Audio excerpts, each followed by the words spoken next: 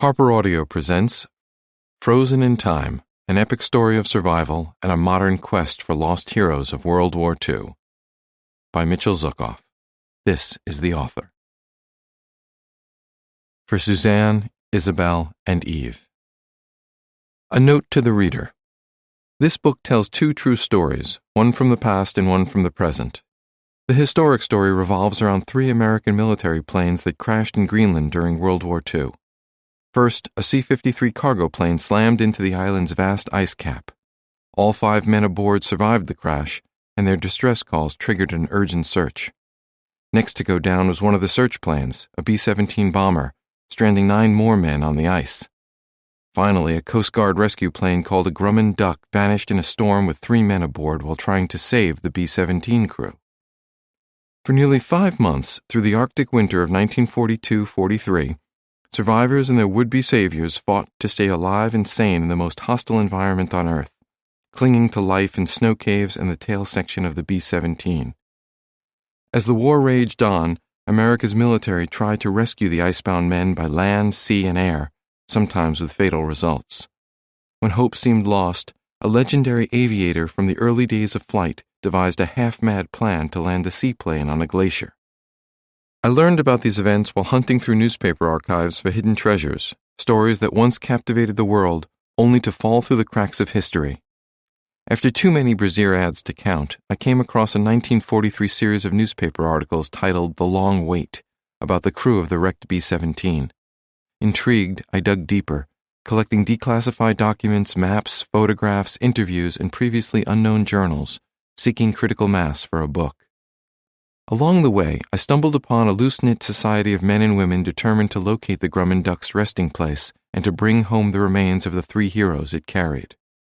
Driving that effort was a tireless dreamer named Lou Sapienza, a photographer-turned-explorer who dedicated himself physically, financially, and emotionally to finding the frozen tomb of 3 men he knew only from faded photographs.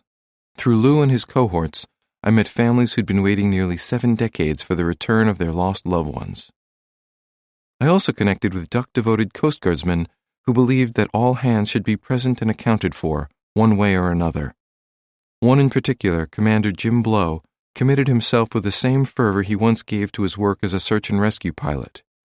Soon I realized that I couldn't tell the full story of the 3 crashes without also writing about the modern mission of the duck hunt. In the summer of 2012, I joined Lou, Jim, and their combined civilian and military teams on a remote glacier in Greenland, where we experienced the world's unfinished attic firsthand. Together, we used cutting-edge technology, an overlooked military crash report, and a yellowed treasure map complete with an X to solve one of the last mysteries from World War II. Although written as a narrative, this is a work of nonfiction. As explained in my notes on sources, I took no liberties with facts, dialogue, characters, details, or chronology. Because the story moves between past and present, date markers such as November 1942 and October 2011 signal which tale is being told. Also, the historical story is written in past tense, while the modern story is in present tense. I played a role in the duck hunt and I appear in the book, but it isn't about me. It's about ordinary people thrust by fate or duty into extraordinary circumstances, one group in 1942 and another group 70 years later. Separated by time but connected by character, their bravery, endurance, and sacrifices reveal the power of humanity in inhumane conditions. I hope I've done them justice. Prologue: The Duck, November 1942. On Thanksgiving Day 1942, at a secret U.S. Army base on the ice-covered island of Greenland, a telegraph receiver clattered to life. Situation grave. A very sick man. Hurry. The message came from the crew of a crashed B-17 bomber, 9 American airmen whose enemy had become the ruthless Arctic. 2.5 weeks earlier, while searching for a missing cargo plane, the crew's flying fortress had slammed against a glacier in a blinding storm. Since then, the men had huddled in the bomber's broken-off tail section, a cramped cell in a prison of sub-zero cold, howling winds and driving snow. Guarding them on all sides were crevasses, deep gashes in the ice that threatened to swallow them whole. Some crevasses were hidden by flimsy ice bridges, each one like a rug thrown over the mouth of a bottomless pit. One crew member had already fallen through an ice bridge. Another struggled to keep from losing his mind. A third, the very sick man, watched helplessly as his frozen feet shriveled and turned reddish-black, the gruesome signature of flesh-killing gangrene. Their only hope was that someone would answer their distress calls, tapped out in Morse code over a battered transmitter rebuilt by their young radio operator. His frozen fingers curled in pain each time he hit the telegraph key. ... HURRY.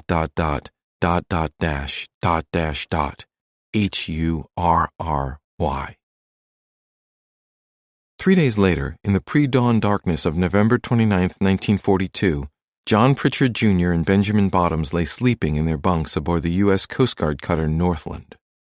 The ship rocked gently at anchor in an inlet on Greenland's southeastern coast, a place known to the Americans as Comanche Bay. As the United States neared the end of its first year in World War II, the Northland and other ships on the Greenland Patrol kept a lookout for German subs, ferried soldiers and civilians to U.S. bases, and watched for icebergs in shipping lanes. But when the need arose, they set aside routine jobs for their highest calling, rescue work. They risked their lives and their ships to save sailors lost at sea and airmen whose planes had crashed on the huge, largely uncharted island. Other military branches were America's swords and spears. The Coast Guard was its shield. John Pritchard and Ben Bottoms embodied that mission as pilot and radio man of the Northland's amphibious plane, a flying boat called a Grumman Duck. The downed cargo plane that had set the search effort in motion remained lost, each day bringing its 5 crew members closer to death by cold, starvation, or both. But the 9 marooned men of the B-17 bomber crew had been spotted, about 30 miles from Comanche Bay as the Duck flies. The question was how to rescue them from a glacier booby-trapped with crevasses. John Pritchard had an answer. His plan had worked once already, and he intended to put it, along with himself, Ben Bottoms, and their Duck, to a far greater test this day. Pritchard and Bottoms scrambled out of their bunks and into their flight suits, insulated shells that discouraged the cold but couldn't defeat it. After a fortifying breakfast, they climbed into the Duck's tight tandem cockpit. Pritchard, 28 years old, an ambitious lieutenant from California, sat up front at the controls. Bottoms, 29, a skilled radio man first class from Georgia, sat directly behind him. Fur-lined leather helmets sat snug on their buzz-cut heads. Goggles shielded their eyes. Heavy gloves held their hands. As they belted themselves in, Pritchard and Bottoms could glance west to see the deceptively beautiful island, a massive white moonscape left over from the last ice age. Beyond a fringe of gray-black rock at the coastline lay hundreds of thousands of square miles of unbroken frost. If they had had time for reflection, the contrast between Greenland's enormous ice cap and their peculiar little plain might have inspired an adaptation of the Irish fisherman's prayer. Dear God, be good to me. The sea is so wide and my boat is so small. If Pritchard or Bottoms had doubts, neither showed it. To the contrary, their Northland crewmates thought the Duck's masters appeared eager to get going. In fact, they moved with purpose bordering on urgency. The sun shone for fewer than 5 hours a day this time of year near the Arctic Circle, and the 2 Coast Guard airmen hoped to make not 1 but 2 round trips between the ship and the B-17 crew before darkness returned. Adding to their rush as well as their risk, the weather was deteriorating. Snow was falling and a veil of fog was closing in. At 8 o'clock in the morning, visibility was a generous 20 miles. Soon it would be less than 4 miles. By noon, the snowstorm would be in full force and the sky would be a grayish-white shroud. Visibility would be less than 1 mile and dropping fast. The Duck hung from heavy ropes suspended over the Northland's deck. The ropes supporting the Duck were attached to a sturdy steel pole called a boom. At Pritchard's signal, the Northland's crew swung that boom out over the ship's side to lower the plane and its men into the frigid bay. The ropes unspooled, their pulleys rattling with complaint as the Duck moved foot by foot closer to the greenish water. Pritchard and Bottoms steadied themselves as the Duck splashed down next to the ship, then bobbed like its feathered namesake. It was 9:15 a.m. Although everyone aboard the Northland knew the plane as the Duck, its formal name was the Grumman Model J2F4, serial number V1640. 34 feet long, 14 feet high, with a wingspan of 39 feet, the Duck was roughly the size of a school bus. It looked as though it had about the same chance of getting airborne. Even pilots who loved it said the duck handled with all the grace of a milk truck. Its nickname came from its looks and its mallard-like ability to take off and touch down on either water or land. Because it was slow, awkward, and looked like a collection of spare parts, wise guys called it the Ugly Duckling. Pritchard and Bottom's craft had double wings similar to those of a World War I biplane. Mounted under its narrow silver-gray fuselage was a long metal pontoon that resembled an oversized surfboard. To some, the big float looked like the swollen bill of a Disney duck, adding more justification for the nickname. Smaller floats shaped like miniature torpedoes hung under the tips of each lower wing. A 9-cylinder, 800-horsepower engine spun a single 3-blade propeller. The duck's maximum speed was listed as 192 miles per hour, but pilots called that a joke. Maybe, they said, if it was headed straight down at full throttle. Beneath the duck's cockpit was a cramped compartment in the fuselage designed to fit a few boxes of cargo or 2 grown men. Pritchard and Bottoms had stripped the space to its bare essentials so they might squeeze in 3 or possibly 4 survivors. Before strapping himself into the rear cockpit, Bottoms had placed 2 hastily built stretcher sleds in the otherwise empty compartment. The sleds were to be used to haul B-17 crew members too hurt or too weak to hike from the wreck to a relatively flat, crevasse-free stretch of ice more than a mile away, where Pritchard intended to land. The crewmen with ice-block feet would certainly need a sled ride to reach the plane. So would the one with a broken arm and frozen toes. Those 2 men were the priority passengers on this day's rescue plan. As they prepared for takeoff, Pritchard and Bottoms were buoyed by the knowledge that, although dangerous in untold ways, their mission was possible. The previous day, they'd made a similar round trip between the ship and the glacier, returning with 2 less seriously injured men from the B-17. One had frostbitten feet, the other had broken ribs and frostbitten toes, and both were thin and haggard. But now the 2 rescued airmen were sipping hot coffee, eating all the soup they could stomach, and being pampered in the Northland's sick bay. The duck's deliverance from its shipboard nest to the rolling sea happened regularly, but this morning it drew special attention from the 130 officers and enlisted men aboard the Northland.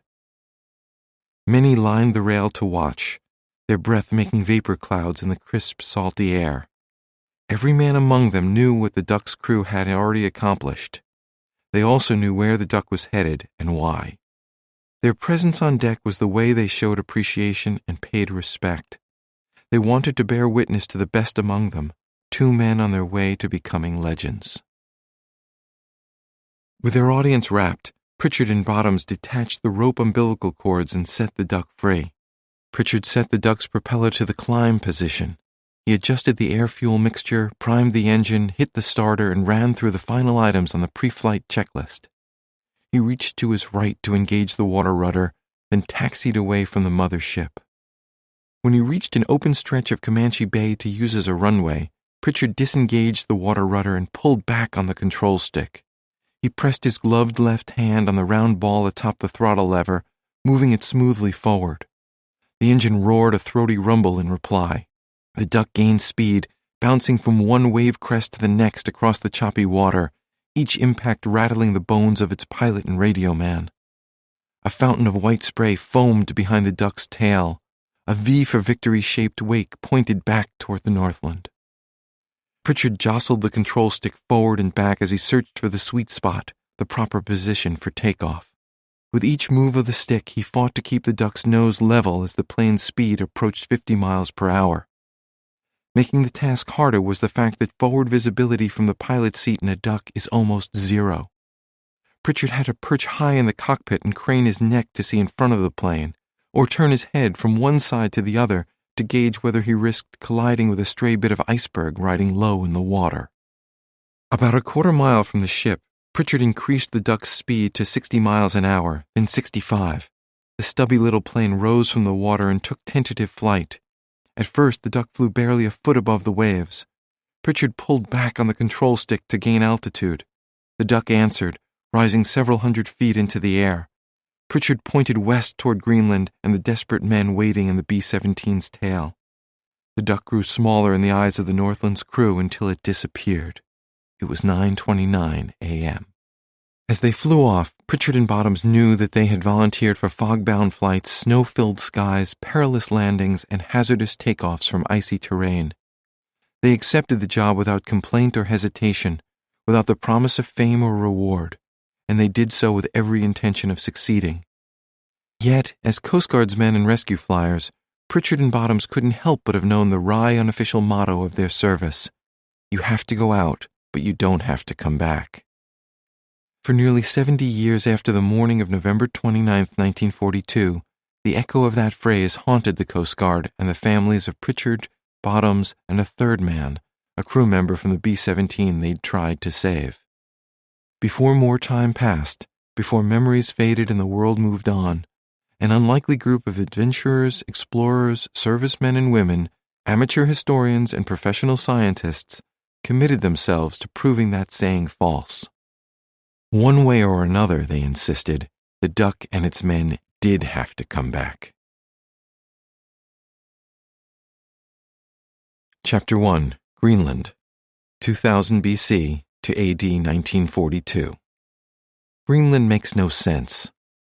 First, there's the name, which as most schoolchildren know should be Iceland, but that was already taken. Almost nothing green grows in Greenland, where more than 80% of the land is buried under deep ice. Deep as in up to 10,000 feet or 2 solid miles. If all of Greenland's ice melted, a worst-case scenario of climate change, the world's oceans would rise by 20 feet or more. Greenland's colorful name is blamed on a colorful Viking called Eric the Red. Eric went to sea when he was exiled from nearby Iceland in the year 982 after he killed 2 men in a neighborhood dispute. In addition to being an explorer, a fugitive killer, and a lousy neighbor, Eric was the world's first real estate shill. He christened his discovery Greenland in the belief that a good name would encourage his countrymen to settle there with him. The ploy worked, and the community that Eric founded on the island's southwest coast survived for more than 4 centuries. Unlike the pilgrims who came to North America, Eric and his band found no nearby natives to trade with or learn from, so they relied on themselves and on imports from Europe. But by the Middle Ages, decades passed between ships. The once robust Vikings grew smaller and weaker. Eventually they died out altogether, leaving ruins but little else. Eric the Red is perhaps better remembered for siring Leif Erikson, who sailed to North America some 500 years before Columbus. Leif called his discovery Vinland or Wineland, but Icelanders wouldn't be fooled twice by the same family, and no lasting settlements followed. A competing but equally odd theory says that the name Greenland was bestowed by the native Inuit people, formerly called Eskimos by outsiders. Their sporadic presence on Greenland traces back some 4,000 years, starting with travelers believed to have crossed the narrow straits from North America. The Inuit clustered near the rocky coastline and, in the words of one medieval historian, Adam of Bremen, had lived there long enough to have acquired a greenish tinge from the seawater beside which they dwelt. Under this theory, anyone who looked vaguely green must have come from Greenland.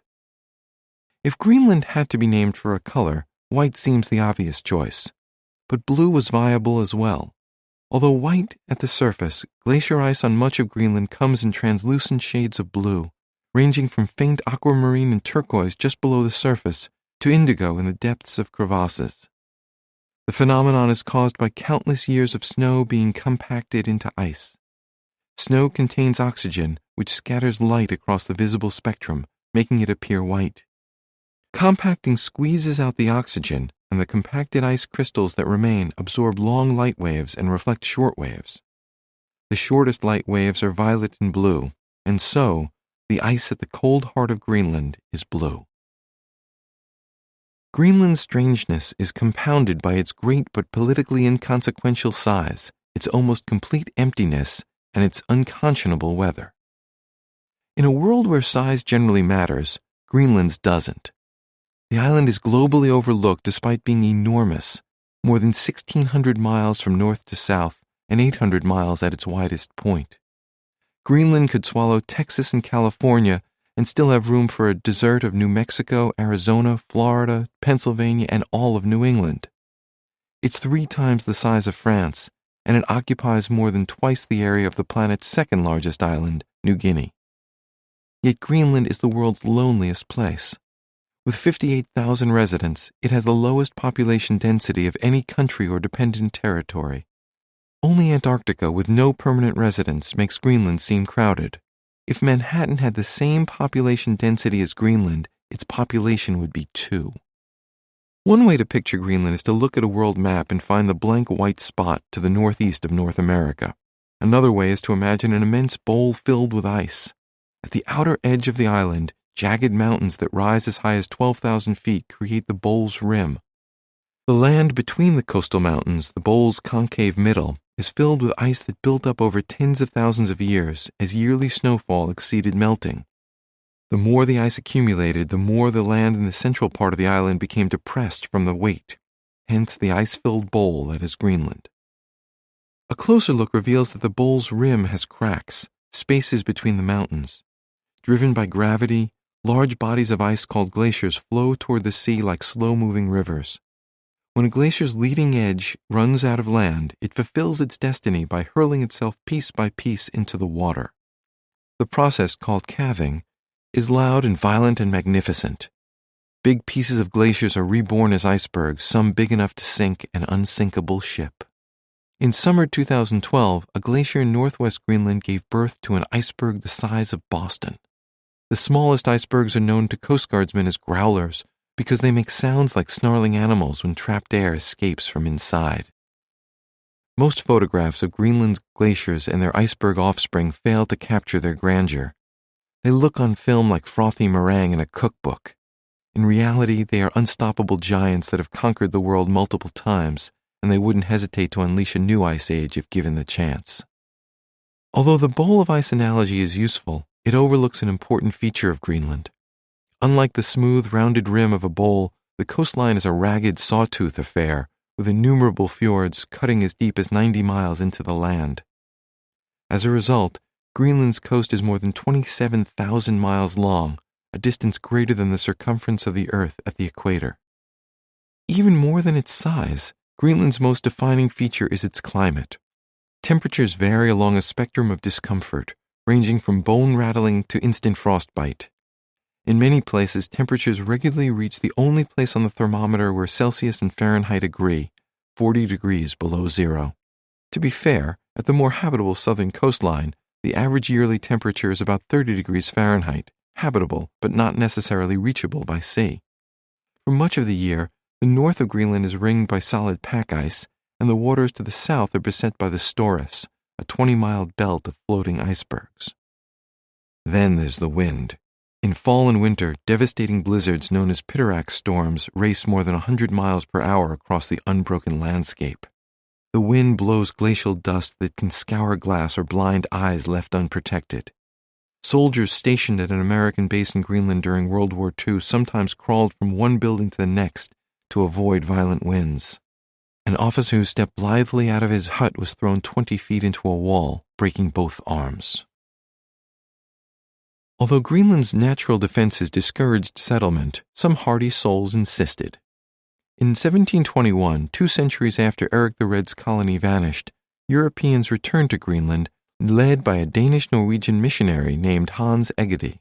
Hoping to discover Viking descendants, Egede instead found Inuit people, though he stayed to spread the gospel.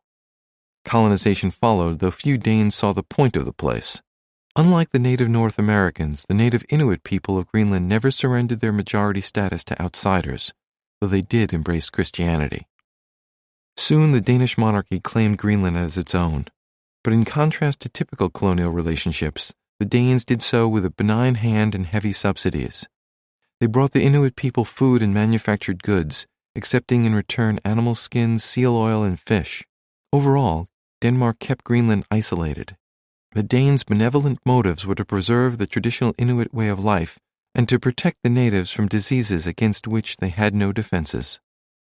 The Danes also feared that outsiders would exploit the natives in trade deals.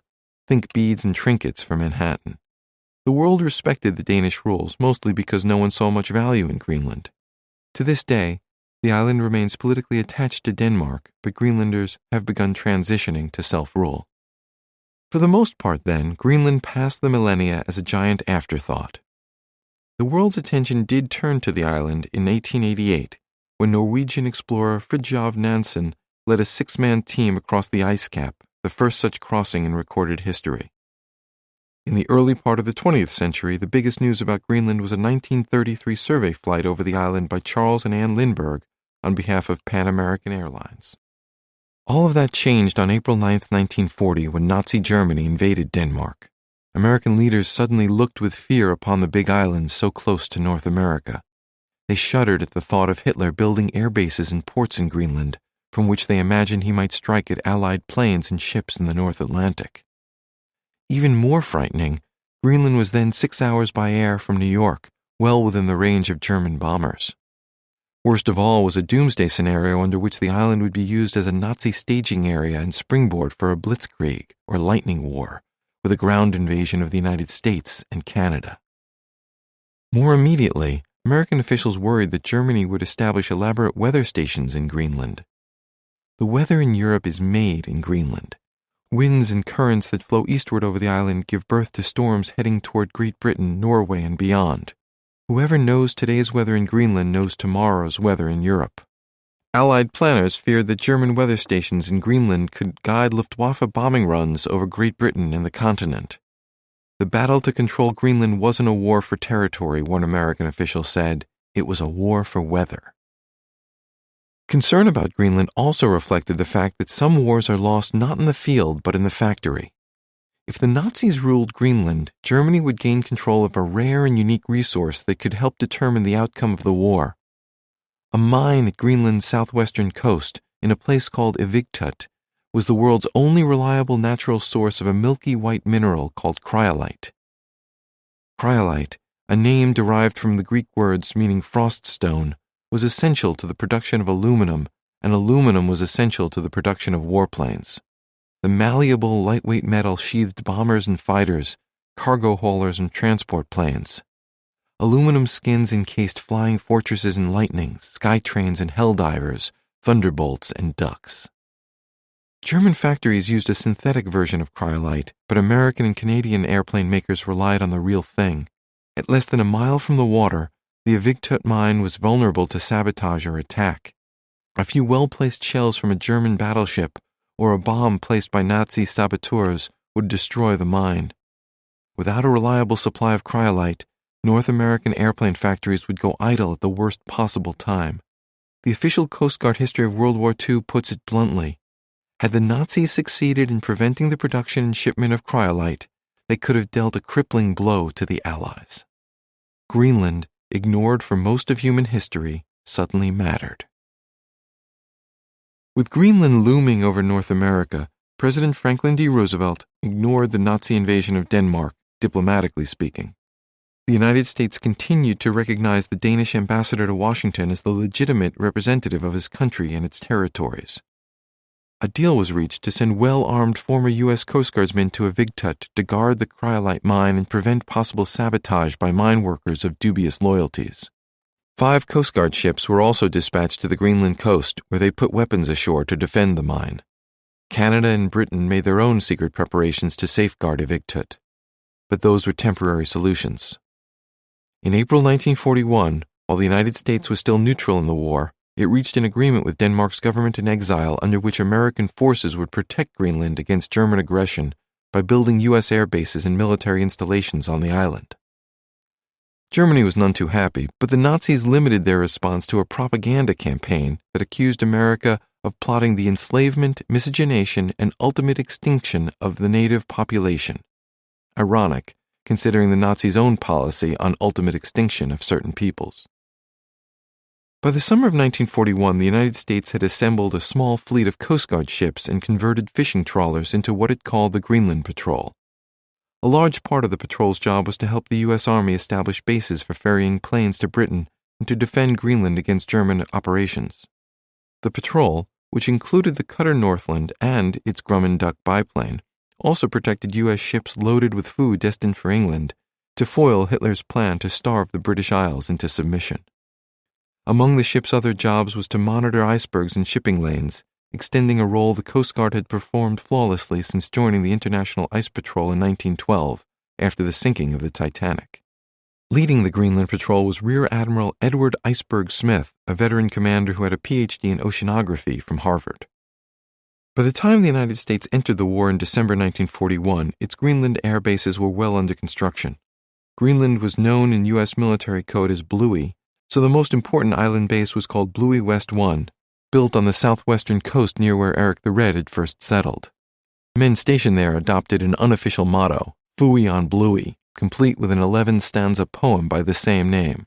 Among the lines, "The mountains of Greenland rise into the sky, at a field on the fjord where the ice drifts by. The worst of it is, with its infinite trials, there isn't a woman for 1,000 miles." Also important was Bluey West 8, located in remote west-central Greenland some 35 miles north of the Arctic Circle. A key base on the southeast coast, still being built, was Bluey East 2, with the upbeat radio code name Optimist. In time, the military would have 14 Bluey sites, some little more than heated wooden shacks, 9 on the west coast and 5 on the east. Upon entering the war after Pearl Harbor, the United States began a massive buildup of the U.S. 8th Air Force in Britain. During the summer of 1942, the military began Operation Bolero, during which warplanes flew the Snowball route to Britain, hopscotching from Maine to Newfoundland to Greenland to Iceland to Scotland, refueling along the way. Before the winter of 1942-1943, some 900 planes would join the war effort via the Snowball route. Greenland's Bluey bases, built along the route's main street, were transformed from quiet remote outposts to hectic remote outposts. But as soon as American planes began flying over Greenland, they began crashing into Greenland. 3 B-17s ditched on the very first day of flights in June 1942. The next month, in July 1942, a squadron of 6 P-38 Lightning fighters and 2 B-17 Flying Fortress bombers encountered bad weather between Greenland and Iceland. They tried to fly under the storm, through it, above it, and around it, with no luck. Next, they tried to turn back to Greenland to land at Bluey West 8.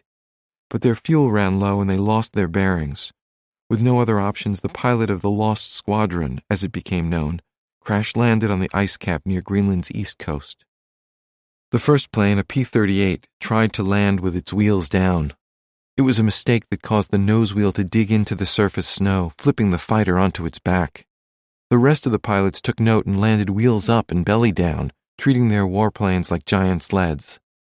Incredibly, all 25 men aboard the 8 planes survived, with only a few minor injuries. 3 days later, American radio operators picked up their distress signals and dispatched cargo planes to drop supplies. Summertime conditions were so good that the men joked about their situation. "Don't send any more toilet paper," they radioed. "Send women." A week later, rescuers reached them by dog sled and led them to the coast. After a 17-mile hike, the men of the Lost Squadron were taken aboard the Coast Guard cutter Northland to recuperate. For more than 40 years, the 8 planes sat abandoned. As snow and ice piled up atop the planes, warplane enthusiasts dreamed of recovering the Lost Squadron.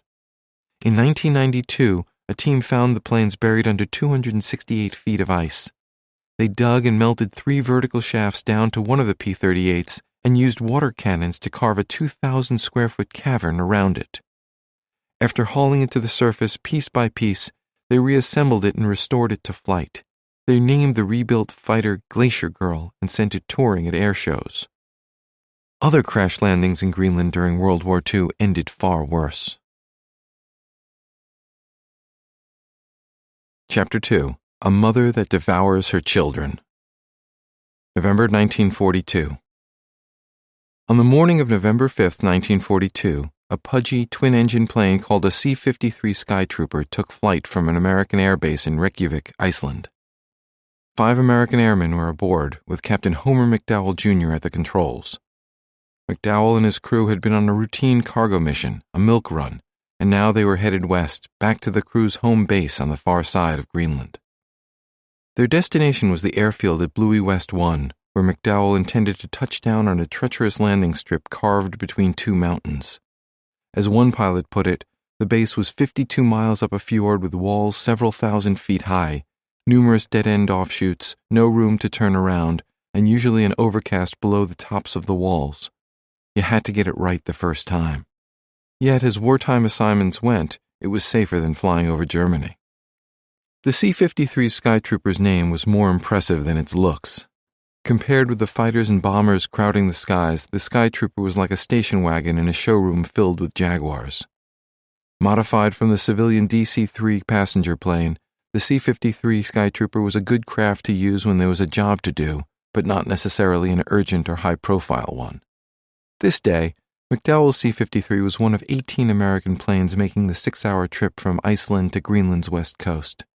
The pre-flight briefing was uneventful, though the weather report included a few trouble spots, patches of snow, overcast, with fog along the route.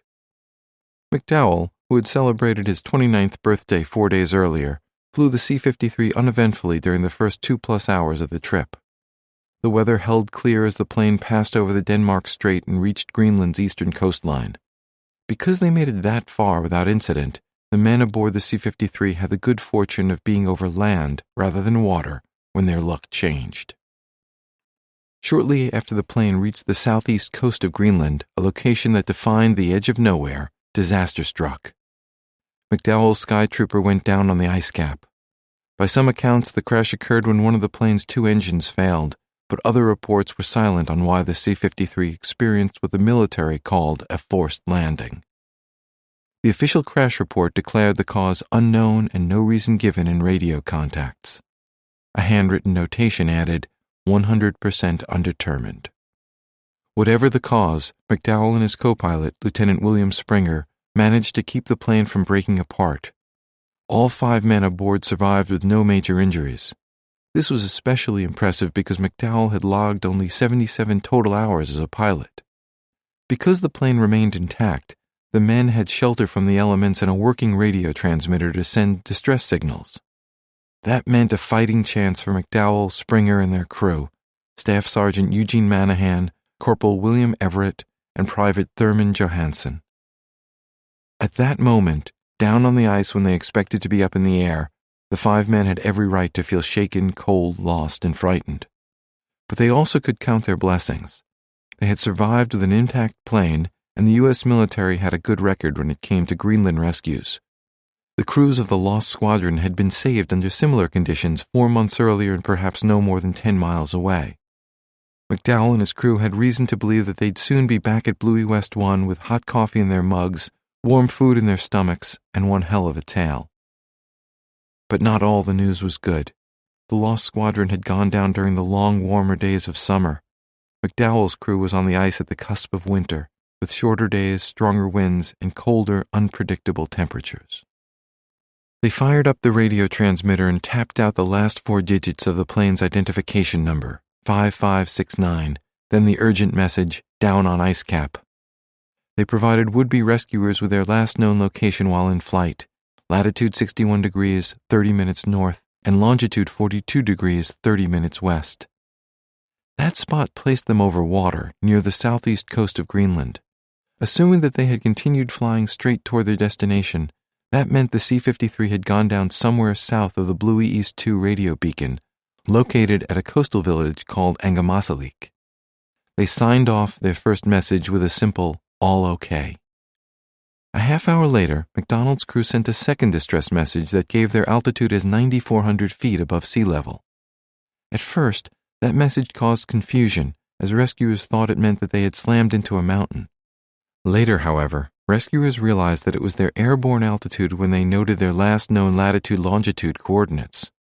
In a subsequent message, the C-53 crew said they believed they had crashed at an altitude of about 2,000 feet above sea level. An American military radio operator in Reykjavik picked up the first messages and tried unsuccessfully to contact the C-53 crew.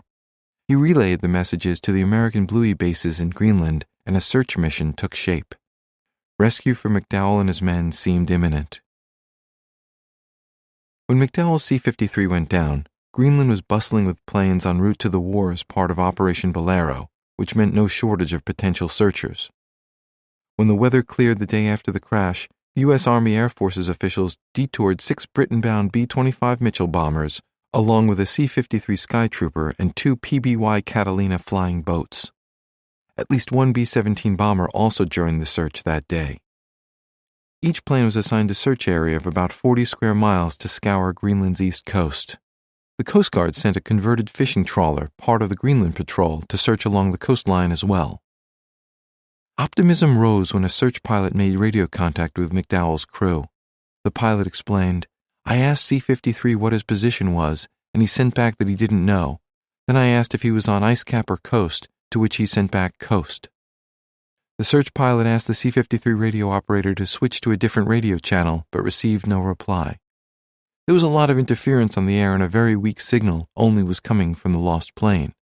The northernmost American base, Bluey West 8, also heard radio messages from McDowell's crew. Searchers seemed to have more than enough clues to succeed, but during the frustrating days that followed, no sign of the plane turned up. The initial search planes were joined and in some cases replaced by as many as 8 other B-17 bombers, 20 C-47 Skytrain cargo planes, and 14 more C-53s. The search area was extended. When that didn't work, it was extended again. The air and sea searches were the primary rescue efforts, but they weren't the only ones. During the first day of the air search, McDowell's crew made radio contact with a Greenland rescue base called Beachhead Station, a small outpost built near the spot where the Coast Guard cutter Northland had picked up the rescued crewmen from the lost squadron. McDowell's crew told a radio operator at Beachhead Station that they could see water in the distance. That night, at 2 agreed-upon times, McDowell and his men fired flares into the sky above them.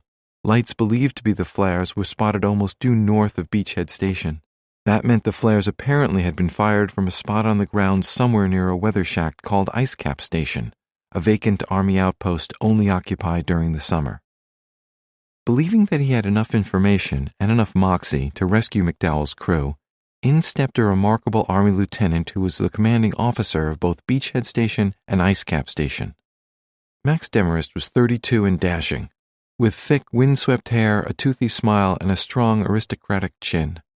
Married and the father of a young daughter, Demarest was considered equally brilliant and brave by his friends. He'd first visited Greenland as an undergraduate at the University of Michigan, having spent a winter there with a professor to establish a meteorological station. During the decade before the war, he'd earned a doctorate from Princeton University, a research post at Yale University, a Guggenheim Fellowship, and a job as acting head of the geology department at Wesleyan University. Along the way, Demarest won acclaim for discoveries about the movement of glaciers, achievements that placed him on the verge of becoming one of the youngest fellows of the Geological Society of America. After Pearl Harbor, the professor who first brought Demarest to Greenland, William S. Carlson, became a colonel in the U.S. Army Air Forces. Eager to join Carlson in the war effort, Demarest left his family and his laboratory and volunteered for the miserable conditions of a wartime posting in the frozen north. Although Professor Colonel Carlson liked and admired Demarest, he worried that his protégé's fearlessness bordered on recklessness. After their first expedition together, Carlson turned their adventures into a book published in 1940 called Greenland Lies North. In it, he described Demarest's tendency to head off on solo expeditions far from their camp. Carlson issued an ominous warning. "I hoped that Max's ignorance of fear would be chastened," he wrote. "If not, nature in winter Greenland is a mother that devours her own children." With 3 sergeants in tow, Demarest left Beachhead Station and set a course for Ice Cap Station, 17 difficult miles away. Demarest planned to leave 2 sergeants at the station to monitor the radio. Then he would head toward the apparent location of McDowell's downed plane with the 3rd sergeant, a newcomer to Greenland named Donald Tetley. No stranger to the outdoors, Tetley was a slim, quiet Texan who'd worked as a ranch hand. Demarest had taught Tetley the ways of sub-zero survival, and the two had become a team. Because the radio message from McDowell's C-53 said the crew could see water, and because Demarest knew the odd twists and turns of the Greenland coast, he suspected that the plane was 5 to 10 miles north of Ice Cap Station. He, Tetley, and the 2 other sergeants set out on the northward journey on 2 small motor sleds, each one a hybrid of a toboggan and a 2-seat motorcycle with rubber snow treads. The motorsled team saw the C-53's flares again on November 8th, 3 days after the crash. Excited by the sight, Demarest thought the rescue would take them no more than 3 or 4 days if the weather cooperated. It didn't. After leaving the 2 sergeants at Ice Cap Station, Demarest and Tetley were pummeled by storms. Their sleds were bedeviled by mechanical failures. 3 days after starting out, the 2 would-be rescuers turned back in disappointment. they returned to Beachhead Station for replacement motor sleds. More than a week would pass before they could venture out again. Each day, the radio signal from the C-53 grew weaker. Planes that were expected to fly longer routes over water, such as big bombers like the B-17 Flying Fortress, were equipped with emergency radios powered by hand cranks in case they had to ditch in the ocean. The C-53 Skytrooper had only its suitcase-sized transmitter and receiver in the radio compartment. The downed plane had no power, so the crew had to rely on dying batteries with no way to recharge them. During one radio exchange, searchers asked McDowell's crew to send a continuous signal on a frequency reserved for emergencies. Known as transmitting MOs, the process would allow a pilot in a search plane to use the direction finder in his aircraft to home in on the magnetic orientation of the signal, its MO. By pinpointing the MO and steering his plane in that direction, a search pilot could follow an invisible path of radio waves to the signal's source. But the plan was a bust. The C-53's weakened batteries wouldn't allow a continuous signal. Instead, McDowell's crew sent messages at set intervals, every half hour at first, to conserve the batteries. Even that wasn't enough. Days after the first messages, the radio on the C-53 went silent. From the moment they crash-landed, McDowell's crew faced the twin threats of cold and hunger. If they had been on a mail run, they could have broken into care packages laden with treats. Or, if they'd been carrying cargo, there might have been food rations or other supplies destined for a military base. But their cargo bay was empty, and with just a 6-hour flight planned from Reykjavik to Bluey West 1, the crew carried few meals. Rescuers estimated that they had 2 days' rations on hand, at most. Heightening the crew's misery, the plane had no gear for long-term survival on the ice, no heavy clothing or sleeping bags, no emergency stoves or lanterns. And without power from the plane, they couldn't generate heat. The temperature inside their Skytrooper ranged from an estimated high of 15 degrees Fahrenheit to a deadly low of -10. In short, surviving the crash had used up their luck. Despite having provided rescuers with latitude and longitude coordinates, despite the fact that searchers had seen lights believed to be the C-53's flares, despite multiple radio communications, despite dozens of search flights tracing grid patterns in 40-square-mile boxes, McDowell's crew was no closer to being found. The motorsled team of Demarest and Tetley had turned back. None of the airborne searchers had caught a glimpse of the C-53, and the Coast Guard trawler had seen nothing along the coast. Greenland's immensity was showing. The Skytrooper was 64 feet long and had a wingspan of 95 feet. On the surface of the frozen island, it might as well have been a dust speck on a hockey rink. One search pilot's daily log registered the futility. Orders came to conduct a search for the C-53. On the next day, we went out in the assigned area to search for the C-53 again. Flew in the area of Bluey East 2. The air was very rough. At one time, we lost 2,000 feet, and at another gained about 1,500 feet. Flew 3 hours, 35 minutes. No luck. Doubts grew about the flare sightings. An official account of the rescue effort noted that there was little probability of the plane being in this area, but the search was extended in that direction nevertheless. Later, it was suggested that what searchers thought were flares were instead shimmering lights from the aurora borealis. Yet that might have been rationalization, an attempt to explain searchers' failure to find the C-53 and its 5 men despite radio contacts and apparent flare sightings. Blaming the northern lights also might have been a way to relieve feelings of guilt and dread. The men writing the official logs of the search knew that each fruitless day brought McDowell, Springer, Manahan, Everett, and Johannesson closer to the end. Adding to the crew's problems, snowstorms made search flights difficult or impossible for several days after the crash. If many more days passed, or if wind-blown snow covered the C-53, time would begin running out for McDowell and his men. Whatever rations they had would soon be crumbs. The cold would slow their movements in their minds. Their enemy was no longer Hitler or Hirohito, but hypothermia. When the C-53 crew members' body temperatures fell below 95 degrees Fahrenheit, shivering would become pronounced. As it fell further, their extremities would turn blue. Severe hypothermia would set in when body temperatures fell below 82 degrees. At 68 degrees, doctors would label their condition profound. Laymen would call it horrible. Speech would become labored or slurred. They'd grow confused. Their hands would become useless. Some men might become agitated or irrational. Some might lose their wits and try burrowing in the plain or the snow in a desperate bid for warmth. Paradoxically, some might strip off their clothes in delusional fits. Some might fall into a stupor. As their bodies stopped trying to stay warm, their heart rates, breathing, and blood pressure would drop. 2 breaths a minute, then 1. Their pupils would dilate. Major organs would fail. At some point during the physical decline, some might succumb to a toxic mix of anxiety and sadness. In the heat of battle, there's no time to think about a telegram from the War Department arriving at a loved one's door. In the cold of a wrecked airplane on the Greenland ice cap, there's nothing but time. McDowell's wife, Eugenia, was waiting for him in Riverside, Illinois. Springer's wife was in West Palm Beach, Florida. The 3 enlisted men were unmarried: Manahan from Saybrook, Illinois, Everett from Pasadena, Maryland, and Johannesson from Alamo, Texas. Their parents would be notified. The first Western Union telegrams would inform their loved ones that the men were overdue to return. A later round of telegrams would say they were missing. If they remained lost for 12 months, they'd be declared dead. Chapter 3. Flying in Milk. November 1942. On the same day that Homer McDowell's C-53 went down on the ice, a fresh-from-the-factory B-17 bomber touched down on the runway at Bluey West 1. It still had what pilots called the new plane smell, a bouquet of solvents that rivals the new car smell for its power to create fond and indelible sensory memories.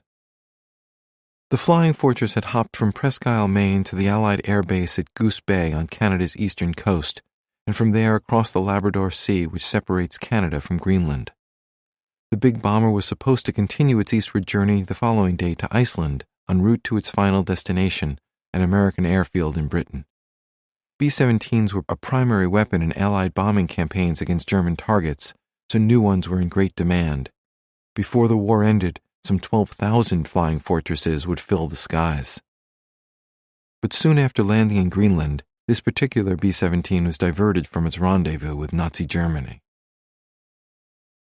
During the 7 years since the first prototype rolled off the assembly line, B-17 bombers had undergone major and minor revisions, from changes in the rudders, flaps, and windows, to being lengthened by 10 feet, to having a gunner's position added to the tail. The plane cooling its engines on the Bluey West 1 runway was a B-17F, the latest and most advanced Flying Fortress yet. The long-range, high-flying bomber was renowned for being able to dish out and take a ferocious amount of punishment, yet still land in one piece. Just over 74 feet long and 19 feet high, it had a wingspan of nearly 104 feet. The B-17F had 4 engines and room for 8,000 pounds of bombs, almost double the capacity of its E-model predecessor. It flew at up to 325 miles per hour at 25,000 feet, cruised at 160 miles per hour, and had a range of more than 2,000 miles. For protection, it had the heavy armament that spawned its Flying Fortress nickname, with 11 50 caliber machine guns.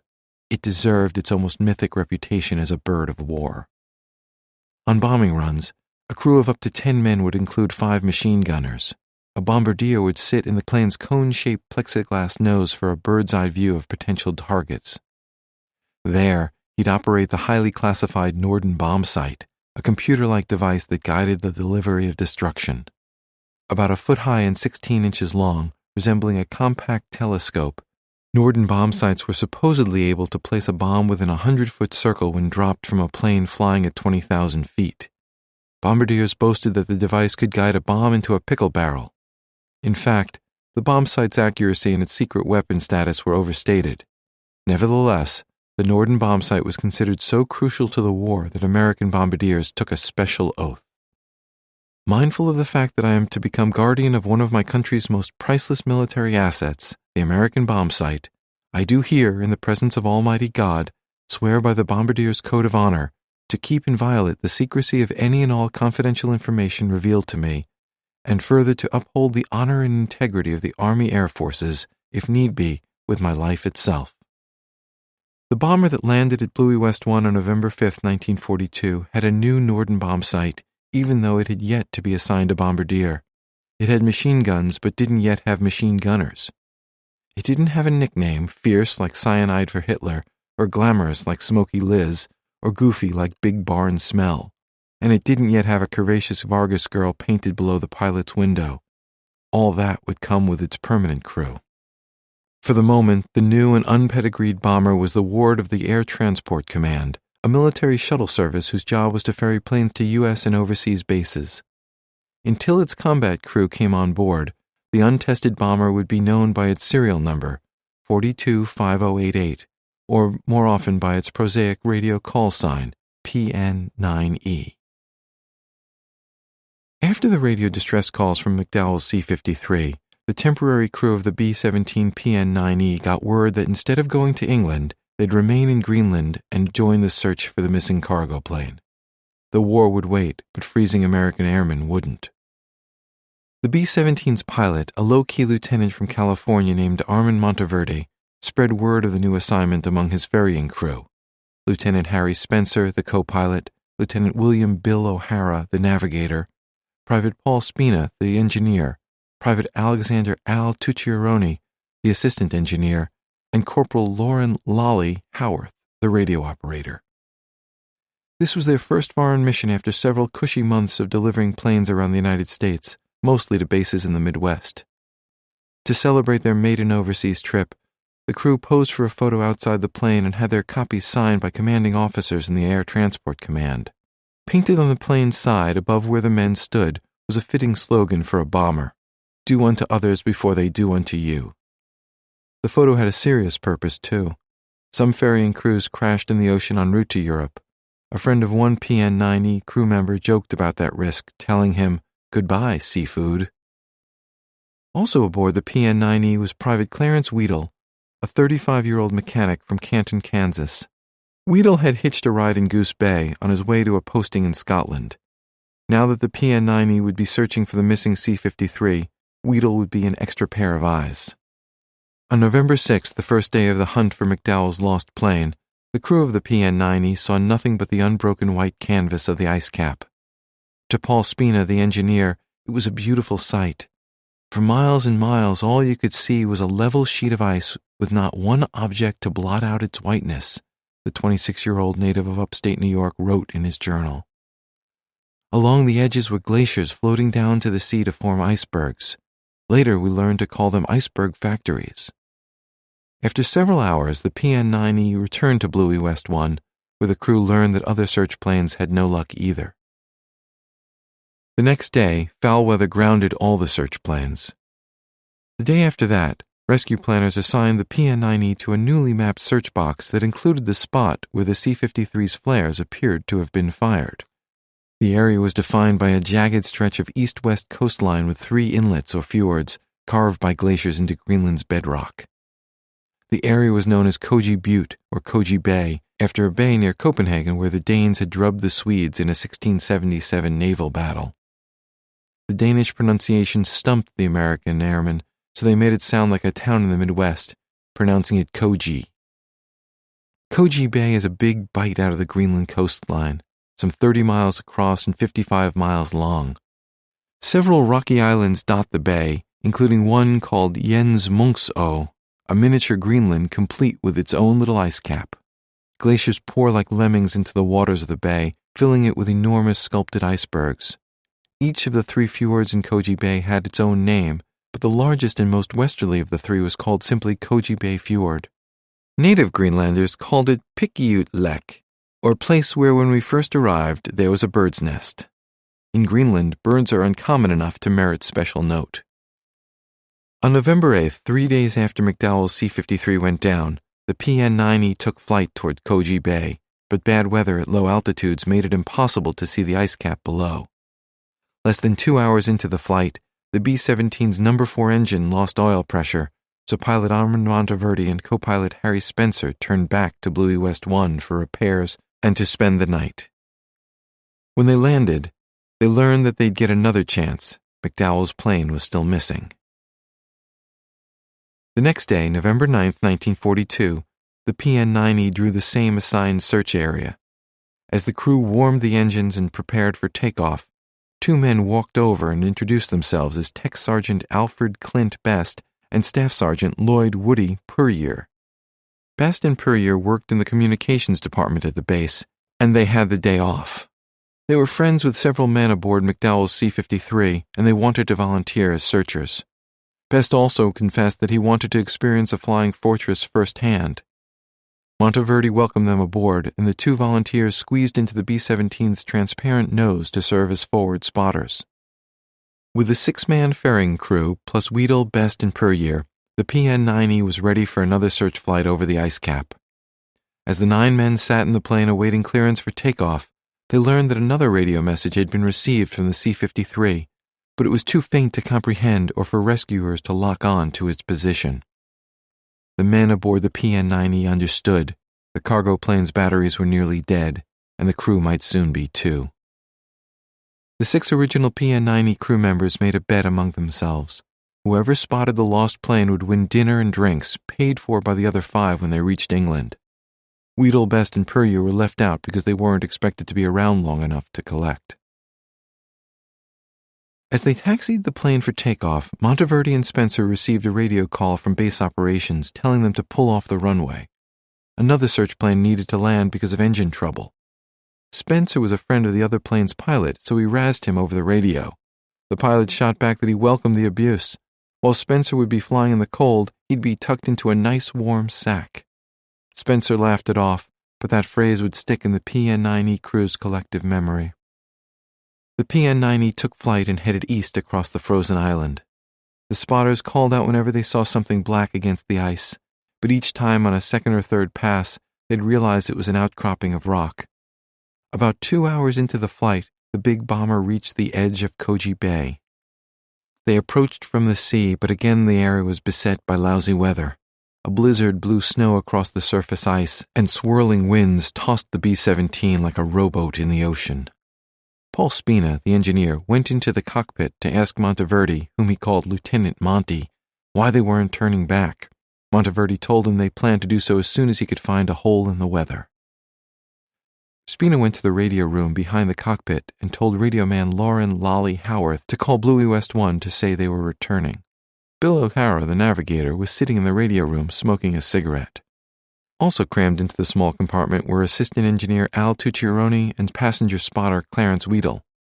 With nowhere left to sit, Spina removed his flight jacket and flying boots, bundled them into a pillow, and lay down on the floor. Monteverdi and Spencer tried to get weather reports from Ice Cap Station and Beachhead Station. They couldn't reach either outpost by radio, so they were on their own. Their assigned search box included an area of the ice cap that stretched about 30 miles north of Koji Bay. They headed in that direction, hoping they'd be able to circle around the weather and find clear skies. The top layer of bad weather was at about 7,000 feet. They could have tried to fly above it, but their job was to search for a downed plane with 5 men in peril. That meant keeping their altitude as low as possible while they were in the search box. Trouble arrived quickly. The route that Monteverdi chose to escape the storm instead steered them into a cruel trap of nature. When they reached the end of Koji Bay Fjord, Monteverdi and Spencer looked through the windshield of the PN-9E and saw that everything outside was the same frightening shade of whitish gray. They couldn't tell where the sky ended and the ice cap began. Harry Spencer thought he saw a horizontal line of blue sky in the distance, and he hoped that they could fly under the overcast to reach it. But the blue line vanished. It was an illusion, a false horizon, created by reflections cast by ice crystals whipped through the sky by an approaching storm. When the true horizon disappears in the Arctic haze, a pilot might as well be blind. Pilots fortunate enough to survive the phenomenon describe the experience as flying in milk.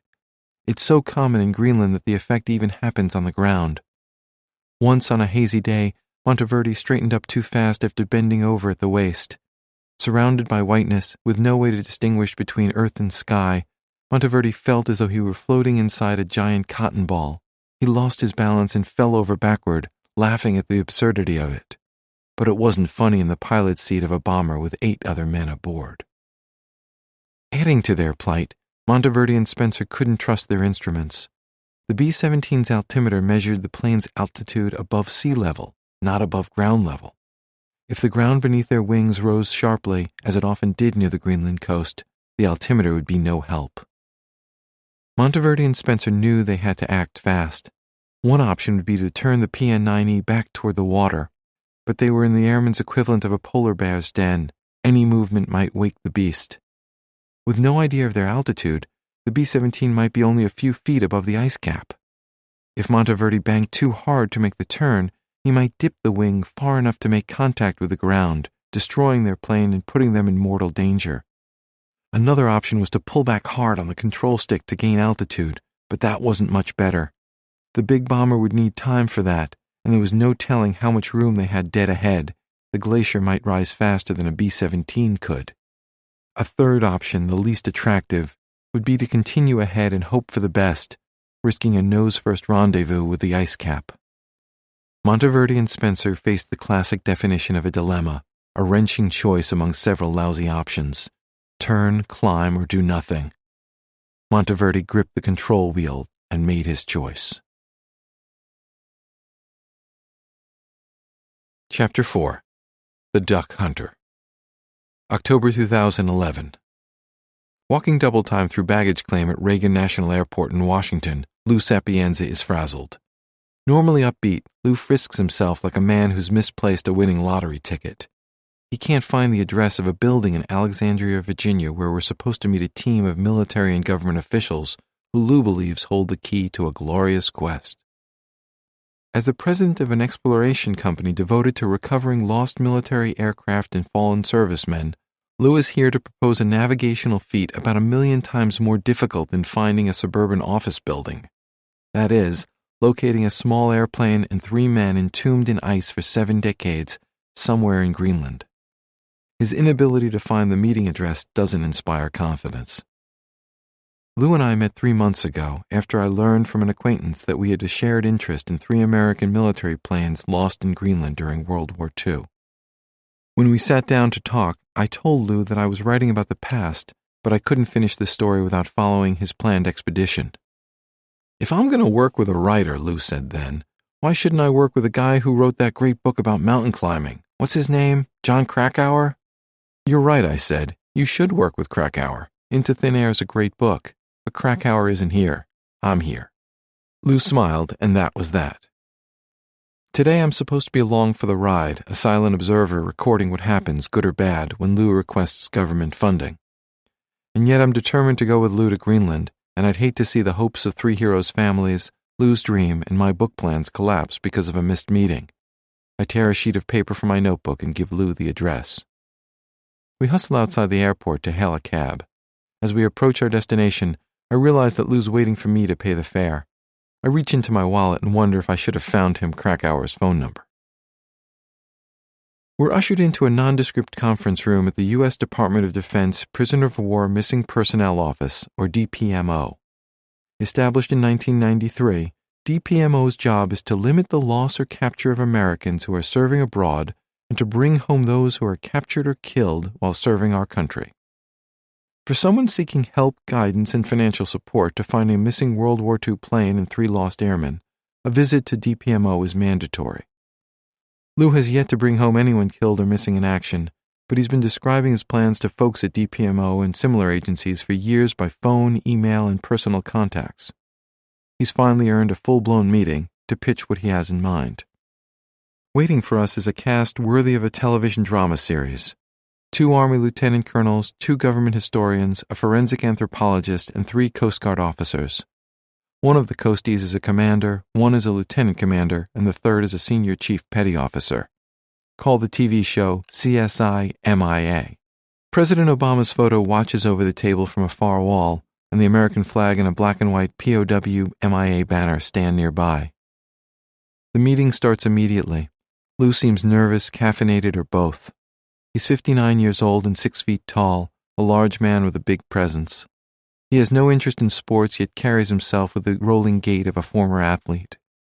He has thick features that suit him, lively blue-gray eyes behind metal-rimmed glasses, and wavy silver hair that's long enough to curl onto the top of his collar. Lou's voice is loud, with an adenoidal New Jersey accent. He's garrulous and affable, his default posture somewhere between undaunted and windmill tilting. Seated at the head of an oblong table, Lou looks ill at ease in a blue blazer and a red tie. Still, surrounded by uniforms and suits, he's glad that he decided against his first choice of meeting wear, a khaki explorer's shirt, complete with epaulets, last in style when Stanley went to Africa. I thought it might be a bit much, he whispered to me earlier. Lou thanks everyone for coming and passes out folders with DVDs, photos, maps, and documents about his New York-based exploration company, North-South Polar Inc., and his nonprofit organization, the Fallen American Veterans Foundation. The folders include colorful embroidered patches 4 inches in diameter that celebrate Lou's dreamed-of mission. Woven with green, gold, blue, and white thread, the patches feature a sketch of the Grumman duck in profile that dates 1942 and 2012 and a red X on a map of Greenland. The military men at the table, their uniforms bristling with ribbons and stripes for battles already fought, missions already accomplished, seem unlikely to affix Lou's patches onto their sleeves. Lou explains that he is seeking DPMO's blessing and financial support to find Grumman duck serial number V1640, excavated from 30 to 50 feet of ice, and bring home whatever remains of the plane and its occupants. While he's at it, Lou says, he'd like support to find a second plane also presumed to be under Greenland's ice. That plane, a C-53 cargo carrier with 5 men aboard, went down 24 days before the duck, a crash that indirectly set the duck on its fateful path. Also, although the chances seem slim, Lou wouldn't rule out finding a third plane, a B-17 bomber that crashed while searching for the C-53 cargo plane. Lou doesn't realize it, but it's clear to me that his audience needs a scorecard to keep track. The simplest way would be to explain the crashes chronologically and in relation to one another, something like this. Lou hopes to find a C-53 cargo plane that crashed on November 5, 1942, with 5 men aboard, a B-17 bomber, which was sent to search for the missing cargo plane that crashed 4 days later with 9 men aboard, and most of all, a Grumman duck that crashed on November 29, 1942, with 3 men aboard, one of whom was a crewman on the B-17. Lou also might have explained that 10 American servicemen remain unaccounted for, 5 from the C-53, the 2-man crew of the Duck, 2 members of the B-17 crew, one of whom was aboard the Duck when it crashed, and 1 from a failed rescue mission by motor sled. Deepening the confusion, Lou wanders to other ideas and dreams, ignoring questions from skeptics around the table. As Lou's presentation meanders onward, his audience grows distracted. Several exchange furtive glances, while others keep their heads down and shuffle through the information packages. Lou sallies forth. Leading the meeting for DPMO is Army Lieutenant Colonel James McDonough, soft-spoken but all business, his tiny bristles of hair at full attention, his muscular frame snug in a desert camouflage uniform. McDonough repeatedly tries to steer Lou back on track and to lower his expectations. I applaud your effort, McDonough says, but money is limited, the POW-MIA caseload is daunting, and the goal is to clear cases, that is, to find bodies, quickly, efficiently, and economically. It's evident that McDonough considers Lou's plan to be the opposite, slow, inefficient, and expensive. McDonough is being realistic out of necessity. More than 83,000 U.S. military personnel are unaccounted for, an overwhelming majority from World War II. Most will never be found, particularly those lost at sea, so the government prefers to shoot fish in barrels than chase wild geese or ducks, as the case may be.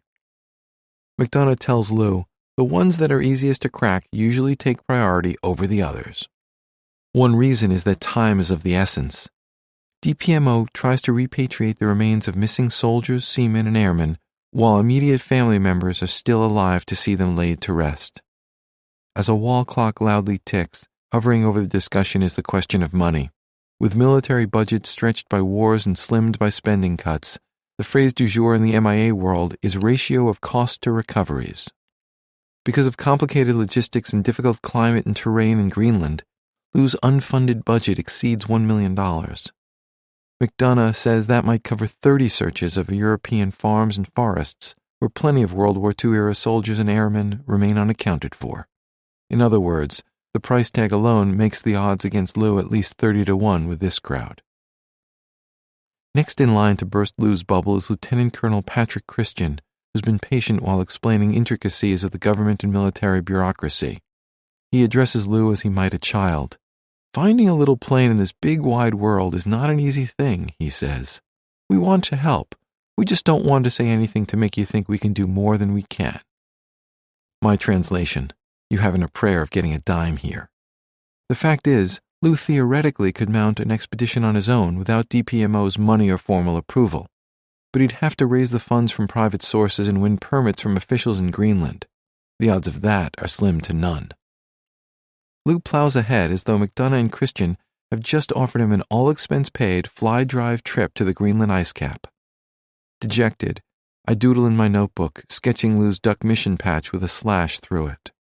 McDonough asks Lou point-blank, "Do you have the resources to accomplish what you want in Greenland without the support of the United States government?" Lou hesitates before answering. That's a tricky question. Translation? No. McDonough clearly doesn't think the question was tricky, but he's game. He asks slower and with more volume. Can you do this without government support? I feel embarrassed for Lou, but he dodges again. Well, there are all different kinds of support. For starters, he says, it would be great if the government would supply a military C-130 Hercules transport plane to carry his team and equipment to Greenland. That might be worth several $100,000. I begin to wonder if Lou has a hearing problem. McDonough looks down at the table and says nothing. The room goes silent. After an awkward minute, seemingly out of nowhere, the Coast Guard flies to Lou's rescue. A calm, deep voice from the far side of the table chimes in. I anticipate that if we get a request for a C-130, we will submit the request. It's the first upbeat note after a 2-hour dirge. The voice belongs to Commander Jim Blow of the Coast Guard's Office of Aviation Forces, who's worked with Lou off and on for several years. Recruiting poster handsome, trim and fit, with a square chin and short dark hair flecked with gray, Blow is one of many Coast Guard flyers who are the spiritual heirs of two of the service's greatest heroes, John Pritchard Jr. and Benjamin Bottoms, the Duck's missing crewmen. As Blow knows, of the 83,000 American servicemen and women who remain unaccounted for, only 3 served in the Coast Guard. One is a lieutenant who died in a Japanese prison camp during World War II, and his remains are considered unrecoverable. The other 2 are Pritchard and Bottoms. By helping Lou to bring home the Duck's crew, Blow would be honoring a promise to do everything possible to leave no man behind. When he agrees to seek government assets on Lou's behalf, or more accurately on behalf of the lost men and their families, Blow sounds tempted to call out the Coast Guard's motto, Semper Paratus, Latin for always ready. I think we can do it, Blow says confidently. Lou relaxes. We shake hands with everyone around the table and leave. Over a steak lunch at the airport Chili's restaurant, a cheerful Lou says he's more confident than ever. He's still woefully short on money, and he's nowhere near certain where to dig through the ice for the lost plane. Nevertheless, Lou believes that he and his team, which now includes me, will solve an enduring mystery of World War II. What happened to the Duck and the 3 men it carried? As we're leaving, Lou slaps a meaty hand on my shoulder. That went well, man, he says. Didn't you think?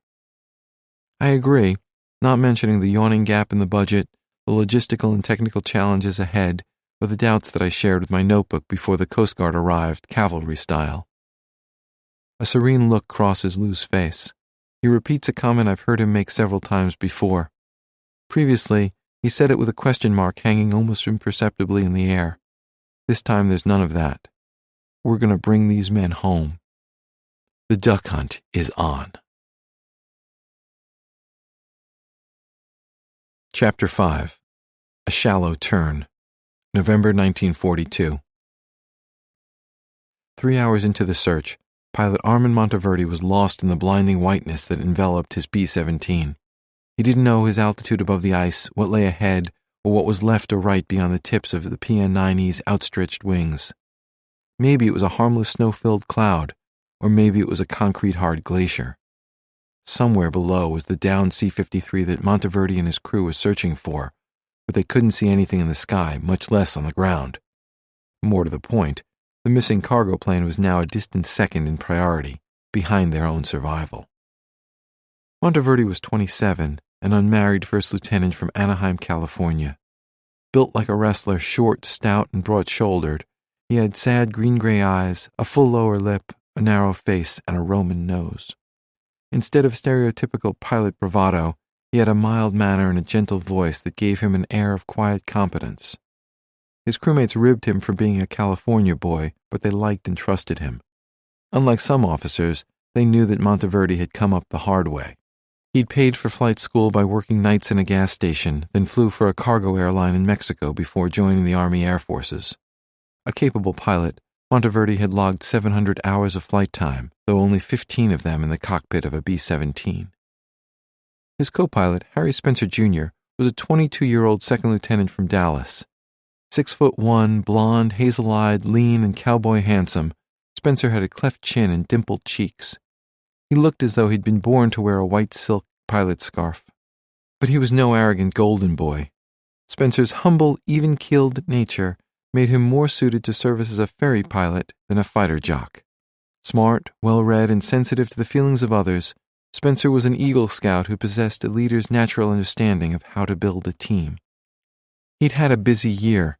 He married his college girlfriend in April, learned to fly at Southern Methodist University, and joined the Army Air Corps in September. As they sat side by side in the cockpit, Monteverde and Spencer knew that if their bomber continued on its current heading, every minute of flight time would bring them about 3 miles farther into the unknown. Only a fool would stay the course, and neither man was a fool. They crossed maintain present heading off their mental checklists. In theory, pulling back on the control wheel and gaining altitude was a possible way out.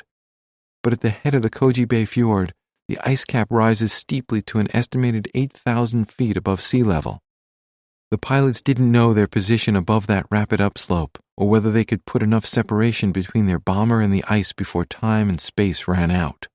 But they did know that gaining that much altitude would take more time than they suspected they had. That eliminated option 2, gain altitude. They had parachutes aboard, but bailing out wasn't a serious option. The plane wasn't on fire or under enemy attack, and the inside of a bomber was more attractive than the outside of the ice cap. Subtly altering course to the east or west might work, but they didn't know whether a new heading a few degrees in either direction would mean a new lease on life or a fatal error. That would be like taking another card in blackjack without knowing what cards they'd already been dealt.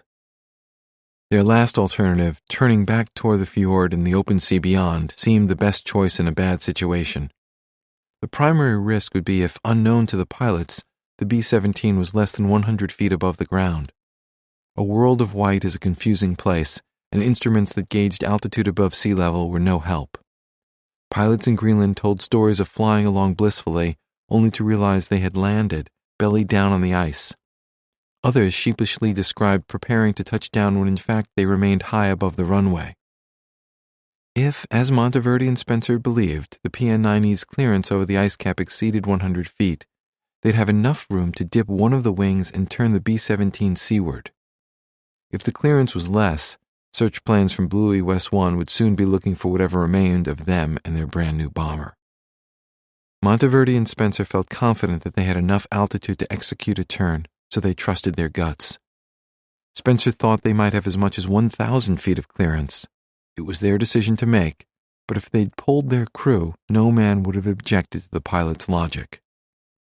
Among those eager to endorse any change of course was Al Tucciaroni, a dark-haired 28-year-old with a proud nose and a winning smile. He'd been a laborer and a truck driver back home in the Bronx, but war had transformed him into an assistant engineer on the big bomber. A week earlier, before leaving Presque Isle, Maine, Tucciaroni had sent his fiancée, Angelina, a postcard that read, "Everything is running smoothly. Do not worry. I'm feeling fine. We'll see you soon." Now, however, none of that was true. Nothing was running smoothly. He was worried. He wasn't feeling fine. And there was a distinct possibility that he wouldn't see Angelina soon. Tucciaroni knew they were in trouble when he looked out a window and couldn't see 5 feet beyond the bomber. To be careful, Monteverde decided to bank the plane gently at first. He eased the PN-9E into a shallow turn. The left wingtip slapped the ice. The 15-ton bomber shook furiously. A terrible crunching sound exploded inside the plane. Men not strapped into their seats flew like confetti. After touching the ground, the wingtip bounced back up, leveling the plane.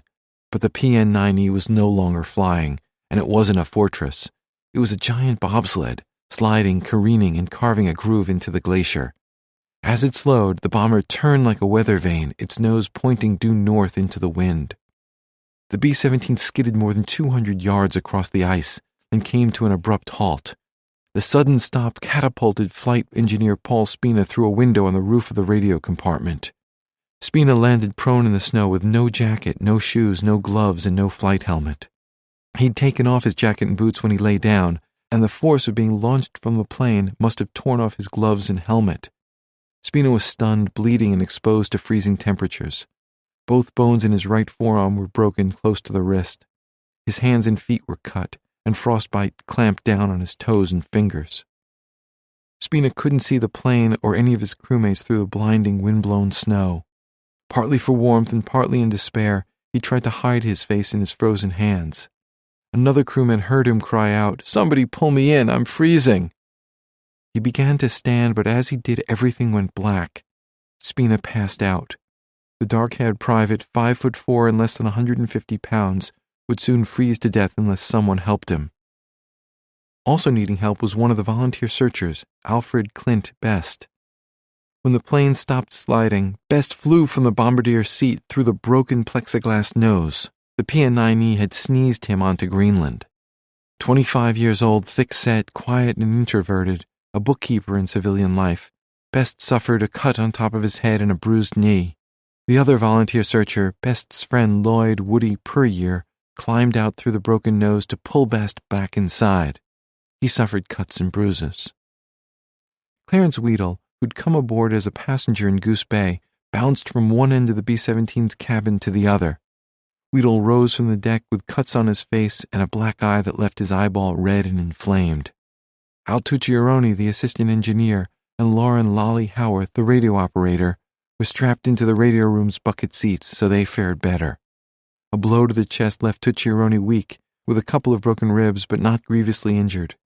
Howarth sustained a cut on his head. The three officers, Monteverdi, Spencer, and O'Hara, emerged from the crash dazed but unhurt. Incredibly, all 9 men were alive.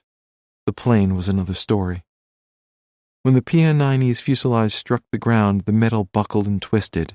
The fearsome symbol of American air power broke in two, like a balsa wood model in the hands of an angry child. The break came behind the wings, separating the front section, the nose, the cockpit, the navigator's compartment, and the radio compartment, from the waist section and tail. During construction, a metal band had been riveted into place, almost like a zipper, attaching prefabricated sections of the plane. On impact with the ice, it unzipped. Yet even after breaking apart, both front and rear sections of the bomber had plowed the ice along the same path, as though connected by memory. When the broken B-17 stopped skidding, the nose and tail sections were separated by about a dozen feet, like a salami with a chunk sliced from the middle. The 12-foot metal propellers of both left-side engines were shredded. The tips of the right-side propellers curled like ribbons. The metal skin of the fuselage outside the radio compartment was torn away. The left outboard engine hung limp from its mountings. High-octane fuel spilled from the left wing and from auxiliary tanks, drenching the radio compartment and the bomb bay. The PN-9E was a wreck. Still in the cockpit, Monteverdi gathered his wits. The collision between the left wing tip and the ice cap came as such a surprise that his mind refused to absorb it. He dipped the wing a few degrees for a few seconds, just beginning his turn. A complete circle was 360 degrees. The PN-9E had banked only about 10 degrees when everything went haywire. His immediate irrational thought was that one of the 4 engines had flamed out. But Monteverdi's head cleared and he understood the truth. The wingtip had sliced into a glacier and the PN-9E was down. Monteverdi heard an ominous hissing sound around the cabin. Convinced that his wrecked plane was on fire, he unbuckled and scrambled out through a broken cockpit window. Once outside, Monteverdi realized that the hissing sound was dry, sandy snow thrashing against the metal. He looked around and saw Spina, bloodied and unconscious near the silent left engines. Bill O'Hara followed Monteverdi through the window. The navigator leaped into deep snow, soaking his leather boots, and joined Monteverdi at Spina's side. The 2 officers carried Spina inside the B-17's torn-open tail section to treat his wounds. Soon all 9 of the PN-9E's crewmen were cramped together inside the bomber's rear end, stunned and freezing. Outside, the snowstorm raged. One consolation was that Monteverdi's decision to ease the plane into a shallow turn had probably saved their lives. Had he continued flying ahead, they would have struck the ice cap nose first, with potentially explosive results. Had they parachuted out, the cold would have killed them if the jump hadn't. If Monteverdi had banked hard, pointing the left wingtip sharply downward, the PN-9E might have cartwheeled tail over nose when it touched the ground, tearing apart the plane, with predictable results for the men inside. Later, the military would declare that the crash was caused by lack of depth perception due to blending of overcast and heavy blowing snow. It was a formal way of saying flying in milk. In the military way of things, Monteverdi received 60% of the blame, while the weather was faulted for the remaining 40%. The pilot is considered to be responsible for this accident, the official investigation found, in that he flew over the ice cap under an overcast contrary to instructions during pre-flight briefings. It continued. He was overzealous in attempting a hazardous operation and did not have the proper training to accomplish the mission safely.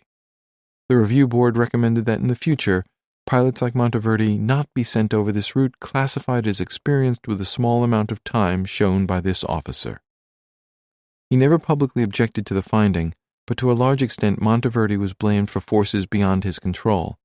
He'd been found guilty of being inexperienced, for following orders to conduct a search in bad weather, and for failing to transform himself from a ferry pilot on his first overseas mission into a grizzled Arctic search pilot familiar with the treachery of lost horizons. For now, though, worrying about blame took a back seat to survival. Monteverdi and his crew had been sent over the ice cap to find a crashed C-53. Instead, for the second time in 4 days, an American military plane had gone down in an undetermined location on the frozen, largely uncharted east coast of Greenland. When the top brass at Bluey West 1 awoke that morning, 5 American airmen had been in danger of freezing or starving to death. Now the number was 14. Monteverdi and his crew didn't know it yet, but the PN-9E had come to rest about 7 miles north of the Koji Bay Fjord on a glacier approximately 4,000 feet above sea level. On a clear day, the landscape looked from the sky like an unbroken sheet of ice, but up close it was scarred by wind-blown waves of snow called sastrugi and crisscrossed by deep crevasses. Many crevasses were covered by natural bridges of accumulating snow and ice that made them impossible to see and therefore doubly dangerous. Some ice bridges were strong enough to bear a man's weight, some weren't. By luck or momentum, both parts of the broken bomber had somehow glided over a long stretch of the crevasse field. Now, at rest, the bomber's tail sat motionless near the edge of a crevasse that split the ice to an unknown depth. If the crevasse widened, or if the PN-9E's rear end slid backward, all 9 men who'd taken refuge inside would fall with it into the chasm. A more immediate worry was the cold. They had no heat, no light, no stove. They had no sleeping bags, no heavy clothing, no Arctic survival gear. A few seconds outside would coat a man's face with frost. In minutes, blood would rush from his extremities to his core. Exposed skin would die. In the sky, the men on a B-17 were warriors. On the ground, they were frozen sardines in a busted-open can. They had no way to call for help. The crash had badly damaged the radio. The crew was afraid to even try it, fearing that sparks would ignite the spilled fuel they could smell all around them. Unlike the C-53 crew, the men of the PN-9E couldn't enjoy morale-boosting, potentially life-saving contact with the outside world. Unless, that is, radio man Lolly Howarth could repair the smashed equipment, piece together a jury-rigged transmitter, or find an emergency transmitter buried in the wreckage. His crewmates weren't counting on it. They stacked the broken radio gear at the open end of the tail section. The equipment didn't work, so the heavy black boxes could at least act as a windbreak. When engineer Paul Spina regained his senses in the tail section, he found his crewmates crowded around him, rubbing his frozen hands and feet. Monteverdi located a first aid kit and put his Boy Scout training to use. For a half hour, he pulled and twisted on the engineer's arm so the broken bones would line up and knit together. Spina tolerated the rough treatment without complaint or painkillers, and Monteverdi admired the small man's toughness. For a splint, Monteverdi used a piece of aluminum that Spencer tore from the interior of the ruined plane. Even wrapped in parachute cloth, it felt cold against Spina's skin, but it kept his arm straight. Then Monteverdi went man to man, tending wounds with the first aid kit. As Monteverdi ministered to them, crewmen gathered supplies and counted rations. Hoping to make an insulated nest on the floor of the tail section, they arranged seat cushions, blankets, window covers, travel bags, and unfurled parachutes. They found a heavy canvas tarp, normally used to cover the plane's nose between flights, and draped it over the open end of their quarters. They were shivering and wet, but at least the wind and snow wouldn't roam unchecked through the PN-9E's tail. Spina marveled that the tarp was in the plane to begin with. It was supposed to have been stripped off before takeoff and left behind at the base. Without it, he thought, Greenland would have made quick work of them. Tenuous connections to the outside world raised the crash survivors' spirits. Woody Puryear expected to be on the B-17 for a few hours at most, to search for his missing friends in the C-53. Now he swelled with pride when he pulled a silk parachute from its pack and saw the words, "Made in Lexington, Kentucky." Puryear was a strapping 25-year-old country boy, more than 6 feet tall and 210 pounds. Before the war, he'd worked as a meat cutter and electric lineman in his hometown of Campbellsville, Kentucky. Lexington was the big city some 60 miles away, but in a shattered B-17 on Greenland's ice cap, Lexington was a link to family and friends. The parachute label made Puryear pensive. Memories of home, he'd say, are best when you're far away, when you don't know whether you'll ever get home again. The men knew they'd soon be painfully thirsty and hungry. Monteverdi blamed the shock of the crash for making them all parched. But all the liquids on board were frozen. Best and Puryear had brought along a thermos filled with hot coffee, but now they opened it to find a block of brown ice. With no way to melt it, the crew ate dry snow. It kept them hydrated, but it made their throats scratchy and wouldn't quench their thirst no matter how much they swallowed. Spina's hands were too frozen for him to feed himself, so the others filled his mouth with snow. Darkness came early in November, so the 9 men settled in for the night in their rounded metal cell. When whole, the B-17 stretched 74 feet. The torn-open rear section was about half that, and much of the interior space was unusable. The bomber's curved walls, with ribs made of aluminum alloy, narrowed increasingly the closer a man got to the tail. The floor consisted of catwalks, normally used by the waist and tail gunners to move through the B-17's rear or aft section. Now the catwalks were the only level places on which to lie down. That meant the 9-man crew of the PN-9E had to squeeze onto a platform about 15 feet long and 3 feet wide, or about 5 square feet per man. They tumbled on each other like a litter of puppies, some pressed against the plane's cold, hard ribs. They wrapped themselves in blankets of cut-up parachute cloth and everything soft they could salvage. They wriggled their toes to keep them from freezing. With each breath, they inhaled fumes of splattered fuel. Men wanted to smoke cigarettes, but Monteverdi forbade it, fearing that they'd explode their quarters. Spina's friends pressed themselves against him on both sides for body heat. Stretching their legs had to be done in turn. Moving through the scrum was almost impossible, so to change position they grabbed onto the metal butts of the .50 caliber machine guns and used them like subway handholds. When night fell, the pitch-black shelter rang with calls of men trying to avoid stepping on each other. "Is that all right? Am I missing you all right?" Before they sought the relief of sleep, Monteverdi made a modest announcement. "This is as new to me as it is to you. According to regulations, I am in charge, but I want any and all suggestions you might happen to think of. We will work it out together." After a fitful night, they awoke the next morning, Tuesday, November 10th, 1942, and rearranged their den for greater warmth and comfort. They found canvas wing covers and added them to the tarp curtain at the open end of the tail section, but the effort to make the compartment weather-tight was futile. Cold wind and fine snow shot through every crack between the tarps. Even the seams of their clothing weren't tight enough to block the sting of wind-driven snow. The day was too stormy to leave the plane and investigate their surroundings, but several men scrounged around the wreckage. Inside the crushed radio compartment, they stumbled upon the most valuable item of all, an emergency radio transmitter. Waterproof, weighing 35 pounds and painted bright yellow, the radio came with a metal frame box kite and a reel with 800 feet of antenna wire. Unlike the crew of the C-53, which didn't have an emergency radio on board, the men aboard the PN-9E wouldn't need to rely on their plane's dying batteries. Power for the transmitter came from a hand-cranked generator built into the housing. The radio had curved sides that allowed a seated man to hold it between his thighs while turning the power crank. The idea was that an airman whose plane ditched in the ocean would sit in a life raft and crank out rescue calls. The radio's hourglass design spawned its affectionate nickname, the Gibson Girl, after the curvy women in drawings by fashion artist Charles Gibson. One problem with the Gibson Girl was that it spoke but didn't listen.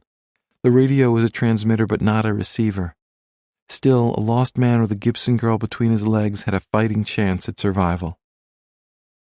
The wind was too strong to fly the antenna kite their first full day on the ice, but in the following days Lolly Howarth, the radio operator, flew it whenever the storm died down. Though unsure whether the radio transmitter worked or whether anyone received its message, Howarth sends steady streams of SOS signals at the Universal Maritime Distress Frequency of 500 kilohertz. Serious and quiet, a 23-year-old aspiring actor from Woosaki, Wisconsin, Howarth soon began worrying that the Gibson Girl wouldn't save them after all. He eyed the plane's damaged radio equipment and wondered if he could fix it. The sooner, the better. An inventory revealed enough K-rations, canned meats, biscuits, cereal bars, gum, and other staples for one man to survive 36 days. That meant 4 days' worth of meals for the 9 of them. Monteverdi intended to stretch the rations for 10 days, knowing that even that might not be long enough. Each box of K-rations included a 4-pack of cigarettes, but as much as the tobacco might have relieved hunger, Monteverdi continued to ban it for fear of igniting the leaked fuel. They also found 6 boxes of U.S. Army Field Ration D, the military's code name for chocolate bars. The D rations were included in 3 jungle kits given to the officers, Monteverdi, Spencer, and O'Hara. One quirk was that D-ration chocolate sacrificed flavor for heat resistance, so the bars wouldn't melt in soldiers' packs. That was the least of the PN-9E crew's worries. It might seem like backward military logic to give jungle supplies to men flying the snowball route over Greenland, but no one complained. The kits also contained long bolo knives that could chop snow and ice.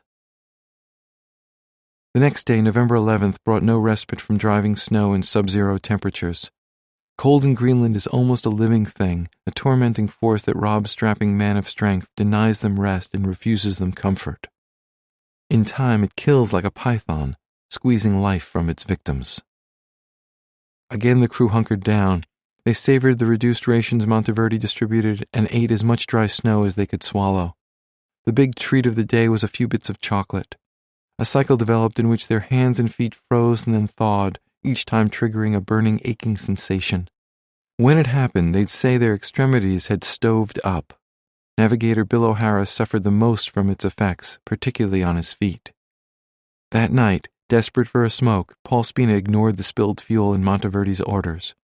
The two had developed a warm rapport during their ferrying duties, and Spina knew that Monteverdi was no disciplinarian. When everyone else fell asleep, he unwrapped his bandaged hands with his mouth. Awkwardly using both frostbitten hands, Spina fished out a cigarette and matches from his pocket, stuck the cigarette between his lips, and tucked a matchbox under his chin. When he struck a flame, his crewmates startled awake. Spina calmly lit a cigarette and asked if anyone wanted a drag. The plane didn't explode, and neither did Monteverdi, who had a soft spot for the affable injured engineer. Spina also had a bond with co-pilot Harry Spencer, who soon held cigarettes to his mouth and slipped him extra bits of chocolate. Now that they could light matches, they used small fires to melt snow in a thermos cup. Little by little they had water to drink, not eat. During their first 3 days on the ice cap, as the storm blew itself out, the crew of the PN-9E listened for planes overhead, fantasized about long furloughs after being rescued, and got to know one another. The PN-9E's failure to return to Bluey West 1 doubled the job confronting searchers. No one knew where the B-17 had crashed, but the area near Koji Bay that had been assigned to Monteverdi's crew for the C-53 search seemed a logical place to look. Despite the storms, on November 10th, 17 planes left Bluey West 1 to search for the PN-9E. Meanwhile, 16 C-47s and 6 B-17s went out looking for McDowell's C-53. The skies over Greenland were teeming with search planes diverted from the war. All returned that night with no sign of either missing crew. The following day, 2 search flights went out for each of the downed planes, but heavy storms near Bluey West 1 drove them back to base. The same Arctic weather that contributed to or caused both crashes now conspired to prevent McDowell's C-53 and Monteverdi's B-17 from being found. although the skies on the west coast of Greenland were stormy, the weather on the east coast gave the men of the PN9E a break on Thursday, November 12th. Dawn arrived clear and bright. The crew was weak and tired, but the blue sky gave them a lift. Radioman Lolly Howarth flew the Gibson Girl kite and looked more closely at the damaged equipment from the radio compartment. Crew members strong enough to work crawled out of their hideout to rake several feet of wind-blown snow that had piled around and atop the olive-colored plain. The temperature was 30 degrees below zero, but the task kept their minds busy and their bodies active. They hoped that removing the snow would keep the B-17 visible from the sky if a search plane flew overhead. Despite all they'd been through, their spirits remained strong. They told each other that just as they'd been out searching for the C-53, someone would be out looking for them. As his men kept busy, Monteverdi ducked inside the tail section to keep Spina company. They talked a while, and soon the pilot and the engineer realized that they needed spiritual help. They knelt together to pray. Meanwhile, co-pilot Harry Spencer and navigator Bill O'Hara decided to have a look around. Despite O'Hara's frozen feet, he wanted to tough it out. He was 24, the hard-nosed son of a coal mine manager from outside Scranton, Pennsylvania. After working in the mines during his teenage years, O'Hara graduated from the University of Scranton with a degree in business administration. Awaiting him at home was a beautiful girlfriend, Joan Fenney. Spencer and O'Hara knew that Koji Bay was southeast of their wreck. On clear days like this one, they could see the water. Distances were difficult to calculate across the featureless expanse of ice, but they felt confident the bay was no more than 10 miles away. If they could reach it on foot, they might be able to establish their position with greater precision. Maybe they could use the Gibson Girl to hail one of the Coast Guard ships patrolling nearby. The emergency radio had an automatic mode to send SOS signals, but also a manual mode for custom messages. Spencer considered using a life raft from the PN9E to paddle along the coast to the weather shack at Beachhead Station. Even if they couldn't hike to the bay, Spencer and O'Hara intended to plot the locations of nearby crevasses to keep everyone safe when they ventured away from the plane. They hoped that a map of ice fissures would also provide a pathway to the crash site for rescuers on foot, motor sleds, or dog sleds. Aware that some crevasses were covered by snow or ice bridges, the two lieutenants walked slowly, testing the ground in front of them before each step. They found one crevasse and made their way around it, then found another and again took evasive action. About 50 yards from the plane, Spencer stepped on what felt like a patch of solid ice. A moment later, he disappeared. Chapter 6. Man Down, November 1942. Harry Spencer thought he was a goner. As a boy, he devoured books about adventures in the Arctic. He marveled at its wonders and respected its dangers. The young Texan knew that he'd fallen through an ice bridge covering a hidden crevasse. He also knew that being swallowed by a crevasse is like being swallowed by a whale. After a brief, exhilarating rush, it rarely ends well. As he fell, Spencer retained enough presence of mind to understand that his life expectancy was pitifully brief. If the crevasse was deep, say 300 to 400 feet, he could expect to live for about 5 seconds before staining the ice red at the bottom. A 5-second fall might be just enough time for the handsome young lieutenant to see the life that he was supposed to live flash before his eyes. There might be time to picture his pretty young wife, Patsy, and to imagine the pleasures and sorrows they'd share.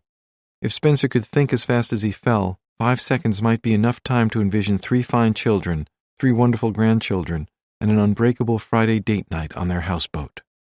He might see himself endure heartbreaking loss and celebrate great joys, become an admired business community and church leader in Irving, Texas, and win local office and an armful of civic honors. He might have time to imagine his own obituary. Yet 5 seconds wouldn't be enough time to appreciate such an obituary's closing lines. Harry's intelligence, wit, laughter, sense of adventure, commitment to enabling the city of Irving to be a home for all people, commitment to education and good medical care for all, deep love for the Creator, and devotion to family and friends touched everyone he met along the way. He believed the Boy Scout motto and lived out the creed in his daily walk. He will be missed. With every second, with every foot Spencer fell deeper into the abyss, he moved further away from the rich, full life he seemed destined to enjoy. Nature wasn't likely to offer any help. Crevasses are caused when adjacent parts of a glacier move at different speeds toward the edge of Greenland.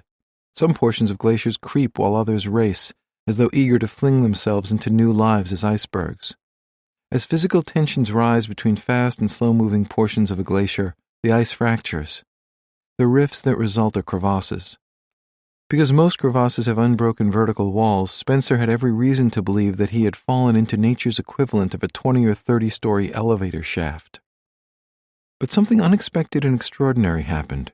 After falling through the ice bridge, Harry Spencer didn't drop for 5 seconds to the bottom of the crevasse. Time seemed to slow as he fell. He felt as though he were falling forever, but in fact he fell for less than 3 seconds, and that made all the difference. Spencer's fall was cut short by a block of ice the size of a jeep that had somehow wedged itself between the walls of the crevasse, below the spot where the ice bridge broke. The ice block created a natural platform large enough to halt Spencer's fall about 100 feet from the surface. Spencer landed on his back, dazed but unhurt. An agnostic might call it an astonishing piece of good fortune, but Spencer was a church-going man, so he'd forever consider it divine intervention. As he took stock of his situation, Spencer realized that he was covered by a blanket of snow. The top layer from the surface had followed him into the crevasse. He brushed himself off and counted his blessings. He was alive and well, but his predicament wasn't over. Now he had to get out. Peering downward beyond the edge of the ice platform, Spencer saw that the crevasse continued far below into deep blue ice darkness. As he shifted his weight to turn around, the block slipped, threatening to take him crashing to the bottom with it. But the gap in the walls of a crevasse tend to narrow the deeper they go, so the block wedged itself into the walls again at a spot just below its original position. Spencer got to his feet to look around. As he gazed left and right, he noticed that his platform was the only one like it as far as he could see. If he'd fallen through the ice bridge a few feet in either direction, he'd almost certainly be dead at the bottom of the crevasse. Spencer felt strangely serene. He drank in the ethereal beauty of his surroundings, a cathedral of ice in shades of blue and white. His eyes followed the translucent light blue crevasse walls upward to the white hole through which he fell. He looked up to a sky that was its own winking shade of blue. Sunlit clouds completed a scene fit for a ceiling fresco. Halfway down the gullet of a crevasse was the last place the 22-year-old newlywed airman expected to find himself. Climbing out on his own wasn't possible. The crevasse walls were too vertical and too slick, and Spencer had no tools to make handholds. But at that moment, encased in natural splendor, standing on his little platform, Harry Spencer felt confident that it wouldn't be his final resting place. He thought, God must have a plan for me, or this block of ice wouldn't be here. When Spencer fell, Bill O'Hara called for help from the men in and around the carcass of the PN-9E. When no one responded, O'Hara repeated the distress call 3 more times. When he got their attention, O'Hara ordered, "Get rope! Get rope!" Roused from his prayer session with Spina inside the bomber's tail, Monteverdi ran toward the hole, ignoring the risk of crevasses and the frostbite gnawing at both his feet. Following close behind were several others who'd been searching the snow for rations and equipment lost in the crash. The break in the ice bridge revealed the crevasse to be 15 feet wide, more than capable of swallowing them all. Fearful of joining Spencer, they tiptoed toward the opening like soldiers approaching a minefield. The PN-9E crew had no previous idea what a bridge-covered crevasse looked like, and until the crash, none thought he'd ever need to know. Soon they would begin to recognize what Tucciarone described as a telltale sign of danger. Small ridges 2 or 3 inches in height drifted over with snow. But not all hidden crevasses had those markings, so every step on the glacier carried deadly risk. Monteverdi dropped to his belly and wriggled to the edge. He shouted down to Spencer, who called back that he was okay. Other crew members hurried back to the bomber and gathered nylon lines from the parachutes they'd sliced into bedding. They braided 6 lines into a long, strong rope, followed their footsteps back to the crevasse, and lowered the rope to their co-pilot. Spencer tied the last few feet into a loop and slipped his head and arms through. The makeshift lasso settled securely under his armpits. 7 of Spencer's crewmates, all but the injured Spina, grabbed onto the other end of the rope and hauled him toward the surface. With each pull, the nylon thread sawed a narrow channel deeper and deeper into the edge of the crevasse. When Spencer neared the top, Monteverdi and the others realized that they were pulling him toward the underside of an impassable shelf of overhanging ice. Already weak and tired, they lowered Spencer back down 100 feet to the platform. They pulled up the rope and plotted a new strategy. First, they attached a parachute harness to one end of the rope. On the initial rescue attempt, Spencer felt as though the nylon loop under his arms was cutting him in half. The harness had straps that went over his shoulders, across his chest, and between his legs, and was far more comfortable and secure. Along with the parachute harness, they lowered a bolo knife from the survival kit.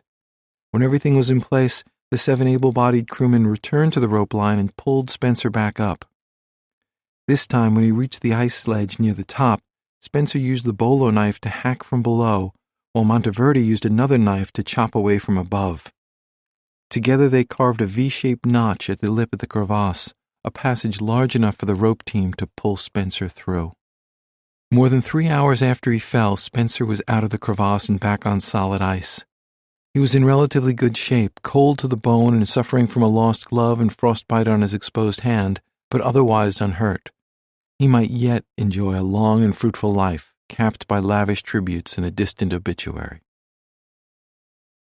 Spencer's fall forced the PN-9E crew to accept that they'd crash-landed on a glacier shot through with hidden crevasses. Even a cursory inspection revealed that they were hemmed in on all sides. The most worrisome crevasse was the one that crossed underneath the PN-9E's tail. Small at first, it grew at an alarming rate. Within days, it would threaten the crew and their living quarters. If the PN-9E had crash-landed in late summer, the ice bridges might have already melted, revealing the crevasses like highways on a road map. But in November they were no more visible at the surface than subway tunnels.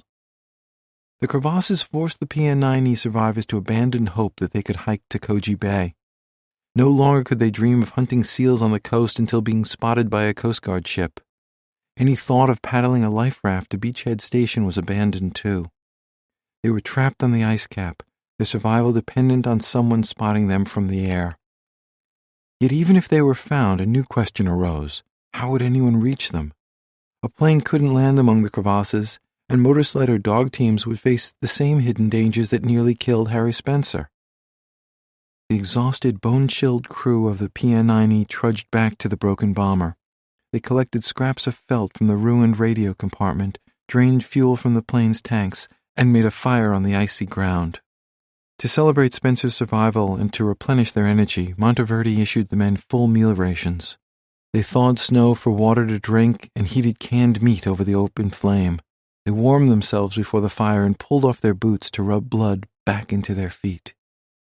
Then, all 9 men prayed together, offering thanks for the survival of their friend, crewmate, and companion. Afterward, they prayed as a congregation every day. There were no atheists in their ice hole. Even before Spencer's rescue, several men were hobbling on frostbitten feet. Now they were in worse shape. Men whose shoes or flying boots were leather as opposed to rubber suffered the most.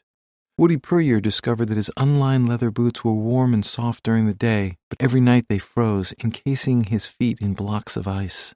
O'Hara's leather dress shoes hadn't dried since he'd jumped into the snow to help Paul Spina after the crash.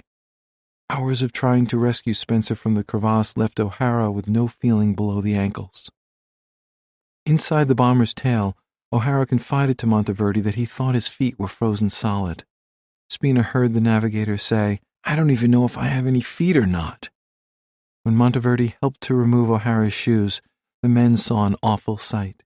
The skin on his feet had deep, ugly cracks, and they'd turned sickening shades of blue, yellow, and green. Monteverdi was stunned to find that O'Hara's feet felt nothing like flesh and bone. An awful comparison rushed to his mind. They felt like the cold, hard metal on the butt ends of the plane's machine guns. Monteverdi knew that the cause wasn't just O'Hara's leather shoes. The navigator had been among the toughest and most selfless of them all. His feet had frozen after the crash when helping Spina, and he'd made matters worse by trying to hike with Spencer to the sea. Working to rescue Spencer from the crevasse had been the final straw. Hoping to reverse or at least limit the damage, Monteverdi rubbed O'Hara's feet for hours, holding them against his body for warmth until they began to soften. He sprinkled sulfa powder into the cracked skin to fight infection. Within a day, O'Hara's feet turned a mottled, multicolored mess, as blood and feeling returned. To relieve Monteverdi, fellow crew members took hours-long shifts rubbing the navigator's feet. The process could be excruciating. O'Hara's feet didn't hurt when they were frozen. Frostbite by itself isn't especially painful because the flesh becomes numb. Burning pain accompanies the return of blood. O'Hara's plight put a scare into every man among them. Crewmen who'd been wearing leather dress shoes traded them for rubber or leather flight boots they found in the wreckage. While inside their shelter, they aired out their boots as much as possible. Then they filled them with loose-fitting parachute silk, which provided insulation while allowing the men to move their toes to aid circulation. Also, they learned to leave their gloves outside in the cold. Otherwise, each time the gloves thawed, they absorbed more water, making it worse when they froze again. The men began to accept the reality that they were stranded in a place so cold that frozen gloves were better than soggy, half-thawed gloves. The PN-90 crew was discovering by hard experience what they otherwise might have learned less painfully had they been issued the Army Air Force's Arctic Survival Manual. "Don't wear tight shoes," the manual ordered men who crashed on icy terrain. "If the shoes you have are not loose enough to allow you to wear at least 2 pairs of heavy socks, don't use them. Instead, improvise a pair by wrapping your feet in strips of canvas cut from your wing covers, motor covers, or any other heavy material that may be aboard your plane." The survival manual section on shoes added ominously, "If rescue fails, your feet will be your only means of travel, so take care of them." Unfortunately for O'Hara, without the manual, the crew didn't know that rubbing his feet might worsen his condition by damaging the frozen tissue. "Don't rub the spot," it warned. "Even the gentlest massage can do a great deal of harm." The manual recommended that frostbitten feet and hands be wrapped to allow for gradual warming.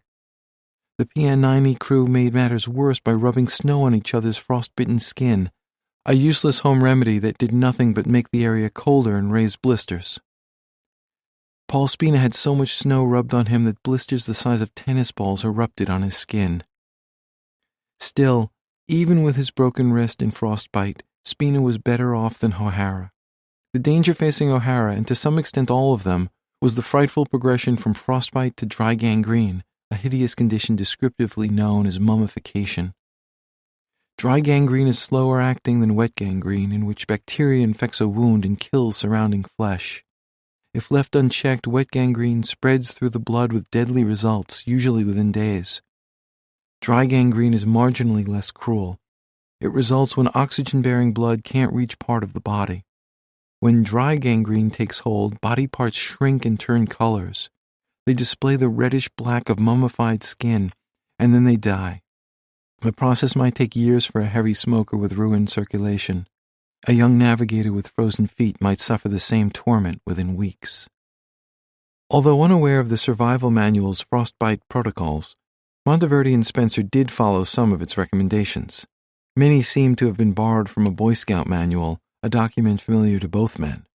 Without being told, the 2 officers kept the plane clear of snow to improve its visibility from the air. They also worked to keep their crew well rested and well hydrated.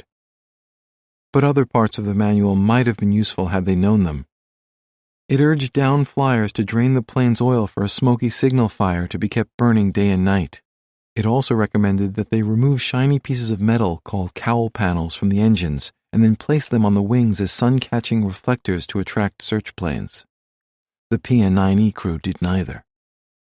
The crew couldn't have followed another piece of the manual's advice even if they'd known it. "Don't grow a beard if you can help it. Moisture from your breath will freeze on your beard and form an ice mask that may freeze your face." With no way to shave, all soon sported moisture-catching whiskers. Other parts of the manual wouldn't have been useful at all. Warnings about Arctic mosquitoes applied to crashes in the summer months. Blazing a trail in thick woods wouldn't be an issue either, as there wasn't a tree for 1,000 miles. Avoiding the stomach-turning qualities of parsnip root wasn't a concern. Nothing grew on their glacier. No native Inuit people were around, so they didn't need the simple phonetic dictionary of Eastern Eskimo phrases such as, "Where is there a white man?" "Kabloon Anauk." Above all, the manual's cheerful promise that you can beat the Arctic by staying dry, warm, and well-rested, and by eating plenty of fat, would have seemed a pitiless taunt to the half-frozen men living in a ripped-open fuselage and stretching their meager rations. Hemmed in by crevasses, the men of the PN-90 instinctively followed the survival manual's most urgent command. If you are on your flight course when you are forced down, stay with your plane. Rescue planes will be out looking for you and will find you. But remember, any search takes time. Don't give up hope of rescue too quickly. The men who are out looking for you are trained in their jobs, and if it is humanly possible to find you and get you out, they will do it. By coincidence, on November 10th, one day after the PN-9E crashed, another Allied military plane went down on Greenland's east coast, a crash unrelated to the searches for McDowell's C-53 or Monteverde's B-17. Added to Greenland's scorecard for November was a Douglas A-20 attack bomber being flown by a 3-man Canadian crew. That crew would violate almost every instruction in the Arctic Survival Manual, with surprising results. Chapter 7. A Light in the Darkness. November 1942. Like the men of the PN-9E, David Goodlett, Al Nash, and Arthur Weaver were a ferrying crew. Members of the Royal Canadian Air Force, the trio was supposed to deliver a 48-foot twin-engine A-20 attack bomber from Newfoundland to England with a fuel stop in Greenland. Flying over water 2 hours after they left Newfoundland, the Canadians ran into thick fog and misfortune. First, the radio went dead. That prevented radioman Arthur Weaver, dark, compact, and handsome, from checking their course or sending a distress signal. Next, navigator Al Nash, tall and lean with a Tintin-like pompadour, found it impossible to see through the fog to plot their position by sextant. Completing their woes, pilot Dave Goodlett, aristocratic-looking, with a high forehead and a cleft chin, struggled with ice-coated wings that made it impossible to gain enough altitude to fly above the weather. Flying lower wasn't an option either. Goodlett knew that Greenland lay ahead, and he didn't want to slam into a fog-covered mountain. They flew onward at 15,000 feet, fear rising as they barreled off course for hours through the soupy haze. With a half-hour of fuel remaining, the 22-year-old pilot concluded that he'd run out of options. Braving whatever might be hiding in the fog, Goodlett brought the plane lower to find a place to set down. Nash provided gallows humor by narrating the descent as though they were in a department store elevator.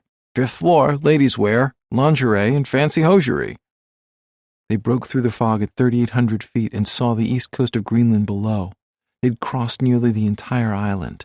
By then, Nash's narration had reached the bargain basement. Goodlett estimated that they were about 15 miles inland. He brought the plane down to 500 feet and saw crevasses slicing across snow-covered glaciers that sloped toward the sea. Though fearful of landing nose first in a crevasse, Goodlett knew the exhausted fuel gauge left him no choice.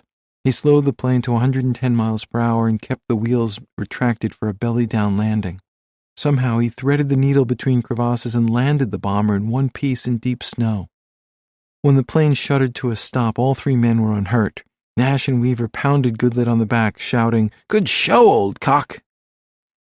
Eager to look around, Goodlett stepped outside and sank into snow up to his crotch. His crewmates pulled him inside and slammed the door. Goodlett was from Ontario, Nash from Winnipeg, and Weaver from Toronto, so they knew their way around winter, but this was something else entirely. After sunset, the cockpit thermometer registered 34 degrees below zero and falling. The plane shook from the wind. The bomber's airspeed indicator told them the storm was blowing 62 miles per hour. The chopped meat sandwiches they'd brought and the coffee in their thermos bottles had frozen solid. The trio sucked at the corners of the sandwiches until they were soft enough to nibble. Their only other food was a box of hard iron biscuits, packed with nutrition but with taste like sawdust. They had enough for 8 days if they rationed the half-inch square biscuits 1 per man every 24 hours. Prisoners of war ate better. For warmth, they wound their parachutes around their bodies like mummy wraps. At regular intervals, they slammed their hands and feet against each other on the floor to promote blood flow. They spent that first night in the navigator's compartment in the plane's tail, piled atop one another to share body heat. They alternated positions so each man could take a turn in the middle of the human sandwich. Unable to sleep, Goodlett, Nash, and Weaver talked to pass the time. They discussed Gandhi, noting that the slight revolutionary had gone long periods without eating. If he could do it, they decided, so could they. Goodlett passed around a photo of his 5-month-old daughter. The other 2 studied it so long that Weaver declared that he could pick her out from all the babies in the world. Nash confided in his partners about a girl from Michigan he'd been dating and about his worries for his newly widowed mother. Weaver gave a blow-by-blow account of his recent wedding, lingering on the shape and cut of his bride's dress. He described his plans to build her a house, down to the last nail. Food was a frequent subject. They told stories of Christmas dinners, and they raised their right hands and vowed never to leave anything untouched if they ever saw a full plate again. The bomber carried a cargo of cigarettes, so they smoked like fiends. Nash had been a non-smoker, but he picked up the habit fast. During the first 2 days, Weaver fiddled with the radio with no luck. Late on the third night, the wind died down enough for Nash to take his sextant outside and calculate their position. He placed them 15 miles inland from the Atlantic and 110 miles from any airbase or known location on their maps. Driven by courage, self-preservation, optimistic youth, hypothermia, fear of dying without trying, or some combination, the 3 Canadians hatched a plan. Using Goodlet's pocket knife, they cut plywood cargo boxes in the pilot's seat into crude snowshoes. Then they inflated the plane's rubber dinghy, intending to drag it 15 miles over snow and around crevasses to reach the water. Once there, they intended to climb in and paddle 100-plus miles to the nearest settlement. As implausible as the plan sounded, they concluded that it was their best chance.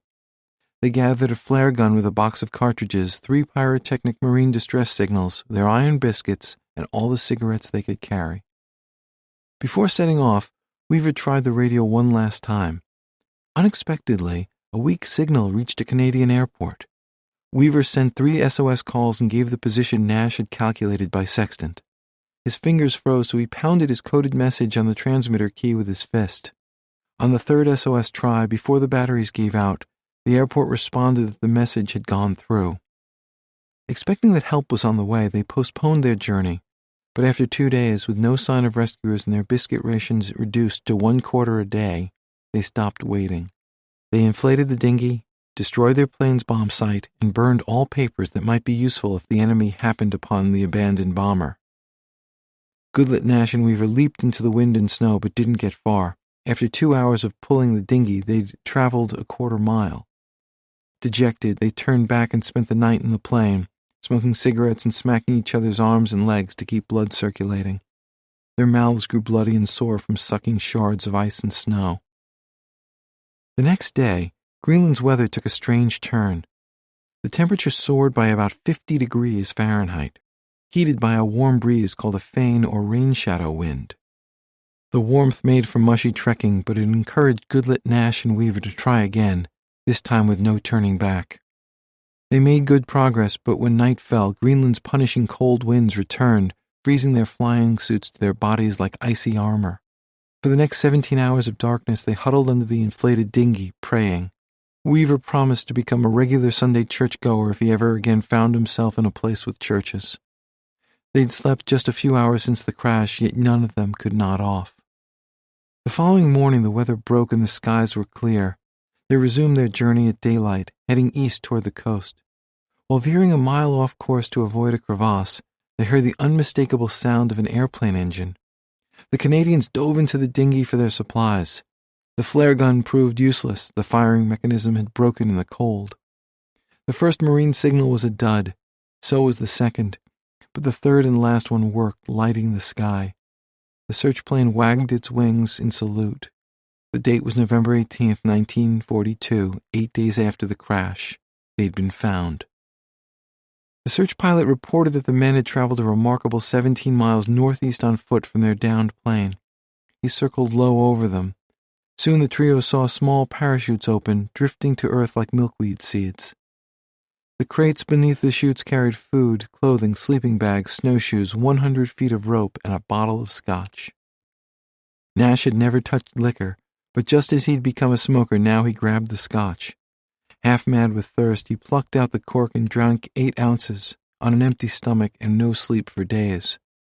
Within minutes, Nash had sprawled onto his bottom. His eyes rolled around his head. Weaver thought they looked like marbles in a milk bottle. Down for the count, Nash slumped onto his side and passed out. His companions couldn't wake him, so they dressed him in dry clothes and a parka, then stuffed him in a sleeping bag. Goodlet and Weaver put on dry clothes too, then gorged on K-rations from breakfast to dinner. After an hour of sleep, they woke up retching, having overwhelmed their shrunken stomachs. Nash woke and followed them down the binge-purge path. The Canadians found a note among the supplies instructing them to tie themselves together and continue toward the water. The men's northeasterly path was taking them toward a notch in Greenland's coast known as the Anorertok Fjord. Based on the search pilot's report, a plan emerged for the U.S. Coast Guard cutter Northland to fight through the ice and meet the Canadians at the fjord. Before joining the rescue effort, the Northland had been transporting freight and bringing about 80 U.S. soldiers to the new airbase at Bluey East 2. Why the Northland hadn't been involved in the rescue effort sooner, not only for the Canadians, but also for McDowell's and Monteverde's lost American crews, was never explained. One possible reason was the ossified competition among military branches. Officials of the U.S. Army Air Forces were overseeing the C-53 and B-17 searches, and the service had recently established rescue stations along Greenland's east coast. A successful rescue would prove the value of the stations and the skills of Army men, with bragging rights as a bonus. The Army had no incentive to hand the Coast Guard the mission and the potential rewards, unless absolutely necessary. As the Northland headed toward a rendezvous point with the Canadians, the pilot of the ship's amphibious Grumman duck took flight. Hoping to make sure the three frozen travelers were headed toward the correct fjord, Lieutenant John Pritchard scoured the ice cap. Pritchard spotted the men's trail of snowshoe tracks, which he thought looked less than 2 days old, but despite one pass after another, he couldn't find Goodlet, Nash, and Weaver. Bound together, the Canadians used the airdrop snowshoes to quicken their pace. They stopped when it got dark, afraid of yawning crevasses, only to be drenched by sleet and rain. Rather than wallow in slush, they stood through the long night like napping horses, holding sleeping bags over their heads for protection. Heavy fog the next morning held the same risk of crevasses, so they spent much of the day massaging their feet, using the scotch as rubbing alcohol. When the sky cleared, they continued eastward toward the sea. Too exhausted to stand, that night they lay down on the ice with their arms wrapped around each other. Soon they were frozen together, and it took all their fading strength to pry themselves apart. Once separated, Weaver pulled off his right boot and found his foot had frozen solid, leaving the skin white, waxy, and numb. The closer the trio got to the water, the more crevasses they encountered. They felt the glacier heaving beneath their feet and heard the thunder of icebergs calving nearby. Doubts rose in their minds whether they'd survive. Nash suggested that they sing a hymn, but they didn't know one. Instead, they crooned God Save the King and a hit song, Praise the Lord and Pass the Ammunition, about a chaplain who took up arms during the Pearl Harbor attack. Their lips bled as they sang, but it raised their spirits through the night. The next morning, a hard crust on the glacier made their snowshoes feel like skates as they glided toward the water. Looking out to the sea, they spotted what looked like a rowboat. It was the Northland, perhaps 10 miles from shore, too far for the Canadians to attract the crew's attention. Setting aside their pain and hunger, their thirst and exhaustion, they raced the last 2 miles to a sheer ice cliff at the water's edge. Using a lighter he'd filled with alcohol from the plane's radiator, Goodlet tried to set fire to their parkas to signal the ship, but the coats were too wet to burn. The three men were literally and figuratively at the edge of a cliff. Their flare gun was broken, their marine signals spent. They had nowhere to go. Their one hope was that the crew of the Northland would see them. The sky was clear and moonlit, filled with stars beyond number. The Northland fired flares and illuminating shells, a light show that reminded Weaver of fireworks for the Queen's birthday. The ship came closer to shore and swept its powerful spotlights back and forth along the coast. The trio danced and waved their parkas each time the spotlights hit them, but the lights never stopped. The men were too small and the ship was too far. The Canadians saw the duck take flight from the water near the Northland, but still the trio saw no indication that their would-be rescuers had spotted them. Goodlet, Nash, and Weaver watched as the duck returned to the ship. The Northland was in dangerous waters, in heavy pack ice with icebergs and growlers all around. With no sign of the lost men, the Northland's captain, Lieutenant Commander Frank Pollard, had to focus on the safety of his own men. The Canadians stared into the darkness as the ship steamed away from the coast. 13 days had passed since their crash, 5 since they'd been spotted from the air. They were weak, wet, freezing, and out of food. They knew they'd never survive a trek back to the plane, and they saw no point in trying. They doubted they'd live through even one more night of 40 below zero cold. Desperate, with nothing to lose, Goodlet thought they should try again to light their parkas. If it didn't work and the coats were ruined, death by hypothermia would come mercifully sooner. They tore the coats into strips to help them burn. Goodlet's lighter was low on fuel, so it took repeated spins of the wheel to raise sparks. When it lit, he touched the flame to the parka strips. This time the fabric caught fire, and the men stoked the remnants of their coats into a glowing, smoky blaze. But soon the flames died into darkness. The Northland's crew hadn't wanted to give up on the Canadians. Some kept looking back toward shore, hoping for a sign of life. Before the little parka fire went out, it caught the eye of the ship's chief gunner's mate, who'd been watching through binoculars. "I just saw a light," he told Ensign Charles Dorian, who rushed to the bridge to tell the captain. Pollard spun the Northland back toward shore. He ordered his men to turn on the ship's big searchlight and shoot a half-dozen star shells that turned night into day as they fell to earth. At the edge of the ice cliff, the three men yelled with joy and relief. Giddy and renewed, they pounded on each other's backs. Weaver read a Morse code message from the ship's blinking signal lamp. "Move back from edge of glacier and bear south to meet landing party." On the Northland, Pollard faced two decisions. Who would carry out the rescue and how would it be accomplished?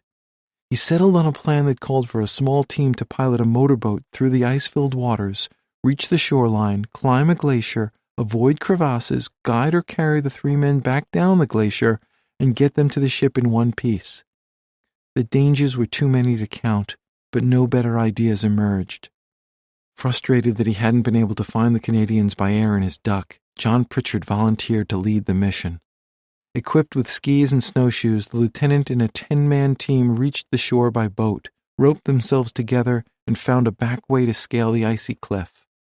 Pritchard led his men across a heavily crevassed section of the unstable glacier. By shouting and flashing searchlights, they located Goodlet, Nash, and Weaver. A photograph of the meeting commemorated the happy occasion. With darkness upon them and the glacier pouring chunks of itself into the water, the rescuers and the Canadians rushed back in the direction of the motorboat. Pritchard led the group down the face of the cliff, which seemed intent on tossing them into the sea. When everyone was safely aboard, Pritchard and his crew steered the motorboat through the dark to the Northland side. When the Canadians stepped aboard the cutter, they were fed, and coddled so thoroughly that Weaver said they felt like newborns. Pollard, the Northland's captain, told the men he'd written them off as dead before the lookout spotted their burning parkas. The ship's doctor treated their frostbite and windburns.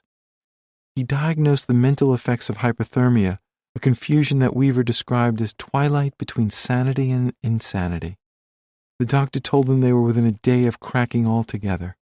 On the brighter side, Weaver said, their blurred judgment had allowed them to persevere when logic, hunger, thirst, and exhaustion might otherwise have made them curl up on the ice and die.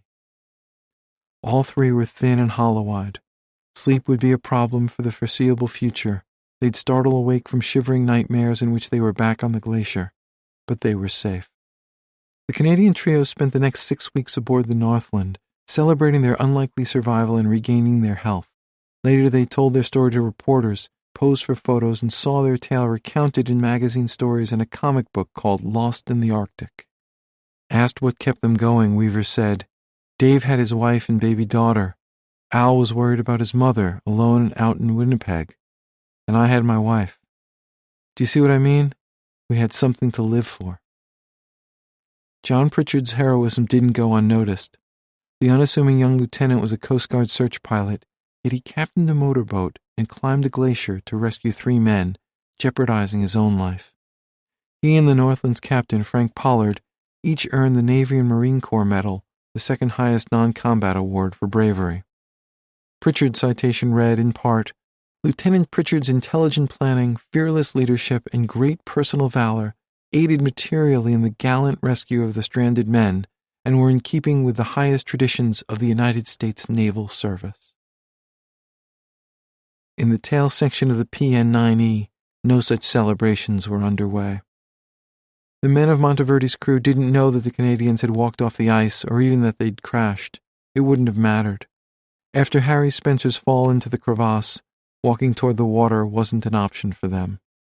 On the other hand, Monteverde, Spencer, and O'Hara discussed whether some or all of them might walk to a weather station in the opposite direction from the water that they'd noticed on a map salvaged from the cockpit. Spina joined the conversation and pronounced the idea suicidal.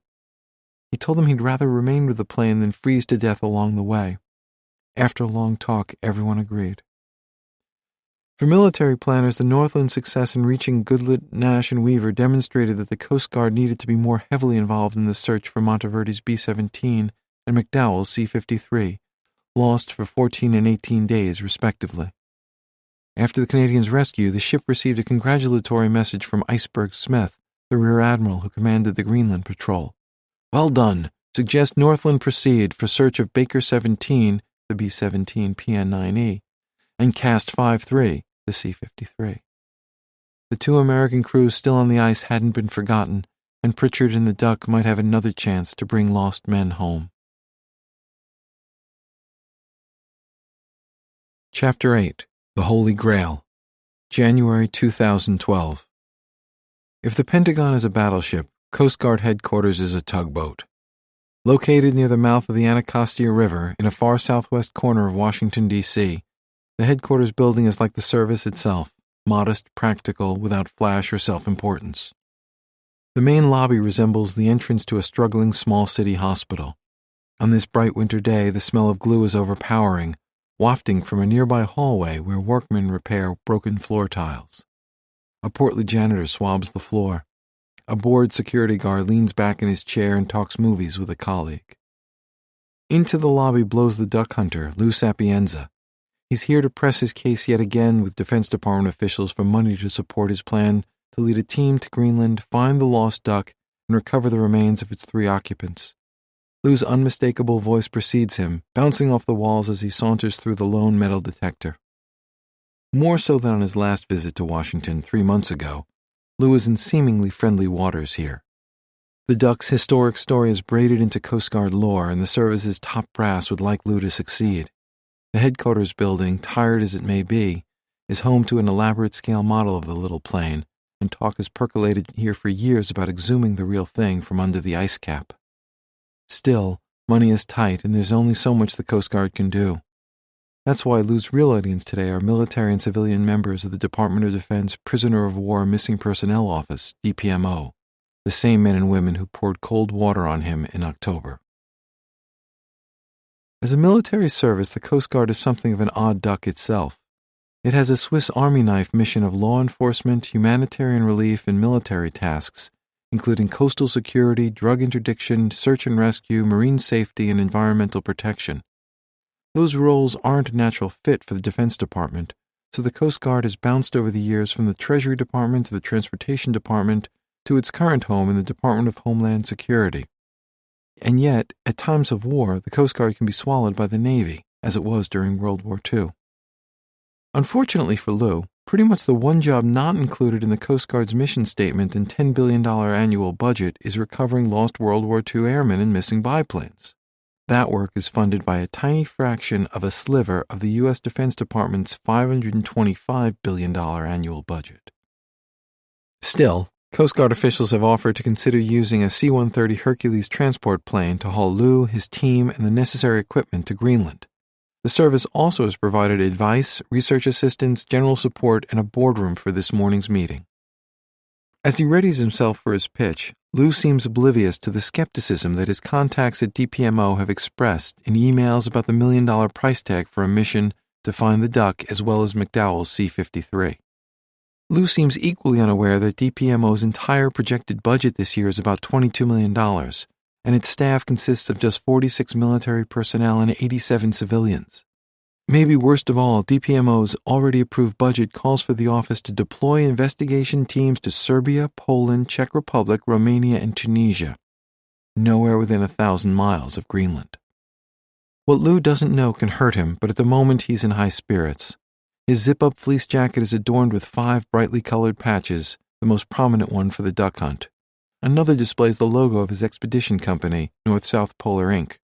2 more trumpet other potential recovery missions, one in Greenland for McDowell's C-53 and one in Antarctica for a lost World War II-era Navy plane called the George I. The 5th patch is for the Fallen American Veterans Foundation, a nonprofit organization Lou created to pursue corporate and private sponsors who share his vision of recovering American MIAs from around the world. "Hey there," he calls. I'm pressed against the patches in a hug. Since the last Washington meeting, Lou has been a round-the-clock dervish of research and logistics. On the research front, his priority has been to pinpoint where to dig and melt through the ice for the duck and its men. To narrow the search, he's been comparing historical documents and clues against data from modern technology, including sensor findings from NASA survey flights and ground-penetrating radar from U.S. military planes on their way home from Afghanistan and Iraq. He's become an amateur authority on the flow of glaciers, knowing that in Greenland, anything from a pebble to a plane moves along with the ice in which it rests. Lou has also learned how ice and snow build up over the years in different parts of Greenland, which leads him to estimate that after 7 decades at Koji Bay, the duck is 30 to 50 feet below the surface. On the logistical side, Lou's been pricing helicopter time from Air Greenland, evaluating cold weather gear from possible sponsors, and choosing freeze-dried foods from a company beloved by apocalypse-minded survivalists. Its nitrogen-packed, enamel-coated cans of beef stew promise to taste good until 2037. I worry that it might take that long to raise the money needed for the duck hunt. Although Lou is the point man for the search effort, he's not its natural father.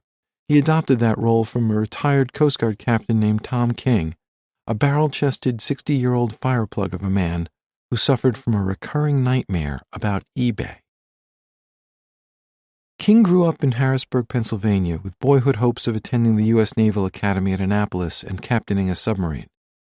By the time he assembled the required recommendations, the seas had shifted and he was instead headed toward the Air Force Academy. But his heart wasn't in it. His high school German teacher suggested the Coast Guard. At 17, King caught sight of the Eagle, the Coast Guard's 3-masted cutter known as America's Tall Ship. A service that sailed such a magnificent ship was the place for him. During a 30-year career, King rose to Chief of the Coast Guard Office of Aviation Forces. After retiring in 2004, he launched an aviation and homeland security consulting firm. He also became involved with the Coast Guard Aviation Association, a fraternal group known jovially as the Ancient Order of the Pterodactyl, a title befitting members' proud self-image as flying dinosaurs. Their motto, flying since the world was flat. His work with the pterodactyls gave King time to reflect on the case of Lieutenant Jack Ritticher, the first Coast Guardsman killed in Vietnam. In June 1968, piloting a combat rescue helicopter known as a Jolly Green Giant, Ritticher was hovering over an injured Marine Corps pilot when North Vietnamese troops opened fire. He tried to land, but his craft exploded on impact. At the war's end, Ritticher was the only member of the Coast Guard still declared missing in action from that conflict. A quarter-century passed before a joint American-Vietnamese search team found his remains. In 2003, Ritticher was buried with honors at Coast Guard Hill at Arlington National Cemetery, a hallowed section normally reserved for top commanders. Delivering the eulogy, Coast Guard Commander Admiral Thomas Collins declared, "All hands are now accounted for." That was true for Vietnam, but it troubled King that the same couldn't be said for Coast Guardsmen from World War II, notably the pilot and radio man of the Northland's Duck, John Pritchard and Ben Bottoms. King's focus on the Duck intensified in 2007 when he learned that a Coast Guard Academy ring was being auctioned on eBay. The ring had belonged to the late Captain Frank Erickson, a Coast Guard giant who pioneered the use of helicopters on rescue missions. King shuddered at the thought of Erickson's ring being melted down or worn as a golden bauble on some rich guy's knuckle. King and his friend Captain Mont Smith, president of the Pterodactyls, won the eBay auction for $2,025. They carried the ring to Coast Guard events and reunions, treating it like Cinderella's shoe by allowing fellow aviators to try it on for size. Coast Guard relics became King's passion, and he was named the Pterodactyl's vice president for museums, aircraft, artifacts, and restorations. By the time he and Smith won Erickson's class ring, King had sent an email to fellow pterodactyls asking what they considered to be the holy grail of Coast Guard aviation artifacts. King knew the answer before the survey was done. John Pritchard's Grumman J2F4 Duck, serial number V1640, lost in Greenland. Certain that the duck should be displayed in the Smithsonian or a Coast Guard museum, King felt sickened by the possibility that a wreck hunter might recover the plane from the ice and sell it to a private collector of warbirds, as vintage military aircraft are known. King knew that the lucrative market for warbirds had led salvagers to seek them out in jungles, on mountain tops, beneath the seas, and on glaciers. Only 32 Grumman J2F4s had been built, and only one of those ducks remained in flying condition, making it one of the rarest warbirds. because Pritchard's duck carried a heroic backstory, it could be worth several $1 million on the private market. Even more horrifying to King was the possibility that a wreck hunter might disturb the human remains and grave rob personal items. "I don't want to see John Pritchard's wallet being sold on eBay," King says, shaking both his head and his fist. "We can't allow that." The Coast Guard did try to reach the duck in 1975 using 2 helicopters and a shore party. Conditions for the search were ideal, but they were looking in the wrong place. As King talked up the idea of a new search, he got word that a private collector had already obtained permits from Greenland to launch an expedition to retrieve Pritchard's plane. King's eBay nightmare seemed to be coming true. Back-channel messages were sent to Greenland government officials that the remains of American World War II casualties were believed to be inside the plane. That made the duck an overseas American military grave site. Wreck hunting was one thing. Disturbing the resting place of heroes was something else entirely. The wreck hunters' permits were squashed. Still, it was a close call. Considering the duck's potential value, other wreck hunters might start circling, perhaps without going through the formal permitting process. Fears about the duck's fate rose further amid reports of rapid melting on the Greenland ice cap. The plane and its occupants might be exposed to the elements and treasure seekers both. A sense of urgency took hold. King enlisted his friend Mont Smith, the pterodactyl president, and Smith buttonholed Vice Admiral Vivian Cray, at the time the Coast Guard's second-ranking officer. Cray held an exalted position as the pterodactyl's ancient albatross, an honorary title bestowed on the service's longest-serving aviator. Cray passed the mission of saving the duck to Captain Mike Emerson, then the Coast Guard's chief of aviation. In February 2008, Emerson walked into the aviation office on the 3rd floor of Coast Guard headquarters. Pausing at a cluster of cubicles, he dropped a pile of papers on the desk of one of his project managers, Master Chief Petty Officer John Long. "Hey," Emerson said, "see if you can find something out about this." The papers contained the outlines of the duck story. Long and Commander Joe Deere, later replaced by Commander Jim Blow, spent the next 2 years working as historical sleuths, haunting archives to dredge up declassified reports, details, maps, photographs, obscure references, and even rumors about the plane, its men, and their final flight. They pored over radar data and studied the movement of glaciers. They tracked down family members of the lost duck crew. One goal of those contacts was to discover how family members felt about a mission to bring the men home. Another was to collect DNA samples from relatives of the lost men to prove their identities if bodies or bones were found. In 2008 and 2009, radar and sonar scouting missions identified what seemed like a promising place to dig, and an expedition took shape for 2010. When Coast Guard officials began looking for help from outside experts to carry out the mission, they teamed up with a guy named Lou. The eldest of 4 boys, Luciano Lou Sapienza, spent his childhood in suburban New Jersey, 30 miles from Manhattan. His father, a World War II Navy veteran, worked as an import-export manager for a brewery supplier. His mother founded the Somerset County Association for Retarded Citizens and served as its executive director, a role that fit her work helping one of Lou's brothers, who was developmentally disabled. As a child, Lou was quiet and withdrawn, in his words, a little bit of a mama's boy. Beyond his driveway were woods where he'd have imaginary adventures until he heard his mother's booming voice, scaring the hell out of me, and calling him home. He went to parochial school where he won a camera as a prize in a 3rd-grade magazine drive. "I was tired with this girl, and Sister Mary Lawrence told me, 'Be a gentleman and let her have the camera.' I said no.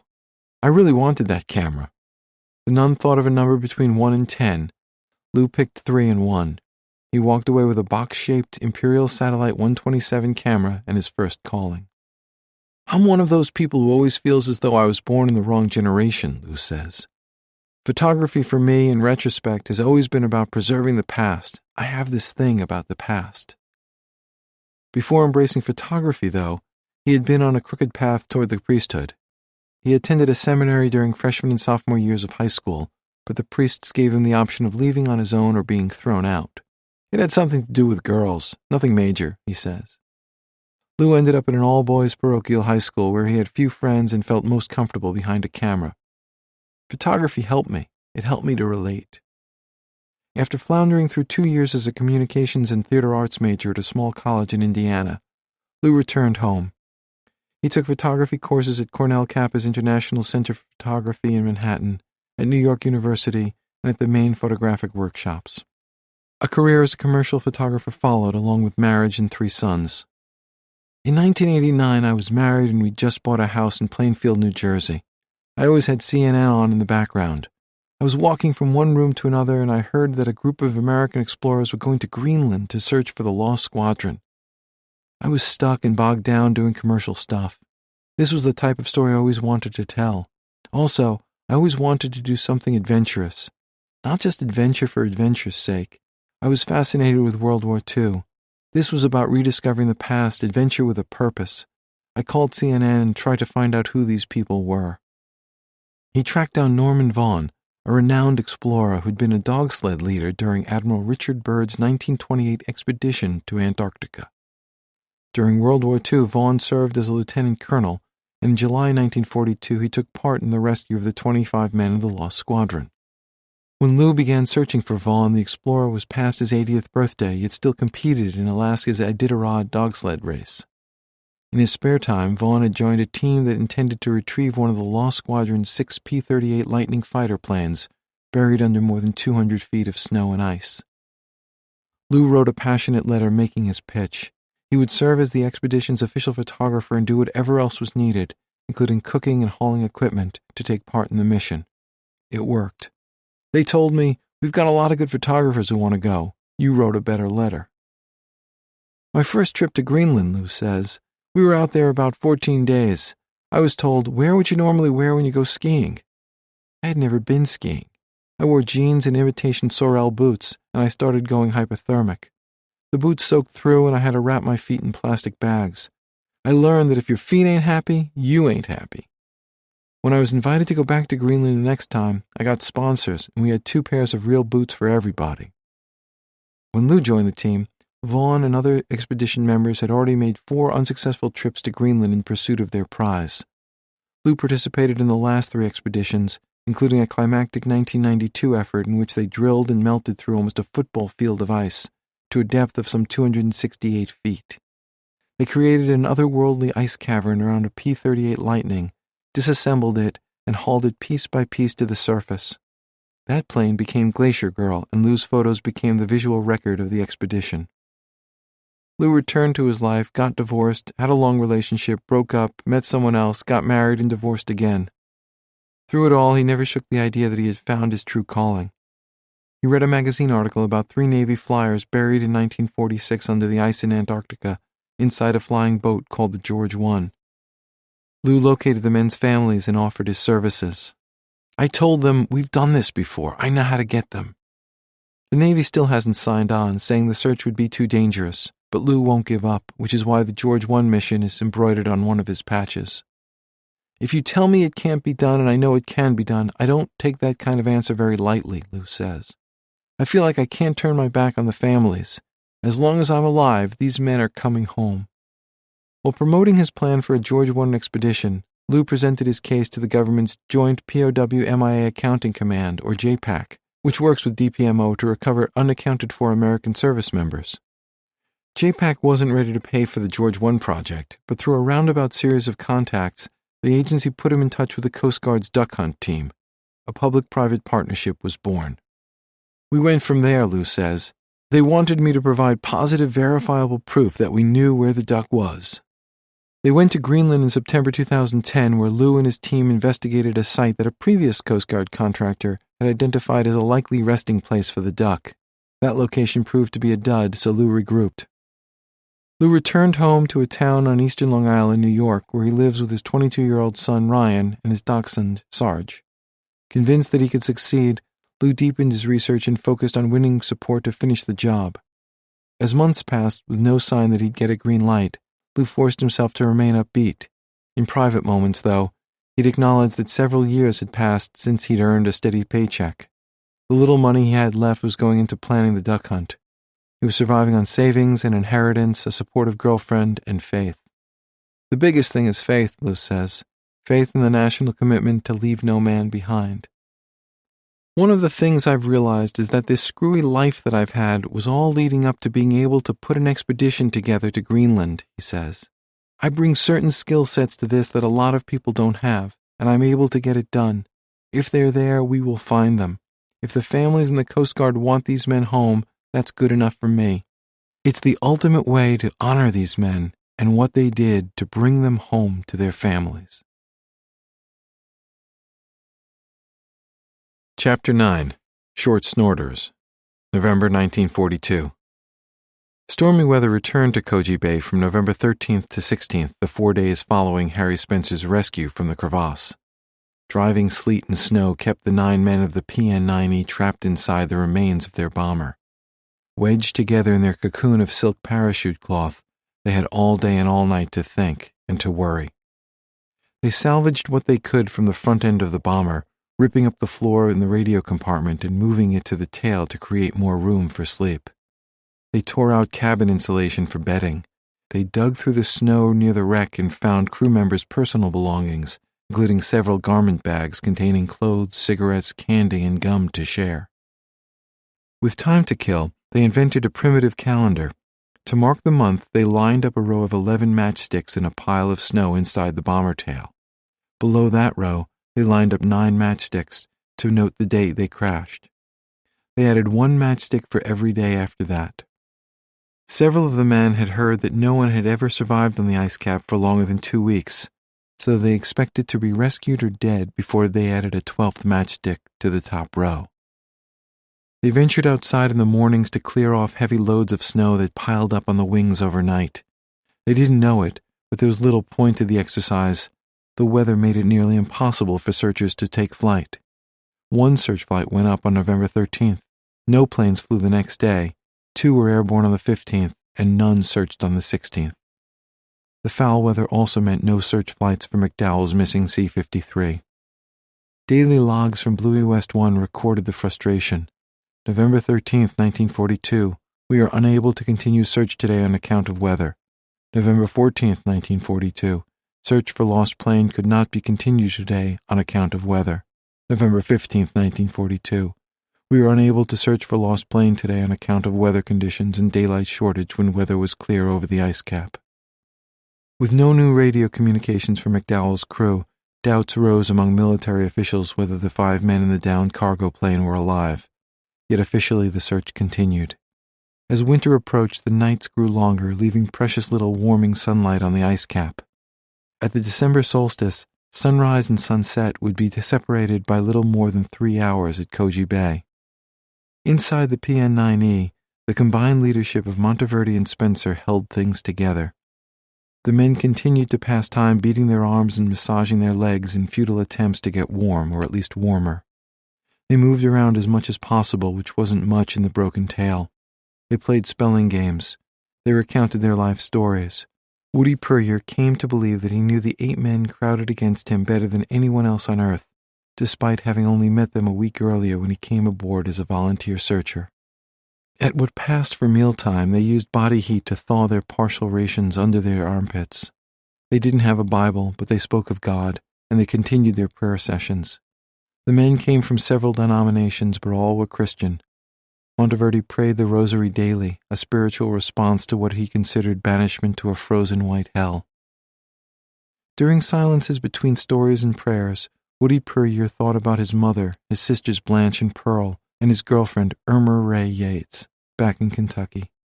Like hungry survivors everywhere, he and the others talked and fantasized about food. For Puryear, the imagined meals featured old standbys such as steaks and chops, but also little sandwiches his mother made with a dab of peanut butter between 2 crisp crackers. Thoughts of home loomed large for Puryear, who in 10 months had gone from country boy to Greenland-based soldier to missing man. The young staff sergeant could find some relief in the knowledge that he'd already sent his Christmas cards 2 months early to be sure they'd arrive home on time. One day, when several men seemed to be losing hope, Monteverdi asked, "How many of you are short snorters?" Weak smiles crossed knowing lips. Short snorters were a loosely bound society of airmen and women who enjoyed a drink and a good time. The club traced its origins to 1925 and a handful of rough-and-ready Alaskan bush pilots with too much time on their hands. Beyond that, the group's creation stories were like bar tales, confused and often contradictory. The main requirement for induction in the Short Snorters was completion of a flight over at least one ocean, either as pilot or passenger. By virtue of that alone, a prospective member was considered a man or woman of the world, with stories to tell and friends to share them with. A short snort was slang for a small or weak drink, so it was said that short snorters were flyers who knew how to kick back, but also knew the importance of keeping a clear head. Beyond a transoceanic flight, requirements for initiation were $4 and 3 relatively sober sponsors. Each new member had to be nominated by 3 existing short snorters in exchange for payment of $1 or a drink to each sponsor. The fourth dollar bill became the new short snorters membership card. Each sponsor signed the bill and noted the place of initiation. The new member, in turn, signed his or her sponsor's bills.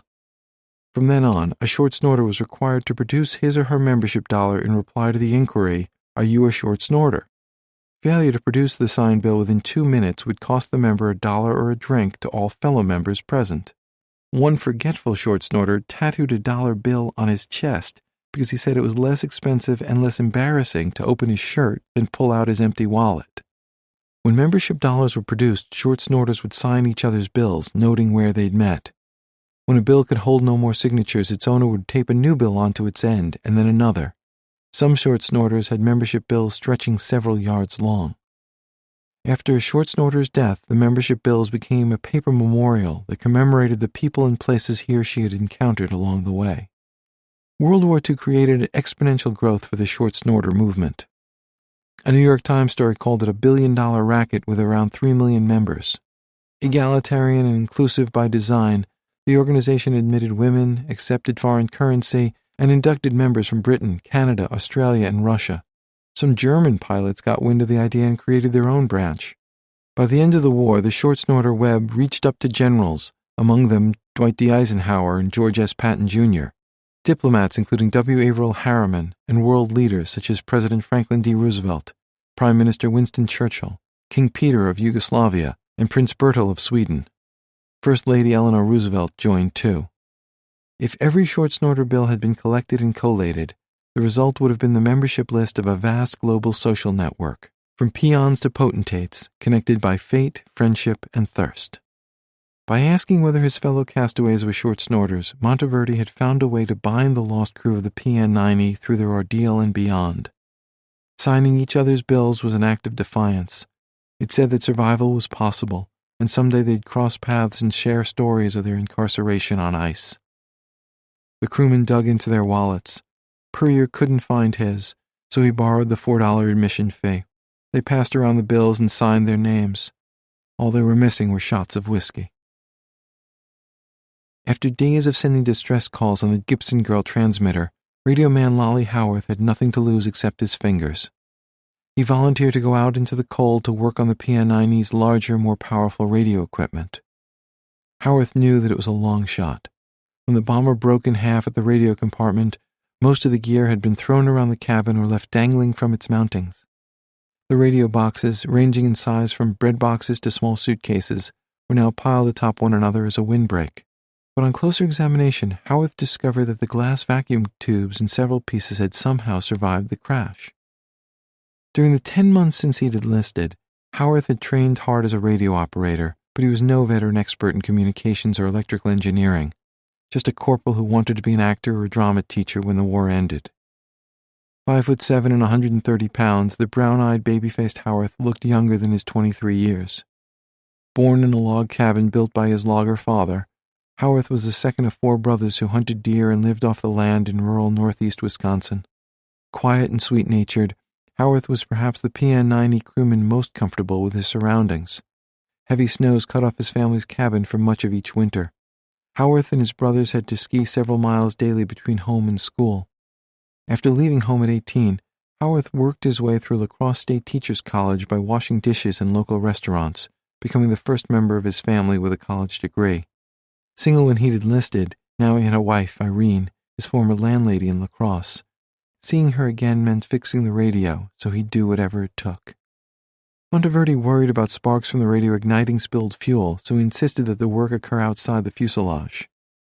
With help from Harry Spencer and Clarence Weedle, Howarth moved several intact pieces of the radio into a small, hollowed-out igloo they dug in the snow under the left wing. They covered the boxes with cloth and pieces of parachute, then thawed them out with a battery-powered signal lamp. Shining the powerful light toward the radio warmed it enough to get the knobs turning and the insides unfrosted. For power, they connected the radio to the plane's batteries.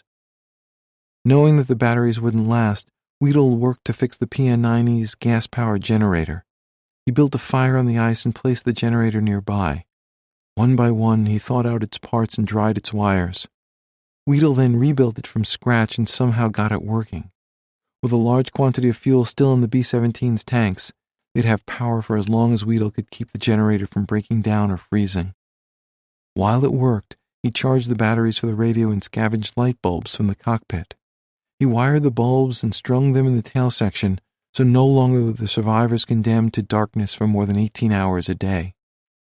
Tucked in the little igloo under the wing, Howarth focused his attention on a long-range liaison radio, a transmitter and receiver that could communicate with ground stations or aircraft in flight. Depending on conditions, its signal could reach hundreds or even thousands of miles. For an antenna, it could use the skin of the airplane or the long wire from the Gibson Girl. Because the liaison radio was no longer attached to the plane, Howarth chose the wire, unspooling it along the ice. His work settled into a punishing cycle. Thaw the radio, remove his gloves, work until his fingers froze, warm his hands, then thaw the radio again. Often the cycle took a few minutes, and Howarth's hands cracked and bled. Between cycles he returned to the tail section, where his crewmates warmed his hands and encouraged him. Spina cringed as he heard Howarth crying from the pain in his fingers. Howarth knew that they were depending on him, and the pressure showed. Woody Puryear shuddered as he heard Howarth lament that the radio was too smashed and the rewiring too complicated. "I can't do it, fellas," Howarth said. "I can't do it." But as soon as his hands thawed enough to move his fingers, he returned to the igloo and resumed work. He studied torn and incomplete assembly diagrams and created jury-rigged replacements for broken parts. He worked around the clock. After several exhausting days, Spencer and Weedle helped Howarth move the equipment to the PN-90 navigator's compartment, an area behind the plane's broken plexiglass nose. They blocked the opening with an inflated life raft, but it wasn't much warmer than the igloo. Every night the snow poured in, and every morning Howarth had to thaw out the radio and himself. One night while Howarth worked, the crew heard what sounded like gunshots in their quarters. Metal rivets began to pop as the tail section inched toward the widening crevasse underneath. With each unnatural movement of the broken B-17, the rivets that held together the fuselage panels protested by abandoning ship. To slow the slide into the crevasse, the crew gathered all available rope and parachute shroud lines. They lashed the tail section to the front half of the plane, twisting the lines to keep them taut. It was a temporary solution, but they hoped it would hold until rescue came. On November 16th, 1 week after the crash, Howarth announced that the new and old pieces of the rewired radio fit together. He flipped the power switch on his Frankenstein-like creation and the transmitter lit up. The receiver remained broken, so he didn't know if anyone heard him, but at least he could reach out farther for help than with the Gibson Girl. Howarth used Morse code to send SOS messages and to describe the PN-90 crew's situation. Hoping that the receiver would soon work too, he asked for replies with the MO, or magnetic orientation, from which his messages were originating. The crash had destroyed the B-17's direction finder. Knowing the magnetic orientation might enable Howarth to send messages that included the plane's location. Unknown to Howarth, his messages were heard as nearby as the U.S. Army's Bluey bases on Greenland and as far away as a ham radio operator in Portland, Maine, some 2,000 miles from the crash site, who relayed the SOS to military authorities. A message heard by an Army radio operator in Greenland was garbled in spots, so the unidentified amateur in Maine filled in the blanks.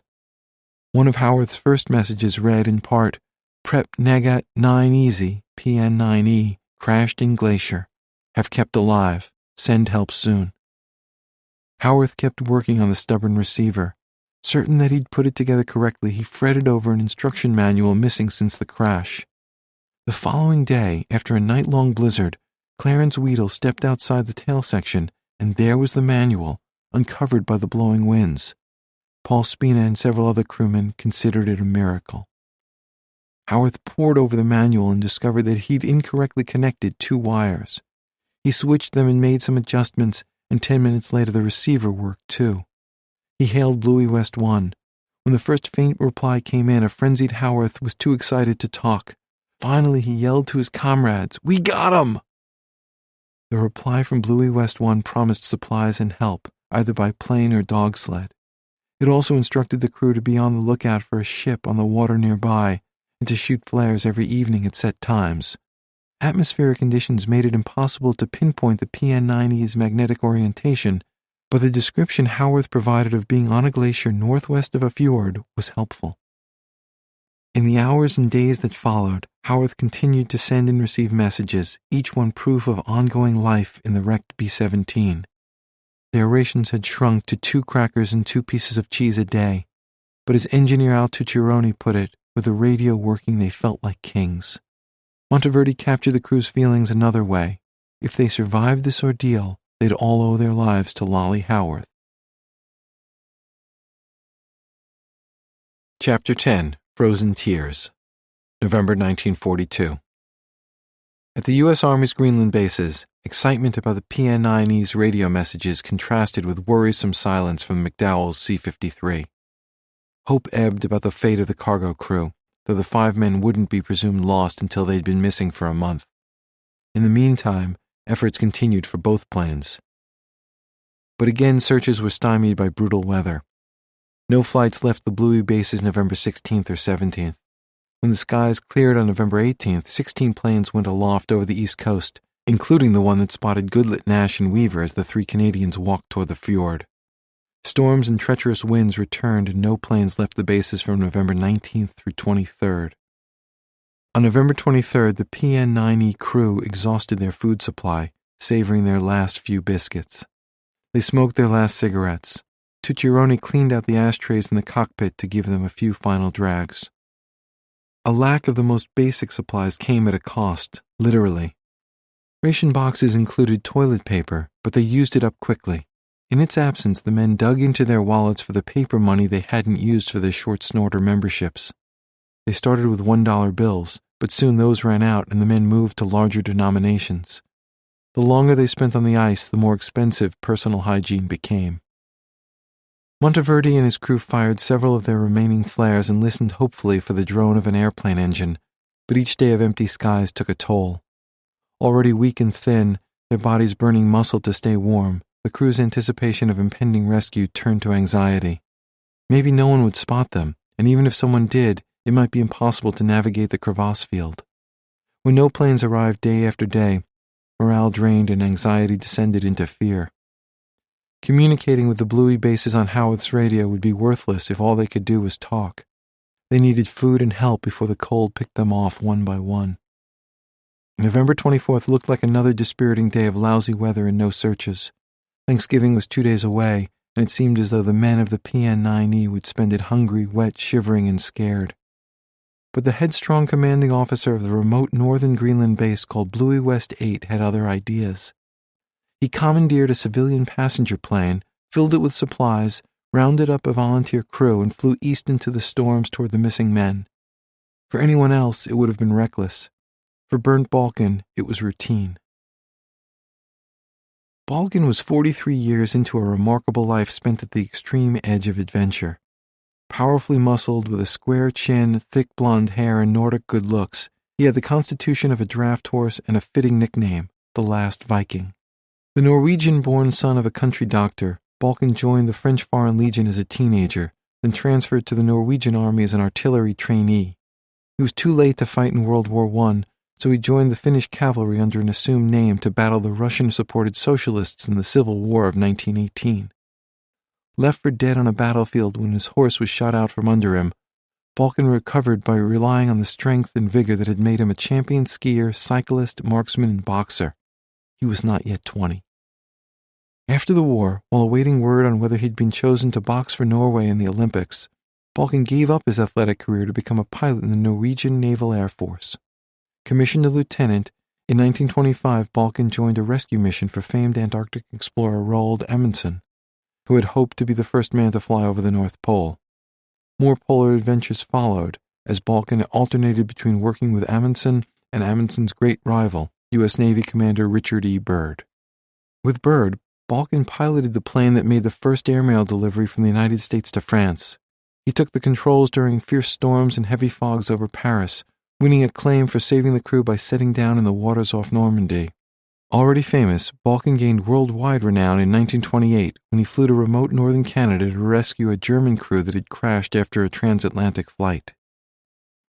Balkin and Byrd had a contentious relationship, yet Byrd respected Balkin's flying skills and invited him to immigrate to the United States. In 1929, Balkin served as the chief pilot when a Byrd-led crew made the first flight over the South Pole. His exploits became so celebrated during the early years of flight that he found steady work as a test pilot for extreme weather conditions and as a consultant for aircraft makers and other flyers, including Amelia Earhart. In 1930, Congress passed a special act making him a dual citizen of Norway and the United States. In an era of self-promoting aviators, some of whom were more skillful in press conferences than in the sky, Balkin was described as modest, even shy, despite a reputation among his peers as one of the best and bravest flyers of the age. Later in life, he'd shed his youthful reserve and display a streak of braggadocio. Balkin kept busy throughout the 1930s, including a stint as chief pilot for a journey through Antarctica led by American explorer Lincoln Ellsworth. He served as chief technical advisor for Norwegian Airlines from 1935 to 1940, as a co-creator of the Nordic Postal Union, and as a negotiator on an aviation treaty between the United States and Norway. When Russia attacked Finland in 1939, Balkin was in Helsinki trying to obtain U.S. fighter planes for the Finnish Air Force. When Norway fell to the Germans the following year, he established the Norwegian Air Force training base known as Little Norway in Canada to train pilots who'd escaped the Nazis.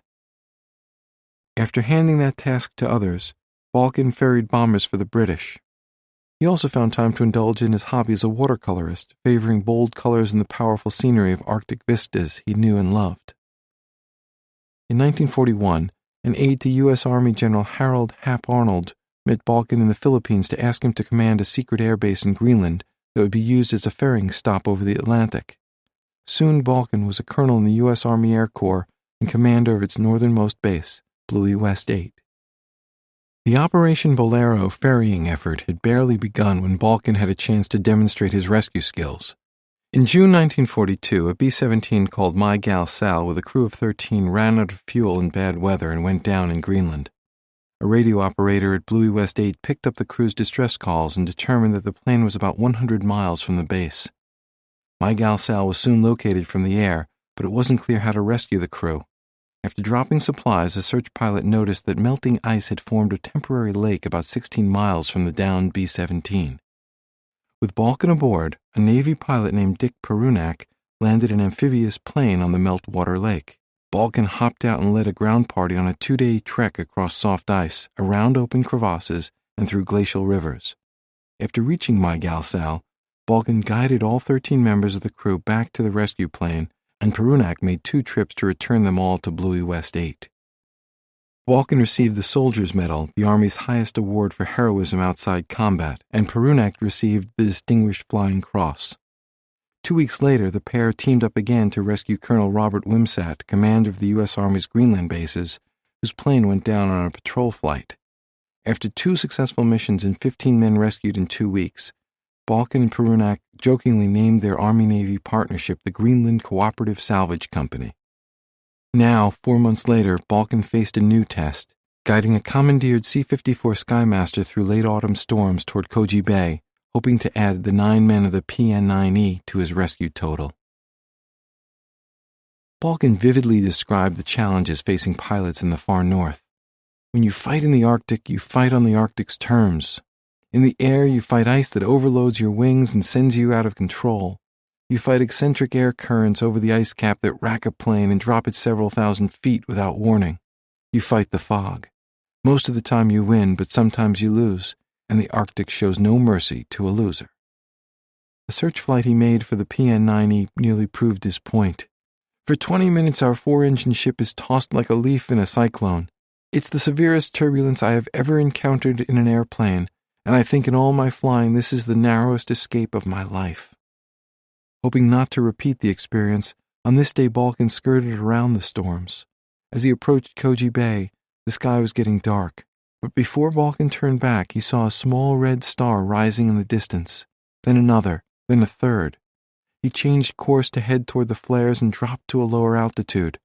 Looking down through the windshield, he saw the broken PN-9E. He thought it resembled a crushed dragonfly on the ice. He noticed how the bomber had snapped in two, and how the tail hung down at about a 30-degree angle toward a gaping crevasse. Scouting the area beyond the wreck, Balkin concluded that the plane had gone down on the worst possible area of the ice cap, an active crumbling glacier, surrounded by crevasses and deep ice canyons. The only approach on the ground, he thought, would be from the north, where the glacier seemed more stable, with fewer crevasses. Balkin considered it a miracle that anyone had survived the crash, not to mention the 2 weeks that followed.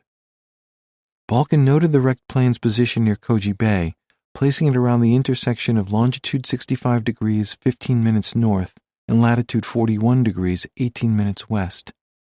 As he brought the big C-54 lower, Balkin ordered the crew to prepare bundles and crates of cargo they'd brought along, a cornucopia of food, fuel, 2 stoves, sleeping bags, clothing, and medical supplies. When Balkin's plane approached the crash site, the men of the PN-9E were clustered inside the tail section. At the sound of the 4-engine Skymaster, all but O'Hara and Spina spilled outside onto the ice, tripping over each other like roaches startled by light.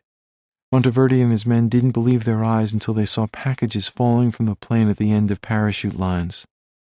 They'd been lost, but now they were found. Lolly Howarth's radio magic had led to their discovery. They huddled together for a prayer of thanks. As he watched Balkin's plane circling overhead, Monteverdi began to weep. He looked around and saw that his men were crying too, every last one. Tears rolled down their chapped faces and froze on their reddened cheeks. On the first 3 passes by Balkin's plane, fierce winds caught the cargo parachutes, turning them into sails and carrying the supplies into crevasses or far from the PN-9E. One crewman grabbed the bundle only to be swept away by its wind-filled parachute. He let go just in time to avoid being pulled into a crevasse. Watching in horror, Balkin ordered the parachutes removed. He made contact with Howarth by radio and told the men of the PN-9E to take cover inside their living quarters. Balkin flew a death-defying 50 feet above the glacier and treated the next 10 cargo drops like pinpoint bombing runs. As he swept over the wreck, turbulent air treated Balkin's 94-foot-long plane the way a bull treats a rodeo rider. Tucciaroni felt certain that the C-54 and its crew would be joining them on the ice. Yet the low-altitude cargo drops without parachutes made a difference. Several bundles even bounced off the B-17's fuselage. Still, Tucciaroni estimated that he and his crewmates found only about 1/5 of the dropped cargo. So eager were the men to gather the supplies that they ignored the cold wind raking the ice cap.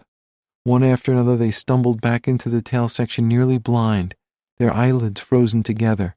The injured Spina and O'Hara blew warm air on their crewmates' faces to thaw them. Within a day, the men had recovered medical supplies and 5 days' worth of food, mostly sea rations, consisting of tin cans of wet meat with hash or beans and D-ration survival bars. Tea and sugar had mixed together on the way down, so the men separated the two using mosquito nets from the jungle kits.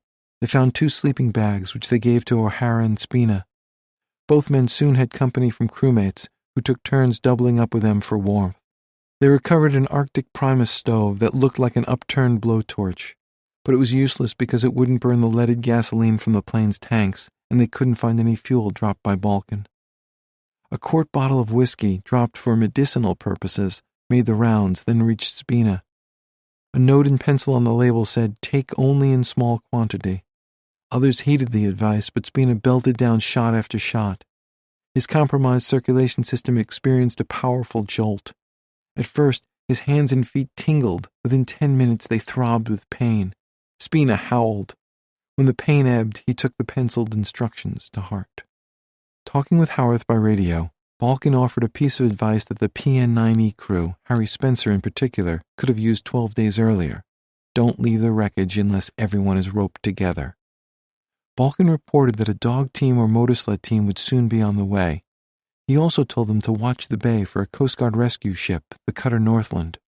Before flying off, Balkin made plans with Howarth to stay in contact with twice-daily radio calls between the PN-9E and Bluey West 8. On his way back to the base, Balkin tore a page from his diary and drew a sketch showing the location of the wreck, along with possible routes for an approach across the ice. He flew over Beachhead Station and dropped the weighted note for delivery to its commander, Max Demarest, the glacier scholar turned Army lieutenant. 11 days earlier, mechanical problems had forced Demarest to abandon the motor sled search for McDowell's lost C-53. With Balkin's map showing the site of the PN-9E, Demarest would try another rescue, this time for the men of the B-17. Although the frozen crewmen had food and basic supplies, time remained their enemy. Warmer weather during the 2 days following Balkin's flight caused the crevasse under the tail to open with a roar, reaching as wide as 50 feet across in spots. There was no suitable place for the men to hole up in the cramped front section, so they tightened the ropes anchoring the tail and hoped. A more urgent worry was O'Hara's health. Gangrene gripped both feet. Monteverdi fed him sulfa pills, but they made O'Hara delirious. The navigator talked gibberish and wouldn't eat. The worst soon passed, but his crewmates worried that O'Hara might die. On November 26th, Thanksgiving Day, 2 days after Balkin spotted them, Howarth sent the PN-9E crew's most urgent call for help. With O'Hara's deteriorating condition preying on everyone's mind, he tapped out in code, "Situation grave. A very sick man. Hurry." After rescuing the Canadians, the Northland had been ordered to cruise through the thickening ice toward the presumed vicinity of McDowell's C-53 and Monteverdi's B-17. Now, with Balkin's discovery, the priority became the B-17. The Greenland Patrol commander, Rear Admiral Edward Iceberg Smith, told the Northland's captain, Lieutenant Commander Frank Pollard, to head towards Koji Bay as close as possible to the PN-9E location described by Balkin. Smith had concerns about sending the ship into the ice-filled water so late in the season, but he understood that Monteverdi's crew needed the Northland's help. Because ice already clogged parts of Koji Bay, the Northland would anchor to the east, in the body of water known to the Americans as Comanche Bay, named for a Coast Guard cutter by that name. Once there, the Northland would be close to Beachhead Station and about 30 miles from the wrecked PN-9E. The motor sled team of Lieutenant Max Demarest and Sergeant Don Tetley also joined the rescue effort. Their attempts to find McDowell's C-53 had failed when their sleds conked out, but the sleds were back in working order, and now they were headed toward a known destination. Joining them was a dog sled team led by Johan Johansson, a Norwegian fur trapper and survival expert who'd been stuck in Greenland since the Nazis had invaded his homeland. Johansson had become a civilian advisor to the U.S. Army, a job that distracted him while he worried about his wife and son in occupied Norway. The evolving plan was modeled on the rescue of the 3 Canadians with a few wrinkles. On paper, it called for the motor sled and dog teams to travel over the ice cap on the inland side of the rugged coastline and mountains. They'd go from Beachhead Station to Ice Cap Station, then approach the PN-9E from the northeast to avoid the worst crevasse fields. After reaching the bomber, they'd lead or carry Monteverdi's crew back the same way to Beachhead Station, where the Northland would be anchored just offshore in Comanche Bay. The PN-9E crew would be taken by motorboat to the waiting ship. If everything went smoothly, all 9 men would be safely aboard the Northland in 3 or 4 days. The plan sounded so straightforward that it was easy to imagine Monteverdi's crew sharing stories and toasting their good fortune alongside Goodlet, Nash, and Weaver in the ship's sick bay. But as the events of November 1942 had already proved, almost nothing goes as planned on Greenland's ice cap.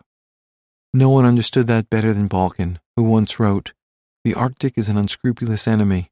It fights with any weapon that comes to hand, it strikes without warning, and it hits hardest just when you think the fight is won." Chapter 11. Don't Try It. November 1942. As the Northland fought through gales toward Comanche Bay, the Rear Admiral at the helm of the Greenland Patrol, Edward Iceberg Smith, expressed second thoughts about its role in the rescue mission. Smith wanted as much as anyone to save the PN-9E crew, but he didn't want to lose 130 Coast Guardsmen in a vital ship under his command. Smith's PhD in oceanography and the quarter-century he'd spent in icy waters made him one of the world's foremost authorities on the awful conditions facing Lieutenant Commander Pollard and the men of the Northland. Although the ship had a reinforced hull and was built for Arctic operations, it wasn't an icebreaker. That meant ice could be a shipbreaker. Calamity could come swiftly from an iceberg or slowly if the Northland became trapped in Greenland's coastal ice pack. In that case, the ship would be lost to the war effort for months, and the crushing pressure might leave the Northland crippled or worse.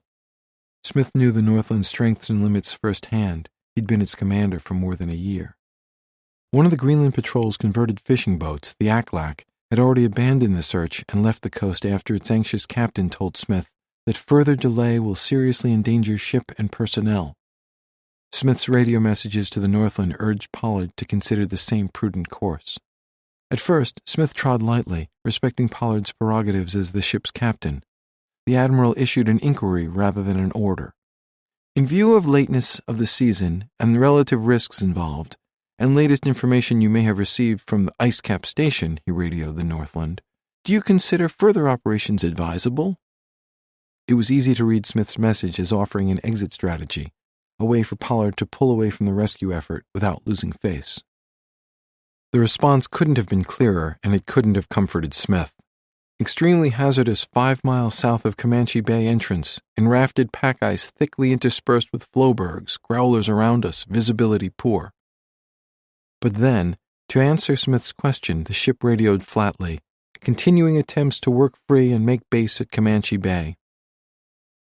Smith didn't relent. Perhaps, he said in a follow-up message, the Northland's doctor should go ashore to spend the winter at Beachhead Station. The injured PN-9E crewmen could be brought to him there, allowing the Northland to head toward safer waters. The ship could return and fetch everyone from Beachhead Station in the spring. Smith still wasn't issuing an order, but he punctuated the suggestion with a warning. Do not take risks this late in season. Again Pollard demurred. Do not, repeat not, deem it advisable for Northland medical officer to proceed with rescue party, and will keep him aboard ship unless otherwise directed. In other words, unless Smith gave a direct order, the Northland and its crew would remain on the job. Pollard's reply also informed Smith that the Northland had carved through the ice and had nearly reached Comanche Bay. The message ended with an ominous weather report: fog. Pollard and Smith were locked in a respectful standoff, and both men knew that Pollard would prevail, barring a dramatic change in circumstances. Central to the Coast Guard culture was a belief in testing every reasonable limit to complete a rescue. A decade earlier, in the 1930s, the service's highest-ranking officer captured that outlook in a Coast Guard creed built around the phrase, "I shall sell life dearly to an enemy of my country, but give it freely to rescue those in peril." Pollard couldn't bear to turn away from Howarth's plaintive message, "Situation grave, a very sick man, hurry."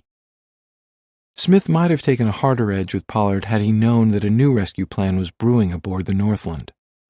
Despite repeated back-and-forth messages between the two, the captain of the Northland, curiously, perhaps purposefully, failed to mention that the approach used to rescue the Canadians might not apply, after all, with the American crew. To begin with, reaching the coastline on foot or by motorsled would be far harder for Monteverde's 9-man crew than it had been for Goodlet, Nash, and Weaver, who were exhausted but still able-bodied. In a follow-up message from Howarth in the PN-9E, he described the very sick man, Bill O'Hara, as having frozen feet, a touch of gangrene, high fever. A further complication was the instability of the Koji Bay Glacier. Between the wrecked PN-9E and the coast were untold hidden crevasses, one of which had nearly killed Harry Spencer. In fact, the terrain proved too much for expert dog sledder Johan Johansson and his team. They turned back, defeated by deep, finely powdered snow and the tall waves of crusted snow called sastrugi. Even if Lieutenant Max Demarest and his motorsled team could reach the PN-9E, there was no guarantee they could get the survivors to Beachhead Station, perhaps 40 miles away, depending on the route. In addition, with fog and storms approaching, the Northland's motorboat might struggle or capsize in Comanche Bay. With doubts rising about how best to reach the PN-9E crew, Lieutenant John Pritchard, the Northland's duck pilot, dreamed up a daring new plan that would eliminate the need for motorsleds and motorboats altogether. It also would remove arduous travel by sea and would minimize the risk of crevasses. Pritchard proposed flying the duck to the ice cap, landing briefly, leading the B-17 crewmen to his little plane a few at a time, then flying back to the Northland. Then he'd do it at least twice more to get all 9 men off the ice. It was likely the same plan Pritchard had hoped to use during the search for Goodlet, Nash, and Weaver, but he'd been unable to find them. Now, with Balkin's coordinates, he knew exactly where to locate Monteverdi's crew, so it made perfect sense that Pritchard and the Duck's radio man, Benjamin Bottoms, would be eager to show what they and their Duck could do. Pritchard's plan was elegant, efficient, brave, and dangerous. It also was unprecedented.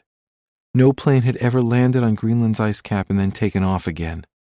On each of 3 or more round trips, Pritchard would have to contend with buffeting winds, blowing snow, and treacherous haze, the same conditions that contributed to the PN-9E's crash and numerous others. Also, he'd have to avoid hidden crevasses located between his landing spot and the broken bomber. Pritchard's plan to save the B-17 crew was bold, but it wasn't reckless. It fit the selfless oath he had taken as a Coast Guardsman. It's also easy to imagine another, more personal motive. Pritchard's younger brother Gil was a B-17 pilot, flying combat missions in a flying fortress over North Africa. By neglecting to inform Rear Admiral Iceberg Smith of the emerging Duck-centric rescue plan, Northland Captain Frank Pollard might have been operating on the theory that it's better to ask forgiveness than permission. Another possibility was that Pollard hadn't yet decided to allow it. Later, Pollard would explain that Pritchard had been determined to land on the ice cap in the Duck as soon as Balkin located the PN-9E. Pollard said that he was persuaded to approve the mission by what he called the touching appeal that was contained in the simple messages being sent out by the wrecked crew on their hand-powered radio set. They kept repeating that they were getting weaker and told of 2 men suffering from advanced cases of gangrene, of other injuries and hardships. It wasn't clear to whom Pollard was referring when he mentioned the second man with gangrene, but he apparently meant Paul Spina. With Admiral Smith expressing qualms about the Northland's role to begin with, Pollard wouldn't test his commanding officer's resolve. He'd tell the head of the Greenland Patrol what was happening only after the Duck took flight. By the time he volunteered for the PN-9E rescue, John Pritchard had gone through hell and humiliation to prove himself a gifted, fearless pilot. Born in January 1914 in Redfield, South Dakota, Pritchard was the eldest of 5 children. Gil, his bomber pilot brother, was a year younger, followed by 2 more boys, one of whom died in infancy. Last was a girl, their baby sister Nancy. Their mother, Virginia, ran a strict home while working as a children's book reviewer.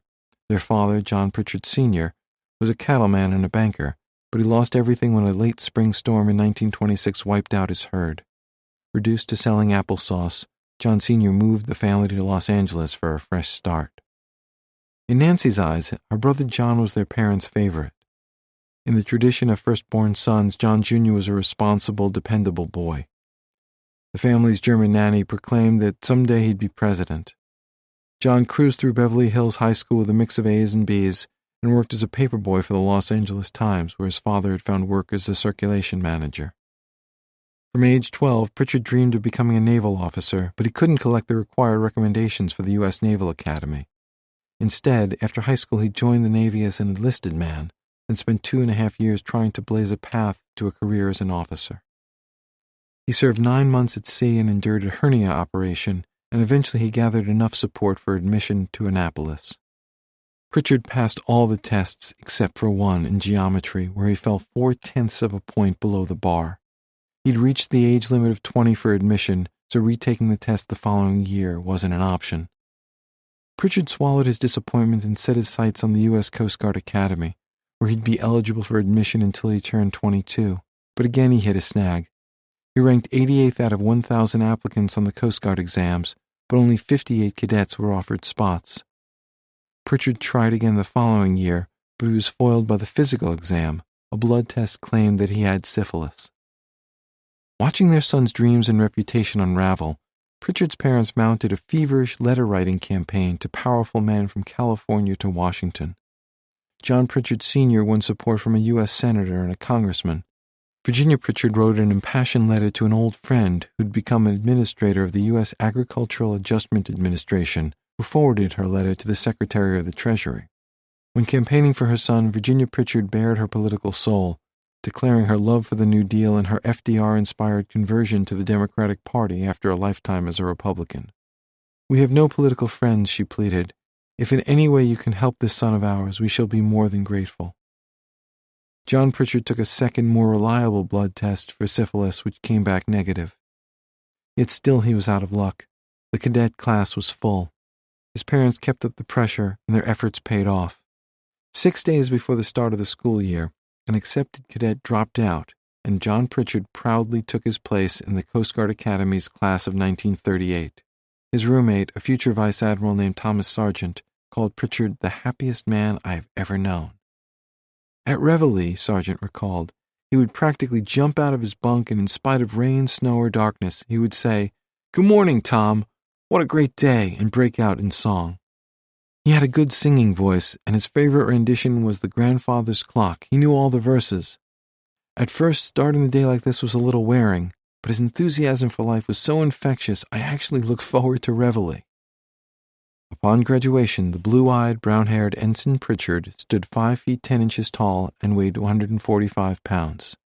He carried his thin frame at attention, shoulders back, a posture that his sister said reflected self-confidence, not cockiness. A good-looking man, Pritchard had an oval face he arranged in a thoughtful expression. He had several girlfriends, but was in no rush to marry. He seemed more interested in building his career while looking out for his sister and his friends. During one of his first postings aboard a Coast Guard cutter in the Bering Strait, Pritchard became best friends with Ensign Harry Tick Morgan. He decided that Morgan would make an ideal match for Nancy.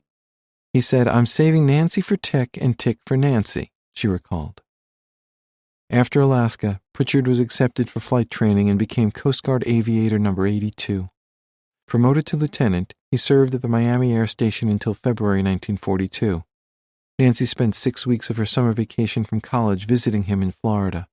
During that time, Tick Morgan's ship came in, and so did Nancy's. They wed 2 years later and stayed married for the next 60 years. After Miami, Pritchard was assigned to the Northland as pilot of the ship's Duck. Except for a brief period back in Florida, he spent most of 1942 flying the little biplane countless miles over and around Greenland. The man who sat behind Pritchard in the Duck was the Northland's ruddy-cheeked radio man first class, Benjamin A. Bottoms. A year older than Pritchard, the bearded, blue-eyed Bottoms could have shared a wardrobe with his pilot. He, too, stood just over 5 feet 10 and weighed 145 pounds. By coincidence, Bottoms also had a sister named Nancy, who was his twin. A farm boy from Cumming, Georgia, Bottoms enlisted in the Coast Guard after graduating from high school. He spent a decade moving from station to station, ship to ship, re-enlisting 3 times and picking up a nickname fitting his deep South accent, Georgia Cracker. In 1937, he married Olga Rogers, a fisherman's daughter from Gloucester, Massachusetts. They settled with her son Edward, whom Bottoms called Bud, near the Coast Guard Air Station in Salem, Massachusetts. In December 1939, Bottoms found himself in an unusual predicament for a Coast Guardsman, adrift at sea. He and 3 other servicemen were aboard an amphibious plane called the Douglas Dolphin when it was forced down in fog 12 miles off the Massachusetts coast. Damaged in the landing and danger of capsizing, the plane drifted for 25 miles and was battered by waves for more than a day before being towed to safety by a Coast Guard cutter. No one was injured, but Bottoms would never forget how it felt to need rescuing. He served for 5 months on the Northland in 1941, then returned to Massachusetts with measles. When he recovered, Bottoms could have escaped the demanding Greenland duty. Instead, he volunteered to return as the Duck's radio man. He rejoined the ship in February 1942, around the same time as Pritchard, and the two became a team. Bottoms impressed his crewmates and superiors with his skills and work ethic. Weeks before the PN9E rescue mission, he was recommended for promotion to Chief Petty Officer. On the cold morning of Saturday, November 28, 1942, the Northland pushed through the ice into Comanche Bay. The ship's communication officers picked up Howarth's faint distress calls, which gave Pritchard and Bottoms a bearing they could follow to the PN9E crash site. The ship's crew lined the rail as the little plane taxied away. Less than 20 minutes after the Northland's anchor splashed into the bay, the Duck was in flight. As Pritchard and Bottoms flew toward the downed B-17, Colonel Burnt Balkin and his crew were simultaneously flying over the crash site in their borrowed C-54 Skymaster. Balkin dropped more medical supplies for O'Hara's gangrenous feet, along with extra sleeping bags, canned chicken, sausages, soups, and candy. By radio, Balkin told Lolly Howarth that he'd spotted 2 motor sleds carrying Lieutenant Max Demarest and Sergeant Don Tetley some 20 miles away. They were making good time across the ice, each one towing a cargo sled loaded with equipment and supplies. Balkin expected the sledders to arrive at the wreck late that night. He told Howarth to shoot flares after 8 o'clock to guide them in. As Balkin circled overhead, he received a radio call from Pritchard in the Duck. The two pilots knew one another from Pritchard's occasional landings at Balkin's base. Balkin told him about a level area relatively free of crevasses not far from the PN-9E. There, he said, Pritchard could make a wheels-up landing on the Duck's belly, using the central pontoon like a sled on the ice. Balkin flew over the potential landing site and dropped 100 feet of rope, snowshoes, and bamboo poles to help Pritchard and Bottoms trek to the wreck after they landed. Running low on fuel, Balkin turned the C-54 back across the island toward Bluey West 8, confident that Pritchard and Bottoms in the Duck, and Demarest and Tetley on motor sleds, had the rescue of the PN-9E well in hand. Pritchard circled the Duck above the bomber, then leaned forward on the control stick and brought his plane low over the PN-9E. Pritchard buzzed so close to the ground that several of the icebound men took cover inside the tail section. Pritchard tossed out a small can with a red flag tied to it. Inside, Monteverde's crew found a note that Pritchard had written while aboard the Northland. It inquired about ground conditions and asked Monteverde's crew to stand on the B-17's right wingtip if they thought it was safe for the Duck to land with its wheels down. If they thought that he should land wheels up on the Duck's belly, they should stand on the left wing. If landing was too dangerous to consider altogether, they should gather on the PN-9E's tail. As a sign-off, the note read, "If there's a 60-40 chance, I'll take it." When Monteverde read that line aloud, several men wiped away tears. The desperate bomber crewmen looked at one another.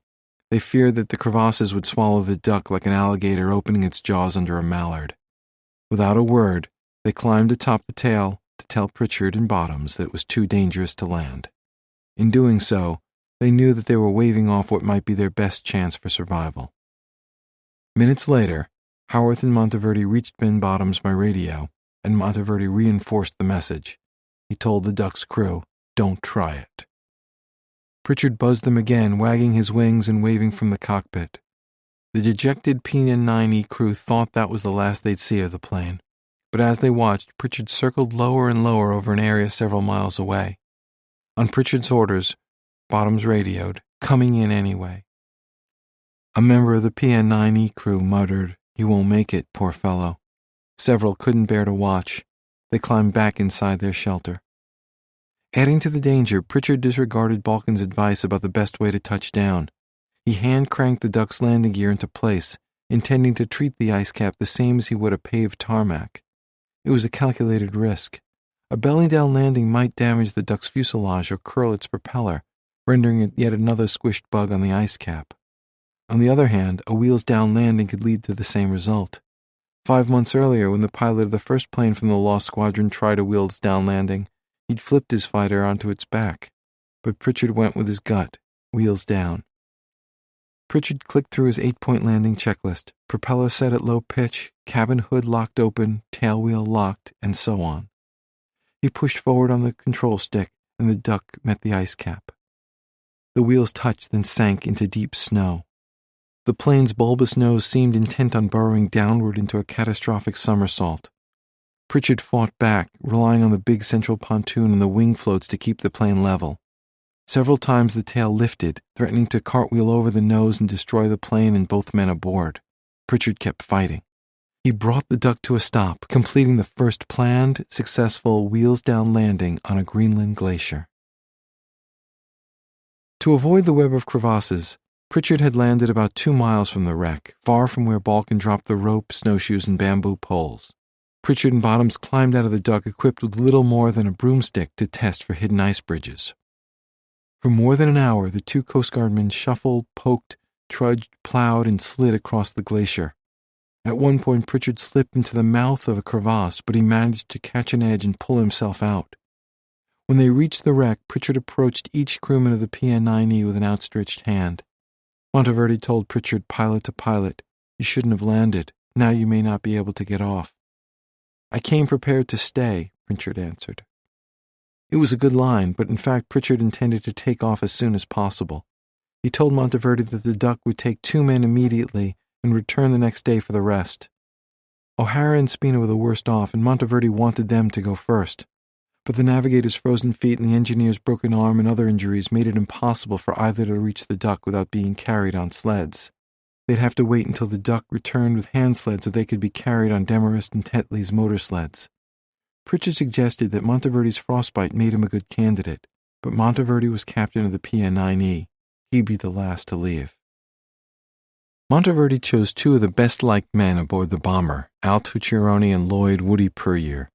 Both needed medical care, Puryear for feet that had frozen in his leather boots, and Tucciaroni for the broken ribs he'd suffered in the crash. Both were weak with hunger and chilled to the bone, yet Monteverdi considered them strong enough to reach the Duck on foot. The timing was providential for Tucciaroni, who'd begun having visions. He felt certain that he'd seen a giant image of Jesus Christ in the Greenland sky. Puryear felt fragile and stiff from the cold, and his mind had become so foggy from hypothermia that he barely registered that he was leaving his new friends. When it dawned on them that they'd been chosen, Puryear and Tucciaroni both declined. They argued that co-pilot Harry Spencer and volunteer spotter Clint Best should take their places. Spencer and Best refused. Monteverdi pulled rank, and that was that. Despite his fall into the crevasse, the resilient Spencer felt the strongest of the PN9E crewmen. He volunteered to make the trek to the Duck in case Tucciaroni or Puryear needed help along the way. Pritchard roped them all together, separated at 30-foot intervals, and led them onto the trail that he and Bottoms had made on the way in. 19 days of vicious cold and little food had sapped the young airman's strength more than they'd realized. Puryear could hardly lift his feet, and Pritchard and Bottoms dragged both him and Tucciaroni almost as much as they walked. Spencer helped, but he couldn't do much. Soon both Puryear and Tucciaroni fell face first into the snow from exhaustion. Puryear felt himself surrendering to sleep, a precursor to death on the ice cap. Bottoms propped up Puryear, put a cigarette in his mouth, and lit it for him. He encouraged the young man from Kentucky onward, half carrying him much of the way. Pritchard tried to raise Tucciaroni's spirits by joking that Tucciaroni's mother would have homemade spaghetti waiting for him. Fearing the approach of dusk, Pritchard and Spencer hurried ahead to prepare the Duck for takeoff. Pritchard decided to crank up the wheels so they wouldn't drag through the snow. But in the 4 hours since the landing, the Duck's floats had frozen to the glacier.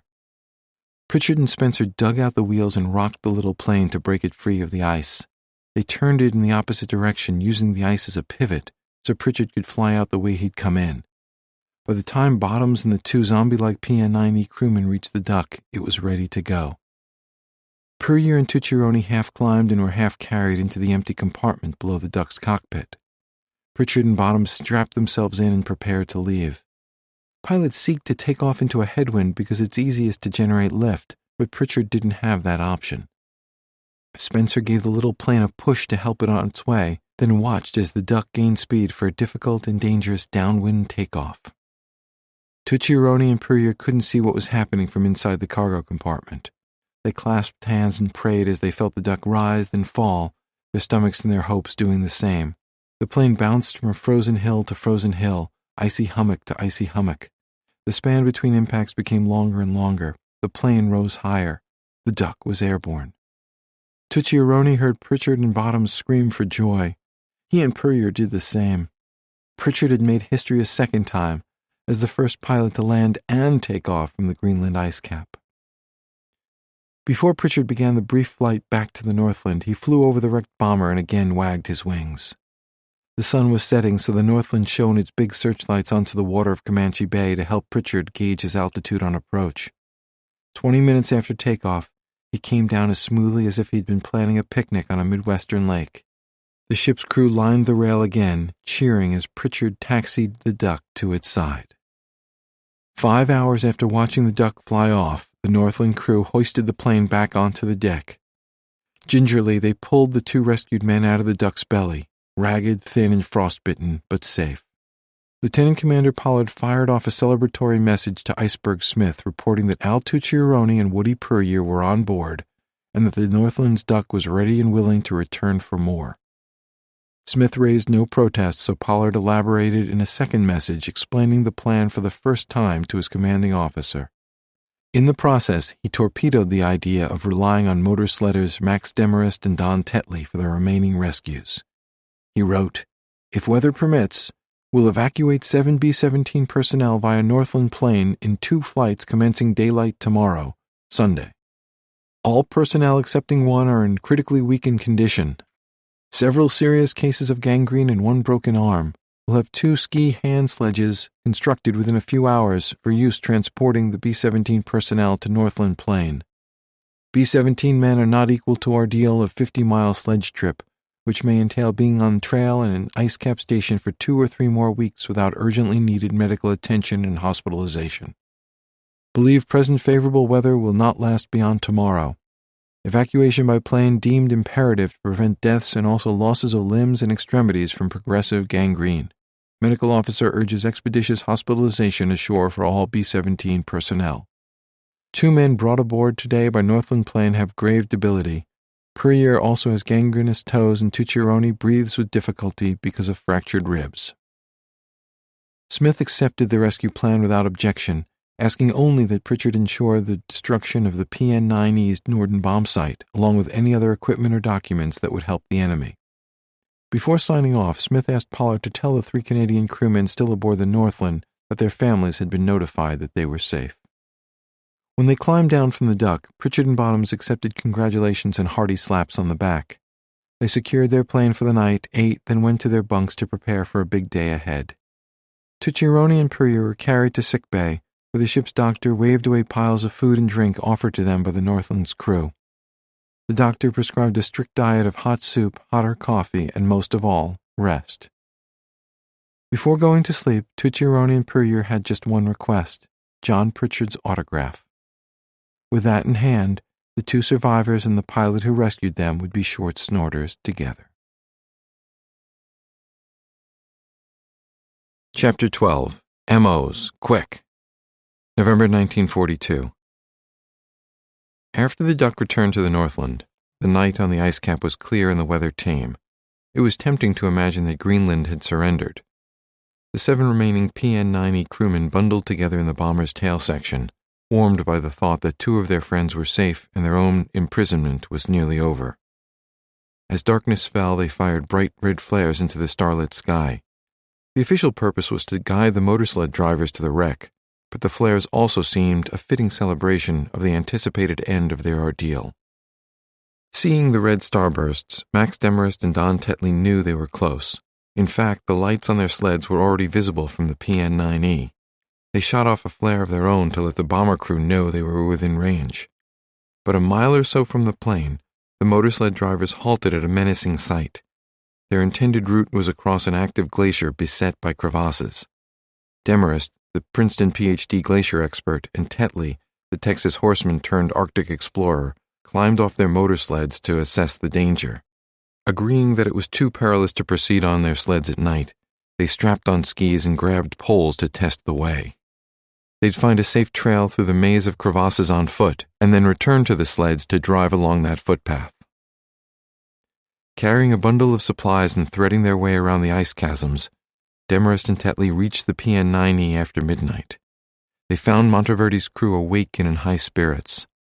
After hearty greetings, the 7 remaining survivors broke out a can of chicken that they'd saved for just such an occasion.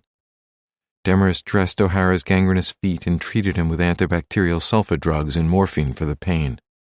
Tetley described O'Hara as suffering from frozen feet and body poison. The diagnosis reflected his belief that the navigator's shriveled feet had become infected and that immediate evacuation was essential for any chance to avoid amputation. After treating O'Hara, Demarest checked Spina's arm to ensure that the bones were knitting properly, then applied fresh bandages. Then he went man to man, wrapping frostbitten fingers and toes. As the ministrations continued, the men of the PN-9E told Demarest and Tetley about one further indignity. A steady diet of dry rations, a lack of fruit or vegetables, and little exercise had left most of them constipated. When the medical work was complete, Demarest and Tetley shared news of the war. They regaled the PN-9E crew with the triumph of Operation Torch, the joint British-American invasion of North Africa. They also reported the bad news that McDowell's C-53 still hadn't been found. Then they explained their plan to take everyone to Ice Cap Station and then on to Beachhead Station on foot or motorsled if the Duck didn't return. Even with Tucciaroni and Puryear gone, the bomber's tail section felt too cramped for Demarest and Tetley to spend the night. Also, They worried that a blizzard might cover their sleds while they slept, delaying them in the morning. They told the bomber crew that they'd sleep in tents by their motorsleds and return around 10 a.m. The PN-9E crew urged them to stay, fearful of the motorsled men walking in the dark amid the crevasses. But Demarest and Tetley wouldn't hear of it. As the party broke up, Monteverdi made plans to greet Demarest and Tetley with a hot breakfast. After the motorsled men left, the PN-9E crewmen were too excited to sleep. They talked about getting back home and agreed how nice it would be to sleep on a cot again. Monteverdi reminisced about the warmth of California and anticipated a spaghetti feast that Tucciaroni had promised everyone. Hearing that, Spencer cranked open a can of spaghetti that Tetley had left behind. He warmed it over the fire and gave his crewmates one forkful each. Spencer joked that he wanted all of them to taste spaghetti before Tucciaroni did. At O'Hara's suggestion, they prayed together before turning in. Afterward, everyone lay in silence, but Spina knew that no one was asleep. The following day, November 29, 1942, Winston Churchill delivered a worldwide radio address declaring a turning point in the war, the Allies' first bright gleam of victory. He hailed the defeat of German Field Marshal Erwin Rommel in Egypt and the American-led landings in Algeria and Morocco. Despite the good news, for the first time since Pearl Harbor, the war was overshadowed in the United States by a homegrown tragedy. Nearly 500 dead, many of them servicemen, in the Coconut Grove nightclub fire in Boston. Aboard the Coast Guard cutter Northland in Comanche Bay, neither Churchill's speech nor the nightclub fire was the big news. Thoughts and hopes were focused on the PN-9E crew and on Pritchard, Bottoms, and the Duck. When daylight broke, wispy fog and steely clouds replaced the clear sky of the previous night. Pritchard checked the weather reports and saw that snow was on the way and the overcast was thickening. At 8 a.m., visibility was approaching 20 miles, but it soon deteriorated, falling to perhaps half that distance an hour later. The fog was getting murkier, the snow heavier, the sky darker. By noon, visibility would be less than 1 mile. If they chanced it, Pritchard and Bottoms would be flying by the seat of their pants. But Pritchard believed that he, his radio man, and the Duck could handle the weather, and it wasn't likely to improve the next day or the day after. During the previous 9 months, he'd become expert in the tricky flying that was required over and around the island. He knew how to hold steady through wild bursts of turbulence, loss of visibility, and dangerous haze that blurred the horizon. Pritchard took those risks seriously, but he'd also seen firsthand how the men of the PN-9E were suffering. This was their 20th day on the ice, and they'd waited long enough. Pollard, the Northland's captain, trusted Pritchard's judgment and allowed him to proceed. The decision was sealed when Lolly Howarth awoke that morning and radioed the Northland that it was a beautiful day on the glacier, with good visibility.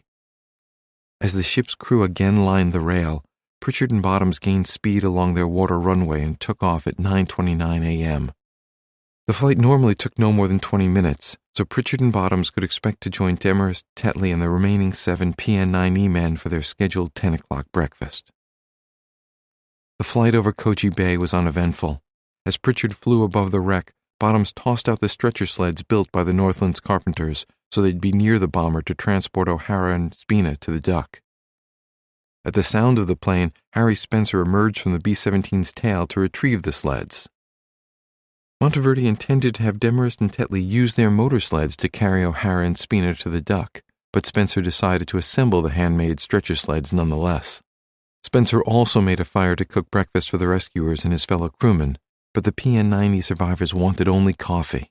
They were saving room for an expected banquet aboard the Northland. As he worked, Spencer took several breaks to slip inside the tail and give updates to Spina and O'Hara, who remained in their sleeping bags. On one visit, he said, "It won't be long now. The sleds are almost here and the plane is due any minute. I guess we can kiss the ice cap goodbye." Several other men came inside to pat O'Hara and Spina on the back for good luck. While assembling the hand sleds, Spencer saw the motor sleds bearing Demarest and Tetley approaching from the east, each with a cargo sled in tow. They followed the path of ski tracks they'd made the night before, with Demarest out front and Tetley close behind. Motor sleds are heavy and difficult to turn. Demarest wanted his to be facing the opposite direction, away from the B-17 when the time came to leave. About 100 yards from the bomber, Demarest turned off the trail and steered the motor sled in a wide arc. When he reached the end of the arc Demarest expected, he'd be pointing away from the PN-9E. Even after Spencer's fall into the crevasse, Monteverdi's crew had walked around the crash area to gather airdropped supplies. Demarest must have thought the well-trod area was safe from danger. But 25 yards into the turn, Demarest's motorsled crossed a snow bridge over a hidden crevasse. The bridge might have supported a man alone on foot, but it was too weak to bear the weight of a man on a loaded motorsled. Without warning, the bridge gave way. Max Demarest and his motorsled plunged headfirst into the blue-white abyss, with the attached cargo sled pulled in behind. Tetley jumped off his sled and sprinted to the crevasse, yelling for help as he ran. When he reached the 8-foot-wide opening, he looked down to see the motorsled's tail and the cargo sled wedged between the walls about 100 feet down. But he saw no sign of Demarest. He shouted for his friend, but heard no answer. Grabbing ropes, Monteverdi, Spencer, and Howarth ran to join Tetley at the hole. They called to Demarest, but received no reply. Howarth volunteered to trek quickly as possible to the Duck's landing site to tell Pritchard and Bottoms what had happened. He'd asked the Coast Guard pilot to return to the Northland to gather more men and equipment to attempt a rescue. Monteverdi gave him the go-ahead and told Howarth that Pritchard should take off as soon as possible, without waiting for more crewmen from the PN-9E. They needed help fast, and snow and fog were rolling in from Koji Bay. Howarth stopped at the tail section for a fast goodbye to Bill O'Hara, Paul Spina, Clint Best, and Clarence Weedle. They wished him luck, told him to avoid the crevasses, and gave him 8 rolls of film they'd taken of themselves. They told Howarth they wanted him to have sets of photos developed for each of them aboard the Northland when they arrived. Howarth tucked away the film and followed the trail Pritchard and Bottoms made the day before to the Duck. At the crevasse, Tetley frantically wove a rope ladder. Monteverdi considered lowering a man, but this was much different from Spencer's fall. With no sign of life from Demarest, Monteverdi concluded that sending a man down would recklessly endanger another life. Tetley and Spencer agreed. Trying to reach Demarest would take every healthy man among them, and even then they might not have enough strength or equipment. They had no option but to keep watch and continue calling to the lieutenant. If he answered, they'd send a man down. One PN-9E crewman rushed to the radio to call for help, but without Howarth's know-how, all he could do was send SOS messages. The Northland heard them but misunderstood their purpose. The ship's radio operator relayed a message to Iceberg Smith saying the bomber was apparently attempting to contact motor sledges in her vicinity or at Icecap Station. John Pritchard and Ben Bottoms landed the Duck at the same spot where they'd come down the previous day, some 2 miles from the PN-9E. This time, Pritchard landed on the Duck's pontoon with the wheels up, as though the ice were water. Bottoms radioed the Northland that they were safely on the glacier. When Howarth reached the landing area, he told the Coast Guardsmen about Demarest's fall. Pritchard and Bottoms brought the young radio man aboard for the return trip to the Northland and prepared for an immediate departure. Pritchard and Bottoms climbed into the cockpit and Howarth crawled down into the empty compartment in the fuselage. Pritchard took off in the same direction as he'd flown away the day before, heading towards Koji Bay. As he flew south and passed over the wreck, Pritchard wagged the Duck's wings in salute. Below at the crevasse, Monteverdi, Spencer, and Tetley were still calling to Demarest. He never answered. Soon the fog grew so thick that they had to abandon their vigil, lest they risk falling into a crevasse too. They returned several times to the hole when the fog cleared, but heard nothing but the echo of their own voices. 2 years earlier, Max Demarest's mentor had published a worried insight about his protégé's fearlessness. Now the prophecy had come true for Max Harrison Demarest of Flint, Michigan, a 32-year-old Ivy League professor and scholar, husband and father, Army lieutenant, and motor sled rescuer. While trying to help a group of desperate men, one of the world's leading authorities on glaciers had been lost forever at the bottom of one. Within minutes of takeoff, the Duck and the 3 men aboard were in trouble, too. The storm had arrived faster than Pritchard expected, and the window for a safe return to the waiting Northland in Comanche Bay had closed. Roughly 9 minutes into the flight, when the Duck should have been about halfway back to the ship, Pritchard called the Northland for a weather report. From the little radio room a deck below the bridge, the ship's communications officer began to reply. But before he could, Pritchard cut him off, yelling, "MOs! MOs! Quick!" The urgent call could mean only one thing. Pritchard was lost. disoriented in the fog and storm, flying at perhaps 90 knots or about 100 miles per hour. Pritchard was flying in milk. By calling for magnetic orientation, he was desperately seeking a course to the Northland. Without it, the duck was in danger of slamming into the water or the ice cap. Pritchard was the airborne equivalent of a sailor searching for a beacon to guide him past a reef. The Northland's radio operator hammered his transmitter key, sending the signal for MOs, 5 dashes in succession, da da da da da, on a prearranged frequency. He repeated the signal again and again, da da da da da, da da da da da, but received no reply. The Northland was trying to tell Pritchard and Bottoms that the course was 115 degrees true, a heading over the ice-covered landscape to the waiting ship. But the radio calls to the duck remained unanswered, and the little plane never emerged from the fog. The crew of the Northland knew that Pritchard, Bottoms, and Howarth were in danger, or worse, but they refused to write them off. Maybe Pritchard had turned back towards the PN9E to land on the ice cap. Maybe, Northland crew members told themselves, he'd landed somewhere else safely, but his radio had been damaged. Or maybe the duck had set down on the water and was floating in Koji Bay. Perhaps the duck's radio signal was blocked by the storm, and that's why no one could reach them.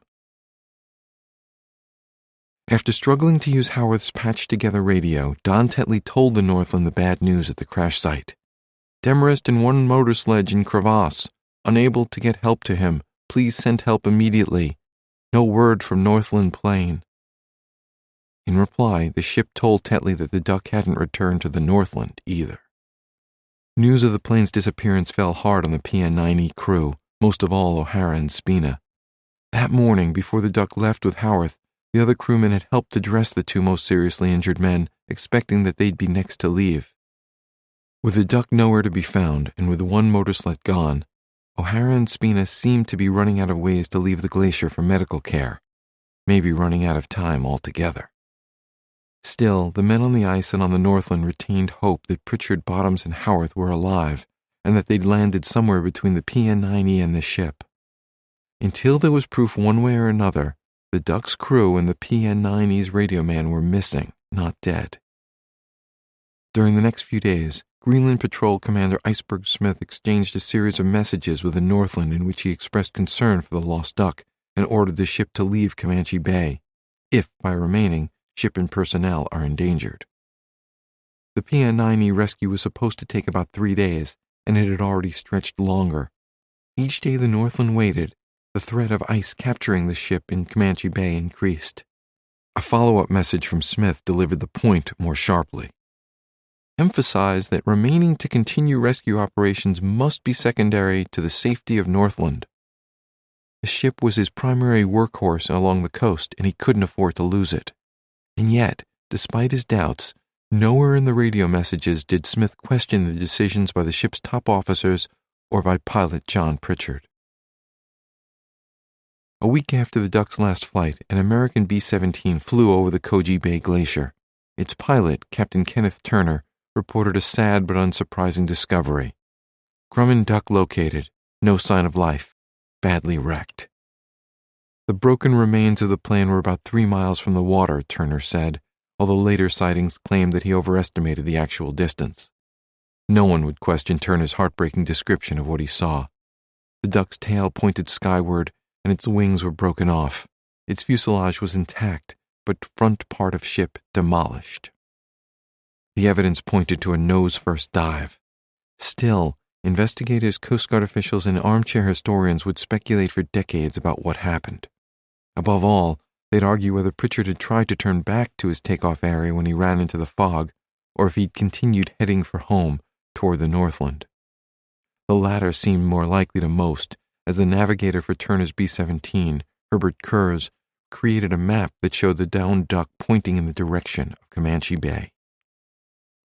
However it happened, the sighting by Turner and his B-17 crew established that Pritchard, Bottoms, and Howarth were gone, and the duck was destroyed. In the end, Tetley's initial radio message, Demarest in one motor sledge in crevasse, no word from Northland Plain, disclosed the failure of 2 rescue methods, by air and by motor sled. More important, it reported the deaths of 4 American heroes, all of whom had died after volunteering to help fellow servicemen. In the weeks that followed, a Coast Guard team from the Northland attempted to reach the little plane. Yet from the very first, there was no hope that the 3 men had survived. Still, one overly optimistic message from the Northland 5 days after the crash requested that the Duck be dropped a cache of supplies and tools, including a new battery, 60 gallons of fuel, 18 spark plugs, and several wrenches that would be needed to prepare the engine for takeoff. The message also requested 3 sleeping bags, animal hides, coffee, food, and spirits. In reality, after Turner spotted the Duck, all the efforts to reach the plane were motivated by a desire to recover the 3 men's remains, to honor their sacrifices, and to grant peace to their families. But storms, billowing snow, and uncertainty about precisely where to look forced the searchers to abandon the effort. Pritchard, Bottoms, and Howarth were left where they fell. In March 1943, Colonel Bernd Balken also flew over the wrecked Duck, afterward drawing a rough map of its location with an X marking the plane's spot. The result was a sketch that looked like a pirate's treasure map. Although the map was accurate in several important respects, Balken invented geographical features and omitted others. Complicating any future search for the Duck and its men, Balken's errors compounded flawed longitude and latitude data reported by Turner's B-17 crew. Some of those errors were later corrected, but the combined effect was to create confusion and false leads about the Duck's resting place. That problem would reverberate for decades, as a steady accumulation of snow and ice buried Pritchard, Bottoms, Howarth, and the Duck. After 3 military plane crashes in November 1942, in which all men aboard initially survived, McDowell's C-53, Monteverde's PN-9E, and the Canadian A-20, Greenland had struck back.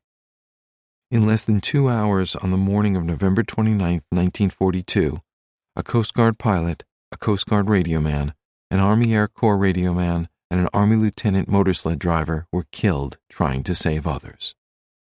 That death toll soon rose as the search for McDowell's C-53 crew was abandoned a month after their crash.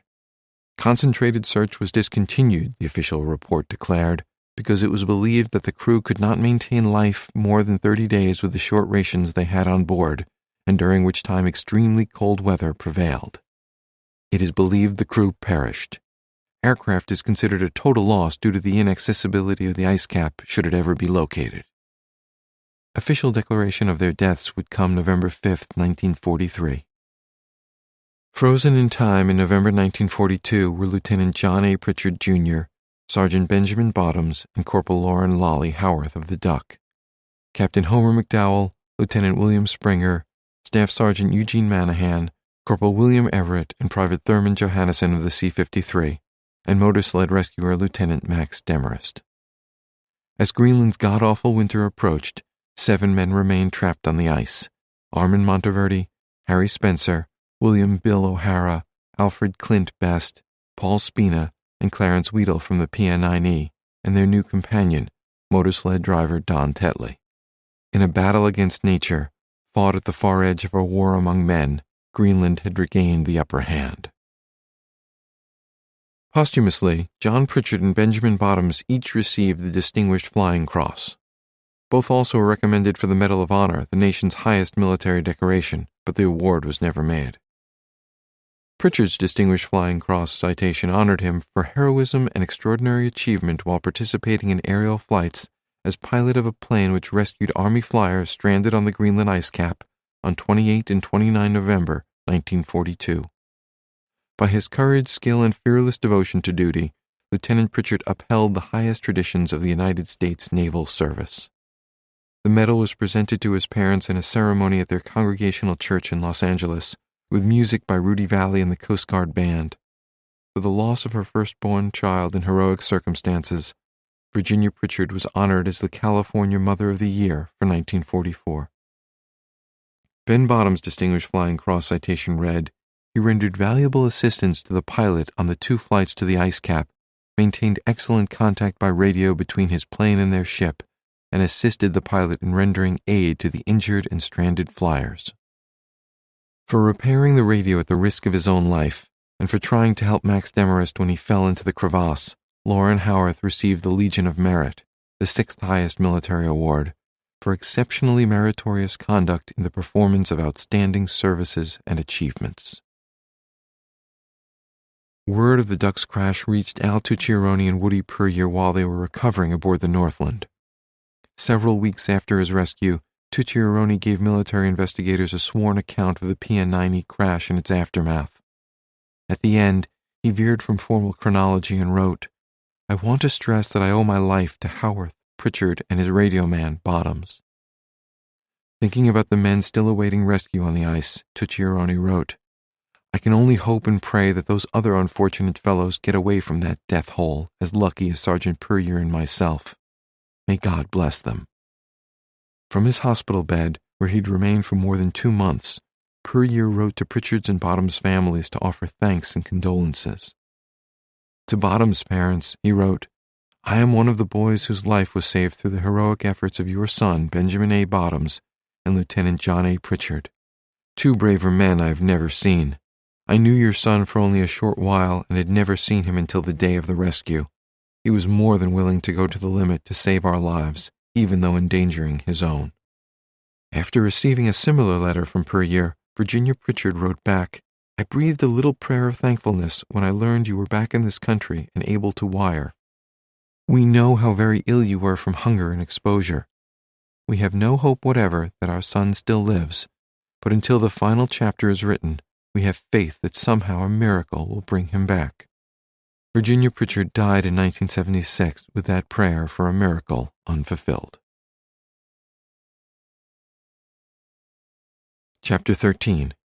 TAPS, January 2012. Walking the corridors of Coast Guard headquarters in Washington, Lou looks more excited than nervous, a prizefighter heading toward the ring. Alongside him is John Long, who retired from the Coast Guard in 2011 but remains deeply involved in duck hunt research. Long is an ideal cornerman, steady, reserved, a font of knowledge about duck sightings. The size of a longshoreman, the former Master Chief Petty Officer flew to Washington from his home in northern Michigan to lend support and expertise. They walk shoulder to shoulder into the boardroom. The seats around the table are filled with many of the same men and women from the October meeting at the DPMO offices, along with a half-dozen new faces from the Coast Guard and other agencies. Leading the DPMO delegation again is Lieutenant Colonel James McDonough, a friendly but no-nonsense soldier. Coast Guard Commander Jim Blow kicks things off with a positive spin. "It's really good to get all the players in one room to see what we as a group can do, to pull the pieces together and to get on site and affect a location and a recovery." Blow hands off to Lou, who's loaded for duck this time. He distributes a 19-page memo that's thick with data suggesting that he knows where on the ice to dig for the plane, along with day-by-day plans for the mission. Lou guides the room through a PowerPoint presentation, confidently fielding questions and explaining a thicket of technical information. He describes primary and secondary locations where modern radar and sonar findings overlap with historical sightings, including Bernd Balken's detailed, if geographically imprecise, hand-drawn treasure map from 1943. McDonough wonders how much of the Koji Bay Glacier Lou intends to search. "What dimensions are we talking about?" he asks. Lou, 1 3/4 of a mile by 3/4 of a mile, tops. Next, McDonough jabs Lou about whether anomalies labeled points of interest on a radar readout are definitely metal objects. Or, he wonders, are they natural variations within a glacier made by a rock, a crevasse, or even water? Lou counters, "Metal comes back differently than rock." Lou explains that despite his confidence in the available data, he hopes to confirm the findings with additional high-tech devices, one that hangs beneath a helicopter and another that drags behind a snowmobile. "We have the technology to find it," Lou says. "We have a very limited area in which to look. We will find it." McDonough asks, "So you think you can find the aircraft in 3 days on the ice?" Lou's on a roll. He snaps back, "Weather permitting, yes." The give-and-take moves to what Lou might do with the plane after carving it from the ice. "We're not wreck hunters," he says. This is a point of pride with him, and he puffs his chest a bit. "We're not interested in recovering the plane to sell it." Lou says he respects the Coast Guard policy that the service retains possession of all downed planes and shipwrecks. His only desire would be for the duck to be restored and displayed for posterity. This, of course, is exactly what retired Captain Tom King wanted in the first place, to keep it off eBay and away from private warbird collectors and souvenir vultures. McDonough says DPMO would have no objection to that plan. The plane is not the priority, he says. Our primary interest is in the remains. What I'm wondering is, will the bodies be encased in ice? Lou: if snow has gotten into the duck, yes, they're probably encased in ice. McDonough: could you bring it up without disturbing the remains? Lou: that's possible.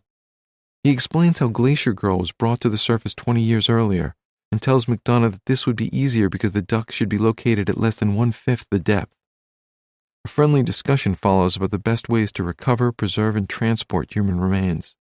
The difference in tone from the October meeting is stark. I start to believe that Lou is winning. I imagine McDonough raising Lou's arm in triumph and presenting him with an oversized check while cameras flash. But then the bell rings for the next round. McDonough asks, Lou, do you have an underwriter at the moment? For the first time, Lou pauses to catch his breath. No, he says flatly. That's what we're working on. What he means is, that's why we're here.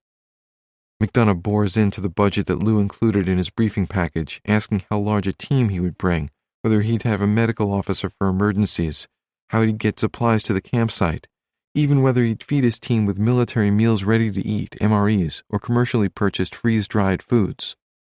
Lou tries not to show it, but the meeting has gone more than 2 hours, and the unrelenting questions have a freeze-drying effect on him. His answers come more slowly. McDonough circles back to the question of money and drops the hammer. To be honest with you, he says, a lot of us were under the assumption that you had found private funding to get out onto the ice. Lou tries to regroup. He explains that he's been seeking support from corporate and media sponsors and private individuals, though none are firmly on board. This is the source of McDonough's misunderstanding. During the weeks leading up to the meeting, Lou sent group emails with glowing reports of sponsorship discussions he's had with wealthy World War II history buffs and others. McDonough interpreted the emails to mean that Lou had landed a big fish. Jim Blow steps in, trying to help Lou. When do you think you'll have something back from the private funders? Lou is reeling. He can't see that Blow is trying to help, and he answers flippantly. That's the $64,000 question, I guess. McDonough is ready to end it with a knockout. He wants no further misunderstandings or, apparently, further meetings. I think it's very admirable what you've done, he says. I want to compliment you, but funding is always the long pole in the tent. I don't believe there's any funding available on our end, certainly not this fiscal year, to support an investigation on the ice. In a perfect world, we'd go after everyone we can get, McDonough adds.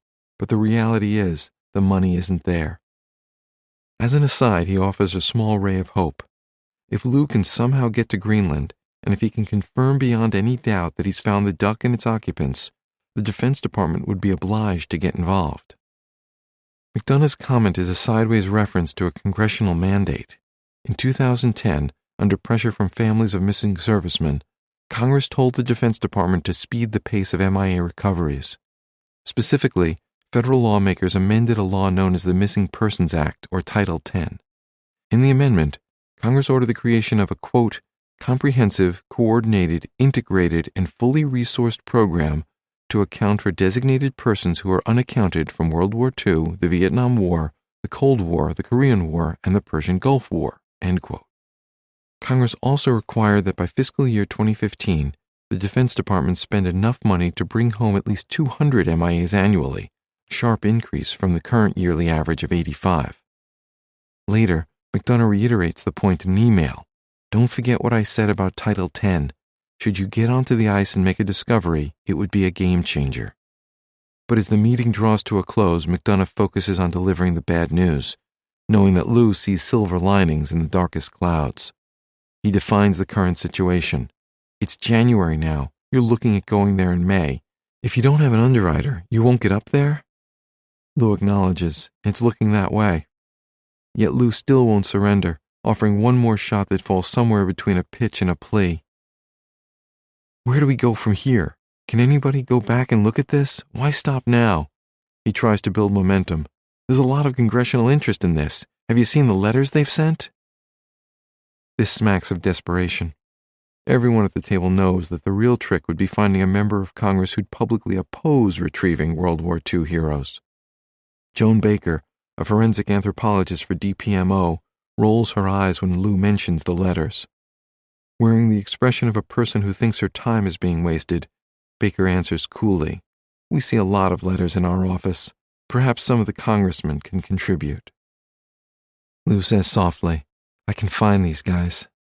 Speaking more to himself than to the dwindling crowd, he adds, "It's just a question of money." February through March 2012. The phone rings 4 times before a woman answers. "Hello? Hi, Nancy, it's Mitch, calling again about John." I quickly get to the point. "Nancy, I have a question. If John's body were found, where would you want him buried?"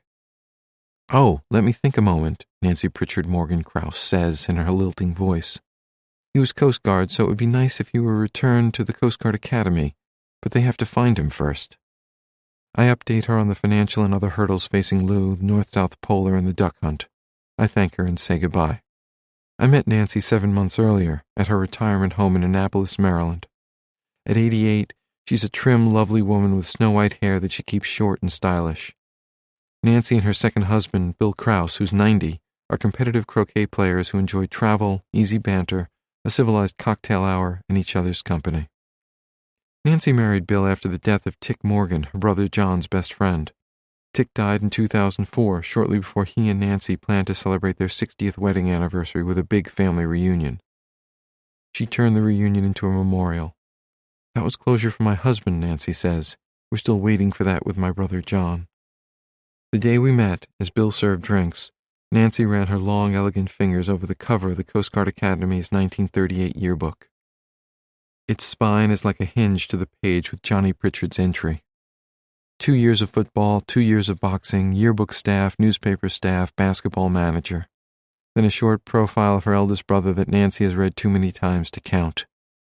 Quote, "Before you is a product of the fair state of California, a person whose disposition bears out the reputation of that state for sunshine. His ready smile and overflowing chatter have not only become a tradition at the Academy, but have buffaloed many a member of the fair sex into believing all his promises." End quote. Nancy smiles as she talks about her confident, self-assured big brother, 9 years her elder, and about how gentle and caring he was toward her. Nearly 70 years after the fact, she cries when she describes the phone call she received from her mother while at college. She said, "Nancy, John's been lost." That was it. Nancy left her dormitory, went out into the falling snow, and walked around the block, knowing that she'd never fully recover from the loss. With her parents and other brothers gone, Nancy is John Pritchard's closest surviving relative, what the U.S. military calls his PNOC, or primary next of kin. That gives her final say over where his remains would rest, should they be recovered. In 1975, when the Coast Guard first tried to find the duck, Nancy was skeptical. I said at the time, "Leave him there. Let him rest in peace. That's where he went down, and I would hate to see anybody else put in danger." Her mother felt the same. Now Nancy feels differently. Congress has said they want all the MIAs, the missing in action, to be brought back to this country, and I agree. If they bring everybody back, then by God, you bring my brother back. At age 77, Edward Bud Richardson still sees his stepfather Benjamin Bottoms through the eyes of a small boy. "The biggest thing I remember about him is that he taught me not to be prejudiced," Bud says. "Sometimes he'd show up at home with 2 or 3 soldiers or sailors, whoever was at the bus stop that night, looking to go into town and have a few drinks or whatever. He'd bring them home for dinner instead. I recall him bringing home a black man, and I had never seen anybody other than people who were white. I must have looked surprised, and he told me, 'There are different people in this world, different colors, different eye shapes, but they're all people. That's just how God made them.' That's the biggest lesson I learned from him, and I remembered it always." The rest of what Bud knows about Ben Bottoms is from snippets and snapshots, some drawn from his own memory, some from stories told by his mother. Bud remembers Ben teaching him how to swim in the ocean off Gloucester, Massachusetts, riding on his shoulders to buy an ice cream cone, losing a sailor's cap when they ran home to avoid a storm, unwrapping skis from Santa Claus. Bud always knew that the skis came from the other man in his life with a bushy beard. Though unrelated by blood, these days he bears a distinct resemblance to his stepfather, with a rounded face and a receding hairline. He remembers his mother, Olga, a pretty woman with coal-black hair, refusing to accept that her husband was dead. She had a belief that maybe he was alive up there, Maybe Eskimos rescued him. Bud says she only relented after a Coast Guard officer assured her that a pilot had seen the wrecked duck and the bodies of its crew. The part about the bodies was doubtful, but it had the desired effect, putting to rest Olga Bottom's dream that Ben had survived. As a young boy, I had illusions about going up there to Greenland and bringing his body back, says Bud, a retired construction manager and stable owner. As he got older, he considered going to the Coast Guard Academy, but that plan washed away when his mother married a Navy officer. Bud thinks the marriage was mostly designed to give him a secure home and a father figure. If his stepfather were found, Bud says, he'd probably be buried at Arlington National Cemetery, but Bud wonders if instead Ben Bottom should rest in his native Georgia. Either way, Bud wants him home. I feel very good they're going back to get him, he says. It's just a shame it couldn't have happened when my mother was alive. He was the love of her life. One more memory. When Bud was a boy, he learned to play the trumpet, but one song he could never play was Taps. I played it once and she totally broke up. I never did play it again. I knew why. Jerry Howarth was born in the same 4-room log cabin in Woosaukie, Wisconsin, as his uncle Lauren Lolly Howarth. Jerry was not yet 2 years old when the duck crashed, so all he knew of his uncle were stories from his father, Lauren's younger brother. Lauren was basically a country boy, Jerry says. Everybody worked together on the family farm, lived off the land. There wasn't much money to make. They'd hunt and fish, deer mostly, duck too. Everybody said he was awful quiet. There's pride in his voice when Jerry says Lauren was the first member of the family to go to college. He washed dishes and worked in restaurants to make his way. As Lauren Howarth's Peanock, Jerry provided the Coast Guard's John Long with a wristwatch that belonged to one of Lauren Howarth's brothers, from which a DNA sample was taken. I wish my dad and his brothers and all of them were still here, but it's a good idea to bring him home, where he belongs. Mark Storch, a cousin by marriage, is the family historian and the keeper of Lauren Howarth's Legion of Merit, which he inherited from Lauren's widow, Irene. When she first showed it to me, she said it was Lolly's and smiled, he says. She said he was such a sweet boy. Remember, Irene was talking about someone who stopped growing old in 1942. There she is at 101 years old. Lolly never got any further than his 20s. So Irene, 80 years later, is still seeing that boy, that young man. It means so much that Lolly could come home and be close to where his family is, Mark says.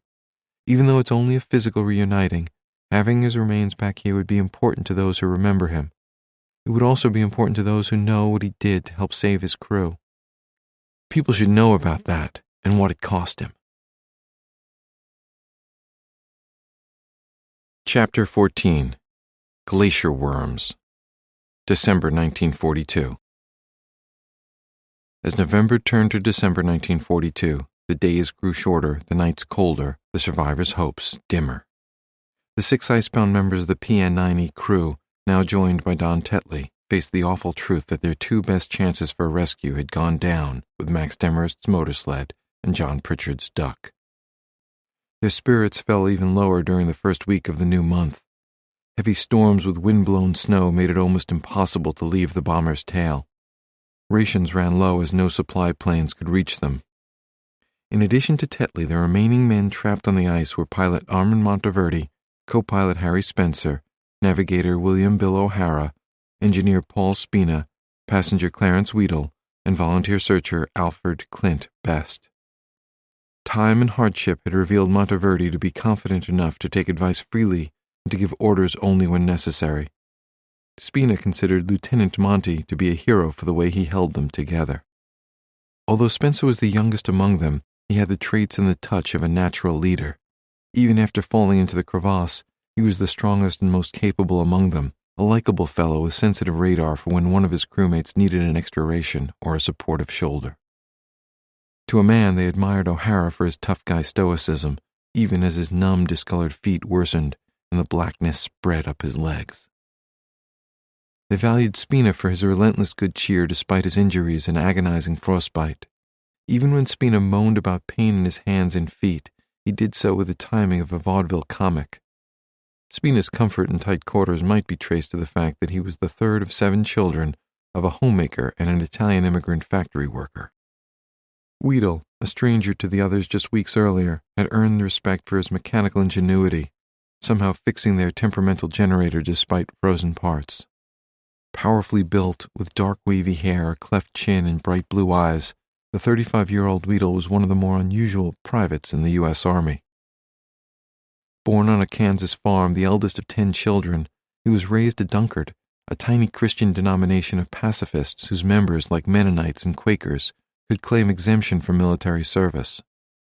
But Weedle believed that it was wrong to use his religion to avoid the war. 6 months after Pearl Harbor, Weedle left the welding business he owned with his father and enlisted.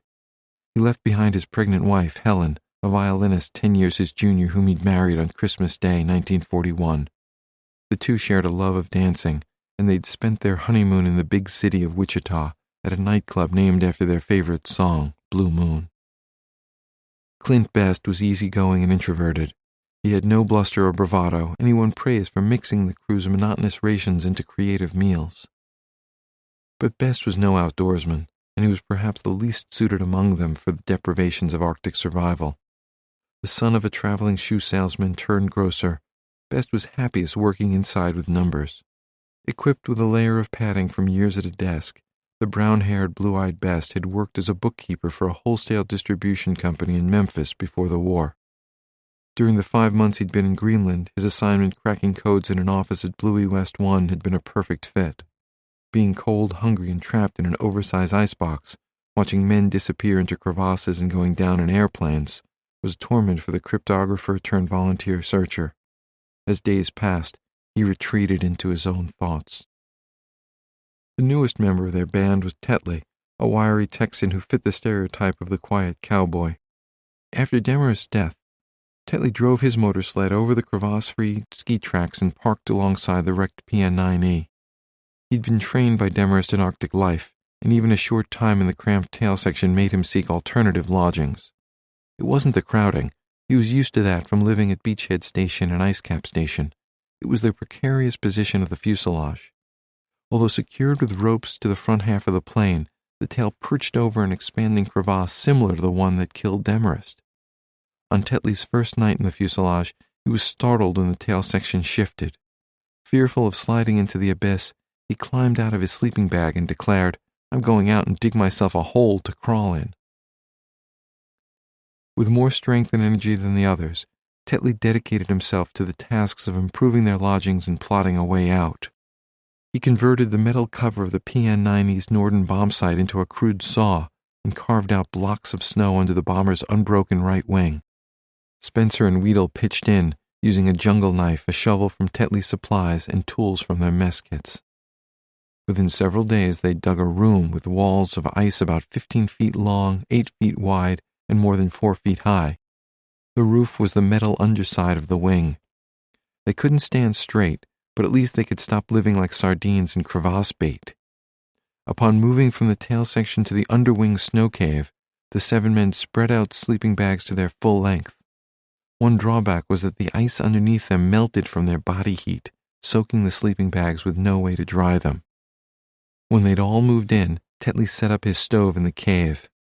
The men held their breath when he lit it, fearing the fuel-filled wing above them. The metal pinged and moaned when it first heated, but it posed no danger. Weedle made the cave homier by stringing a light bulb on a wire from his generator. The well-lit, white-walled room brightened their spirits. With Howarth gone, Tetley became the new radio man, with Best as his assistant. They lacked Howarth's communications knowledge, so they couldn't get the transmitter to achieve its full range. They could send messages only by Morse code, but they could receive incoming voice transmissions. Despite Weedle's unceasing efforts, the generator was unreliable, so the radio and the light were on and off pleasures. The men blamed mechanical woes, missing items, and other unexplained troubles on glacier worms. There were, in fact, creatures called ice worms that lived in glaciers, though not in Greenland. But in the stranded men's imaginations, glacier worms became the ice cap equivalent of gremlins, mischievous, mythical beasts that bedeviled airplanes in flight and now on the ice. With their new quarters complete, the PN-9E survivors cut the line securing the bomber's tail section. Their home for the previous 4 weeks slid into the crevasse with a thunderous roar and disappeared from sight. After several days of hoping the duck might return, the men of the PN-9E cast aside lingering dreams of being airlifted to safety. Winter was closing in and the cavalry wasn't on the way. they reported a temperature of 16 degrees Fahrenheit and sent requests via the Northland for supply drops. "We need food. Everyone okay, but weak." They made other requests as well. "If supply plane comes, we need flashlight batteries, laxatives, bandages, candles, and reading material." The supplies arrived in an airdrop from the B-17 flown by Captain Kenneth Turner. A Salt Lake City native approaching his 40th birthday, Turner was mature, balding, and composed. He seemed ancient to the young flight crews he worked with, so everyone called him Pappy. Like the PN-9E, Turner's B-17 was in the temporary possession of the Air Transport Command on its way to England. Also like the PN-9E, it had been diverted from its destiny as a weapon into the role of a search and supply lifesaver. Turner and his crew satisfied the immediate needs of the men on the ice, but they couldn't stop O'Hara from getting worse by the day. As Monteverdi changed the dressings on the navigator's feet, he grew convinced that little chance remained of saving them. O'Hara also was losing more weight than the rest of them. He could stomach only a few drops of thin soup. Spina needed expert medical care as well, and the others worried that neither man might last long. Despite the commitment by Pappy Turner and his crew to drop supplies whenever possible, the men in the snow cave feared that the approach of winter might block resupply efforts for weeks. While O'Hara was asleep, Tetley told the others that they were gambling with the navigator's life if they thought they could spend the winter relying on supply drops and waiting for a rescue party. Monteverdi agreed, so Tetley radioed the Northland with the first draft of a plan to take matters into their own hands. "In case of emergency, we could travel light," he tapped out in code. "We believe that our 7-man party could reach Ice Cap Station on our one motor sled, would travel slightly altered course to avoid crevasses in this area, could meet dog sled on trail."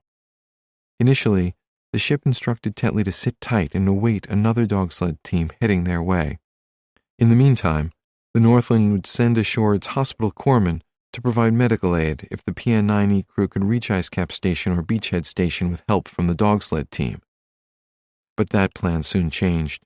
Again, the dog sled turned back, unable to make it through the drifting snow. So the men under the wing of the PN-9E plotted to save themselves. On December 7th, the 1-year anniversary of the United States' entrance into the war, the weather broke. The sun shone and the wind died down. Such a rare fine day in Greenland might not appear again until spring. Monteverdi concluded that O'Hara could wait no longer. He reasoned that hauling all 7 of them to Ice Cap Station on the one remaining motor sled would be difficult at best, suicide at worst. But if they split up, maybe 2 smaller crews could survive separate trips. At first, Monteverdi wanted both O'Hara and Spina on the first outbound motor sled, but after discussions with Spencer, Tetley, and the others, he abandoned the idea of sending the 2 most seriously injured men onto the ice cap at the same time. Monteverdi decided instead that the first group would be a 4-man team. O'Hara, wrapped in a sleeping bag, would be strapped on the supply sled towed by the motor sled. Tetley would drive because he knew the machine and the route. Weedle would provide strength and mechanical skills if the sled broke down, and Spencer would be in command, doubling as the navigator if they got lost. With 3 able-bodied men and 1 badly injured man, Monteverdi reasoned, they'd have enough muscle to push or tow the motor sled out of a snowbank. As soon as the weather allowed, Tetley would return on the motor sled for the 3 remaining men, Monteverdi, Spina, and Best. With an escape plan in place, they gathered for a group prayer. They offered the travelers good tidings, wished the men remaining behind a short stay, and whispered blessings for Demhurst, Pritchard, Bottoms, and Howarth. Tetley radioed their revised plan to the Northland. Lieutenant O'Hara very ill, leaving with him within an hour. He didn't wait for approval, and he never formally received it.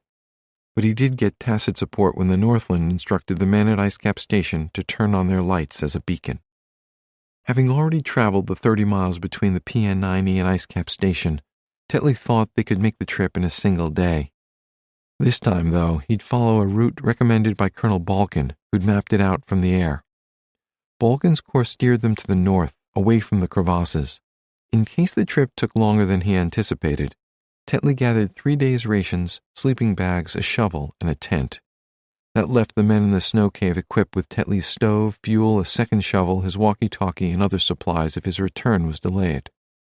One piece of bad news was that Weedle couldn't start the generator, so he couldn't leave the cave dwellers with 3 fully charged batteries for the radio, as he'd hoped. The thought of taking action energized them all. Before they parted, they joked around and wished each other well. Tetley and Spencer said they'd be back within 2 days to celebrate Monteverde's 28th birthday on December 9th. Shortly before the foursome left, Spina spotted a plane circling in the distance to the south of their location. He and the others thought it was a plane to guide the travel group toward Icecap Station. But when Tetley radioed the Northland, he was told that the plane was Pappy Turner's B-17, circling over the wrecked duck in an unsuccessful search for signs of life. The man at the PN-9E stood in silence until Tetley said it was time to leave. Monteverde, Best, and Spina stood watch until they were out of sight. The four travelers set off with Spencer out front on snowshoes like a point man on jungle patrol.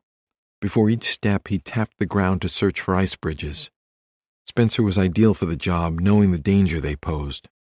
Behind him, Tetley drove the motor sled, pulling O'Hara and their supplies on the attached tow sled. Weedle walked behind or alongside them on snowshoes. To play it safe, they plowed slowly for about 1.5 miles through what they thought was the most heavily crevassed area. They stopped at a steep rise with an ice trough beyond it. Tetley believed that this marked the end of the crevasse field. Tetley announced that he would gun the motor sled's engine and race up the slope so it wouldn't stall and slide backward. He wanted Spencer and Weedle to join O'Hara on the tow sled to spare them a difficult climb. Several yards out front, Spencer knelt to unstrap his snowshoes. Tetley climbed off the motor sled to one side, while Weedle removed his snowshoes near O'Hara and the tow sled. To get started, Tetley told the others, he, Weedle, and Spencer would give the motor sled a hard push, after which Tetley would climb aboard. Spencer and Weedle would hop onto the trailing tow sled like a bobsled team. Before getting started, Tetley and Weedle talked with O'Hara on the tow sled as they waited for Spencer to join them. Tetley had parked the tow sled atop a crevasse covered by an ice bridge 2 feet thick, too thick for Spencer to have discovered it with his tapping and poking method. An ice bridge that thick has areas of varying strength, some able to carry weight and some not. Spencer had walked over the bridge without incident. The motor sled had driven over it safely and the tow sled had stopped on a solid area of the bridge. But as Weedle moved into position for the uphill charge, he stepped on a weak spot. Making matters worse, he had just removed the snowshoes that distributed his weight over a larger area. Without warning, the ice bridge gave way, opening like a trap door beneath Weedle's feet. He screamed and grasped for something to hold on to. Realizing what was happening, O'Hara yelled for help. He felt Weedle's mittened hands slide desperately over his legs, but was unable to grab him. For an instant, Weedle gained a tenuous grip on the tow sled, but it wasn't enough. He dropped through the hole and into the waiting crevasse. Tetley leaped onto the motor sled and drove forward to get the tow sled off the snow bridge. He and Spencer roped themselves to the motor sled and crawled on their stomachs to the edge of the hole. A short way down, they could see dark marks on a narrow ledge and more on the opposite wall. Weedle had apparently bounced from one side of the crevasse to the other on his way down. The two men stared and called into the abyss but couldn't see Weedle and couldn't tell how deep the crevasse went. It looked bottomless to Spencer. They remained there for more than an hour, yelling for Weedle. No response. As the ranking officer, Spencer decided that they couldn't risk trying to climb down into the crevasse. There was nothing more they could do. It was time to leave.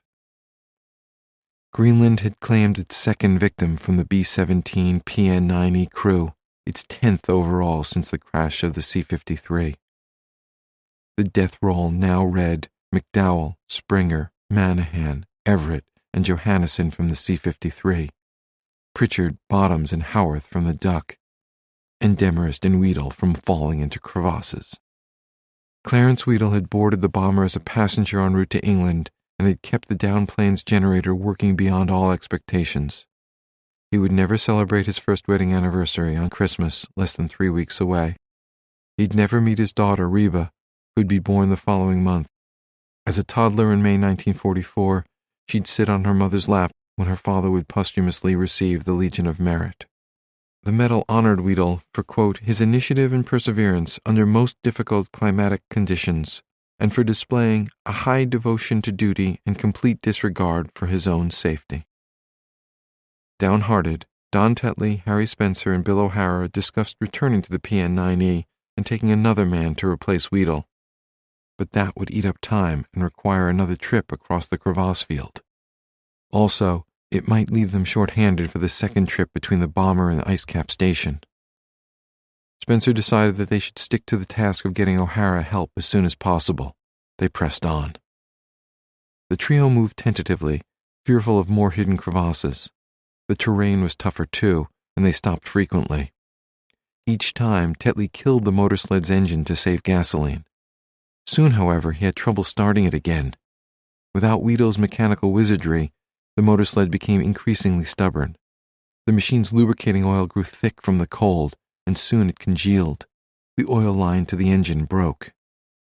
Tetley had been worried about the oil even before leaving the PN-9E, and he'd requested that a gallon of a different grade of lubricating oil be dropped during a supply run. The oil hadn't arrived, but they'd left anyway because of the break in the weather. As he tried to fix the oil line, Tetley damaged the sled's gas line. They were about 6 miles northeast of the PN-9E when the motor sled's engine quit altogether. Now there were 2 groups of stranded men, 3 in the igloo under the right wing of the PN-9E, unaware that they were waiting for a motor sled that would never return, and 3 6 miles away on the ice cap, one of them gravely ill and unable to move on his own. Any thought of carrying O'Hara back to the bomber was dismissed as folly. They'd stay put. So much had happened in the months since the crash, and so much of it bad, that Spencer, Tetley, and O'Hara saw no point in bemoaning their new plight. No shelter, no radio, no walkie-talkie, no stove, few rations, and a crippled man who needed immediate aid to save his feet and perhaps his life. Plus, a blizzard was bearing down on them, a fitting start to Greenland's killing season. They focused on the lone piece of good news. They were alive. With a new storm and long hours of darkness descending, Spencer and Tetley went to work to stay that way. First, Spencer set up a tent and carried O'Hara inside it with him. Tetley dug himself a hole in the snow and crawled in. Back at the bomber, in the ice cave under the wing, Monteverde's birthday came and went, unmarked by the celebration they'd hoped for. Without the generator, they had no light. The radio batteries grew weak. By December 11th, 4 days after the others left, the batteries were dead, cutting their radio lifeline to Pappy Turner's supply plane and the Bluey Army bases. The walkie-talkie that Tetley had left behind was tuned to the wrong frequency, with no way to adjust it.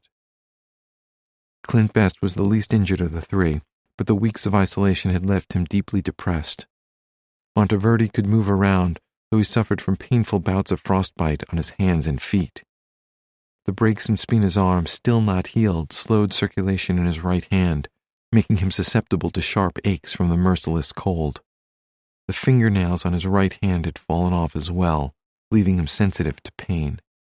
There was little for them to do but collect supplies, tend to their injuries, and keep each other from going stir-crazy. At least they could try. Chapter 15. Shooting Out the Lights. December 1942. The time had come for the Northland to leave. Lieutenant Commander Frank Pollard acknowledged in a message to Rear Admiral Iceberg Smith that the ship lacked sufficient fuel and supplies for wintering in Comanche Bay. A message sent earlier by Pollard seeking Smith's guidance revealed how conflicted he felt between wanting to stay and needing to go. Quote, Northland desires to continue rescue operations as long as probability exists of assisting B-17 and Northland plane personnel. On the other hand, the message continued, quote, paramount regard for Northland's safety under present circumstances necessarily entails immediate abandonment of rescue operations because of inevitable risk attached to such operations. Orders are requested. The ship almost waited too long to leave the coastline, forcing it to break through a 5-mile-wide belt of pack ice to reach open water. Once there, the Northland was out of range of radio communications from the men on the ice or at the Army bases and stations, ending the ship's direct involvement in the rescue efforts. Yet the Northland left a great deal in its wake. Still ashore were the remains of the rescue team of Pritchard and Bottoms, as well as their passenger Howarth, and also the wreckage of the Duck. Also left behind were 5 members of the Northland's crew, led by an intrepid 22-year-old ensign named Richard Fuller. The Coast Guardsmen under Fuller's command, all fellow volunteers, went ashore by boat at Beachhead Station on December 4th. They hoped to help Monteverde's PN-9E crew and recover the bodies from the Duck. They might also have looked for McDowell's C-53, but the cargo plane remained lost, likely buried under snow with the bodies of its crew. Fuller and his team made several valiant attempts to reach the B-17 and the Duck, but were unable to reach either plane. It wasn't for lack of trying. The rescue effort, supposed to last no more than 2 weeks, turned into a 5-month ordeal. Over the winter of 1942-1943, much of their time was spent trapped at Beachhead Station, a wooden hut described by Chief Pharmacist's mate Gerard Hearn as an overgrown crate about 30 feet square. With Fuller and Hearn were Stanley Preble, a seaman, Harold Green, a fireman, and Donald Driscoll, a mechanic. Fuller and dog sledder Johan Johansson also holed up at Icecap Station during the rescue attempts. When the stove vents there filled with snow, they lived in fear of death by carbon monoxide poisoning. Their kerosene ran out, and they spent long stretches in the dark or in flickering candlelight. Over time and repeated blizzards, the flat-roofed shack was buried in snow. Fuller suffered a frostbitten foot, and 3 of his toes turned black, though he later recovered. Their radio died, 2 inches of water pooled on the floor, and 9 dogs of their sled team froze to death. The men shared their quarters with the remaining 6 dogs, whose wastes turned the station into a reeking kennel. They spent days tucked in their bunks for warmth. They emerged to play cards by the light of a single candle, or to use a snow tunnel they'd carved for a latrine. Icecap Station was eventually deemed unfit for human habitation, and they rejoined the other men at Beachhead Station. Conditions were little better there, a 16 by 24-foot shack so covered by snow that their only access was through an attic loft window. By the time they were picked up the following spring, the Coast Guardsmen had spent more than 5 months in conditions hardly better than those of the men they'd hoped to help. Perhaps most frustrating, they initially were given the wrong coordinates to search for the Duck.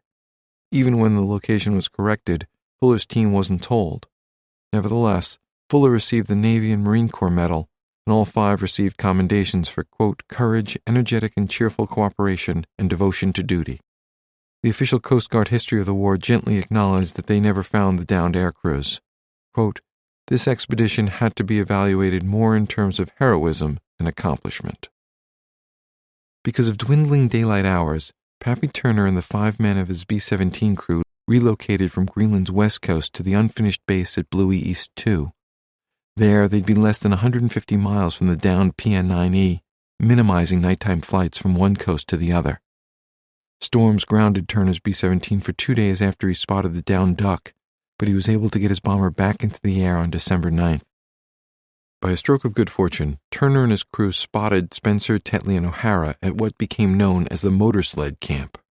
With no way to communicate, the men on the ice couldn't tell Turner's B-17 what had happened to Weedle, so Turner and his crew didn't know who or how many men they were helping.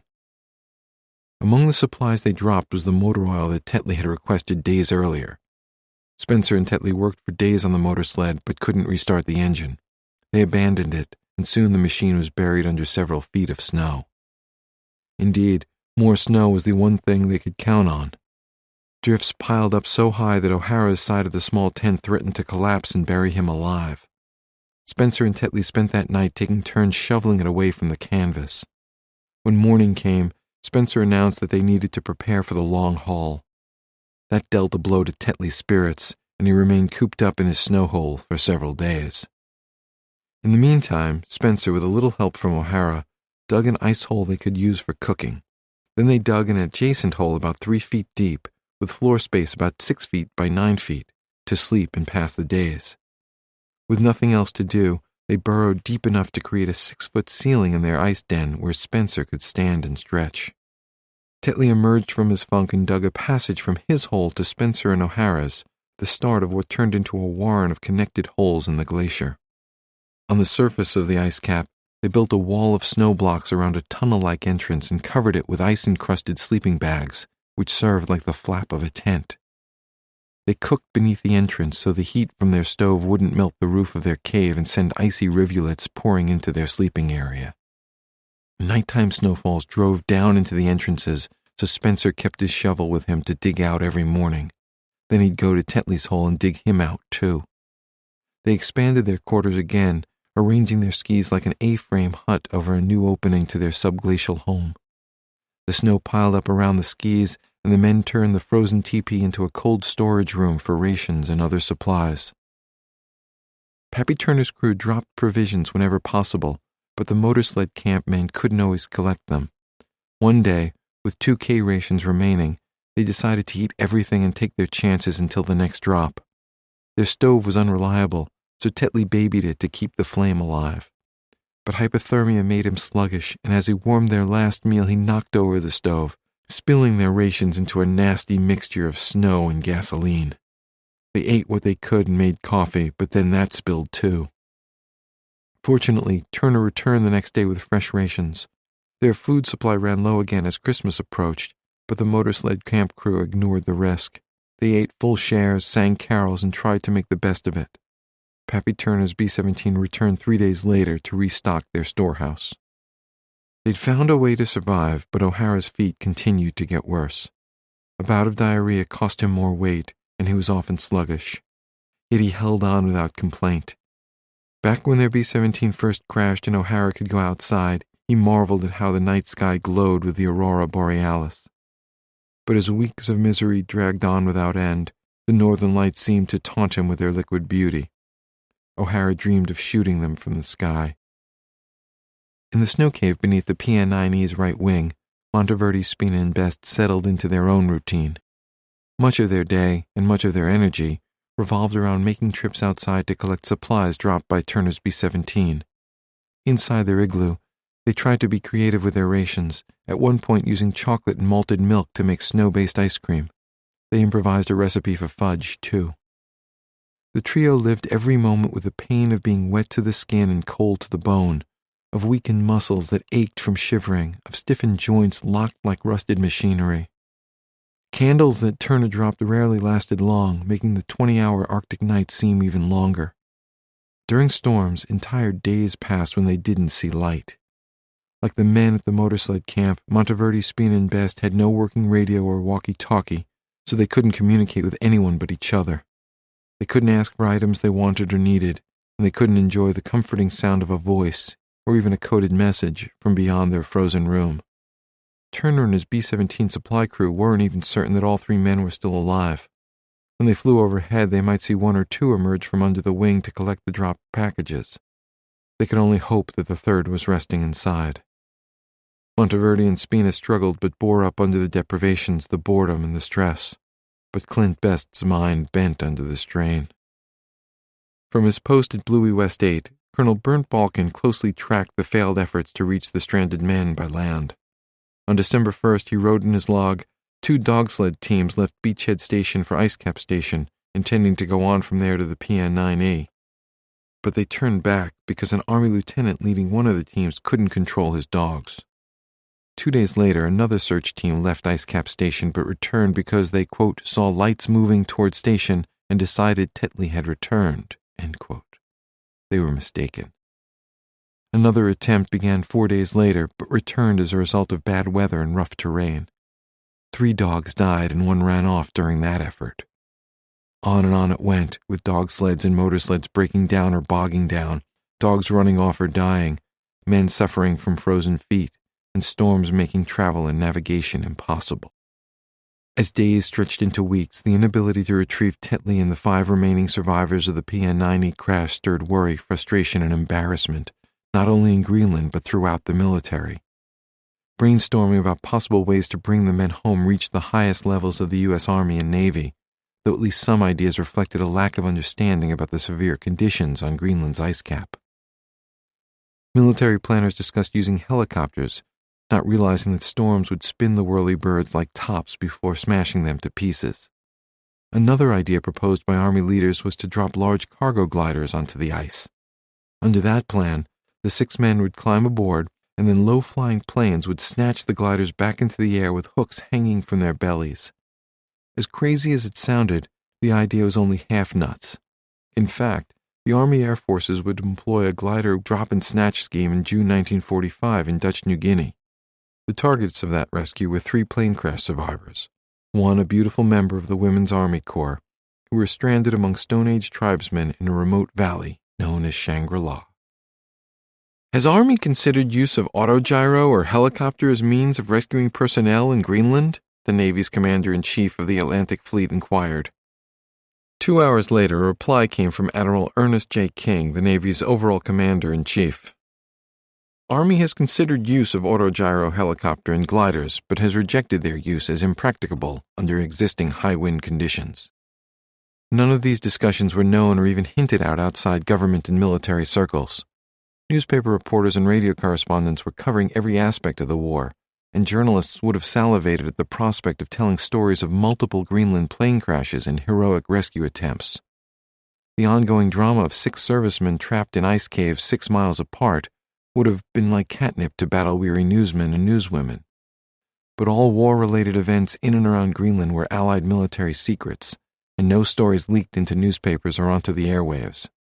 If the Nazis learned from news reports about a B-17 bomber lost on the ice, the thinking went, they might try to find it, kill its crew, and steal its Norden bomb site.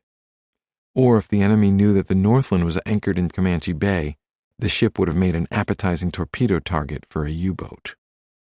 Even when family members were told that their husbands, sons, or brothers were missing or killed on the ice cap, they were instructed not to share any details until the military made the news public. Loose lips sink ships, they were told, and they listened. The 6 men on the ice had no idea what, if anything, their loved ones knew of their plight, but they understood the rules of war and the larger forces at work. Their job was to stay alive long enough to explain why they'd stopped writing letters home. Chapter 16. Snubbleblus. March through May 2012. Before leaving the gloomy January 2012 meeting at Coast Guard headquarters, I sought out Commander Jim Blow, the Coast Guard's point man on the duck hunt. I expected Blow to confirm that we'd just witnessed a bureaucratic waterboarding. "Now what?" I asked, as plaintive as Lou had sounded in the meeting. When Blow answered, I suspected that he'd nodded off during the dour, you're-on-your-own message delivered by Lieutenant Colonel James McDonough from the Defense Department's Missing in Action office. But Blow is career Coast Guard, a man used to doing more with less. Also, he has the steady pulse of a rescue pilot. Harsh words in a boardroom don't faze him. He looked at me as though I'd asked a foolish question. "We'll need a detailed mission plan," Blow said. "This isn't over. We're proceeding as if we're going." I nodded and left, unsure whether to feel confused, calmed, or both. But that was 2 months ago. Since then, wheels have spun, calls have gone out, and hundreds of emails have flown, yet progress has ground to a halt. Lou's plan to go to Greenland in May is off. It will happen in August at earliest. As far as I'm concerned, the duck hunt is in peril. The Coast Guard remains open to providing a huge C-130 cargo plane, but by all indications there's no money in the service's budget for more than that. Lou's been seeking contributions from private supporters, but that hasn't panned out either. Everyone likes the idea of bringing home the remains of 3 brave American airmen trapped under the ice since 1942, but no one was willing to pay for it. No one, apparently, except me. Using the advance payment from my publisher to write this book, I've written a check to Lou's Expedition Company, North-South Polar. Ostensibly, it's a loan that guarantees me a seat on a trip to Greenland. Lou promises to return the money by May 1st or to apply it to the cost of my travel and provisions and refund the rest. But May 1st passes, the money remains in Lou's hands, and no travel date is set. I'd like to think that my money has been sitting in a bank account, but I'm not that naive. Lou's been floating this mission for 2 years, exhausting his savings as well as himself, and I'm certain that the money was used to keep things afloat. I can ask Lou about it, but I'm not sure I want to know. In the hope of raising significant sums, Lou's been relying on a Los Angeles-based producer named Aaron Bennett. He's been pitching television networks on a reality adventure show based on searches for missing airplanes and lost airmen, with Lou and North-South Polar as the stars. Lou has a whole series in mind, with missions not only in Greenland, but everywhere from Antarctica to the South Pacific, from planes lost in the 1930s to Vietnam-era wrecks. The duck hunt is first on the list. Bennett believes in Lou, and I can tell from emails and phone calls that he's working hard. But so far he's only received what I call Hollywood yeses. They're better than no's, but they're really maybes, which makes them the contractual equivalent of air kisses. Television networks are overwhelmed by pitches for reality shows featuring daring adventurers, as well as shows about celebrity lifestyles and dysfunctional housemates. Another problem facing Bennett's pitch is more basic. It's the same issue that troubled the military's missing in action experts. No one is certain where to find the duck. Like the Defense Department, Hollywood wants a sure thing. At first blush, the duck's resting place might seem relatively easy to pinpoint. In the months after the crash, the wreckage was spotted multiple times on the ice. Those sightings all but eliminated any possibility that the duck plunged into the water and sank to the bottom of Koji Bay. The last confirmed sighting was in 1947, 5 years after the crash. That's good news, because it meant the duck wasn't on a fast-moving glacier carrying it swiftly toward the bay. Also significant were the hand-drawn historical maps that witnesses made after the sightings, especially two by Bernd Balken, each with an X marking the spot where he saw the duck. Lou has grown spellbound by Balken's maps, the original version torn from Balken's notebook, as well as a later one that Balken did in watercolor. By comparing radar data and satellite imagery with these maps, Lou has concluded that geographic features long dismissed as fanciful flourishes correspond to real parts of the landscape. If so, they represent potential landmarks for the duck hunt. Lou has been studying a topographical map by Herbert Kurz, the navigator on Pappy Turner's B-17, who marked a similar spot with the duck's location. The maps made by Balken and Kurz tell roughly the same story, and both fit the known facts about the duck's disappearance. For instance, they place the duck's wreckage in a spot about halfway between the PN-9E and Comanche Bay, where the Northland waited in vain. The location matches evidence that Pritchard radioed the ship for help, his requests for magnetic orientation, about 9 minutes into what it should have been a 20-minute flight. If the duck had crashed in a South Pacific jungle or in a European forest, searchers likely would have had more than enough information to find the wreckage. Not in Greenland. The search for the duck is complicated by three main factors: accumulating snow, glacial movement, and a mixture of errors and conflicting accounts in official reports about where it went down. First, despite recent melting of Greenland's ice, during the 70 years since the crash, some 30 or more feet of snow and ice might have built up atop the duck. That means finding it will require ground and ice-penetrating radar, followed by drilling, digging, or melting for confirmation. Second, despite the 1947 sighting, it's not certain that the duck wasn't on an active glacier moving toward Koji Bay. On their trip to Greenland in 2010, Lou and his team left behind tracking devices that suggest the ice in the area is barely moving. But if that's not the case, the duck would be nowhere near where it crashed. At some point since November 1942, it might have splashed into the bay with a newly calved iceberg. The third factor is the conflict in historical records. The Coast Guard's John Long and other researchers have found nearly a dozen sets of reported latitude and longitude coordinates for the crash site. Some were clearly erroneous and were later corrected, but even the ones considered credible are inconsistent. Most are on a tongue of land on the east side of Koji Bay, but when plotted on a map they make a shotgun pattern. For example, the military's official PN-9E accident report from April 1943 places the duck's wreckage at the intersection of latitude 65 degrees 8 minutes north and longitude 41 degrees 0 minutes west. That's more than 2 kilometers, or 1¼ miles, from the coordinates that Pappy Turner gave to Colonel Balken in December 1942. Some points are even farther apart, but those two locations are considered among the most credible by duck hunt historians, notably John Long and retired Coast Guard Captain Donald Taub. On the other hand, the accident report from April 1943 was focused on the PN-9E, so there's lingering skepticism about how precisely it places the duck crash. And even if they were once correct, there's no telling how much the duck might have moved since then along with the glacier. To narrow the search, Lou and the Coast Guard have collected radar data from planes that have flown over the area on scientific missions. Among their sources are the University of Kansas-based Center for Remote Sensing of Ice Sheets, known as CRESIS, a U.S. Navy plane with advanced radar equipment that was returning from Iraq and Afghanistan, and a NASA mission known as Operation Icebridge that's collecting data on changes to the polar ice sheets. In addition, while in Greenland in 2010, Lou and his team did a boots-on-the-ground survey of one radar-identified site that the Coast Guard considered promising. It was a false lead. Lou thinks that a radar image resembling a plane was in fact meltwater that pooled atop bedrock under the ice. Lou has spent countless hours this year combing through the historical coordinates and the radar data and has become a proficient computer-aided cartographer. After plotting and cross-referencing all the potential locations on 2- and 3-dimensional maps, Lou declared in a memo to the Coast Guard that he's reached a, quote, very high degree of certitude on the duck's current location. Lou's target coordinates are within 5 miles, or less than 8 kilometers, of the official PN-9E crash report, and even closer to Turner's December 1942 sighting. Privately, though, Lou knows that even the best use of radar and historical data is educated guesswork. The only way to be sure of the duck's location is by burrowing inside the glacier and obtaining hard evidence such as a photograph. But time is slipping by, and the weather makes late spring and summer the only practical times to search Greenland for missing planes. If a green light isn't lit soon, a year or more will pass before we step onto the ice.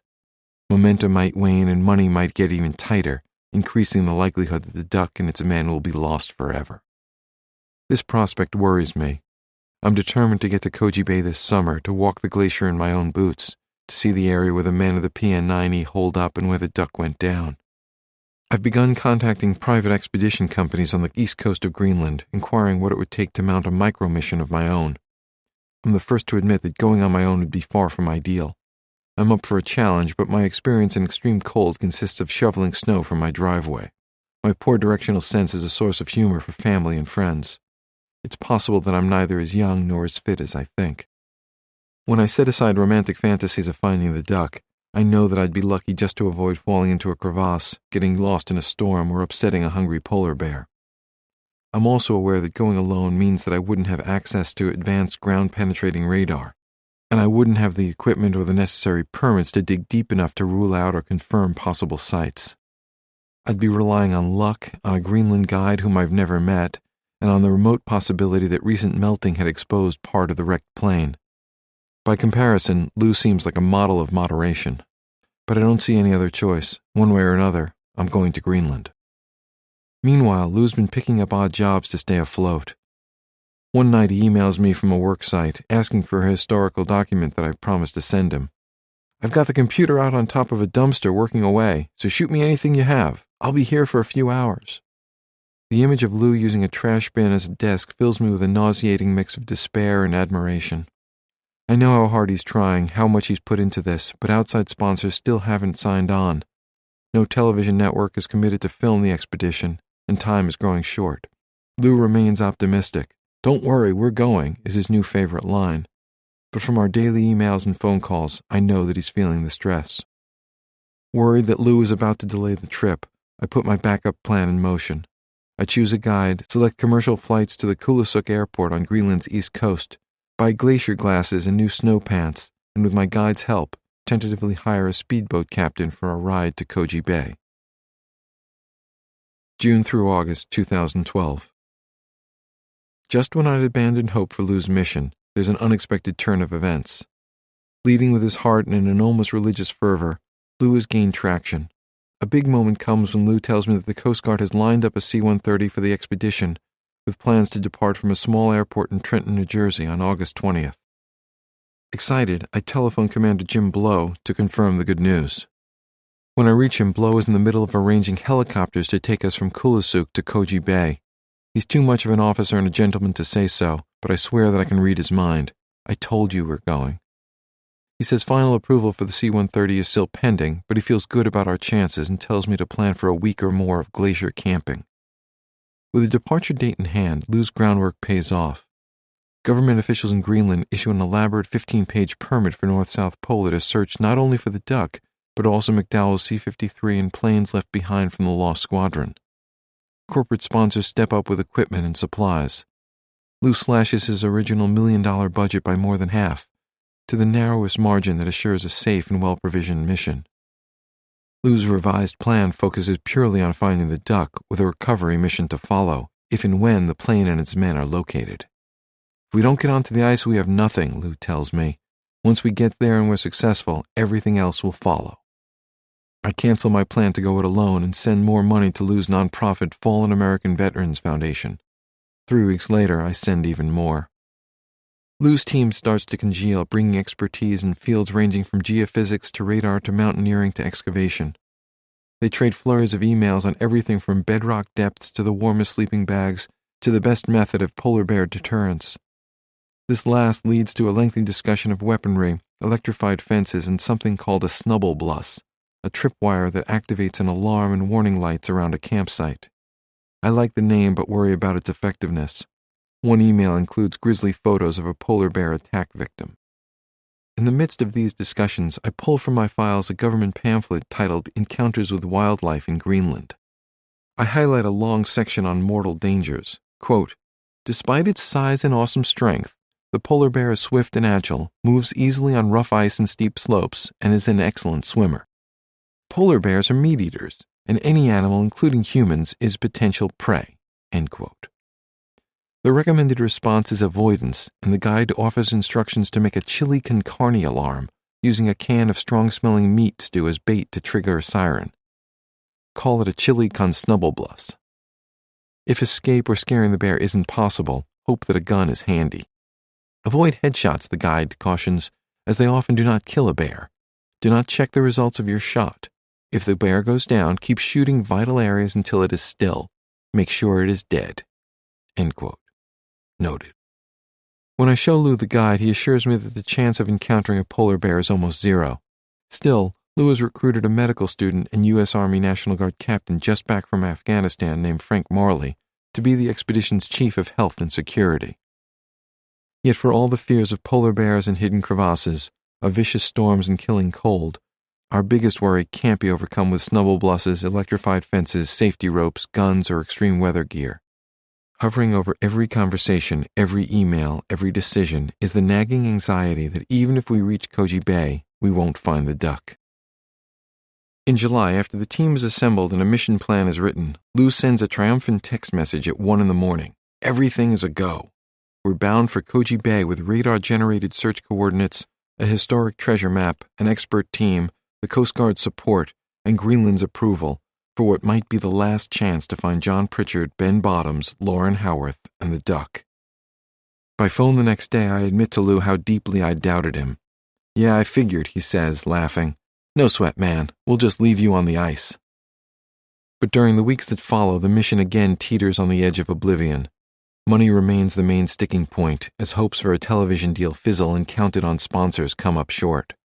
Stressed, I unload on Lou and his producer partner, Aaron Bennett, for not having everything in place, even as I send Lou more cash and use my credit card to pay the balance of a bill for sleeping bags.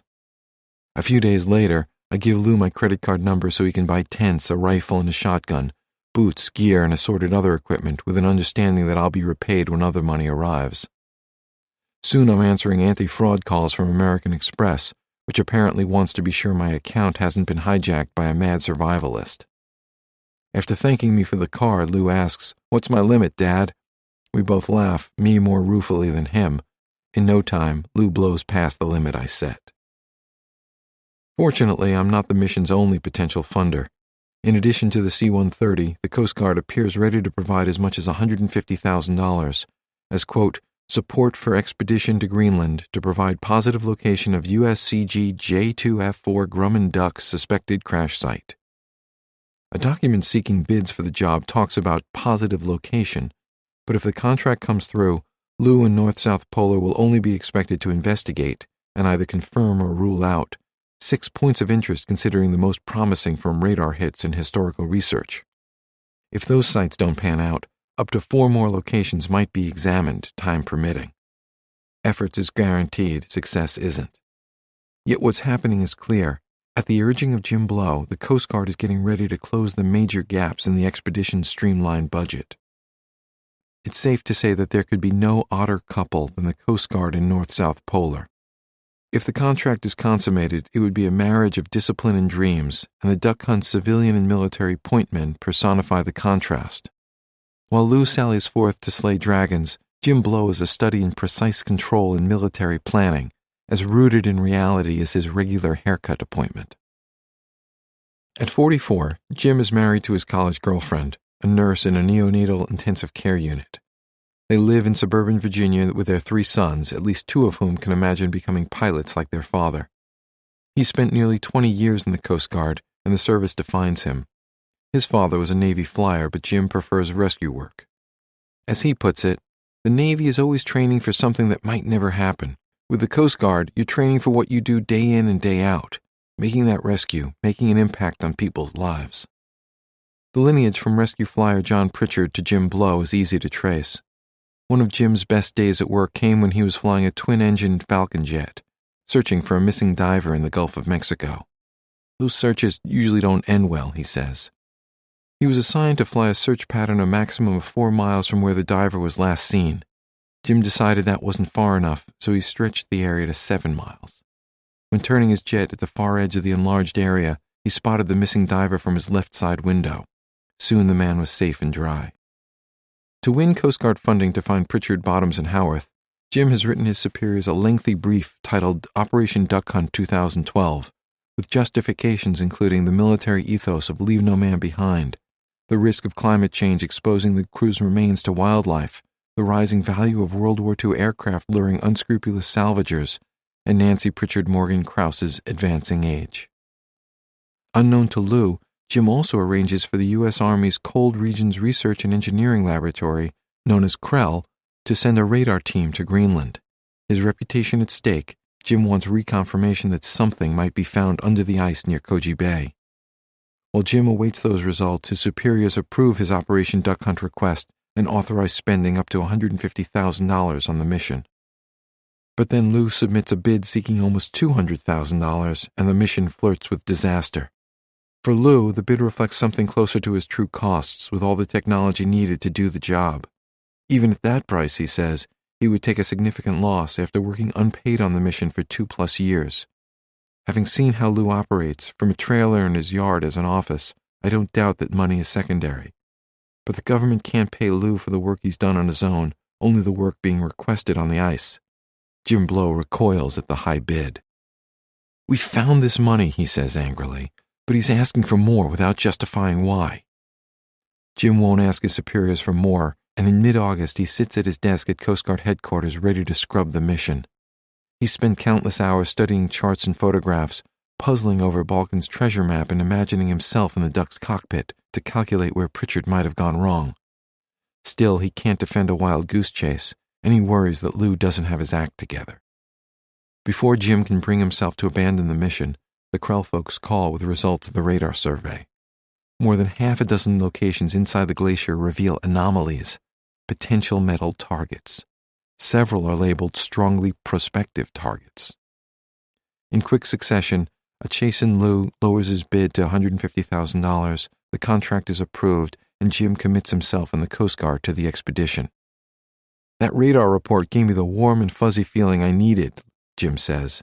"That report probably saved this mission." Jim repeats a line I've heard from Lou. "If it's there, we're going to find it. If we don't, it's not there."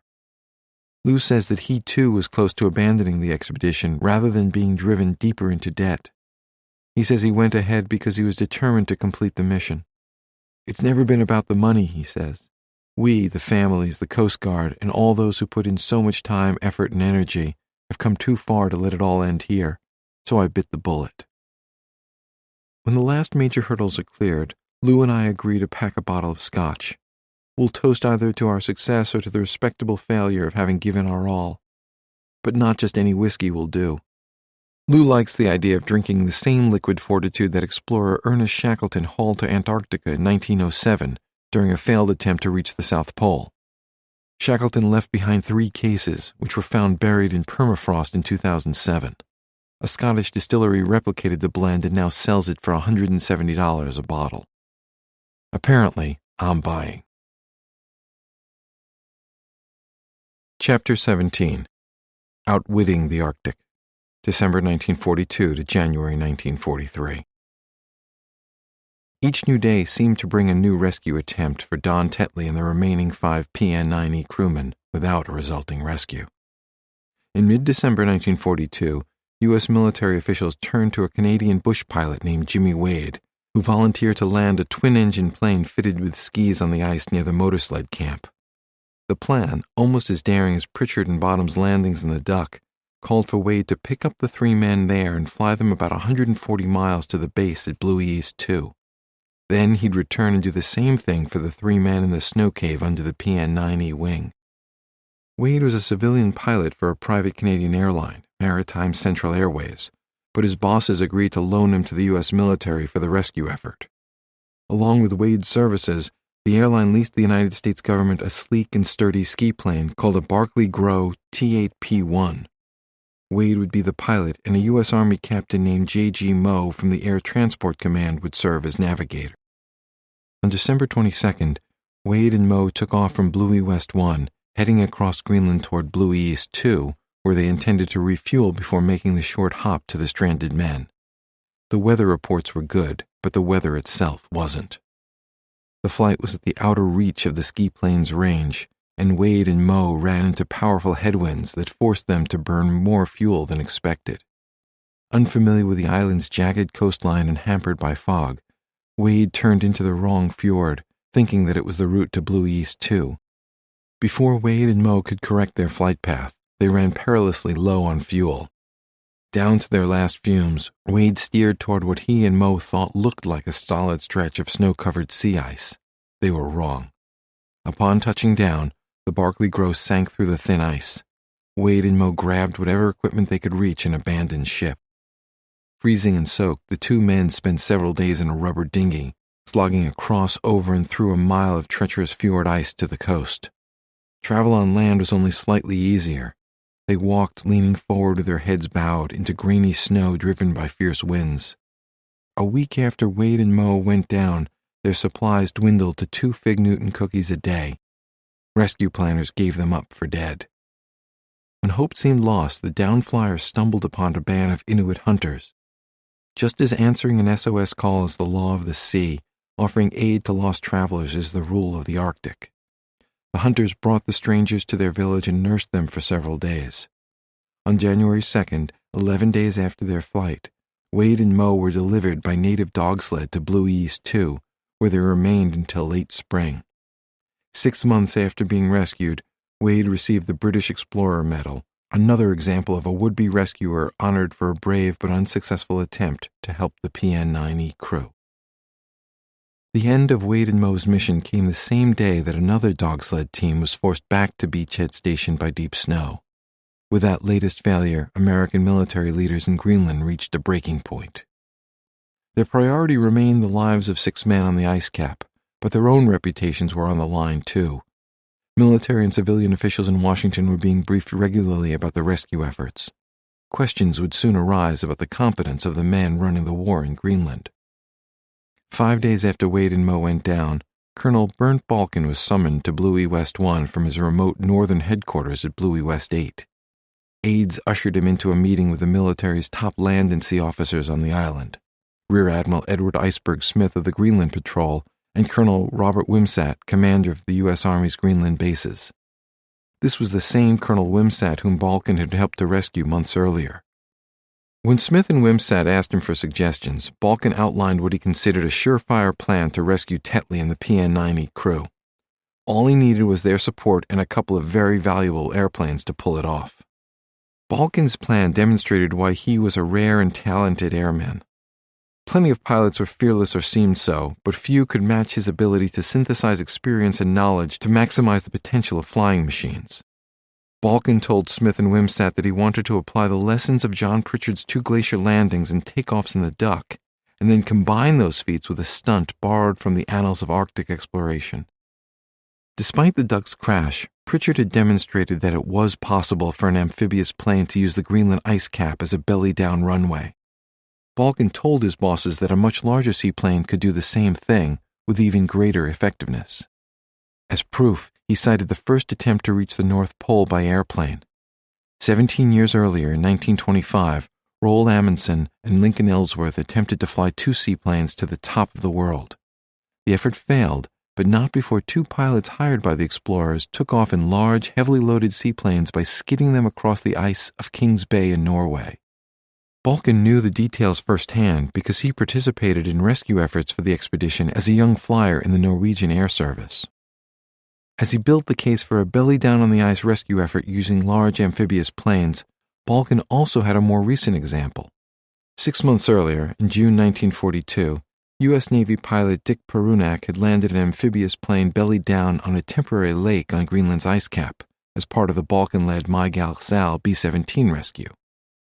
Now Balken wanted to try what might be called a modified Pritchard-Amundsen-Ellsworth gambit with a Perunak twist. Balkin described his plan as one last trick to outwit the Arctic. He proposed using a bigger plane than Pritchard's Duck. Greenland's ice cap would serve as a substitute for Amundsen and Ellsworth's frozen Norwegian Bay and Perunek's temporary lake. Balkin told Smith and Wimsatt that his airplane of choice would be the Navy PBY-5A Catalina flying boat, the same model plane that Perunek flew. Balkin had good taste in flying ships. The plane he'd chosen was a marvel. PB stood for Patrol Bomber, and Y was the letter assigned to its manufacturer, Consolidated Aircraft Corporation. The PBY Catalina was the workhorse of naval aviation, a rugged amphibian with a range of 2,500 miles. Some 4,000 would be built before the war ended. They could drop bombs on U-boats on the way into battle and could rescue floundering sailors on the way out. On bombing runs, crews called the PBY Catalina the Cat. But on rescue missions, it was affectionately called Dumbo, a tribute to Disney's Flying Elephant, which lit up movie screens in October 1941. At almost 64 feet long, with a wingspan of 104 feet, the Dumbo dwarfed the Duck. Wimsatt liked the idea, but Smith balked. In the Admiral's view, Balkin's plan was too dangerous. Only 4 PBY Catalinas were in service in Greenland, and they were being used to locate and harass U-boats attacking Allied merchant ships during the ongoing Battle of the Atlantic. Smith feared diverting half his PBY fleet to an untried rescue attempt. Danger to crews and equipment was an equal concern. A PBY Catalina might suffer catastrophic stress and break into pieces during a hard landing on snow and ice. Smith also knew that the most challenging part of the rescue might not be the belly landing, but the very act of flying over Greenland in the midst of winter. Pritchard and the Duck had done fine in landings and takeoffs, but they went down as a result of storms and fog. In fact, Smith had already squashed discussion of sending the Coast Guard cutter North Star close enough to the East Coast to use its Grumman Duck for a rescue attempt. He didn't want to lose more men and planes to Greenland's weather. Smith countered with a more conservative approach. He suggested that a new motorsled be flown to Greenland from the United States and be dropped by parachute to the men at the motorsled camp, so they might continue on their own toward Ice Cap Station. In the meantime, he said, Pappy Turner's B-17 would continue to drop supplies whenever possible. The meeting ended in a stalemate. Balkin wrote later that he vowed, "If I'm to crawl in on my hands and knees, I'll get the boys off the ice cap." Balkin described Smith's reaction as a glacier-cold shoulder. He added sarcastically, "No plans for me for such a lunatic purpose." To bolster his easy-does-it approach and cover his tracks, Smith enlisted the support of his superiors. He explained in a message that Balkin, quote, "desires PBY to land on the ice cap, which I have informed him is considered too great a risk at this time of year. I believe other possibilities have not been exhausted," end quote. Smith's message added, however, that if ordered to provide a PBY, he would do so, and he acknowledged that Balkin should oversee such an operation because he was the most experienced Arctic flyer now here. Initially, the Navy brass supported Smith's position. One reply from Smith's superiors echoed his position, declaring that, quote, "aircraft rescue missions are warranted only in the event such operations do not unduly hazard the aircraft or personnel concerned. Your reports appear to indicate that aircraft rescue is unwarrantedly hazardous, and the force commander concurs in your decision in the matter, pending further developments," end quote. But Balkin and Wimsatt also knew how to play the military's bureaucratic power game. All 6 men on the ice were Army officers and airmen, so they appealed to General Jacob Devers, commander of the 6th Army Group in Europe. Devers threw his considerable weight behind Balkin's plan, and pressure soon came down on Smith and the Navy via the War Department in Washington. With the muscle of the 6th Army behind him, Balkin outflanked Smith. Within days, the Navy's commander-in-chief sent defensive messages such as this one on January 4, 1943. Quote, "At no time has it been the intention of Navy Department to withhold use of any Navy facility in undertaking rescue of crew of B-17 PN-9E now down on ice cap. Use of Navy PBY airplane under direct supervision of Colonel Bernd Balkin is authorized at any time such action is in accordance with best judgment of Admiral Smith." Smith had been boxed into a corner. He recognized that he was being portrayed as hindering the rescue, so he reversed course. He gave Balkin 2 PBY Catalinas and placed him in charge of the rescue mission. The only conditions were that Balkin had to keep Smith in the loop and use all volunteer crews with as few men as possible. Finding crewmen wasn't a problem, as every man assigned to the PBY stepped forward. They went to work stripping the armor plating and unbolting the machine guns from the chosen planes to make them as light as possible for the unconventional takeoffs being planned. Then they waited for good weather. In the meantime, rescuers made one more attempt to use a ski plane. The results would have been comical if men's lives hadn't been at stake. One plane, a twin-engine Beechcraft, arrived at Bluey East 2 on January 20th to have its skis installed. On a trial run, the skis turned upward and were chopped off by the propellers. That ended that. Without working radios or walkie-talkies, the only contact between the stranded men and the outside world came during overflights by Pappy Turner's B-17. As the long Greenland winter gathered force, neither the men on the ground nor the crew in the air could predict how many days or even weeks would pass between flights.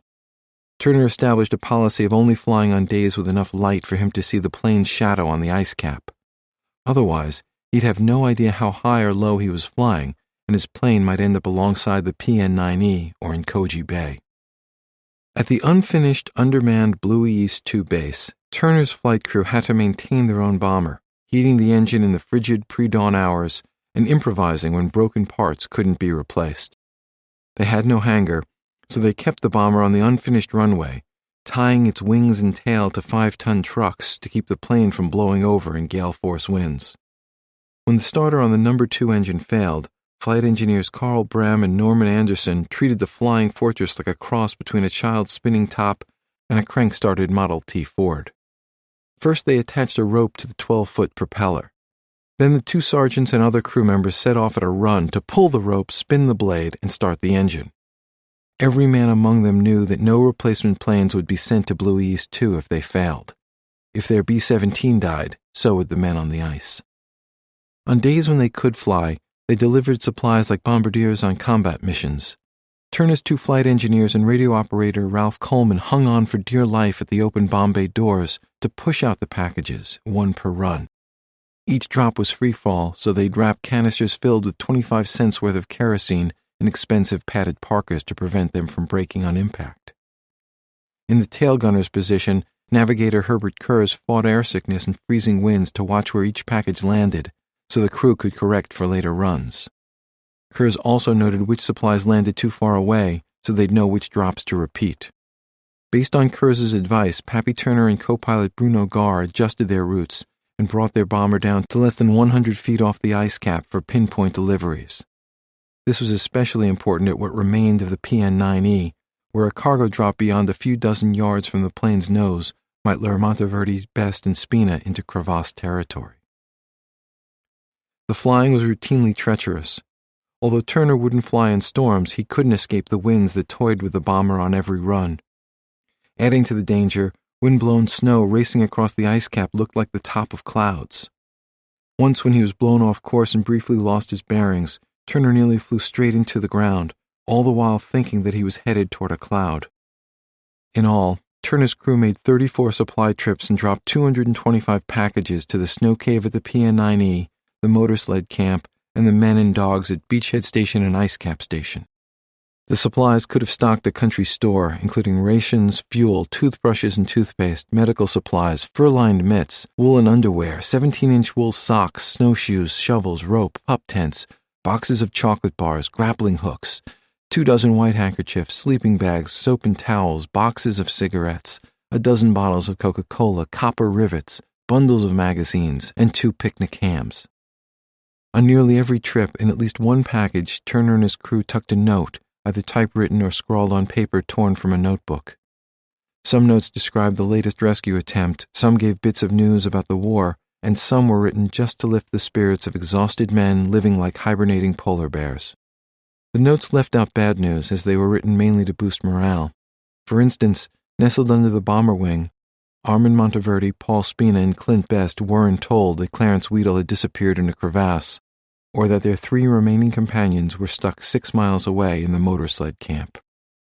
On Christmas Day 1942, the trio at the PN-9E expected Turner's crew to drop them something special, but the supply plane didn't come. They had 1 remaining can of chicken, but that was a delicacy they were saving to celebrate their rescue.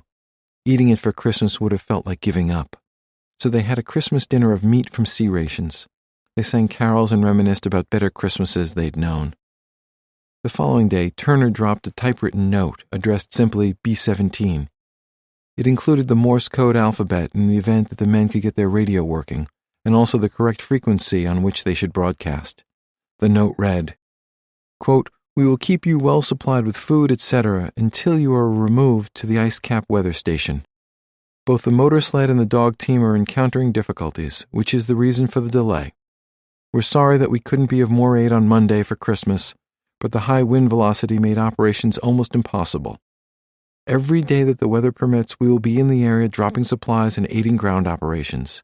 Keep your spirits up, as we're trying to get you off as soon as possible. Captain Turner." The supply drops at the motor sled camp were so effective and opportunities for exercise so scarce that Spencer packed 30 pounds onto his trim frame. Tetley added 15.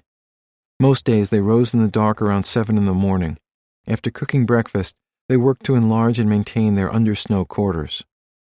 They braved the blustery winds to collect newly delivered packages during the few hours of daylight. They also tried to send messages to Turner's crew by arranging large and small objects in Morse code patterns, but it didn't work. Neither did their attempts to use black oil to spell out words in the snow. They'd cook dinner in the late afternoon, sleep, then make coffee around midnight. They smoked cigarettes when they had them. One day bled into the next. All the while, O'Hara was failing, shedding pounds faster than his companions were gaining them. He shriveled from a robust young man into a sunken-cheeked wraith. He dipped into and out of delirium. His legs were useless and his body's systems were shutting down.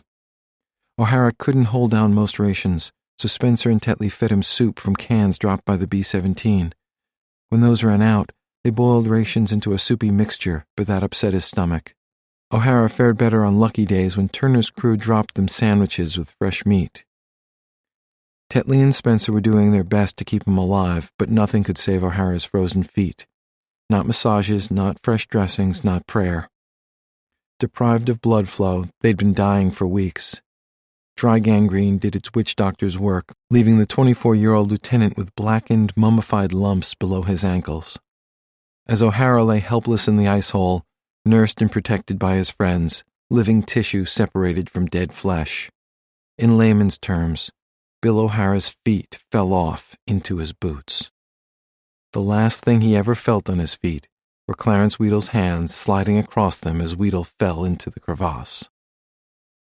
On January 21, 1943, Pappy Turner's crew dropped a note to the motorsled camp with a bundle of wooden stakes and 50 red bandana handkerchiefs. It described Balkan's rescue plan and said a PBY Catalina Dumbo would try to land on the first clear day. The note instructed Spencer to put his pilot training to work and choose a smooth, crevasse-free landing area and mark it with the stakes. Spencer was told to tie 2 bandanas to each stake, one at the top and one at the bottom, to create a gauge that the PBY pilot could use to estimate distance from the ground. The note ended, "Be seeing you soon." It was signed, "The Boys." Spencer tucked it away for safekeeping. On January 25th, the 2 PBYs flew from Balkan's base at Bluey West 8 across the ice cap to Bluey East 2. There, Pappy Turner and his crew briefed the rescue flyers about conditions. In the lead PBY, Balkan would act as supervisor and advisor to the pilot, Bernard Barney Dunlap, a 31-year-old U.S. Navy lieutenant from Long Island, New York. The co-pilot was Lieutenant Junior Grade Nathan Waters, with 2 enlisted men, Flight Engineer Alex Sabo and Radioman Harold Larson as the crew. Also assigned to Dunlap's plane was Captain P.W. Sweetser, the doctor at Bluey East 2, ready to treat O'Hara even before he left the ice. The second PBY would serve as a backup in case Dunlap's plane went down. Also aboard Dunlap's PBY was an experienced U.S. Army Air Force's dog sled rescue team consisting of Captain Harold Strong, who'd served in Alaska, Sergeants Joseph Healy and Hendrik Dutch Dollarman, who'd made their reputations in Antarctica, and 9 sled dogs. Balkan respected Strong as an Arctic veteran, and he knew he could rely on Healy and Dollarman, who'd been part of the trail team in the My Gal Sal rescue. The crews and the planes were ready, but the weather wouldn't cooperate. When January ended with no relief at the motorsled camp, Don Tetley grew depressed. A mission that he thought might take a few days had stretched to 2 months, with no end in sight. 2 men had fallen to their deaths in crevasses before his eyes. As days turned to weeks, he focused his remaining hopes on being rescued before February 1st, the birthday he shared with his wife. Tetley's target date arrived with no sign of a PBY. He became morose, thinking about what he was missing back home and how worried his wife must be. The motorsled camp was out of cigarettes, so Tetley glumly passed the hours collecting tobacco from spent butts. Sizing up his partner's mood, Harry Spencer sprung a birthday surprise. When they'd been flush with cigarettes, he'd set aside a full pack for just such an emergency. Now he made a fuss of presenting it to Tetley with birthday wishes. The gift was one of untold acts of kindness, large and small, that the men bestowed upon each other. Each one revealed a bond that was crucial to their survival. With every sacrifice, every shared cigarette, the icebound men expressed a stubborn refusal to surrender their humanity. Later that day, Turner's B-17 crew dropped Spencer the best possible reward for his thoughtfulness short of rescue: a pack of mail, including letters from his wife, Patsy, and a sweater she'd knitted him for Christmas. With it came another note from the boys, saying that the PBYs had reached Bluey East 2 and were waiting to fly. "We will try to get you out this time," the note read. Tetley saved that one. 2 days later, the supply drop included a new walkie-talkie freshly arrived from the United States. The two-way air-to-ground communication system, as it was known, was in high demand, especially in battle zones. Now that the motorsled camp had one properly tuned to Pappy Turner's B-17, the airborne cargo team and the grounded men could finally talk to one another. At first, the men's cold breath froze the mouthpiece, so they thawed it out and put a sock over it. Then they introduced themselves to the aircrew that had kept them alive. The contact came as a relief to Pappy Turner, who'd felt frustrated that he could be so near those men that you could nearly touch them, and yet you couldn't do anything about getting them out. Yet the wait continued for Balkin, Dunlop, and the PBYs. The winds were too treacherous that day and also the next. Blinding sheets of snow raced across Spencer's chosen landing field, the drifts obscuring the bandana-topped stakes. Turner and Spencer talked over the walkie-talkie about surface conditions, and Turner asked whether his crew should drop more spare parts for the motor sled. Spencer and Tetley had last worked on the machine more than a month earlier. Since then, it had disappeared under mounds of snow. "For crying out loud," Spencer answered, "we've been digging for 2 weeks and can't find a trace of it." O'Hara's hopes had risen when he'd learned of the latest rescue plans, but now he felt crushed by the delays. Emaciated and dehydrated, his skin a waxy yellow, his feet gone, he grew depressed. Spencer and Tetley feared that O'Hara might give up and die before the PBY arrived.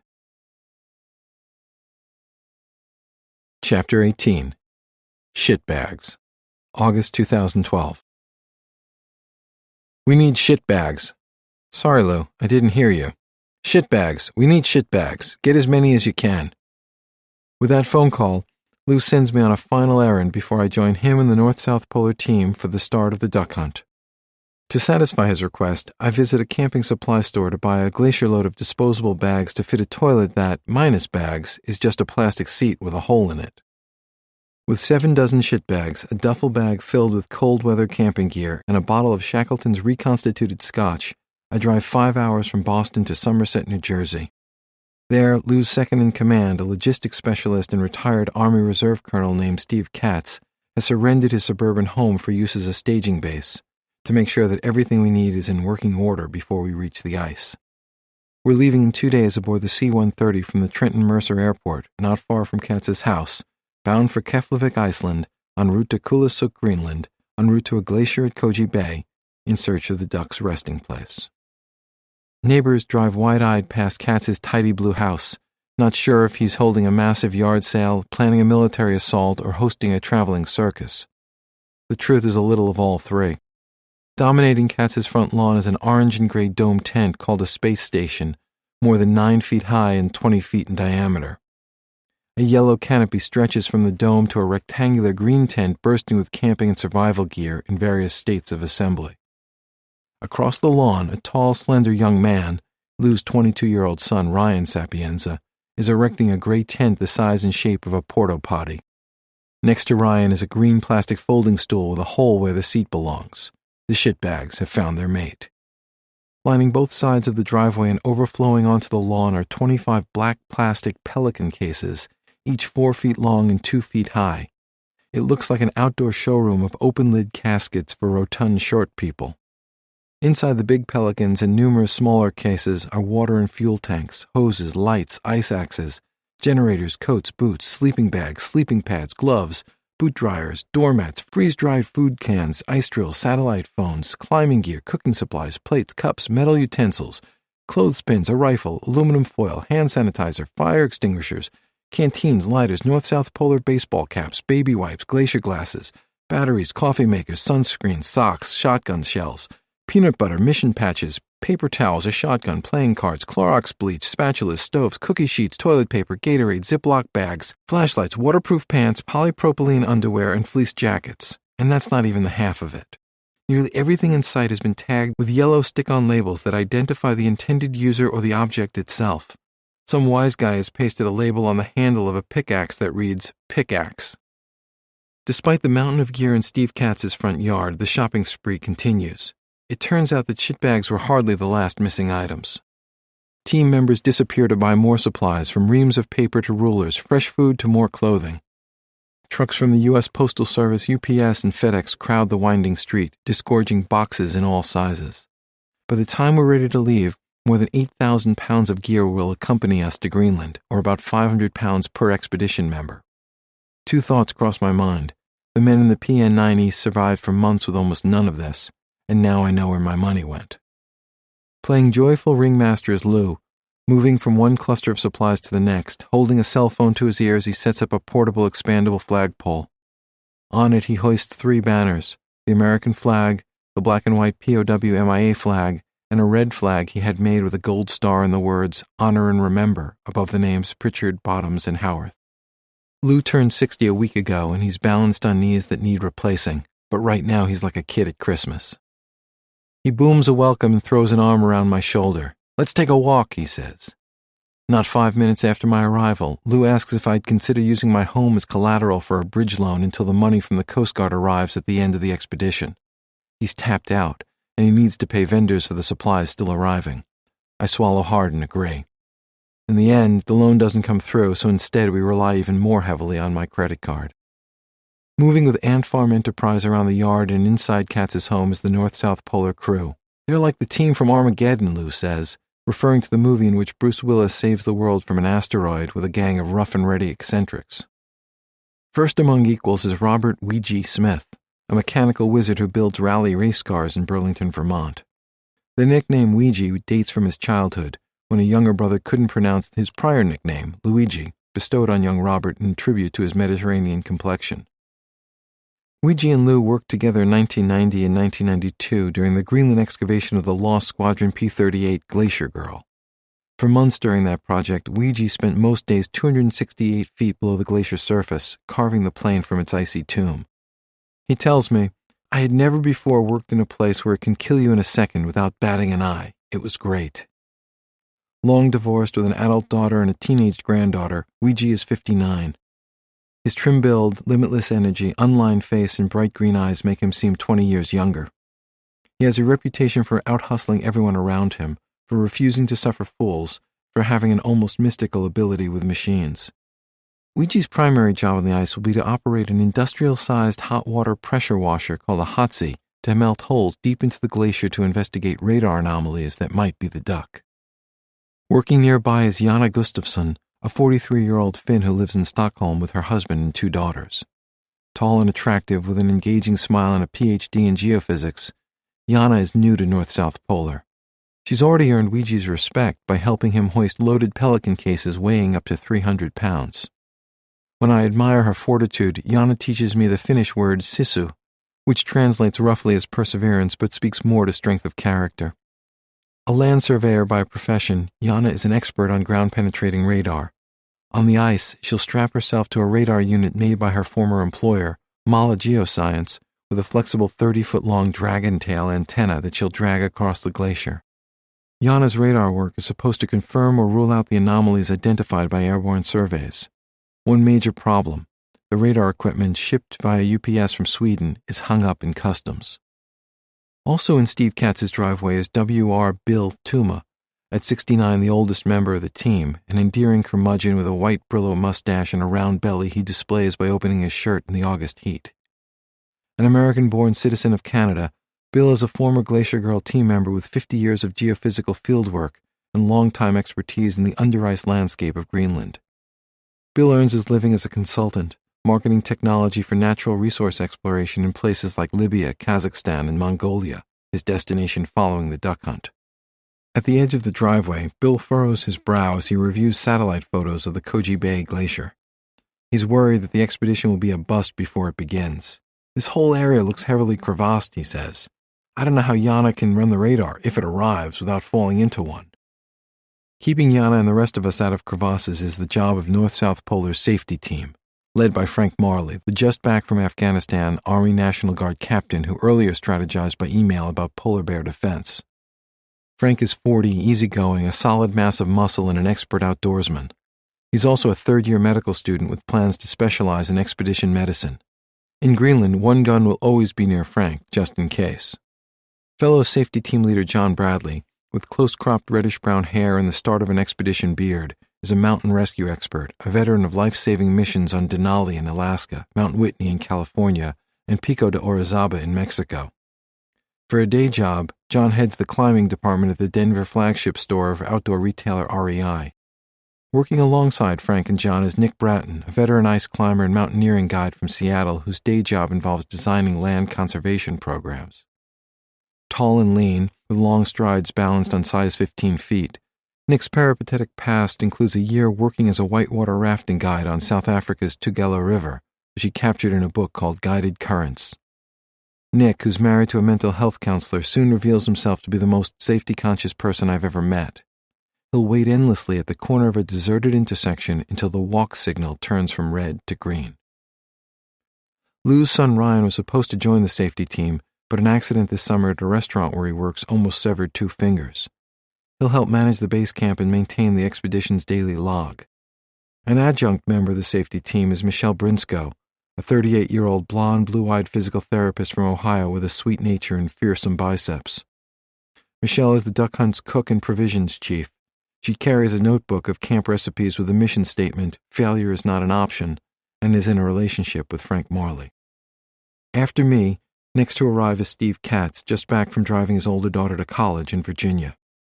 Nearing 50 with dark, thinning hair, Steve is built like a thick-shouldered fire plug. As a colonel in the Army Reserves, he led a Special Forces unit during the Iraq War and earned 2 Bronze Stars. Soon after Steve's arrival, I learned that he's also helped to cover expedition costs with a credit card. The final member of the North-South Polar team will join us before takeoff. Alberto Bejar, the expedition's chief scientist, a man whose resume can make almost anyone feel inadequate. PhD in electrical engineering, 2-decade career at NASA's Jet Propulsion Laboratory, including oversight of an experiment on the Mars rover Curiosity, robotics expert, rescue scuba diver, helicopter and fixed-wing pilot, emergency medical technician, faculty member at Arizona State University. 45 years old, married with 3 children, Alberto has been designated highly qualified to become a NASA astronaut and is awaiting word on an interview. His curly black hair and handsome face prompt Lou to call him rock star. Alberto has built a high-definition video camera that can be dropped into the holes that Ouija melts in the ice to determine whether an anomaly is a duck or a hidden crevasse, a pool of water, or an otherwise false reading.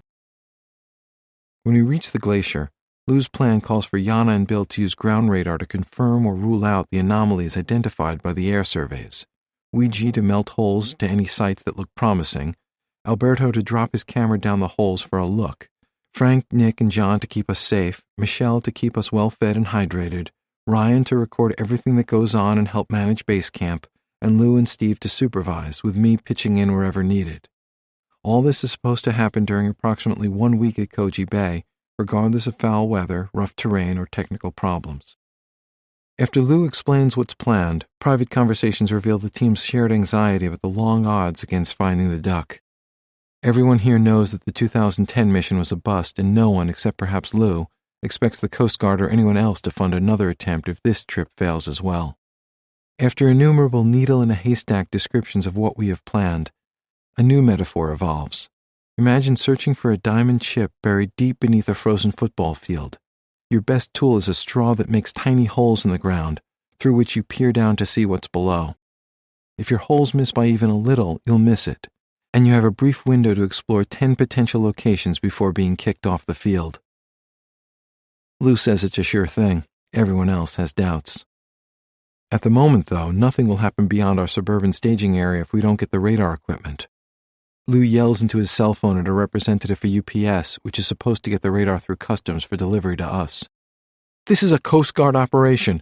We've got an $8 million plane waiting for us, and you're holding it up." The UPS agent is apologetic, but can't say when the radar might be released. Steve decides to remain behind when the C-130 leaves. He'll carry the radar equipment on commercial flights when it arrives. The final 2 days before departure are a whirlwind of last-minute purchases, loading, and preparations, with team members renewing friendships or getting to know one another. The day before the C-130 arrives, Ouija rents a truck to transfer our gear from Steve's house to Trenton Mercer Airport. As Ouija and I drive to the rental lot, we exchange life stories and Ouija asks about the book I'm writing. When I explain that I'm telling the historic story and also describing this expedition, a sly smile crosses his face. "So, Mitch," he asks, "how does it end?" "No idea, Ouija. You tell me." The exchange becomes a routine between us, sometimes spoken several times a day, particularly when our prospects seem the most bleak. Early on August 21st, 2012, one day later than planned, we drive in convoy to the Ronson Aviation hangar at the Trenton Mercer Airport. I'm in front with Bill, Yana, and Nick in my car. Ouija and John drive the truck. Frank and Michelle ride in Frank's car, and Lou and Ryan bring up the rear. Steve is off somewhere trying to find the radar, and Alberto is meeting us at the airport. I take a wrong turn out of the hotel parking lot and get razzed by my teammates, a bad omen. A half hour after we arrive at the airport, I see a vision in a lilac pantsuit, Nancy Pritchard Morgan Krause, the sister of pilot John Pritchard, here with her husband Bill to see us off. Lou invited her several days ago, so she and Bill drove up from their home in Annapolis. As Nancy hugs me hello, I notice a bruise on her forehead and a bandage on her arm. She whispers that she fell a day earlier when checking into their hotel. Later, she admits that she passed out, possibly from the heat, and hit her head. "They wanted me to stay in the hospital," she says, "but I wouldn't. I wouldn't miss this." Her eyes grow misty when Lou shows her the red flag with her brother's name on it. Bill stands close by her side to keep her steady. One after another, North-South Polar team members introduce themselves and have their photos taken with her. Nancy quizzes each one about his or her role, then thanks everyone for trying to find her big brother. "He loved what he was doing," she says, "and he was an outgoing, friendly person. He would do anything to help people." Several times Nancy repeats the story of how devastated she felt when she learned that John was lost. Afterward, Nick Bratton writes in his journal, "We are contractors to the Coast Guard, but our real client is Nancy." Nancy and Bill are driven by golf cart onto the runway, where the Coast Guard C-130 is waiting for its crew to load our gear.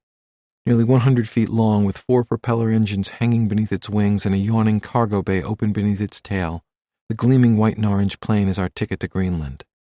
Along with its crew, the C-130 disgorges the Coast Guard team joining us on the ice. All 5 members seem like natural cast additions to Lou's real-life version of a Bruce Willis Saves the World movie. The leader is Commander Jim Blow, fulfilling his role as the service's point man on the mission. Next is Lieutenant Commander Rob Tucker, tall and good-humored, a pilot who works with Blow in the Office of Aviation Forces. Documenting the mission will be Petty Officer Second Class Jetta Disco, a cheerful bundle of energy from the service's New York Public Affairs Office. Our medical officer will be Captain Kenneth Doc Harmon, a flight surgeon, antique boat restorer, and raconteur with experience in trouble spots around the world. The Coast Guard also has brought along Terry Lissman, a geophysicist from the National Geospatial Intelligence Agency. An accomplished swing dancer and home-brewing enthusiast, Terry will be the government's own radar expert on the ice. When Nancy sees Jim Blow, she wraps him in a hug and describes what the duck hunt means to her. "You think of the plane and the bodies there alone. If you bring them back, they're home. It's closure." Lou strolls over and he and Jim outline the mission plan, using an oversized laminated map of the Koji Bay Glacier to show Nancy where we hope to search. As the heat rises and Nancy tires, Lou organizes an impromptu ceremony in the shadow of the C-130. Nancy's husband, Bill, presents Lou with a gift. "I'm sure everything is going to be a success, but I brought you a tool to pull it together if things threaten to fall apart." He hands Lou a rubber band and everyone laughs. Nancy bestows a final blessing on the now complete duck hunt team, a dozen of us with North-South Polar and 5 with the Coast Guard. God go with you and bring you home safely and successfully. As Nancy and Bill prepare to leave, Steve arrives, having somehow pried Yana's ground-penetrating radar equipment away from the UPS and the U.S. Customs Service. We find seats in the C-130 with our Pelican cases, personal gear, and other supplies strapped in the cargo bay behind us. A Coast Guard crewman hands out earplugs for the 7-hour trip, and the duck hunt takes flight. Chapter 19. Dumbo on Ice. January through February 1943.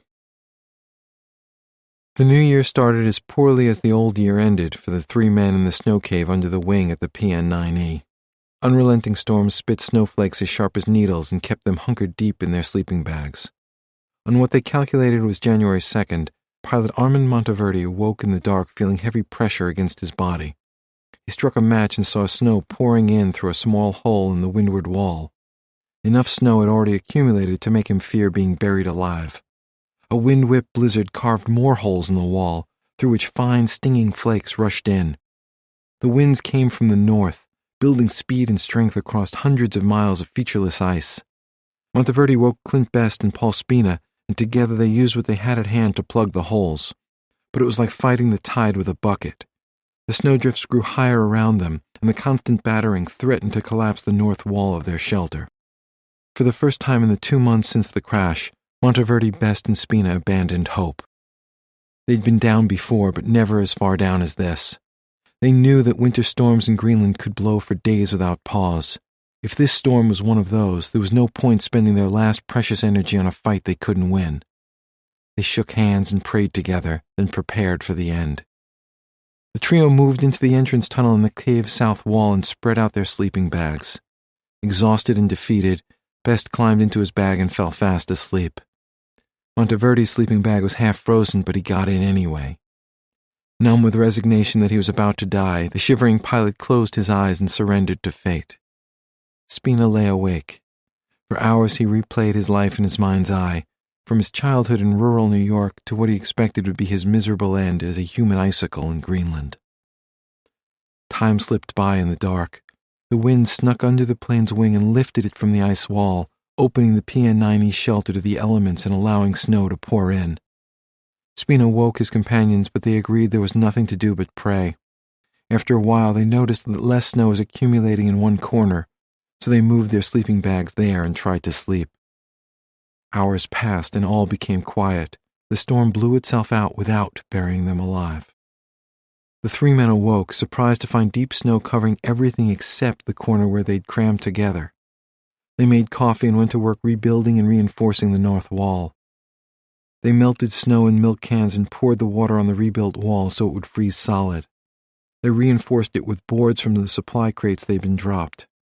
When they were finished, the wall was stronger and thicker than ever, and even the fiercest storms wouldn't penetrate. They left several small holes at the top of the wall to let in light during the day. At night, they filled those windows with plugs made from rags and trash to block the wind. At Spina's suggestion, they left much of the accumulated snow inside their cave so they wouldn't have to go outside all winter to gather it for cooking and drinking. As the days dragged by, the glacier on which the trio lived continued its crawl toward the sea, spawning new crevasses as its forward edge sought rebirth as icebergs. Storms and wind-blown snow built fresh bridges over the deep gashes, so each time the men went outside to fetch new supplies, they knew that any step could be their last. Their rebuilt quarters were only marginally safer. The PN-9E's tail section had already been swallowed, and nothing could prevent a new crevasse from opening beneath them. All three felt tremors as the ground shifted, but they didn't talk about it. There was no point. On February 5th, 1943, the weather on the east coast of Greenland was as good as it gets in winter. By Harry Spencer's estimate, it had snowed a whopping 18 feet at the motor sled camp since they'd been there. But this was a rare day with clear skies. A scout plane flew overhead and reported to Colonel Balkin that at 8 o'clock in the morning the winds were calm, the sky was blue, and the ground temperature was about 10 degrees below zero. Greenland's version of balmy. Balkin told his rescue teams to get ready, but just as he ordered the PBY Catalina crews to climb aboard their planes, a messenger handed him a troubling radio dispatch from General Henry A. Hap Arnold, commanding general of the U.S. Army Air Forces. It read, quote, "Factory indicates forward bulkhead of PBY too weak for landing on snow." The forward bulkhead, Balkin knew, was a wall near the nose of the plane. If it buckled under pressure from a belly-down landing, the PBY would suffer a structural collapse, destroying it and possibly the men and dogs inside. Arnold's note had one question: "What are your plans?" Balkin scribbled a reply: "Going ahead as contemplated." He explained later, "We have had no time to make a test landing, but I figure that if anything is going to happen, it will happen anyway, test landing or not." 3 planes took off that morning from Bluey East 2. Pappy Turner's B-17 led the way, and the 2 PBYs followed close behind. Because they were on a rescue mission, on this day the PBYs would properly be called Dumbos. When they were over the motor sled camp, Turner radioed down to Harry Spencer on the walkie-talkie to discuss ground conditions. Turner worried that the winds were too strong for a PBY to land, but Spencer assured him that it was safe. At the controls of the lead PBY, Navy Lieutenant Barney Dunlap took one long run over the landing area that Spencer had marked with stakes. On the ground, Spencer and Tetley watched from outside their ice cave as the plane's nose seemed to dip. Unwashed and unshaven, their heavy beards coated with snow, they looked like a pair of prehistoric icemen hunting a flying dinosaur. When he saw the plane's nose drop, Tetley feared that the PBY was in peril. But Spencer realized that the plane was hidden behind a small rise and was coming in for a landing. Earlier, when reviewing the plan with Dunlap, Balkin had explained that the landing area was mostly flat, so he suggested that Dunlap bring the plane down at normal speed, like a power stall let down on a glassy sea. The technique, Balkin hoped, would keep the PBY's nose high, preventing it from burrowing into the snow. With a gradual rate of descent and a steady hand on the control wheel, Balkin believed, the plane would almost land itself. Now, just as they'd planned, Dunlap flew at an airspeed of about 80 knots, or 92 miles per hour. As Turner's B-17 and the backup PBY circled overhead, Dunlap brought his Dumbo down with the wheels retracted and the wing floats down. The 20-odd seconds it would take to go from the sky to the ice cap would be just long enough for Balkin to recall the PBY manufacturer's warning about potentially catastrophic weakness in the forward bulkhead.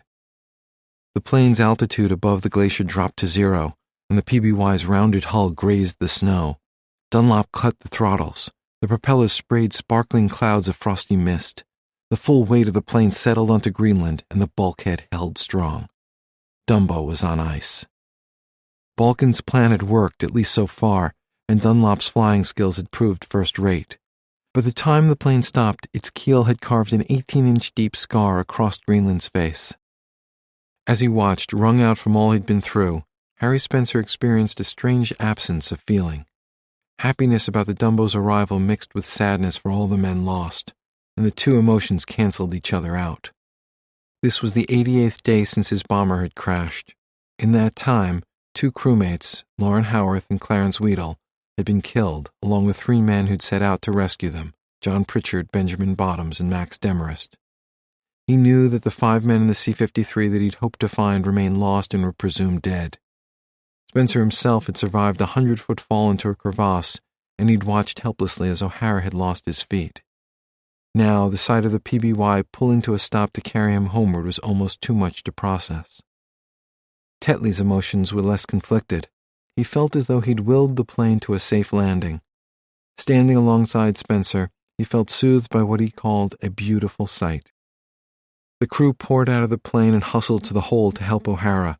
With Dr. Sweetser by his side, Balkin described finding the young navigator in his sleeping bag, able to manage a wan smile. He'd lost half his normal body weight of 180 pounds, leaving him as light as a bundle of rags, Balkin said. Balkin would recall carrying O'Hara aboard the plane, but Spencer said they used a specially built stretcher sled.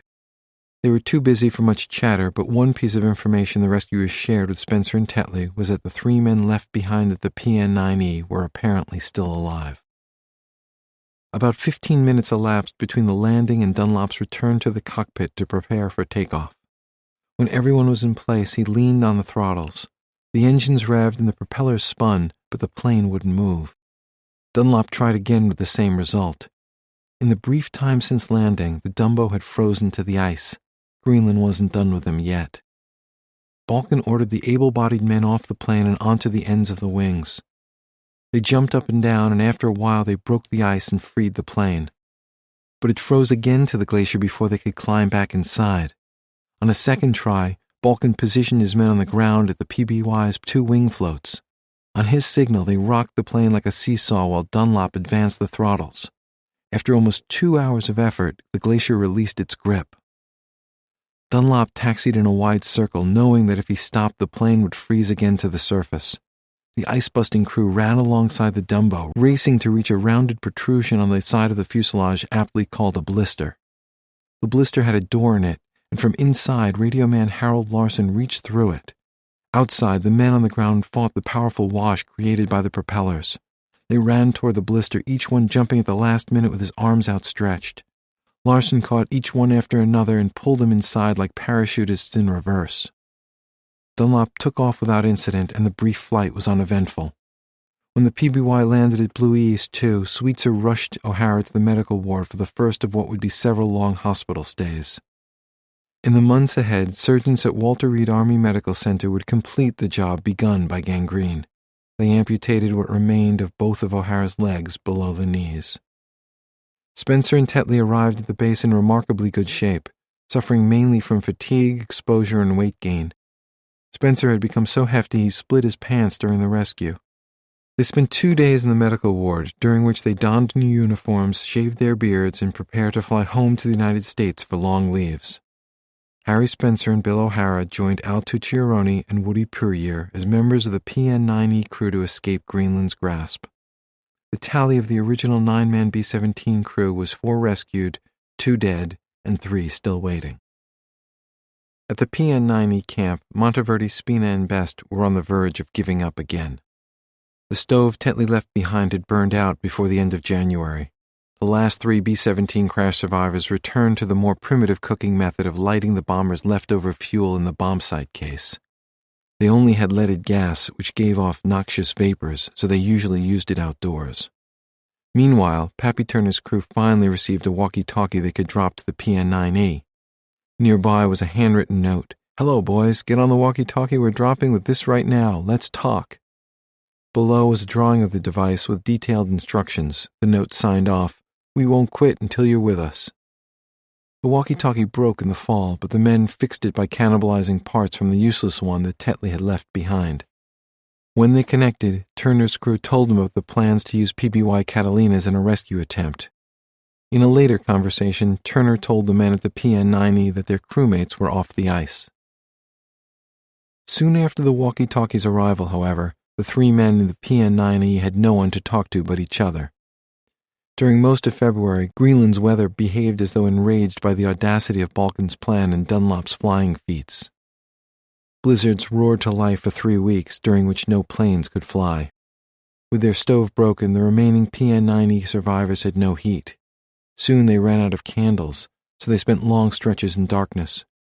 Desperate for warmth and light, they kept a fire burning in the bomb site case. Without a vent, toxic fumes filled their cave and soot blackened their skin and clothes. With no other way to defrost their rations, Monteverdi, Spina, and Best burrowed deep into their sleeping bags and held the cans and packages under their armpits. 8 hours of this made the food soft enough to chew. Some ration cans broke when they were dropped from Turner's B-17, and when they thawed, the juices leaked onto the men's bedding.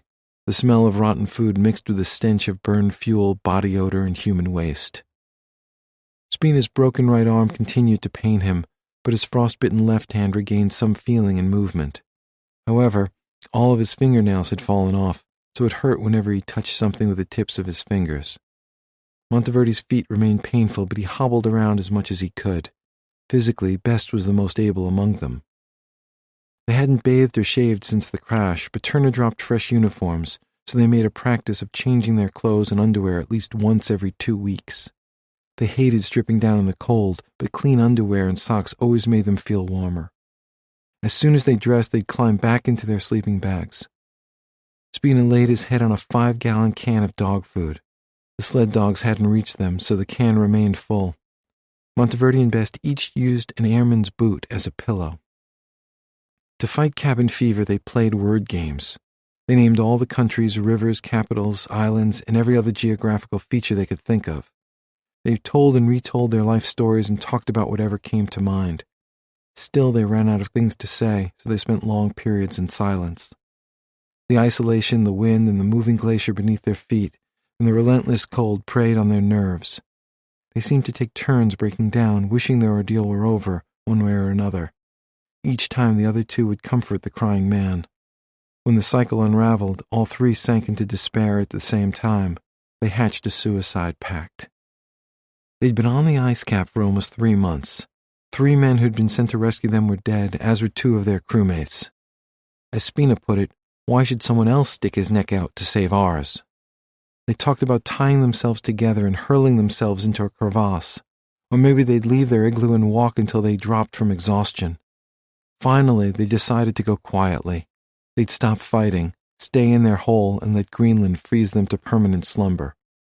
They agreed that the next time Pappy Turner's B-17 flew overhead, they'd tell him to end his supply flights, cancel all ongoing rescue plans, and in Spina's words, scratch our names off the books. Days passed before the next supply flight arrived, and in that time they reconsidered. They steeled themselves and agreed that suicide was a coward's way out. They vowed not to break down again, but it was a vow they couldn't keep. They resumed the cycle of hopelessness as one man gave up, then the next, then the next. Pappy Turner's plane returned as they wallowed in despair. They told him via walkie-talkie that they appreciated all that he and his crew had done, but supply and morale-sustaining services were no longer required. Pappy Turner couldn't believe his ears. Normally even-keeled, he flew into a rage. He and his men had busted their humps to keep the PN-9E crew alive, and now they wanted to die? Turner bawled them out, telling the trio that until now he thought that they had guts. He'd thought that they were strong enough to stick it out, that they were soldiers, but he must have been mistaken. Gaining steam, Turner called them a bunch of weaklings. He told them he was so revolted that he felt half tempted to accept their plan and let them freeze or starve to death. But the choice wasn't his or even theirs to make. Turner told Monteverdi, Best, and Spina that they were the last 3 pieces of the most expensive rescue of the war. The U.S. government had invested too many lives, too much time and effort, and too much money to let them die now. When he calmed down, Turner promised that he and his crew wouldn't stop flying until the 3 men were off the ice. In exchange, he made Monteverdi, Best, and Spina promise that they'd refuse to quit. Even if Turner was exaggerating for effect, his outburst had the desired result with Armand Monteverdi and Paul Spina. Clint Best was another story. Several days after Turner's tirade, Best sat in the ice cave warming sea rations over an improvised stove made from a can filled with leaded gasoline. He usually cooked carefully, knowing that the flames might ignite nearby tanks of gas or even the fuel-filled wing above them. But Monteverdi and Spina watched as Best sat motionless as food atop the can began to burn. They called to him, but Best didn't react. As flames rose, Best stared blankly at his companions. Spina felt chills down his spine. He called it the coldest look I ever seen in my life. Monteverdi ignored Best and snuffed out the fire himself. Best began to shake, so they covered him with blankets. Still he shook. Monteverdi thought Best's strange behavior might be a delayed result of the head injury he suffered in the crash. Not knowing what else to do, Monteverdi and Spina agreed that a shock might snap Best from his catatonia. Monteverdi snuck up from behind and slapped Best in the face. Stunned, Best emerged from his trance and asked what had happened. When Monteverdi explained, Best said he felt as though he'd been lost in another world. In his hallucination, he told his companions, he was surrounded by people saying that he'd abandoned his post and would be court-martialed for going AWOL. As Best told his story, Spina saw the glassy, vacant stare return to his eyes. Best began to shake again. They zipped him into his sleeping bag and covered him with parkas. When Best fell asleep, Monteverdi and Spina discussed whether to tell Pappy Turner about Best's breakdown. They decided to wait and hope that he snapped out of it, knowing that Best had applied for officer candidate school. Word of mental problems could destroy that dream. They tried to sleep, but Best and Spina bunked next to each other on the floor. Whenever Best shook, Spina woke. Spina stared into the darkness as Best twisted in his bag. Best's delirium returned and his movements grew erratic. He yelled that 3 men were fighting with him. Defending himself against phantoms, he reached out and grabbed Spina's left hand. Fearing that Best might break his good arm, Spina called for help. Monteverdi slapped Best a second time, and again Best woke from his trance and asked for an explanation.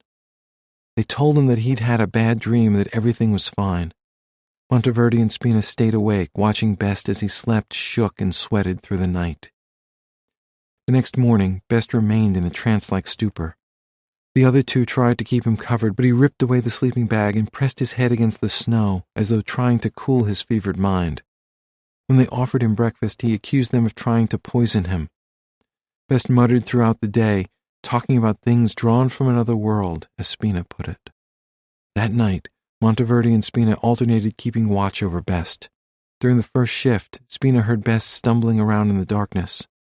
Spina turned on a flashlight that they saved for emergencies, but he couldn't find Best in the small cave. He called to Monteverde, who grabbed the flashlight and went to the entrance tunnel. The flap at the far end was open. Best was gone. Chapter 20. Ice Holes. August 2012. 5 hours into the C-130 flight, we crowd against the windows to watch the sunset over the southern tip of Greenland. Jagged, gray-black mountains rise at the coastline, and beyond them the white shag carpet of the ice cap stretches to the horizon. No settlements are visible, no signs that anyone has ever set foot there. From 27,000 feet, it looks like the proverbial last place on Earth. Bill Tuma asks, "Can you imagine being an airman who goes down out there and says to himself, 'It's okay, we're going to get out of here'?" Lou asks me to walk with him to the rear of the cargo bay. Over the thrumming noise of the engines, he tells me that he's annoyed that Jim Blow has only now told him about the new Coast Guard-funded airborne radar survey by the U.S. Army Cold Regions Research and Engineering Laboratory, or CREL. Lou's also frustrated that CREL didn't use a device called an airborne magnetometer that he says might have detected metal from the duck's engine under the glacier. "We're supposed to be working together," Lou says. "If he had told me, I would have said what we need isn't more radar, it's a magnetometer." "Okay, but it's done. Let it go," I say. "Lou, the radar gives us more places to search, and the results gave Jim the confidence to convince his superiors to go ahead with this mission. You're on the same side." "A little communication would be nice," Lou says. "Teamwork, right?" I stop by Jim's seat, and he hands me the new radar report, complete with maps showing the directional flow of the glacier and the locations described as strongly prospective targets. Later, when I tell him that Lou would have preferred an airborne magnetometer, Jim reminds me that Lou had been working for months trying to get a private company to run just such a survey. Jim says he expected Lou to be successful on that score, so he focused on getting the Coast Guard and CREL to provide new radar results, in the hope that the complementary studies would pinpoint search sites 2 different ways. When Lou's discussions with the airborne magnetometer company fell through, Jim says, he went ahead with the radar because he wanted fresh data. He has a point. Before the results of the CREL study, most of the radar results were 4 years old, from what was known as the Essex overflight of 2008. The glacier, and with it the duck, might have moved since then. "I think Lou felt left in the dark," I say. "That wasn't the goal," Jim says. "These results increase our chance of success." I walk away thinking that Lou and Jim are equally invested in this mission, and also that they aren't seeing eye to eye. More important, I sense that the dust-up over the new radar is a harbinger of clashes to come. The pressure they both face to succeed, their different natures, and their conflicting organizational cultures make disputes almost inevitable. If they don't trust one another, or at least communicate effectively, the mission will suffer and the duck hunt won't fly. By default, I have a new role. As the one mission member not formally attached to North-South Polar or the Coast Guard team, I hold passports to both. And since I'm on good terms with both Jim and Lou, I can be an honest broker and cultural interpreter. That is, as long as neither shoots the messenger. We can't fly directly to Kulusuk, Greenland, because there's no way to refuel their C-130 at the small airport there. So after midnight local time, we touch down in Keflavik, Iceland, where we'll spend the rest of this night and one more. Even in Iceland, the expedition shopping spree continues. After worrying for days about the crevasse fields, Lou decides that we need an aluminum extension ladder to use as a portable bridge to span deep cracks in the glacier. He sends Alberto Behar to a local hardware store to buy one, then sends Frank Marley to buy another. We'll have to strap them to the skids of a helicopter to get them to Koji Bay. But other than buying propane, gasoline, and diesel fuel in Kulusuk, we're finally ready. Before we leave Iceland, Lou and Jim gather everyone in a hotel meeting room to recount the history of the November 1942 crashes and the mission operations plan. Lou explains that first we'll use Global Positioning System, GPS, receivers to place marker flags at the 6 most promising search coordinates, known as points of interest or POIs. 3 of the POIs were spotted during 2008 and are known as Essex 1, Essex 2, and Essex 3, the last of which appears to be close to where Balkin placed the X on his treasure map. It's also the most heavily crevassed area we'll be searching. The 3 other top priority points of interest come from the new Krell report and are known as points A, B, and K. After the 6 points are marked with GPS, Yana and the safety team will use the ground-penetrating radar to see if anything that looks like a duck lies beneath the ice. If not, we'll move on to 2 more Krell locations, known as points N and O. If those come up empty too, it's not certain what we'll do. If there's time, maybe we'll investigate a couple of historic coordinates. If none of those locations reveals the duck, we'll have to accept defeat and go home. The next day, we fly a little more than an hour to the Kulusuk airport, where the C-130 kicks up plumes of dust as it touches down on the gravel runway. Mountains and dormant volcanoes dominate the treeless landscape that surrounds the tiny airstrip. Even in August, patches of snow crown the nearby slopes. 70 miles south of the Arctic Circle, Kulusuk passes for a sizable settlement on the east coast of Greenland, with a general store, a school, about 300 residents, and twice as many sled dogs. From the air, the fishing village is picturesque, a cluster of homes painted red, blue, or gray, clinging to rocks overlooking a small harbor where stray icebergs take up temporary residence like visiting tall ships. But the impression changes after a mile-long walk from the airport into town, along a winding dirt road that passes 2 small cemeteries filled with plain white crosses. Up close, most houses are weather-beaten and need repair. The constant threat of frozen pipes means that most have no running water, so the people of Kulusuk, most of them Inuit, haul water from a pumping station and rely on outhouses or chemical toilets. With residents isolated by ice and snow for most of the year, and with little local economy to speak of, dependency on alcohol and welfare is common. It's a big day in Kulusuk when we arrive, as rifle-toting hunters and small motorboats have brought back 2 killer whales. The black and white whale carcasses are hoisted onto the town's small concrete dock, where an audience gathers as they're butchered, the meat distributed freely among the townspeople. When the townspeople leave, plastic bags with phone book-sized slices of blubber are left behind, and the whales' severed heads are visible for days in shallow water alongside the blood-stained dock. The C-130's Coast Guard crew is eager to take off, so they quickly disgorge our gear.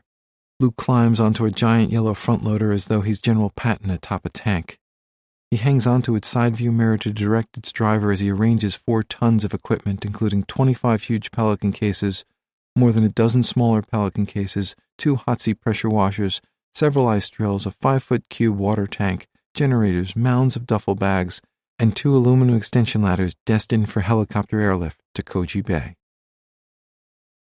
The 4-passenger Air Greenland helicopter lifts off from Kulusuk Airport crammed with 5 of us aboard.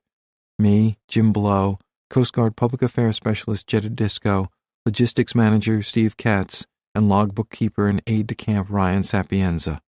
The Swedish pilot follows the coastline south, occasionally veering from his flight path to show us a 200-foot waterfall at the edge of a cliff, or icebergs shaped like a medieval castle or a slice of cake bigger than a city block. Flying at 500 feet, then diving toward the water, he circles twice over a bay to point out what looks like a whirlpool of boiling water. Closer inspection reveals that it's a killer whale chasing fish in a feeding frenzy. An hour into the flight, we turn east toward the coastal mountains, flying straight toward the rocky slopes, only to pull up and over at what feels like the last possible second. Soon, we're cruising over crevasse-covered glaciers toward the North-South Polar U.S. Coast Guard's Duck Hunt 2012 base camp. We land on the ice 40 yards from the campsite, much of it already set up by team members who arrived on earlier helicopter flights. The chosen spot is a cul-de-sac tucked against a rock outcropping called a Nunatak that overlooks Koji Bay. The rock serves as a windbreak, and the site is no more than 1.5 miles from the farthest point we plan to search. Laid out before us on a barren, gently sloped, ice-covered field are a half-dozen orange and gray sleeping tents, their stake loops held down by rocks gathered from the Nunatak. During the next hour, in temperatures hovering around the freezing mark, we'll erect 4 more sleeping tents to complete our temporary village. Duffel bags, spools of rope, gasoline cans, and half-empty Pelican cases sit in clusters in the edge of the ice field. 50 feet from the sleeping tents at the base of the ridge is one of 2 green mini-barn tents, this one filled with mountaineering gear and 2 Pelican cases. The tent will serve as the command center, and the cases will double as desks to spread out maps to plan each day's assault on the glacier.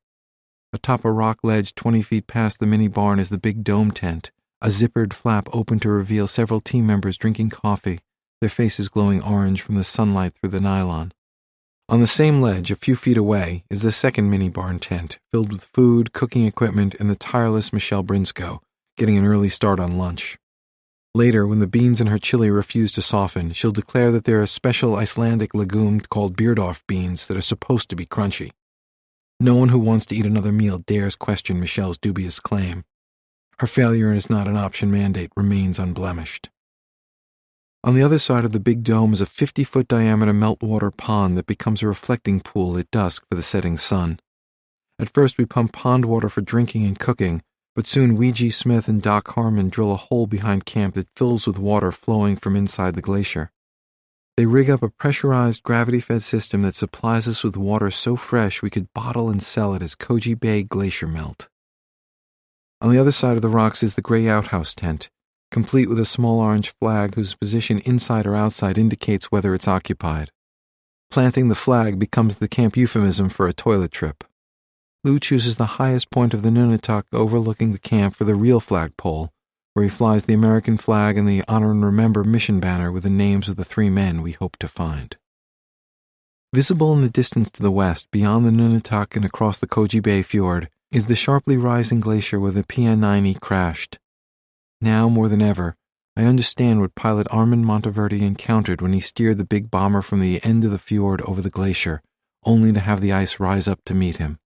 70 years later, the glacier where the B-17 crew awaited rescue remains laced with crevasses. The fjord is jammed with icebergs calved from the glacier's 200-foot-tall leading edge. The thunder of new icebergs being born echoes through the base camp. The weather forecast is clear and mild for the work week ahead, with temperatures in the teens at night and the high 40s during the day. Best of all, there's no sign of polar bears, rendering the shotgun and the rifle wise but unnecessary precautions. The Snubblebluss warning system that Lou ordered from England never arrived, so the absence of bears is especially good news. I compliment Frank Marley on how smoothly the camp setup has gone, but he's not impressed. Camping is the easy part, Frank says. That's not what we're here for. During the past few months, Jim Blow has grown intrigued by the X on Burnt Balkan's 1943 hand-drawn map. Our base camp is less than a mile from Blow's best estimate of the site of Balkan's X. The exact location can't be known because Balkan didn't include coordinates, and his ink and watercolor drawings captured some but not all of the coastline and the rock ridges that rise from the glacier. The sketches also simplify the Koji Bay area by omitting perhaps 16 miles of glacier-covered land between the X and Comanche Bay, a geographic flaw that long raised questions about the map's accuracy. To gain a better perspective, Jim, Lieutenant Commander Rob Tucker, and I climbed to the top of the rocks at the edge of camp. We imagine the flight path John Pritchard might have taken in the duck from the PN-9E over Koji Bay to the spot on Balkan's map. It's at once easy and chilling to envision the little biplane rising from the bomber's crash site and sweeping out over the glacier, then turning towards Comanche Bay into whiteout conditions that would render an ice-covered hill an invisible and deadly obstacle. Jim's mind remains fixed on Balkan's map. Absent a photograph of the actual crash site, he says, that is the best piece of data we have because it was drawn by an eyewitness. The more study we've done of the charts and the satellite images of this area, the more that Balkan's X basically is our greatest point for recreating what happened that fateful day. Based on that and what we know about the ice movement, and the lay of the terrain now, Balkan's X has a lot more credibility as we're out here. Jim has an explanation for the map's missing swath of land. Now I'm thinking he omitted that on purpose, because that's a lot of detail that didn't need to be in there. He was just trying to show where the aircraft was. Later, Jim and I hike a half-mile to the end of the Nunatak to look over the crevasse field that contains the Essex-3 Balkan X sites. Returning to his pilot roots, Jim balances on the rocks and imagines how John Pritchard might have ended up there. He's coming down the fjord, he's calling for magnetic orientation, trying to get a bearing to the ship. Jim points to a rock outcropping at the edge of the water. I would estimate that he would see this upper cliff, and as soon as he thought he was clear, he's going to turn to the bearing that the ship gives him, which I assume that he has heard. Jim pulls out his iPhone and, using a digital compass, finds the direction to Comanche Bay. The compass bearing from where we stand is 115 degrees true, or exactly the course the Northland tried to give Pritchard. At 115 degrees, Jim continues, he would turn and be going in that direction, which is into that ridge, a snow-covered hill several hundred feet high, which he would not be able to discern. I'm just curious, Jim says, if he hits here, bearing 115 into this ridge, where would he be on this slope 70 years later? Jim is equally pleased that the area fits witness descriptions that the crash site was an open field sloping a half-mile to the water. The possible value of Balkans X is one subject on which Jim and Lou agree. Lou has been telling me for months that the Essex 3 point of interest aligns with Balkans X and holds special allure for him. Yet both men know that the under-ice anomalies spotted by airborne radar at Essex 3 might be nothing more than a crevasse or pooled water atop bedrock. Also, even if Balkan was correct in 1943, the glacier's movement might have carried the duck's wreckage a half-mile or more to the vicinity of Essex 1, Essex 2, or the new Krell target points, A, B, and K. The bottom line is that unless Yana's ground-penetrating boots-on-the-ice radar reveals a powerful image of an anomaly roughly the size of a crushed duck, all the planning and speculation in the world won't matter. Almost from the moment she stepped off the helicopter, Yana has been linked by a rope umbilical cord to safety team members, most frequently John Bradley and Frank Morley. Their first task has been to use a handheld GPS receiver that John brought with him to translate the mission plan's points of interest from latitude and longitude coordinates to actual places on the glacier. When the coordinates on John's GPS match those of a POI, the team plants an orange flag at the spot as a reference point for when they return with Yana's radar to sweep the area. When safety team member Nick Bratton joins the flag placement teams, the size and conditions of the Koji Bay Glacier worry him. He writes in his journal, "My first foray onto the ice was a cautious one. I've spent lots of time on lots of big glaciers, but this was on a different scale altogether. Words cannot describe how incredibly enormous this glacier was. From our camp, the ice stretched to the north and west as far as the eye could see. Nick is troubled that our campsite is in a transition zone, an unpredictable place where snow is in the midst of becoming glacial ice." He recounts his first survey trek to his journal. Most crevasses were visible but filled with snow, so the depth and strength of the snow bridges were unknown. As for the unseen crevasses, who knows how many there were? Those are always the real danger. You rarely fall into a crevasse you can see. The hidden ones are what get you. After flagging the first few points of interest, Yana begins her radar work in earnest during her second day on the glacier, Friday, August 24th. First on her list are Essex 1, Essex 2, and Point K, which is between those two Essex points. Dragging the dragon tail antenna behind her, she clomps back and forth over each site, watching the screen on a control unit that hangs from a harness at her waist.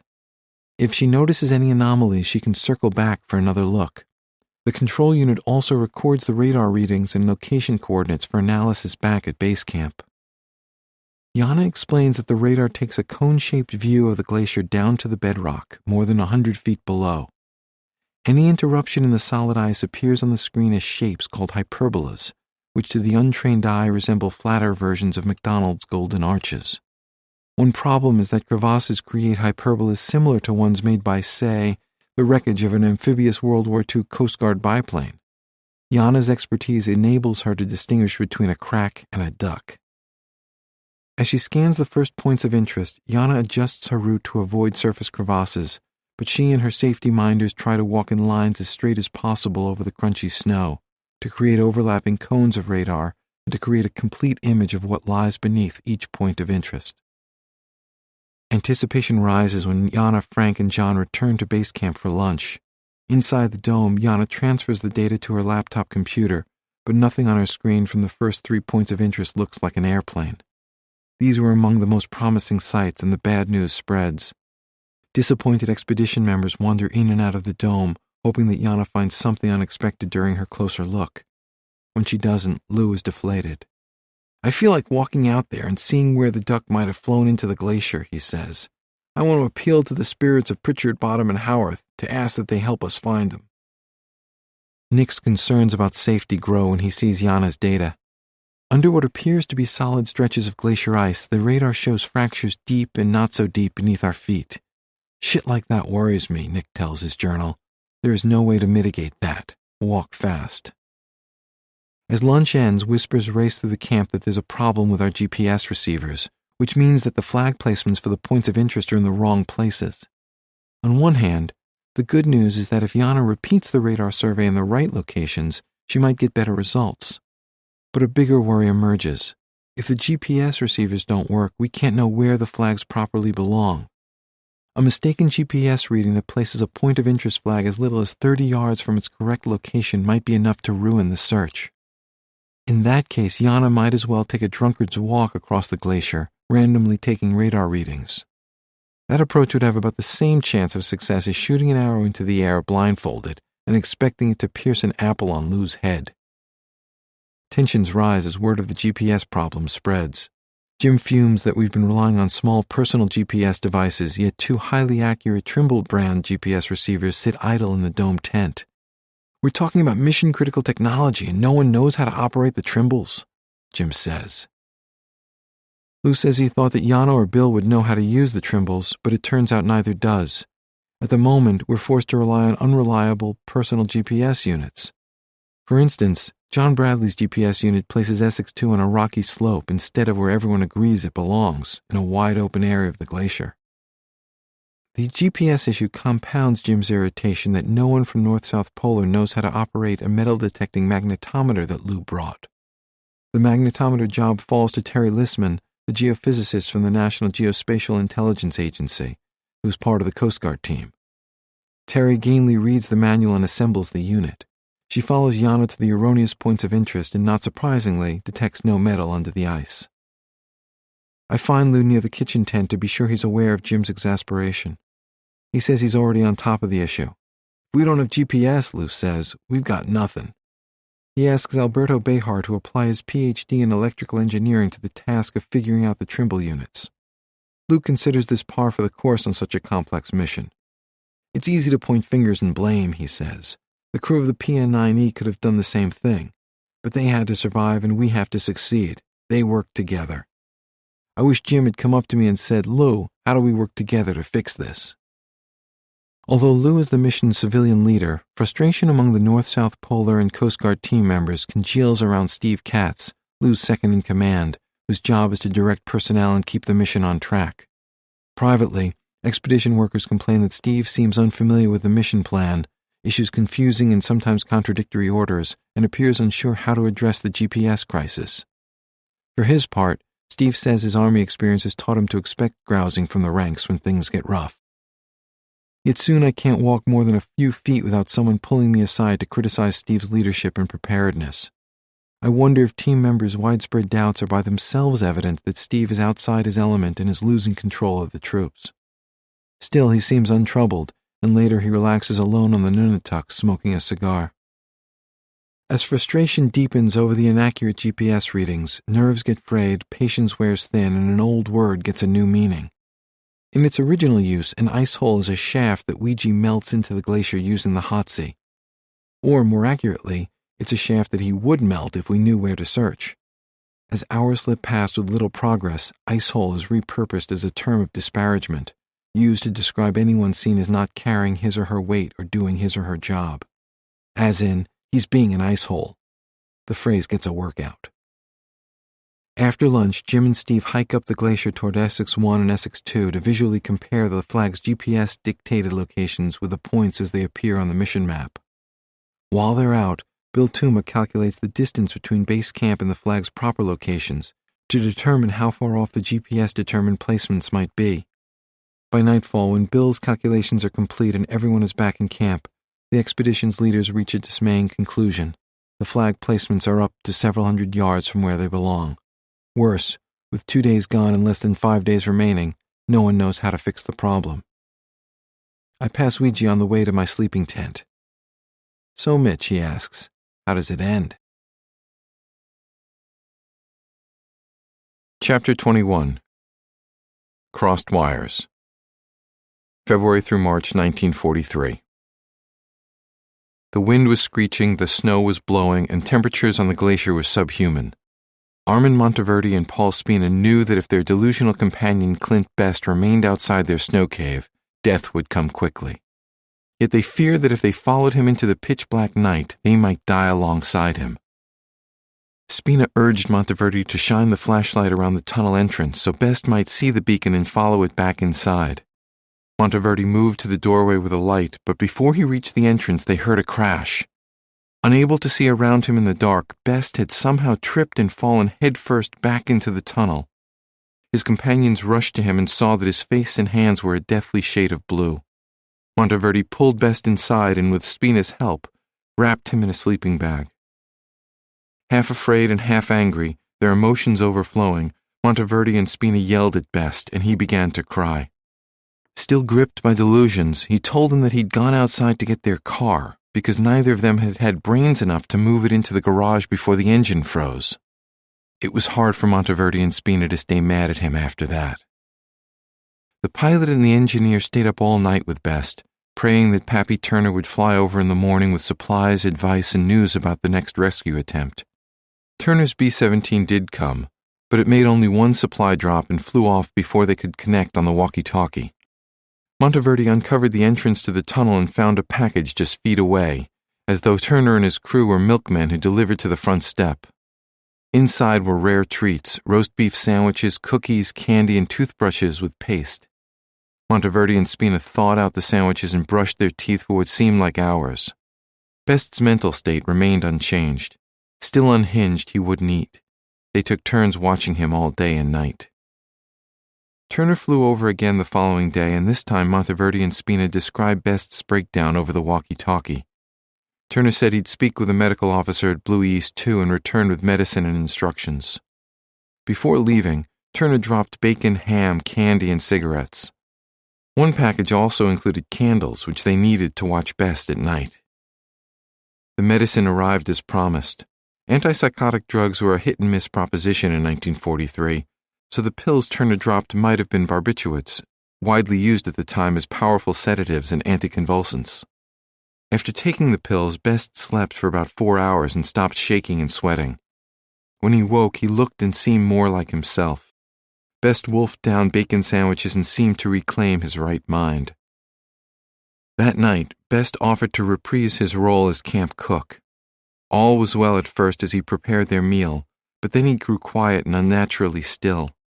Monteverdi called to him but got no reply, so he tucked Best into his sleeping bag.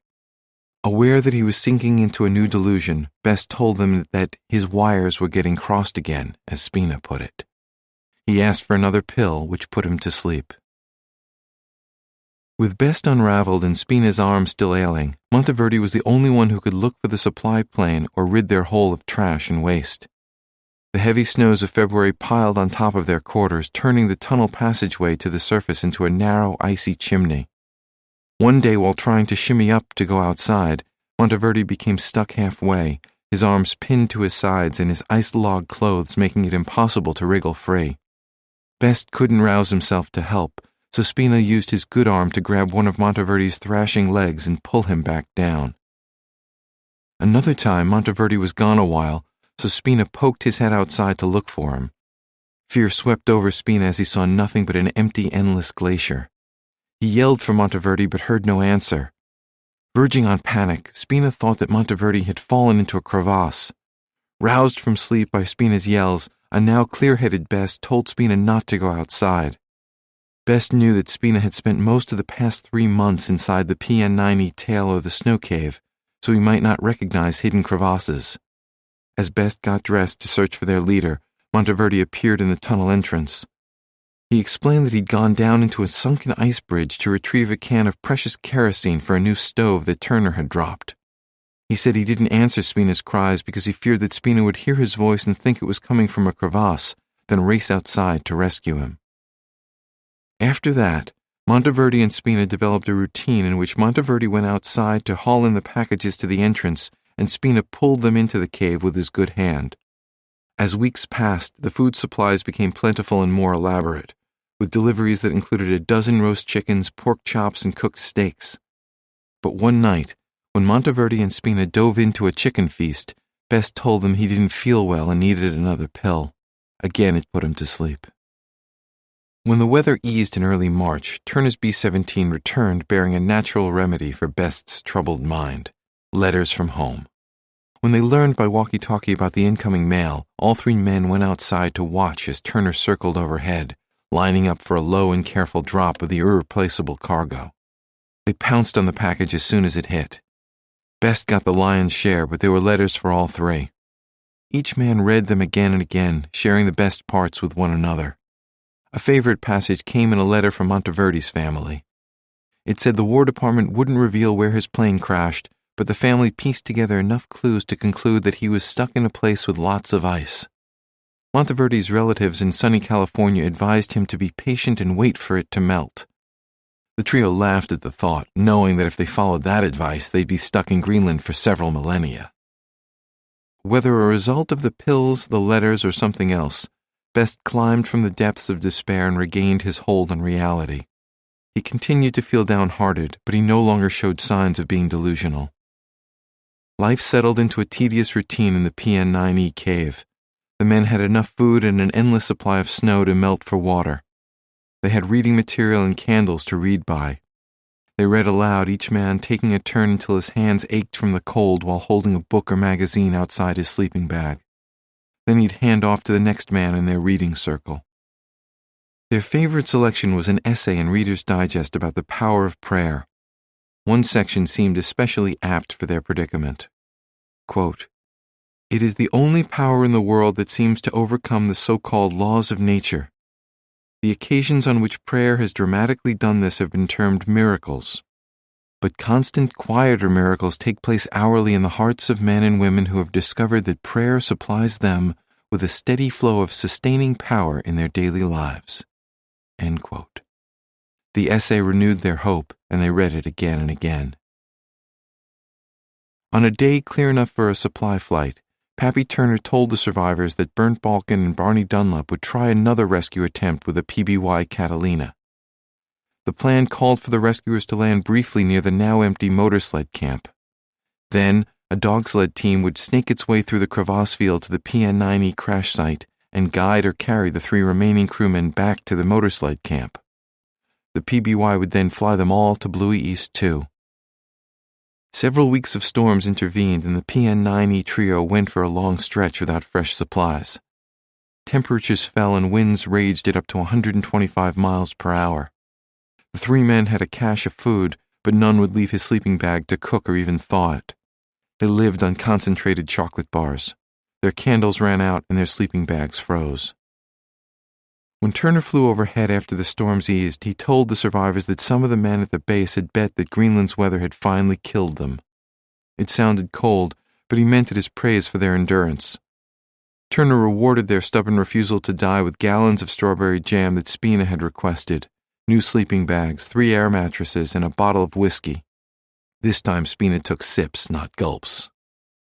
On March 17, 1943, the planners at Bluey East 2 concluded that the weather was clear enough to try a second Dumbo-on-ice landing.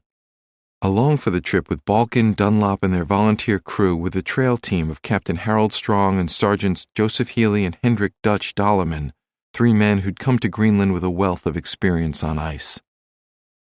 Healy had grown up in Boston's Irish-American enclave of Dorchester.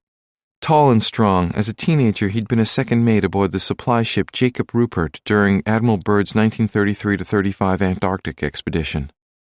Healy joined Byrd again for a 1939-41 polar journey, this time as a dog wrangler. During the latter expedition he received a singular if obscure honor. On the east coast of Antarctica, in a place called Palmer Land, on the north side of the entrance to a body of water called Lamplug Inlet, lies a square-shaped outcropping of rock named Cape Healy. 6 months before the attack on Pearl Harbor, Healy left Byrd's service and joined the U.S. Army as a sled dog trainer. Dalaman was born in the Netherlands and immigrated to the United States with his parents. After a boyhood in Manchester, New Hampshire, he joined the U.S. Army, which sent him to Antarctica on a scientific expedition to study penguins. Short and lean, days away from his 37th birthday, Dalaman also was the namesake of a little-known landmass. Off the east coast of Palmer Land in Antarctica lies the ice-covered 13-mile-long Dalaman Island. After his Army-sponsored penguin studies, Dalaman was sent to Greenland. Of the three, the most exotic backstory belonged to Strong. A native of Gloucester, Massachusetts, the 40-year-old Strong graduated from Princeton in 1924, then spent 2 years studying art and architecture in Europe. He returned to the United States in time to make a killing in the stock market, cashing out before the 1929 crash. Flush with cash, Strong and a friend went to Alaska to herd reindeer for 2 years. On a trip home, they saw the ongoing effects of the Great Depression, so they returned to Alaska and worked for 5 more years in the 1930s as fur traders, buying fox pelts from Inuit hunters along a 1,200-mile circuit they traveled by dog sled. Later, incongruously, Strong worked as a wallpaper executive in Texas before growing bored of civilized life. He joined the Army Air Forces in 1942, and his peculiar expertise earned him a spot on an Arctic search and rescue team in Greenland. Muscular, tan, tall, and square-jawed, Strong cut a dashing figure as he cruised around Bluey West 1 in a jeep pulled by a team of huskies. For a valet, Strong employed a huge black Newfoundland dog equipped with saddlebags to carry his lunch and his holstered .38. Flying south from Bluey East 2, Barney Dunlap lined up to land the PBY Catalina 100 yards to the right of the motorsled camp. As he descended, the clear weather several thousand feet above Greenland became what Balkin called an opaque sheet of driving snow particles whipped up by the wind. Our visibility is no more than 50 feet, and the blowing snow is so thick that we can barely see our tip floats. Dunlop fought the elements and slid the Dumbo to a stop about 500 yards from where he'd intended, but in one piece. The 3-man trail party climbed out with their dogs, sleds, and gear. Before heading toward the PN-9E, they rocked the plane free from the glacier's grasp. With the windshield coated by ice and winds toying with the rudder, Dunlap returned to the air with little more than a prayer to guide him. Soon he cleared the weather and returned to the base. Strong, Dolleman, and Healy could only manage part of the 6-mile journey before darkness fell, so they camped that night on the ice. The following day, Turner's B-17 flew one pass after another to guide the dog sled team toward the PN-9E wreck. Monteverde, Spina, and Best knew from walkie-talkie chatter that the rescue team was approaching. They climbed up their igloo's icy chimney and made a smoky oil fire on the glacier to serve as a beacon. They made extra coffee and assembled ham sandwiches, as though waiting for neighbors to drop in for lunch. The 3 survivors stared into the blinding white distance as tiny black specks grew larger. They grew impatient as long stretches passed without any apparent progress. Going was slow as the men on the trail team avoided crevasses and repeatedly lifted their sleds past waves of sastrugi. Several times the sleds overturned as they hauled them through deep drifts, tiring and slowing them further. Spina grew impatient and climbed atop the front end of the PN-9E like a hood ornament. As he waited for the trail team, he spotted a can of milk some 50 feet away. Without thinking, he climbed down and walked across the glacier toward it. When Spina reached the can, he noticed a small crack in the ice. He stared down at it, mesmerized by the jewel-like blue-green translucence. Monteverde inched in his direction and told Spina that he was standing on a bridged-over crevasse. If it collapsed, he'd be enjoying the lovely view for the rest of his short life. Chastened, Spina backed away. Safe inside the snow cave, he got an earful from Best for risking his life without retrieving the precious milk. Hours passed, and finally the survivors could hear sled dogs barking and the trail team calling out commands. For a time, rescuers disappeared from sight in the dip of a small ravine. Monteverde, Spina, and Best called to them for a half hour but received no answer. Fearing the worst, 3 more men lost in a crevasse, they slouched back into their cave and broke down in tears. The dread they'd felt that more men would die on their behalf, a reason for their brief suicide pact, had apparently come true. As they wept, the trio heard someone walking on the bomber wing that served as their roof. Spina heard a voice call, "I guess these iceworms don't want to leave this joint." The survivors rushed outside and shook hands with Strong, Healy, and Dolleman. The trail team explained that they disappeared in a gully a half-mile away to pitch camp and to chain their dogs out of range of the crevasses. The men got to know one another, drank coffee, and ate ham sandwiches. Then the trail team returned to their dogs. Back in the ice cave, the survivors talked about how little exhilaration they felt at their rescuers' arrival. Spina suspected that their emotions, like their bodies, had been dulled by the cold, writing in a journal, "After 129 days of fighting everything the Arctic could throw at us, I guess nothing could excite us." That night, the PN9E trio unwrapped clean, dry socks and fresh clothes they'd saved for their departure. They'd been unwashed and unshaven for more than 4 months, their hair so long and unkempt that they barely resembled their fresh-faced military portraits. They reeked and they knew it, but at least when they left their Greenland snow cave, they'd be wearing clean underwear. They climbed into their sleeping bags but couldn't sleep, so they talked all night. Spina spent the next morning vomiting, either from too much ham or too much bottled-up anticipation. While Spina emptied his stomach, Best dug up the PN9E's Norden bomb site, which they'd buried in ice for safety. Spina pulled himself together and the 3 men carried out their sworn duty, destroying the bomb site by throwing it into a crevasse. They listened for it to hit bottom, but they never heard a sound. When the trail team arrived, it was time for Monteverdi, Best, and Spina to abandon ship. Before leaving, Spina suggested that they burn the PN9E's cockpit to keep its secrets from enemy eyes. Strong told them not to worry. No one would ever be brave, foolish, or unlucky enough to come this way again. Chapter 22. The 10-Meter Anomaly. August 2012. In the pre-dawn hours of Saturday, August 25th, Jim Blow hears what sounds like frozen rain drumming against his tent. The noise takes him back 2 years, when the last attempt to find the duck was nearly washed away by relentless downpours. Burrowed inside his sleeping bag, Jim turns to Rob Tucker, his tent mate and fellow Coast Guard pilot. "Rob, this is where the shit hits the fan." But at daybreak, they realized that the sound was granular snow beating against the tent's nylon sides. Clear skies are holding on the Koji Bay Glacier, at least for now. But good weather is meaningless if we don't know where to search. After Spam on bagels for breakfast, science and safety teams head out from base camp hoping that the GPS issue has been resolved and the receivers are working properly. But by noon, Jim is smoldering.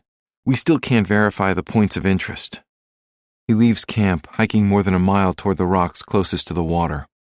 Ostensibly, he hopes to find scrape marks on a ridge if the duck hit a nunatak, or pieces of the plain deposited by the flow of the glacier.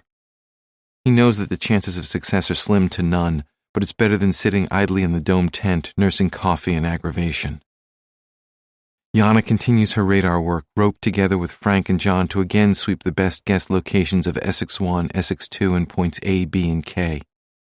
Terry straps the magnetometer onto her back, its mast antenna extending like a flagpole 4 feet above her head, and goes with Nick and Alberto. Nick writes later, "Terry stomps back and forth across Point O, mumbling to herself about the readings and the data not saving. Basically, the instrument wasn't calibrated, she didn't really know how to use it, and those issues could have been resolved in camp instead of wasting our time on the glacier. Oh well, another pleasant walk out on the ice." Although the magnetometer's effectiveness is suspect and the GPS coordinates remain dubious, the work continues under the theory that maybe the flags are close enough to the points of interest for the equipment to spot a large metal object embedded in the ice. Also, there's nothing else to do. With our days on the glacier numbered, the only alternative would be to give up. Both teams return to base camp hours later, tired and empty-handed. "I really was not seeing anything," Terry says. "It was flatline the whole way." Throughout the morning, Lou's been furiously making calls on his satellite phone, seeking answers everywhere from the Kulisuk Airport control tower to South Carolina, where he reaches a geophysicist from the 2010 expedition. The call evolves into a lesson that helps Alberto to program the high-tech Trimble GPS receivers. From a separate call, Lou learns that an Air Greenland helicopter is en route with a technician to service a nearby ground station that enhances the accuracy of GPS satellites. GPS ground stations serve as fixed reference points. When they work correctly, they allow GPS receivers to pinpoint latitude and longitude coordinates within inches. It's not clear what service the ground station needs. A reboot is one guess, a swift kick is another. But Lou thinks that the ground station might be the culprit for our problems, and when it's fixed, the GPS units will work properly. Jim isn't buying it. He dismisses the service visit to the GPS ground station as an unrelated coincidence. Instead, he blames human error, caused by Lou and Steve's mistaken belief that Yana or Bill would know how to operate the Trimbles. Because they're unfamiliar with the devices, we're forced to rely on personal GPS units brought by John and 2 Coast Guardsmen, Rob Tucker and Doc Harmon, which are putting out misleading readings. By Saturday afternoon, after days of trial and lots of errors, Alberto and several others realized that the personal GPS units were programmed to the wrong setting. That setting, Jim says, works great for the United States, but can be off by as much as 400 to 500 meters in southern Greenland. He's certain that the mistaken settings are the real reason for the misplaced flags. The personal GPS units are reset for Greenland, and Alberto loads the Trimbles with the mission's points of interest. Tests show that all the units, the personal devices as well as the Trimbles, now display the same readings for the same locations. Best of all, when the units are checked against known coordinates of the base camp, it's a perfect match. Mistakes happen, Lou says. It's how you fix them that counts. On our third day on the glacier, we're in business, just in time, too, as relations between North-South Polar and the Coast Guard have deteriorated. One exchange between the team's leaders outside the command tent captures the mood. We're almost starting to plan the evacuation, Jim tells Lou, and we haven't done much of anything. What do you want me to do, Jim? Lou asks. Just start digging random holes in the ice? No, Lou, Jim says, barely containing his anger. I want you to dig 6 fucking holes where I told you to dig 6 fucking holes, at the points of interest. After more discussion, the expedition's leaders walk off in opposite directions. Late that afternoon, with a fully loaded Trimble in hand, Nick, Alberto, and I suit up to return to Essex 1, Essex 2, and points A, B, and K to place the flags in their correct locations. Before we leave base camp, Nick and Alberto argue over whether we need to be roped together on the glacier. I've been on expeditions where the work doesn't get done because of safety getting in the way, Alberto says. Nick says his wife wants him to return home alive, so we'll use ropes. Alberto, who has a wife and 3 children, tells Nick that he resents the suggestion that he's cavalier about safety or his family's interests. He points out that repeated treks to the area where we're headed have proved that the glacier there is stable, and we'll be able to see the crevasses along the route. Nick holds his ground, arguing that a few minutes to rope up would be insignificant compared to the delays we've already faced, and the small investment of time might prevent a crisis that would doom the mission. Soon we're roped together in a line with me in the middle, 25 yards behind Alberto and 25 yards ahead of Nick. The hardened snow crunches beneath our boots as we head northeast from base camp. The sky is a brilliant aquatic blue. Sunshine bounces off the ice. We hike up and down moguls and drainage channels, occasionally coming across areas as smooth as a skating rink. There's no sign of life anywhere. No plants, no birds, no animals, no insects, just ice. Nick and Alberto don't make small talk, so the glacier is quiet except for the wind, our footsteps, and our breathing. When we reach a 7-foot-wide ice bridge spanning a crevasse, I take 2 fast steps across, then silently celebrate that Nick prevailed on the safety ropes. If I fall through, I tell myself as I cross, they'll pull me up. The bridge holds firm, and we keep going. We reach the first point of interest after 20 minutes and spend the next hour moving the orange flags, writing the date and the Trimble-supplied coordinates on each. Most of the new placements are about 100 yards from their previous positions, far enough to have put Yana's initial radar sweeps out of range of the most promising anomalies. Before returning to base camp, we look across the glacier and see the flags arranged in exactly the pattern the mission map predicted. The correctly plotted points of interest spark a wave of enthusiasm. The feeling intensifies when Yana runs her radar over the newly confirmed flag locations and reports possible anomalies near points A and B. Nothing turns up at the other spots, but at least now we have something to melt toward. That night, I sit next to Yana in the dome as she reviews the data on her laptop. She's quiet by nature with a sly sense of humor. It's obvious that she's not excited about the readings. She shows me her computer screen and explains that although the hyperbolas near points A and point B depict something under the ice, they seem likely to have been made by empty voids or crevasses. There's a chance they might be the duck, but she wouldn't bet on it. They're just the best option she's seen so far. I slink to my tent and crawl into my sleeping bag, the raw discomfort of the ice sheet beneath my back fitting my mood. My only consolation is that Ouija didn't have a chance to ask me tonight how the book ends. The next day, as everyone eats breakfast in the dome, Steve tries to pump us up. This is probably the most critical day of our little jaunt out here, and hopefully it will be a success.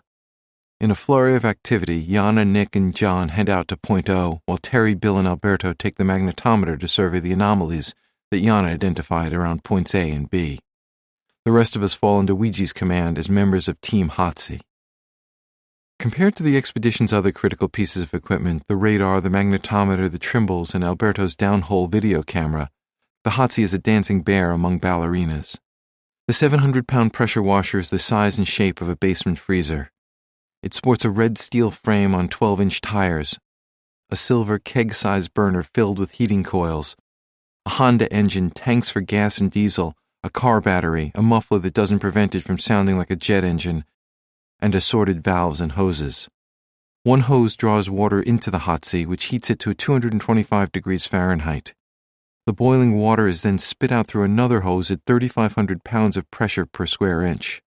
In civilian life, the Hatzi's purpose is high-powered cleaning, with enough force to tear barnacles off boat hulls and graffiti tags off buildings. Here its job is to interrogate the glacier until it surrenders its secrets. To do its job, the Hatzi must be stationed above the site of a radar anomaly, so Ouija can melt down to check it out. The problem is that the shortest distance between base camp and Point A is a half-mile uphill, across a crevassed glacier. Ideally, we'd call for an Air Greenland helicopter to airlift the machine, but none is available. Our only option is brute force. Ouija assesses the situation and decides that in a match between the Hatzi and us, we'd lose, so he changes the odds. He detaches the two halves of one of the extension ladders bought in Keflavik, then straps one half across the front of the Hatzi and the other half across the back. With two ladders extending parallel to one another from the body of the machine, the Hatzi bears a squinting resemblance to a certain World War II amphibious biplane. By attaching the ladders, Ouija has turned the Hatzi into a huge blocking sled. 9 people, 4 in front and 5 in back, can grip the ladder rungs in the Hatzi's frame to push in unison. At the sight of this innovation contraption, Coast Guard Public Affairs Specialist Jetta Disco coins a slogan for whenever problems arise. Just ask yourself, what would Ouija do? Team Hatzi gathers along the ladders as Ouija directs the ascent to Point A. While the rest of us assume our pushing positions bundled in heavy layers, hats, and gloves, Ouija works gloveless and hatless in black snow pants, a black sweater, and his trademark orange boots. Koji Bay doesn't qualify as cold to Ouija, who spent months carving Glacier Girl out of the ice. A consensus emerges that after so much time in Greenland, he's now half polar bear. We get rolling to cries of, "Let's melt some ice!" The combined North-South Polar Coast Guard effort gains steam. We're almost trotting as we move up the steady incline. It's not an ideal moment, but during a rest stop I tell the story of Clarence Weedle falling through a hidden crevasse 70 years ago, a few miles away. Fortunately, the glacier allows us to remain on its surface, even as we push the Hatzi across at least 5 bridged-over crevasses to Point A. While the rest of us catch our breath, Ouija fires up the engine, arranges the hoses, drills a hole to create a water source, and gets to work. Normally, the Hatzi uses a spray gun at the end of the hot water hose, but Ouija replaces it with a 10-foot black steel pipe. On its end, he screws a pointed silver nozzle that pushes against the glacier as it melts a 6-inch diameter hole. It takes 45 minutes or more to reach a depth of 50 to 60 feet. While Ouija works, there's little for the rest of us to do but wait and hope that he hits something. With countless details to manage, Lou returns to base camp. While looking through his bags, he finds a gold ball that's supposed to screw into the top of the flagpole. He cradles it in his hands and waits for help mounting it. Jetta tells Lou that military lore suggests that a hollow flagpole ball should contain a match and a bullet. A commander facing defeat is supposed to burn the flag to prevent its desecration and use the bullet to commit suicide. After melting several holes at Point A and instructing me in the little-known art of Hatzi glacier drilling, Ouija drops Alberto's camera into the holes, hoping to see signs of duck. The camera's images are projected onto a 20-inch diagonal video screen Alberto has embedded in a small Pelican case, and we crowd around to watch. The images resemble a colonoscopy in an ice hole, although here everyone hopes that the camera will spot a foreign object. But one hole after another contains nothing but ice. That wouldn't bother Ouija. The radar can be imprecise, so maybe whatever caused the anomaly is a few feet from the holes. Under normal circumstances, he'd simply melt more holes. But Ouija notices a disturbing pattern. Water from the Hatzi pipe builds up as though stopped by a clogged drain. But when each hole reaches a certain depth, the water disappears. It's a mystery to the rest of us, but to Ouija it's bad news. The holes are draining into an underground ice void. The anomaly that Yana spotted isn't the duck. As she suspected, it's a subsurface pocket of air in the glacier. Ouija delivers the disappointing news to base camp via walkie-talkie. The other anomaly proves no different. We leave the Hatsi on the glacier and trudge back. Later the same day, on the ice beyond our sleeping tents, Ouija helps Jim test the magnetometer. They bury a 3-foot-long steel spike in a shallow hole and, without telling Terry the location, ask her to scan the area. A beachcombing metal detector Lou brought as a backup device has already failed. Terry walks back and forth, the magnetometer on her back, staring at the little screen at her waist. At one point, the device seems to register a slight signal, but the test is a bust. Terry says the plane engine would give off a much stronger response, but Jim walks away, shaking his head. With few remaining options and little time, Jim, Lou, Jetta, Yana, and I walk along the rocks to the spot overlooking Balkans X. Jim still hopes that the duck is out there, and he again describes the flight path Pritchard might have taken. But Yana's radar search of Essex-3, a heavily crevassed site closest to Balkans X, turned up nothing, removing another once promising point of interest. Out of earshot from the others, Jim concedes, "I'm starting to think we're not going to come up with anything." Later that night, I find Lou resting his sore knees and still holding the gold flagpole ball. "Don't get any ideas," I say. "Don't worry," Lou says. "I'm not giving up." With help from the safety team, he screws the ball into place. At a planning session that night, Lou and Jim agree that there are no more reasons to search Essex-1, Essex-2, Essex-3, or points A, B, and K. Once the 6 highest priority sites, now they're the glacial equivalent of dry wells. Tomorrow, Terry will carry the magnetometer to the lower priority point O, located on a slope between Essex-2 and Essex-3. Yana's radar readings there were confounded by underground crevasses, so the magnetometer visit feels more like crossing an item off a to-do list than investigating a real prospect. Despite the loss of time from the GPS mishaps, the 2012 duck hunt expedition will soon have cleared 7 sites, one more than required by the Coast Guard's contract with North-South Polar. It's getting colder on the glacier, and reports from Kulusuk Airport say a storm is coming our way. We have at most 2 or 3 days before we'll have to leave. With nothing better to do, Jim suggests that the radar team head to the farthest point yet, Krell Point N, a mile beyond Essex-3.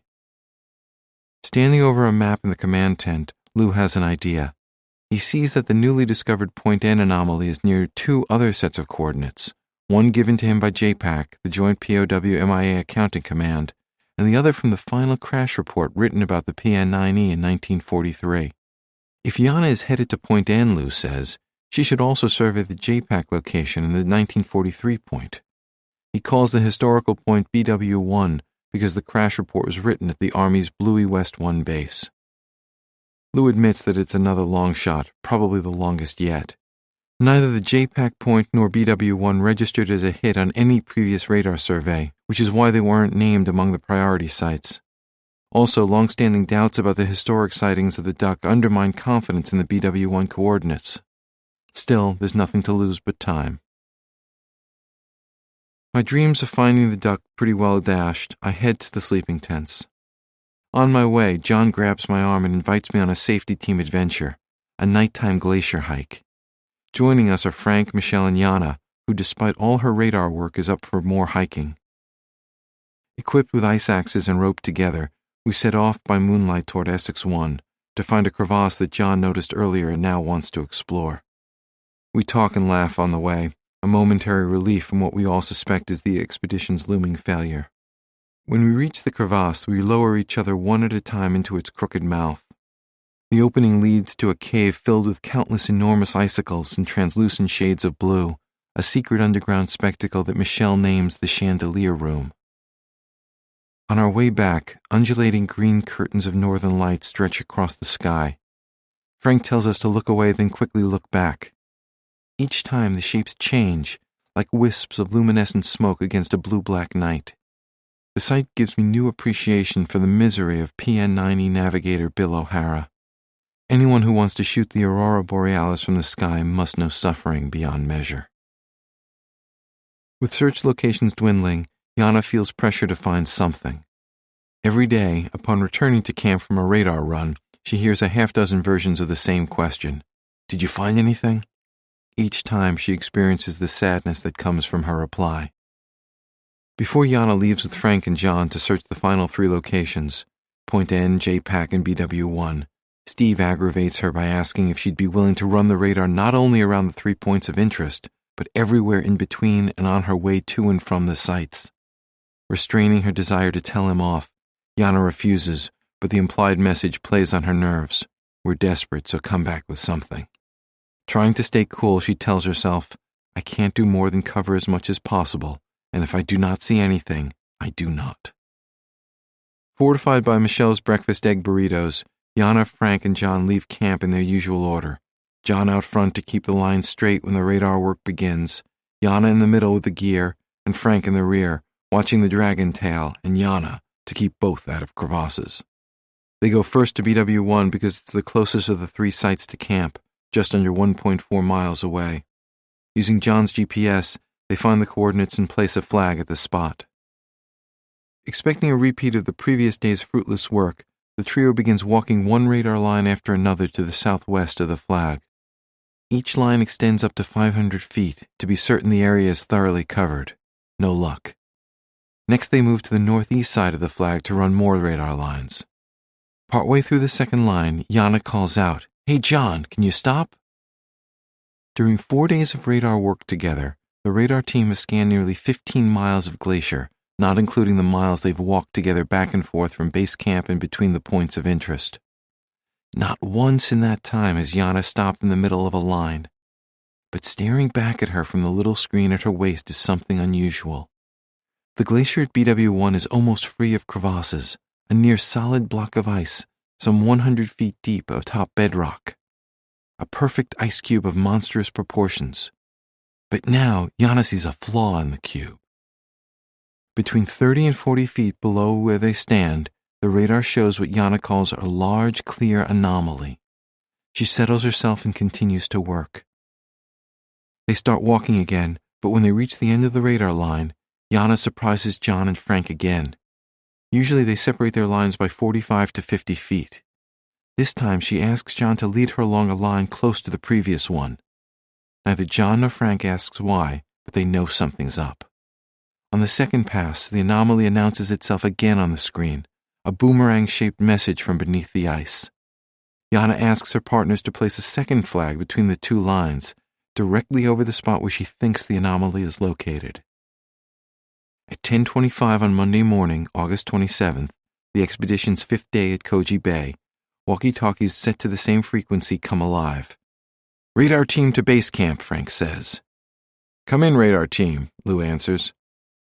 We have a 10-meter anomaly at BW1 position. Do you like it? A long pause ensues. She likes it. Over.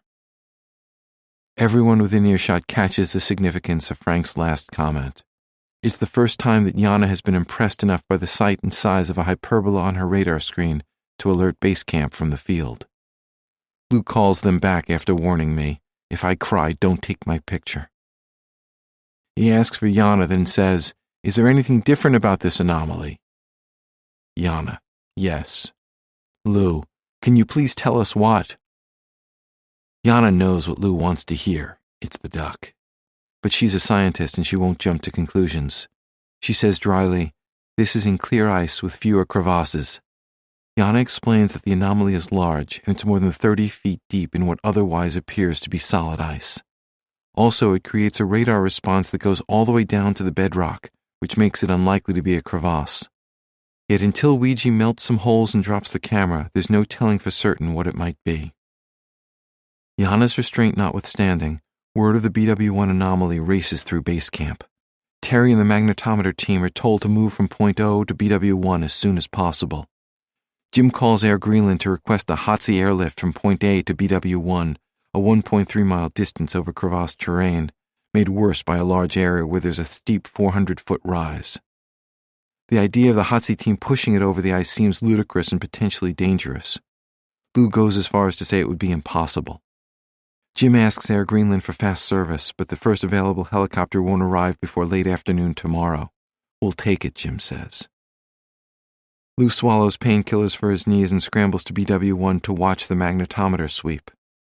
When Terry crosses the spot over the anomaly, her screen registers a reading 10 times higher than the ambient magnetic field.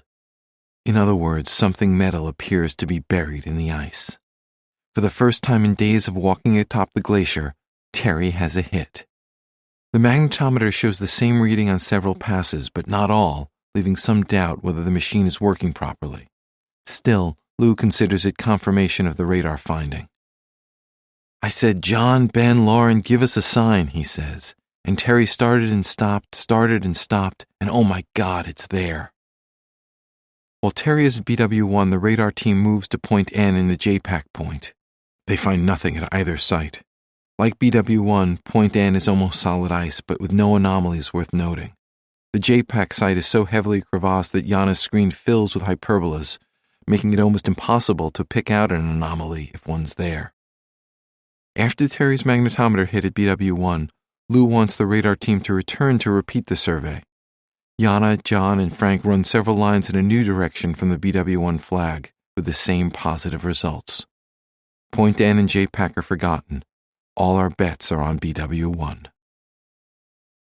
Back at base camp, geophysics experts Yana, Terry, and Bill are upbeat but restrained, knowing that the hyperbolas might be a crevasse and the magnetometer's accuracy has been suspect. Still, Terry says that when she first heard about Frank's walkie-talkie call with Yana's message from BW1, she thought, if she called it out, it has to be something significant. Yana wears a poker face but privately admits feeling full of energy, really happy and excited. In the command tent, Jim is optimistic but cautious. For one thing, if BW1 is the crash site, he has to abandon his hard-earned theory about Balkan's X, which is about a mile largely downhill from BW1. Glaciers don't move uphill, so even with glacial movement, there's no chance that the duck migrated from Balkan's X to BW1. In other words, if BW1 is the duck's resting place, Balkan's X was in the right general vicinity, but misplaced. As night falls, Lou and I agree that we might never have a better opportunity to break out Shackleton's scotch. If we wait and the BW1 anomaly is a bust, we'd be drinking fine whiskey to wash away the bitter taste. If, on the other hand, the news is good, opening the historic blend will mark the start of our celebrations. I pull the bottle's wooden case from my duffel bag as everyone gathers in the dome. Our plastic cups held high, Lou offers a toast. To Lieutenant John Pritchard, Radioman First Class Benjamin Bottoms, and Corporal Lauren Howarth. Your families want you home. We're here to bring you home, and may we be successful. His cheeks flushed, his silver hair flowing from under a north-south polar baseball hat, Lou thanks us one by one for our contributions to the mission. I've never seen him in finer form or the team in better spirits. The question now is whether, as on Shackleton's failed mission to the South Pole, the best part of our expedition will be the Scotch. Chapter 23. Some Plan in This World. March through April 1943. Cautiously avoiding crevasses during the first mile to the motorsled camp, Monteverdi, Best, and Spina each walked under his own power, as did the three-man trail team. The 9 dogs pulled a main sled, behind which was a tow sled loaded with everything the men and beasts would need until Barney Dunlop's Dumbo returned to fetch them or Pappy Turner's B-17 resupplied them. The team's lead dog was Rinsky, a fierce husky born in Antarctica and brought to Greenland by Healy, its owner. 2 other dogs on the team were called Pat and Mopey. Raised in barren lands with no trees or hydrants, male sled dogs had no targets upon which to relieve themselves, so they usually squatted rather than raising their legs. Sometimes, though, a man's pant leg might get watered in a display of disdain or dominance. Greenland dogs tended to be aggressive, often fighting among themselves for scraps and power. Straddling the line between wild and tame, most had little use for affection or human company. Some were whip-smart and some were as dumb as sleds. Some were handsome and some were not. All were tough and seemingly immune to pain and cold. Most seldom barked, but they'd howl like their ancestors at night and at meals. When tired, they'd curl into tight balls of fur, their faces against their flanks, to sleep through Arctic winds. As the men and dogs marched across the snow-covered ice, Spina was the first to falter. During more than 4 months since the crash, the farthest he'd walked was 50 feet in pursuit of the milk can. He tried to keep up, but soon he fell to his knees every 20 or 30 feet. He'd rise and stumble forward with his eyes shut and fall again into the snow. After one fall, Spina made no effort to rise. He felt resigned to die in place. Strong had other ideas. He bundled Spina aboard the tow sled. Best fell next. Monteverdi teetered, tempted to pitch forward into a snowbank and sleep forever. Strong called a halt. Dalaman raised a tent and climbed inside with Best and Monteverdi. They'd remain behind to rest while the others raced ahead to the motorsled camp. Strong and Healy continued on foot while Spina reclined on the tow sled. As they hustled across the ice, Strong stepped over the edge of a crevasse, but he was no greenhorn in Greenland. He held tight to a rope attached to the dog sled, and the sled's momentum pulled him up to safety. Along the route, they planted red warning flags to mark crevasses and yellow guide flags to mark the safe path. When they reached the empty motorsled camp, Strong and Spina climbed into a tent. Healy and the dogs swung around to retrieve Dalaman, Monteverdi, and Best. Once reunited, the 6 men spent the next 2 nights in tents on the ice. During the day, Strong, Dalaman, and Healy enlarged and improved the warren of snow caves left behind by Don Tetley, Harry Spencer, and Bill O'Hara. When they climbed inside, Monteverdi, Spina, and Best were astonished. Their friends had created an underground ice palace. The entrance was a large hole with a 15-foot staircase cut from snow. That led to a hallway about 6 feet wide, 20 feet long, and 10 feet high, with an oil stove at the far end to keep the lair warm and to dry their clothes. Along the hallway were openings that led into small sleeping rooms, like berths on a train. Each was about 5 feet off the ice floor to keep water from accumulating in them.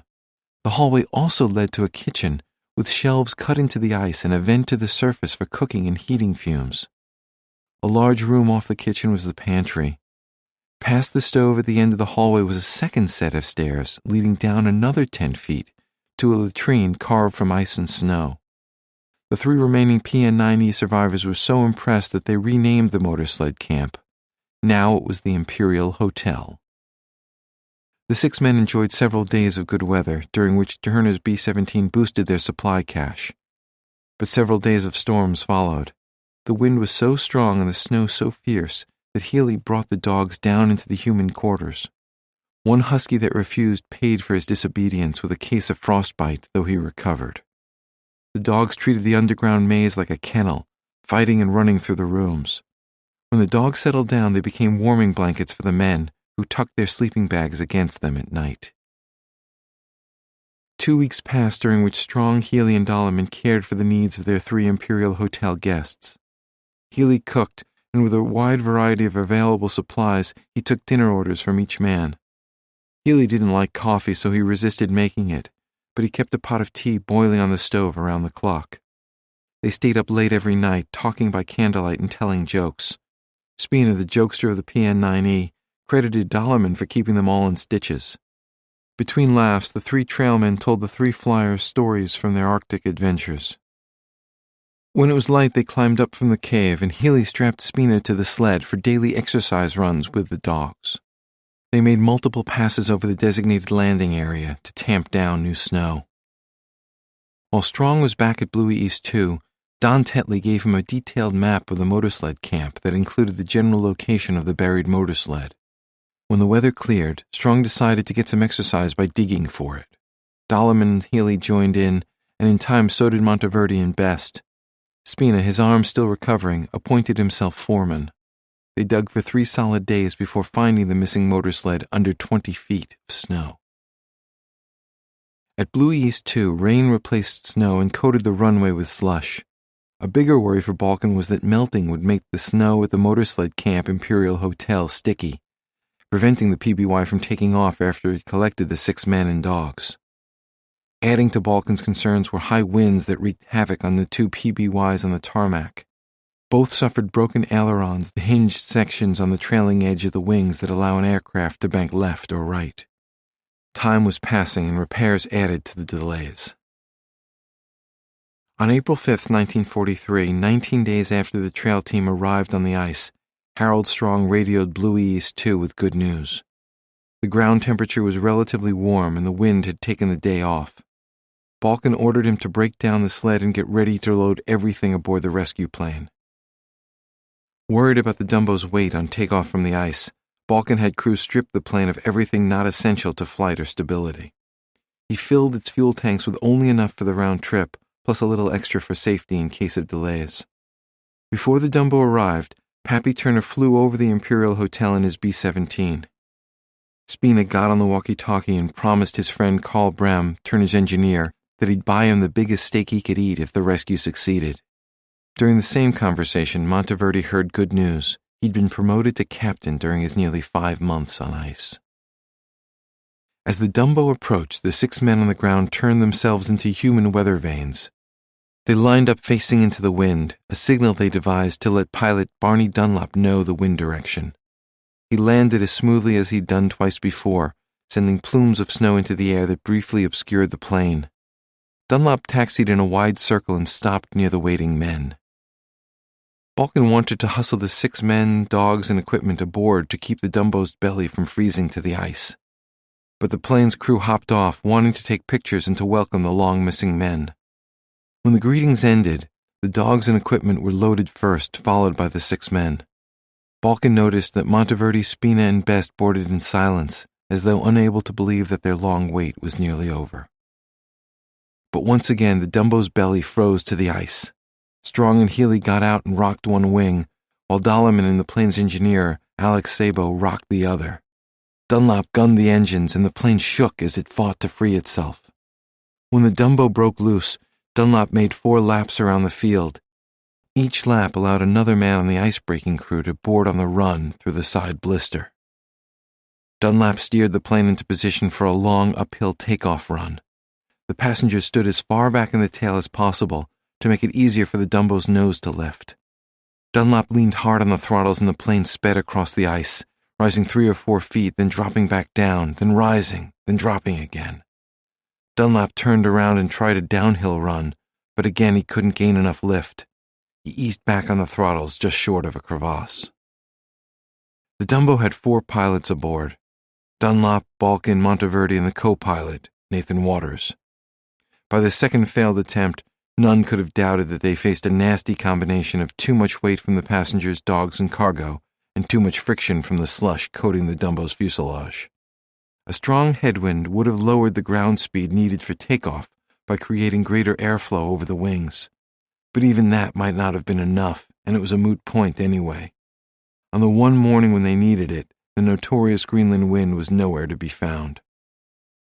The Dumbo's twin engines began to overheat, but Dunlop pressed on. He turned the plane uphill for one more run.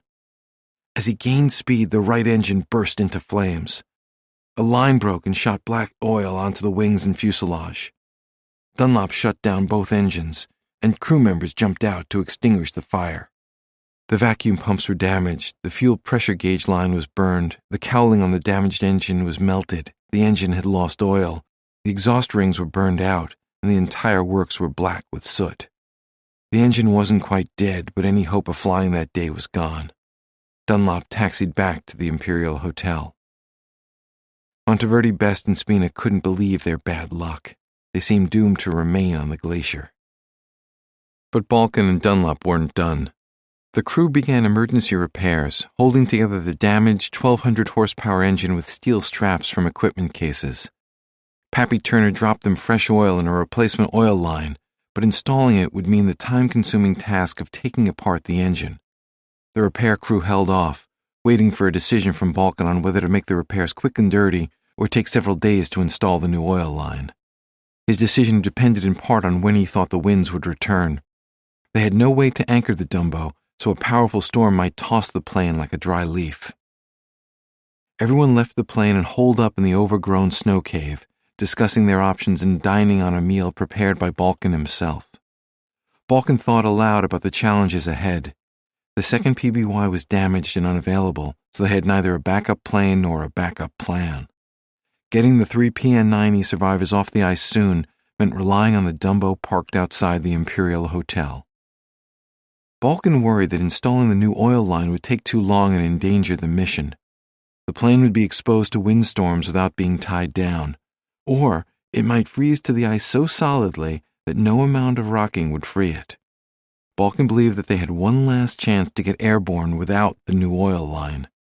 To do so, Barney Dunlop could use both engines for takeoff, and then rely on the undamaged engine for the return flight to Blue East 2. Balkin calculated that just enough fuel remained if they lightened the load. Having made his decision, Balkin announced that he, Strong, Healy, and Dollarman would remain behind, along with their dogs, camping equipment, supplies, and sled. The plan was pure Balkin. Taking off from the ice cap was, by itself, a dangerous maneuver in the best conditions, accomplished only 4 times previously, twice by Pritchard in the Duck and twice by Dunlop in the Dumbo. Now, ignoring the possibility of an explosion or a crash, Balkin wanted Dunlop to take off with a half-blown engine and then fly the survivors back to the base with barely enough fuel. Meanwhile, Balkin and the trail team would trek to the coast, with little or no hope of rescue if disaster struck. The 3 PN90 survivors were skeptical, but they trusted Balkin, and after 5 months on the ice, they were ready to try almost anything.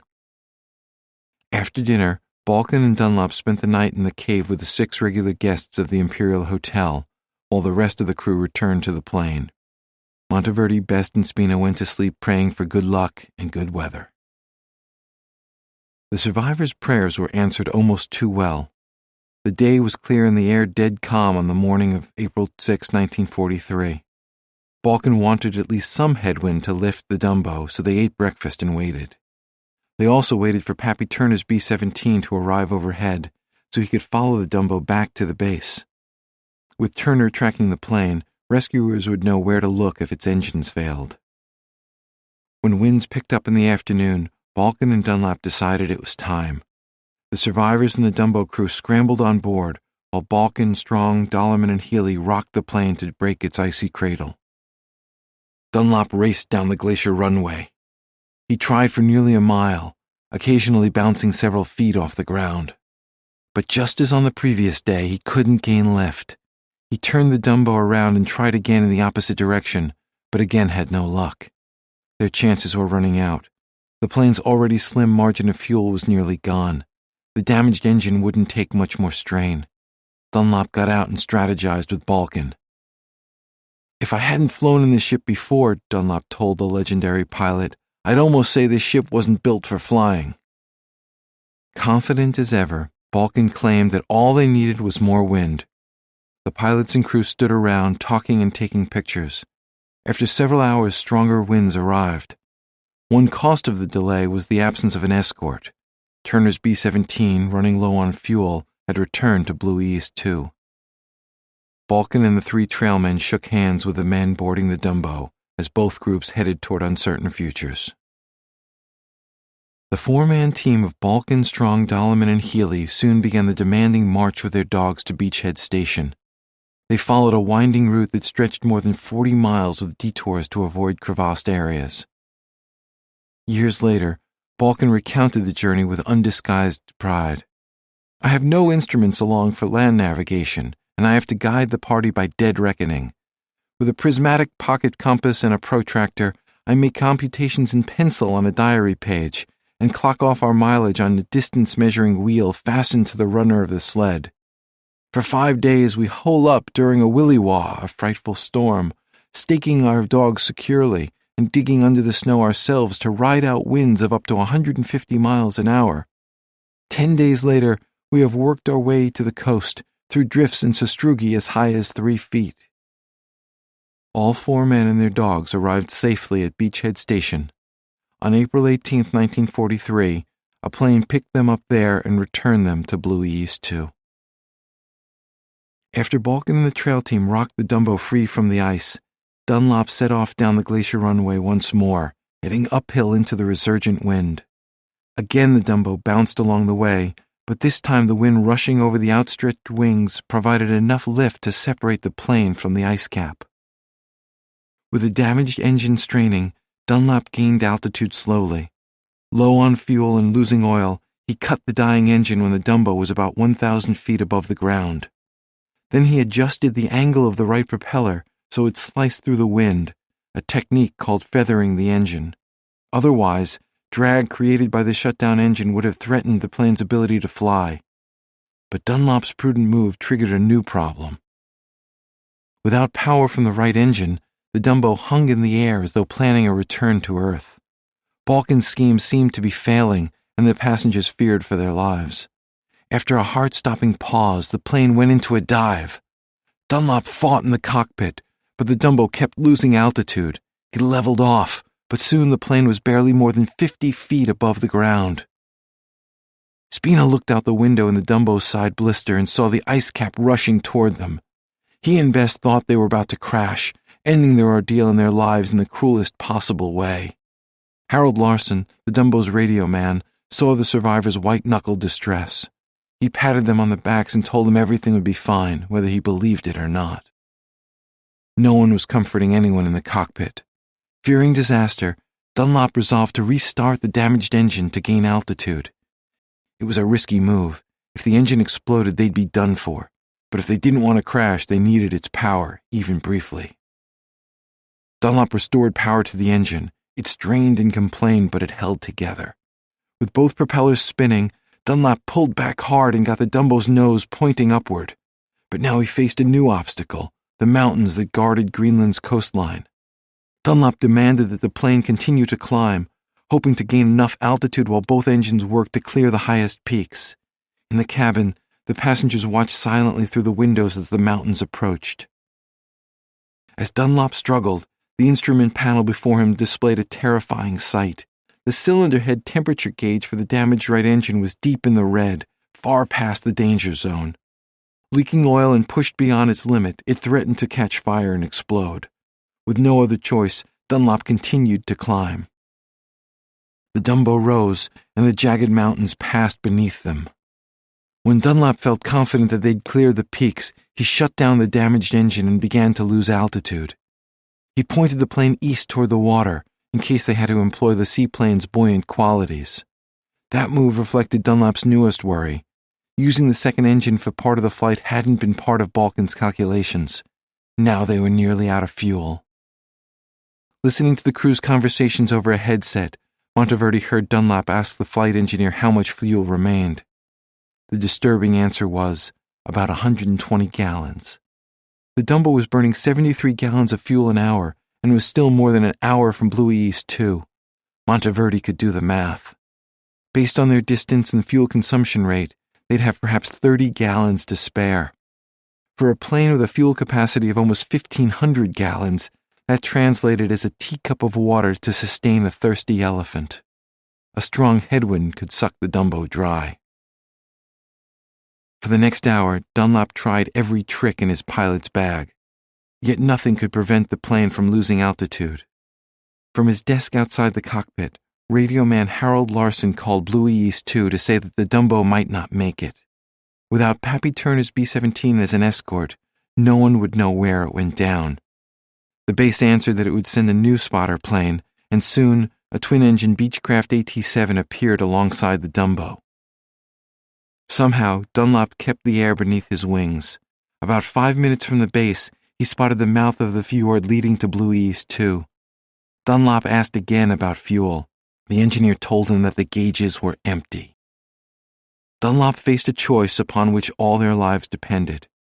He could aim toward the fjord for a controlled water landing, or he could go for broke. Dunlop chose the latter. He'd fly toward the base until the last fumes were gone and the lone engine quit. Then he'd glide the rest of the way and make what pilots call a dead-stick landing. Dunlop told everyone aboard the Dumbo that if they heard the remaining engine sputter out, they should prepare for a crash. The men in the cabin piled bags and equipment against the hard metal bulkheads to soften the blow. They sat together with their backs against the cushioning material and braced for impact. As the Dumbo lost altitude, Dunlop lined up for his one shot at an approach. Now he discovered yet another problem. The dead right engine controlled the hydraulic pump for the landing gear. Using a hand crank, his crew lowered the main wheels manually, but they had no manual control for the nose wheel. Dunlop would have to bring the Dumbo down onto a hard runway on its snout. This was the very danger the plane's manufacturer had expressed 2 months earlier in the message to Balkan. Too much pressure on landing might collapse the forward bulkhead. But with no fuel and a dead engine, Dunlop had no choice. He touched down with the plane's main wheels. Dunlop fought to keep the nose up and away from the landing strip, without raising it too high and bouncing the tail on the ground. Within seconds, he began to run out of runway. Dunlop eased down the Dumbo's nose to use it as a brake. The maneuver had to be handled just right, fast enough to stop, but not so fast and hard that he'd break the plane in two. When the nose touched down, the Dumbo made a sharp turn, veering directly toward Pappy Turner's B-17, which happened to be parked at the far end of the runway. Dunlop braked as hard as he could. The men in the Dumbo braced for impact. Turner's bomber loomed ahead. The two planes, one in motion, one a stationary target, both of them committed to saving the PN-9E crew, closed to 50 feet. Then 40. 30.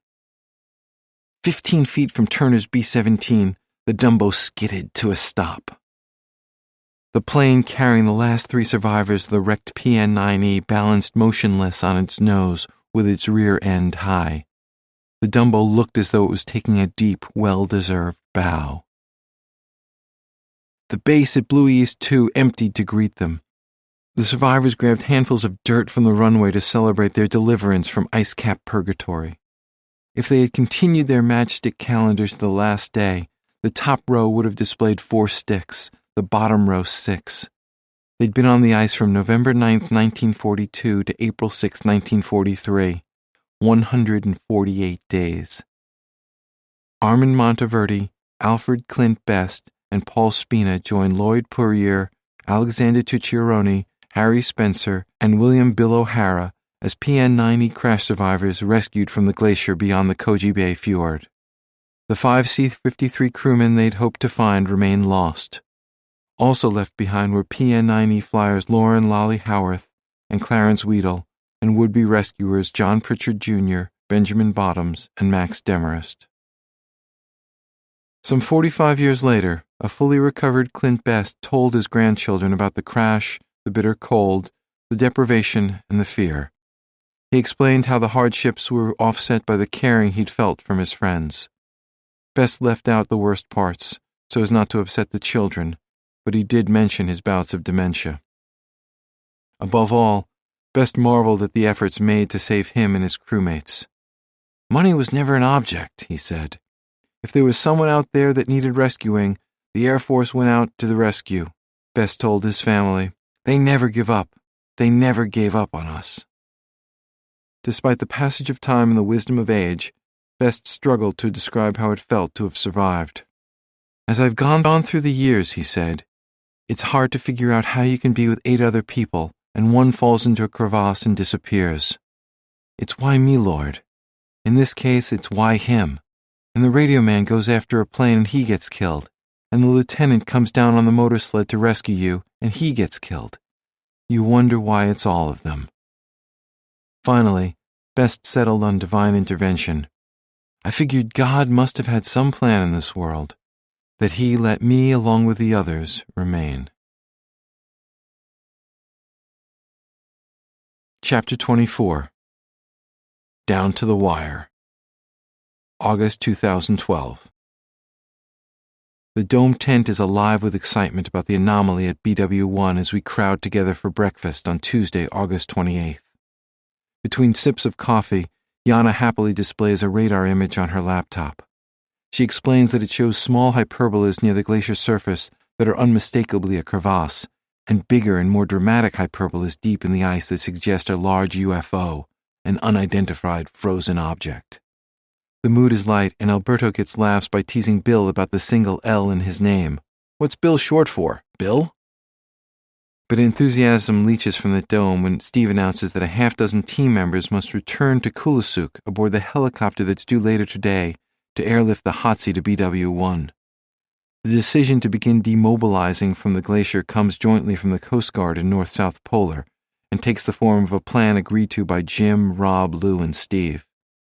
Although the weather remains cold and clear at Koji Bay, a major storm is headed our way. Multiple helicopter trips will be required to get everyone and our equipment back to Kulusuk. If flights are canceled, some or all of us might be trapped here in dangerous conditions. Bill and Alberto volunteer to leave to avoid canceling other obligations, but no one else wants to miss the hole-melting, camera-dropping finale. Steve clears his throat and reveals the names of the soon-to-depart. So, going out today are myself, Terry, Ryan, Alberto, Michelle, and Bill, okay? Everybody else will be remaining, and the remaining group will figure out the lifts for tomorrow and Thursday. Several people object on Michelle's behalf, knowing how much she wants to remain in camp. Steve wavers, asking Jim if he knows which Air Greenland helicopter is coming and whether we might fill it with more equipment and fewer people. But Jim wants to stick to the plan they'd made before entering the dome. We need to get people off the ice. That has to happen, he says. Steve finds a way to commiserate with the rank and file, yet also support the team leader's decision. Every one of us wants to stay. Unfortunately, 6 of us have to go back. Steve's mixed message and his inquiry to Jim about fewer people leaving create an opening, and Michelle gains more voices of support. Frank, however, is silent, not wanting his relationship with Michelle to be seen as coloring his judgment as safety leader. Faced with more rumblings on Michelle's behalf, Steve throws up his hands. I'm not making a command decision on this one. That sets off Rob, who as second in command of the Coast Guard contingent occupies a parallel position to Steve's on North-South Polar. You're the command, Rob tells Steve. That's the job. You want me to make it? The tent goes silent until Bill tells Steve what everyone is thinking. The gauntlet's thrown on the ground there, bud. Lou steps into the fray, again raising the idea of sending gear before people. Discussion moves to the agenda for the day, then circles back to the helicopter. Ultimately, Lou expresses support for the original plan, and both he and Jim say they believe that the 6 people Steve named should be the first to leave. Steve seems distracted, agitated by the public conflict with Rob about command.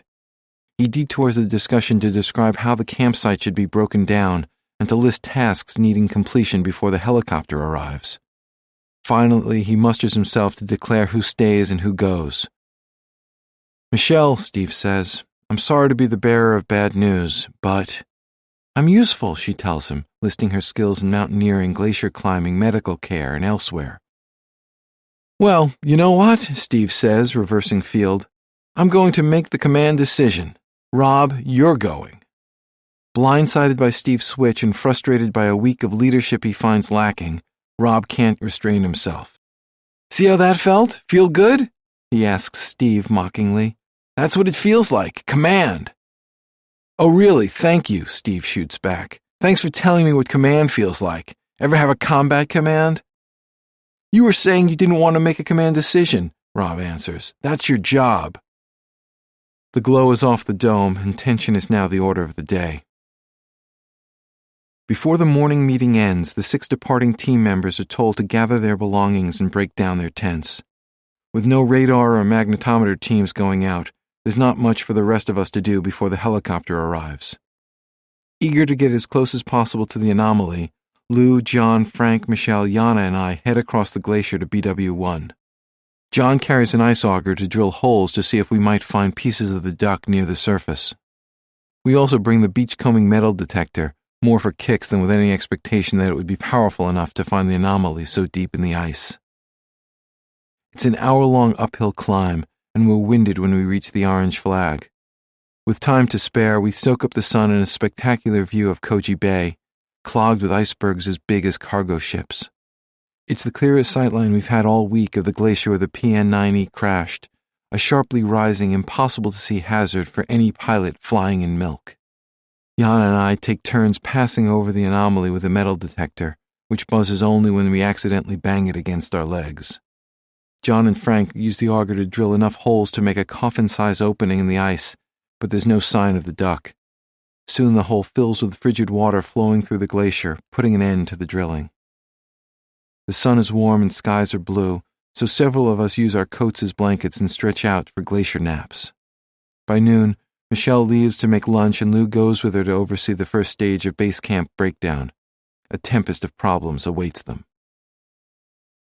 After speaking with airport officials by satellite phone, Steve reports that a thick fog has grounded the helicopters at Kulusuk at least until tomorrow afternoon. When the sky clears, Air Greenland will send a helicopter to move the Hatsi and to get as many people as possible off the ice ahead of the storm. In a small way, it's good news for everyone who didn't want to leave the glacier today. But that's little consolation compared to the larger costs.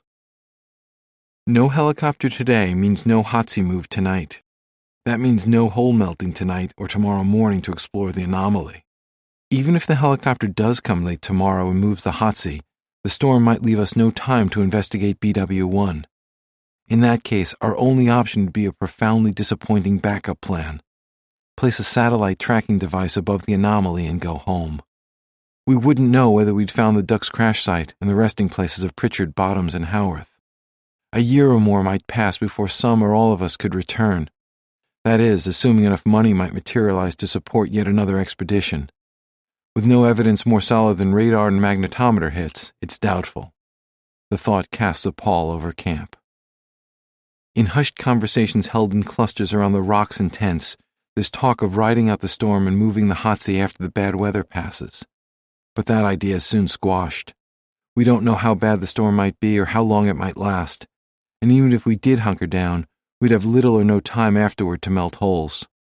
The Coast Guard's C-130 is due to return to Kulusuk in 3 days, and that's the only way to get our 4 tons of equipment back to the United States. There's no hope of delaying the big plane, and the cost of flying the gear and everyone on commercial airlines is beyond prohibitive. The bottom line is that if we want to investigate the BW1 anomaly, it's now or possibly never. Without a helicopter's help, we have about 24 hours to somehow move the Hatsi 1.3 miles from point A to BW1, largely uphill and across innumerable hazards. Lou, Jim, and several others stand in a tense knot on the ice field, discussing and rejecting one option after another. Lou is already on record as being uncharacteristically pessimistic about our chances. There's no way we can move the Hatsi over land, he says. It's physically impossible, he thinks, and there's a danger that a bridged-over crevasse might give way and swallow some or all of us. Writing in his journal, Nick sums up the risks by recording observations from his first trip to the anomaly site.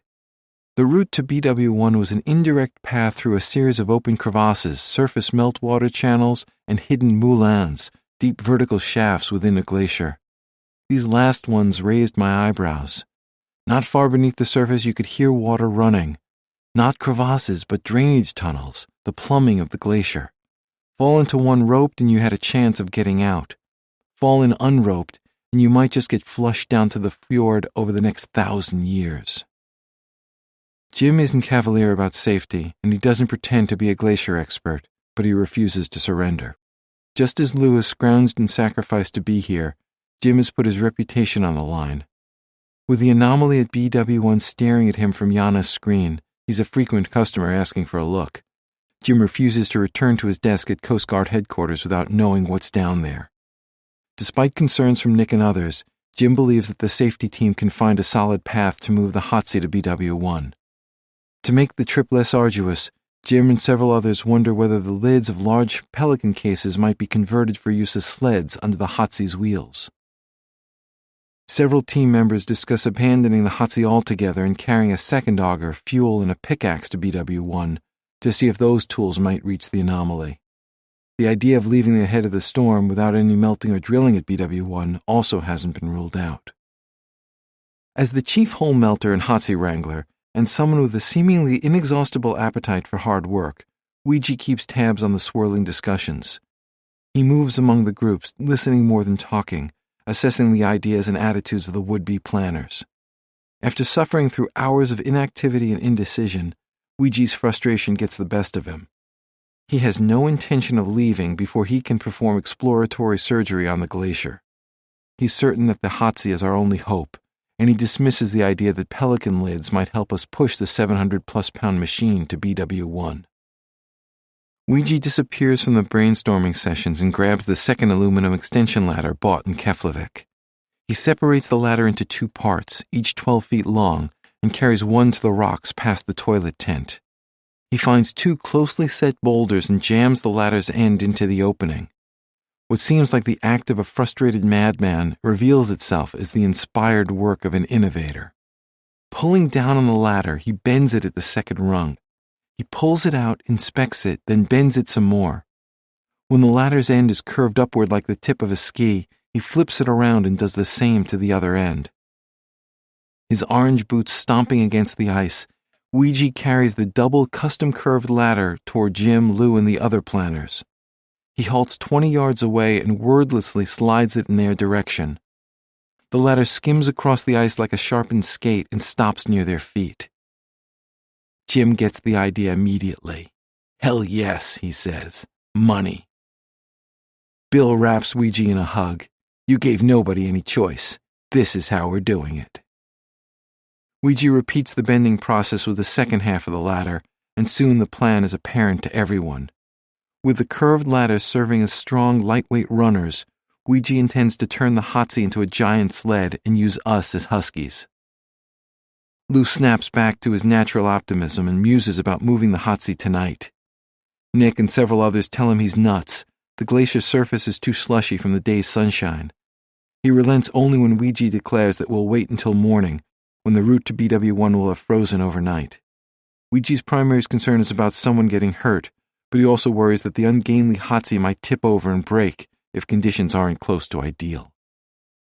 As dusk approaches, Ouija, Jetta, and Nick leave base camp for Point A to fasten the twin ladder skis side by side under the Hotsy. En route, Ouija explains that he bent both ends of each ladder as a precaution, so the Hotsy can be pushed in either direction if one ladder end breaks or nosedives into a ditch. When he says ditch, most of us hear crevasse, in which case a double-curved ladder won't do anyone much good. On the other hand, even after Ouija's end-bending trick, about 9 feet of each ladder makes contact with the glacier, or enough to span the widest crevasses we anticipate. As a last-minute tweak, Ouija places shovels underneath 2 of the Hotsy's tires so they sit more squarely on the ladder's rails. Fully assembled, with the twin ladder strapped to the upper frame suggesting biplane wings, and the turned-up ladder skis evoking a central pontoon, the Hotsy's homage to the lost duck is complete. Good morning, campers! It's 5:15 a.m. on Wednesday, August 29th. A wide-awake Ouija marches among the tents sounding reveille. The rest of us crawl bleary-eyed from our sleeping bags out onto the ice. The air is 23 degrees Fahrenheit, but swirling winds make it feel closer to 0. Icicles form instantly when Michelle pours water from a jerry can to prepare breakfast. There's little chattering except our teeth as we gather in the dome to eat. Everyone knows what's riding on today, and thoughts bounce from safety to our collective strength and back to safety. Jim breaks the silence by predicting that it will take 4 unrelenting hours to move the Hotsy to BW1, a grind of fewer than 600 yards per hour. In groups of 2s and 3s we trek to Point A, and by 6:20 we assume our positions. It's an all-hands operation, with 9 of us on the pushing ladders and nearly everyone else either yoked to a harness attached to the front of the Hotsy or walking out front to scan for hidden crevasses. A half-dozen orange flags bundled together on the Hotsy give it a festive look, as though it's a crude carnival ride being moved onto a frozen fairground. During the early going, Frank acts as the last line of defense, holding a rope tied to the rear of the Hotsy in case we lose control and it slides left, right, or headlong down the glacier. I doubt that Frank could stop it, but having him there is comforting. Considering his strength and resourcefulness, I suspect that he'd manage something. When everyone's in place, Ryan calls out, "On Prancer, on Dancer, on Comet, on Vixen." Doc Harmon adds a benediction. We're going out for Pritchard because he would have gone out for us. The first 200 yards are smooth, and under our power the Hotsy ladder sled fairly glides across the glacier. We hit a rough patch of ice and bounce across it. I'm on the right side of the front pushing ladder. Ouija is on the left side. He catches my eye across the machine and smiles. We both know what he's thinking. We pick up the pace as we approach the first bridge-over crevasse, hoping to gain enough momentum to fly across without testing its load-bearing capacity. Increasing speed also allows us to enjoy the pleasant illusion that, like barefoot walkers on hot coals, the faster we cross, the less likely we'll get burned. Grunts, groans, and shouts of push ring out. The ladders shudder but hold, and we clear the crevasse. On the other side we rest, congratulating Ouija on his invention and ourselves on our teamwork. Conflicts and tensions of the previous week fade away, replaced by fatigue and the shared goals of reaching BW1 and firing up this awkward beast on improvised skis. We rearrange the crew for maximum power as we approach the steep 400-foot ice-covered hill that we've known from the start will be the true test. Out front on the pulling ropes are Alberto, Nick, and Rob on the left side, and John, Yana, and Frank on the right. On the front pushing ladder, left to right, are Ouija, Jim, me, and Ryan. On the back ladder are Terry, Doc, Michelle, Lou, and Bill. Steve alternates between pulling a tow rope and shouldering a heavy ice drill while navigating our path, and Jetta helps everywhere she can while exhorting us and photographing the work. The Hotzi's weight seems to double as we begin the climb. Muscles strain, joints ache, faces contort. Breathing grows louder. Joking disappears. Maybe Lou was right and this is impossible. After 100 yards, we rest and drink from canteens until heart rate drops and energy rises. Halfway up the hill, we encounter the biggest and ugliest crevasse yet. More than 12 feet wide in spots, its mouth opens to a depth of 10 feet in places, to the top of a ragged ice bridge. The bridge has a disturbing grayish cast that makes it look anything but solid. Our chests heaving as we gulp the cold air, we halt our uphill climb. Safety team members map out our route and we ignore fears that we've tested this glacier one too many times. I can't help but think about Max Demarest. For several hundred yards, we push and pull the Hotzi parallel to the glacial scar. We're headed toward a spot where the crevasse opening is narrower, about 6 to 8 feet wide, with a bridge 1 foot below the glacier surface. Several team members test the bridge and declare it solid, but we all know that the true test will be the Hotzi passing over it. We move toward the potential crossing, then point the Hotzi sled uphill on the rope team's command. Perpendicular to the crevasse, we make a full-power, full-throated charge. Driving our feet into the ice and our shoulders into the ladders and ropes, we plow toward the abyss. I grasp the forward ladder rungs in a white-knuckle hold, partly to push with all my strength, and partly to be sure that I'm holding on to something if the bridge gives way. As we begin to cross, the front metal curls of both ladder skis slam into the lip of ice at the far end of the crevasse. The ladder tips bend backward, threatening to break off, but that's not our main worry. We've stalled atop the ice bridge. Commands ring out from front and back. Keep going, lift the front end, don't stop. Fierce growls we once feared from polar bears now come from us. We push as one, forcing the nearly half-ton machine up and out of the bridged-over crevasse. Several members of the ladder brigade stumble as we gain speed. They hang on to the rungs and are dragged across the last few feet of the bridge. It holds. On the far side of the crevasse, we pause, allowing our spent muscles to relax. Relieved smiles creep onto our faces. The worst is behind us. Slowly but steadily we crest the hill, then we quicken our pace upon catching sight of the orange flags. The last leg seems almost easy. We erupt in whoops and cheers at BW1. Jim checks his watch, 7:56 a.m. A trek that we thought would take 4 hours has taken less than 2, with no injuries and no damage to the Hotzi. As we hang on to the ladders or sprawl on the ice, Steve reflects on his military career. I'm thinking about Iraq, Pakistan, doing things with a pretty elite group of guys. And that was amazing, he says. From Ouija's inventiveness to the team effort, any Special Forces unit would have been proud of that accomplishment. Jim marvels how 2 ladders that Lou bought last minute in Keflavik turned out to be among our most critical equipment. Where there's a will, he says, there's a way. The break is brief, as moving the Hotzi is only part of the job.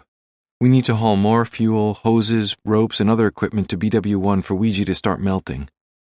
Several of us hike back to base camp with the ladder skis and cram the necessary supplies into a large Pelican case. When we're done, it weighs more than 400 pounds, so we attach ropes to drag it up the glacier. We're tired from the Hotzi move, there are fewer of us working, and the surface has grown slushy since dawn. Even with the ladder skis, it feels like pulling a reluctant donkey up a hill, and we anoint ourselves the mule team. What follows is a 2-hour torment, complete with loud and imaginative curses cast on everyone who isn't helping us. Doc plays a leading role on the mule team, pulling with the strength of a much younger man and entertaining us with stories from his youth and his Coast Guard travels. Only later does he reveal that he nearly didn't make the team. For days, safety leaders have cautioned that we've become too casual on the glacier, ignoring risks and tempting fate by failing to rope ourselves together. Doc tells us that when he left BW1 after the Hotsy move, alone and unroped, a double mistake in the safety team's view, the glacier opened beneath his feet. Luckily, he threw out his arms and halted his fall at his armpits. His first thought, he says, was to get out fast, but he admits that his immediate motive wasn't to save himself. He didn't want to hear Nick say, "I told you so." Doc's drop turns out to be the closest the glacier comes to claiming any of us. A happier adventure befalls Jetta on her way to base camp after the Hotsy move. Walking with her head down, Jetta glimpses something dark on the glacier surface about 100 yards from BW1. She kneels and carves it from the ice with help from Jim and Rob. It's a piece of frozen fabric, striped blue and gray, about the size of her palm. It looks and feels unlike the clothing that expedition members wear, and no one has reported torn or lost gear. It's a long shot, but Jetta preserves the cloth for testing, in the hope that it might be from the duck's fabric-covered wings. Months might pass before an answer, but her discovery raises hope of good news to come. Ouija starts melting the first hole at 1 p.m. He chooses a spot where John and Frank drilled yesterday with the auger. He straddles the trench, keeping the black steel pipe vertical and aiming the boiling water from the Hotsy downward into the ice. Ouija plans to burrow nearly twice the radar-reported depth of the anomaly, to be sure not to miss anything. The rest of us stand around watching, wishing the hole would open faster. When the pipe is several feet into the ice, Ouija looks up and notices that Yana's hands are bare. "You have gloves?" he asks. "Yes," she says quizzically. "Put 'em on." When she does, Ouija steps aside and hands her the hot pipe. It's an act of appreciation, a tribute to her discovery. The work is slower than expected, the glacier resists the intrusion, and after a while Ouija reclaims his place above the hole. At 2:15 he reaches a depth of 60 feet. Hand over hand he pulls up 50 feet of black hose attached to the 10-foot pipe and sets it aside.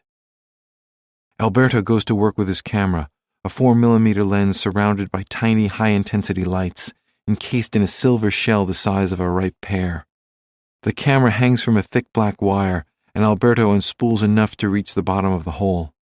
He drops it in, turns on the video screen, crouches on the ice, and pulls a coat over his head to block the glare.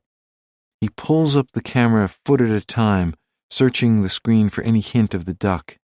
After several minutes, Alberto stands and runs his hands through his curly black hair. He stares at the hole and says nothing.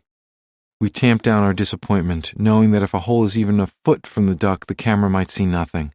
And because the duck might be nose down or nearly vertical in the ice, it would make a narrow target. This might take many holes and lots of time, everyone agrees, so 9 team members return to base camp to eat lunch and begin packing. 8 of us remain at BW1. Ouija, Lou, Jim, Yana, Doc, Frank, John, and me. Ouija starts a second hole, this one at the exact spot where Yana placed the flag over the anomaly.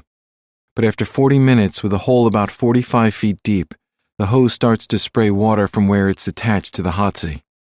Ouija turns off the Hotsy to repair what he diagnoses as a blown rubber O-ring. Doc shuts off a portable Honda generator that powers a pump that draws water into the Hotsy. The glacier reclaims its quiet majesty. I notice that Jim has wandered some 50 yards away. He stands with his back to us, facing Koji Bay, talking on a satellite phone.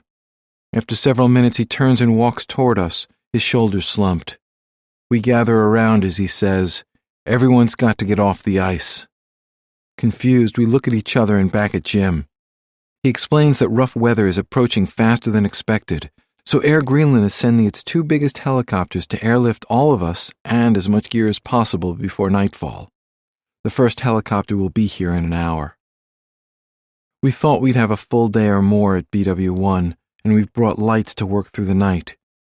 We anticipated driving 15, 20 or more holes to probe the anomaly that every one of us can picture in our minds from Yana's radar screen. Now we have an empty first hole, an unfinished second hole, and an order to leave. It feels like a cruel joke. Everything for naught. Lou's relentlessness and sacrifices, Jim's labors and dedication, Yana's persistence, Ouija's inventiveness. Our hard work and shared joy from the unexpected results at BW1, the time and money spent, the triumph of the Hotsy move. This was the duck hunt's best shot, and now it's apparently over. As Jim's words sink in, Lou's face goes slack. Normally he doesn't hesitate to question the Coast Guard commander's orders, but Jim looks as dejected as anyone. Lou and the rest of us say nothing. Before we disperse to gather our personal gear, Ouija breaks the silence. I'm staying. Grab my stuff and have the last helicopter pick me up here. To my surprise, Jim doesn't object. I see an opening, so I look to Ouija. He gives me a slight nod. I'll stay to help, I say. Jim hesitates, then approves. Lou raises his eyebrows and shoots me a look with one possible meaning. Are you sure you know what you're doing? Not really, but I'm staying anyway. 5 minutes later, Ouija and I are alone on the ice at BW-1, the final two searchers atop the Koji Bay Glacier for the final hours of Duck Hunt 2012. Wasting no time, Ouija replaces the O-ring and the hose and tries to restart the generator. It refuses to turn over, so he takes it apart, checking the oil, the connections, the spark plug, the filters, the carburetor, the fuel cap, everything he can think of. Few people know as much about engines, and the generator is a pretty basic machine. Yet no matter what he tries, Ouija can't restart it. Without a way to draw water into the hot sea, we can't melt holes. Our effort feels cursed. Ouija calls base camp on the walkie-talkie, asking that a backup generator be dropped off to us when the first helicopter arrives. Frustrated, I start breaking down the equipment to shove into the Pelican case. Ouija carries Alberto's camera and the case containing the video screen to the unfinished second hole. It's about 15 feet short of the desired depth, but with nothing better to do, Ouija wants a look. It's 4 p.m. He covers his head with a black puffy coat to view the screen and feeds the camera to the hole's bottom. I watch him as I work, hoping. Ouija pulls up the camera as patiently as a fisherman testing his line. After a few feet, he stops. I hold my breath. Hey, Mitch, he calls. Come here. Take a look at this. I race to his side, drop to my knees, and duck under the puffy coat. Our heads almost touching, his right shoulder against my left. Ouija points to the bottom right corner of the screen. It's unmistakable. A sight so beautiful, so satisfying, so perfect, yet seemingly so impossible that I blink several times to be sure. A black plug with a wire extending from it, with a white band wrapped around the wire. My eyes dart around the screen. I spot a cable on the opposite side of the hole. Nearby are objects that look like fuses, rivets, more wires. We see dark shadows just beyond the camera's view that promise more vintage World War II aircraft parts where they don't belong. Under 38 feet of ice, on a glacier several miles from Koji Bay, in almost the precise spot where a 1943 military report says a rescue plane called a Grumman Duck, serial number V1640, crashed on November 29, 1942, with 3 heroes aboard. As Ouija and I stare at the screen, we see the final pieces of the puzzle that reveals what happened that fateful morning 70 years ago.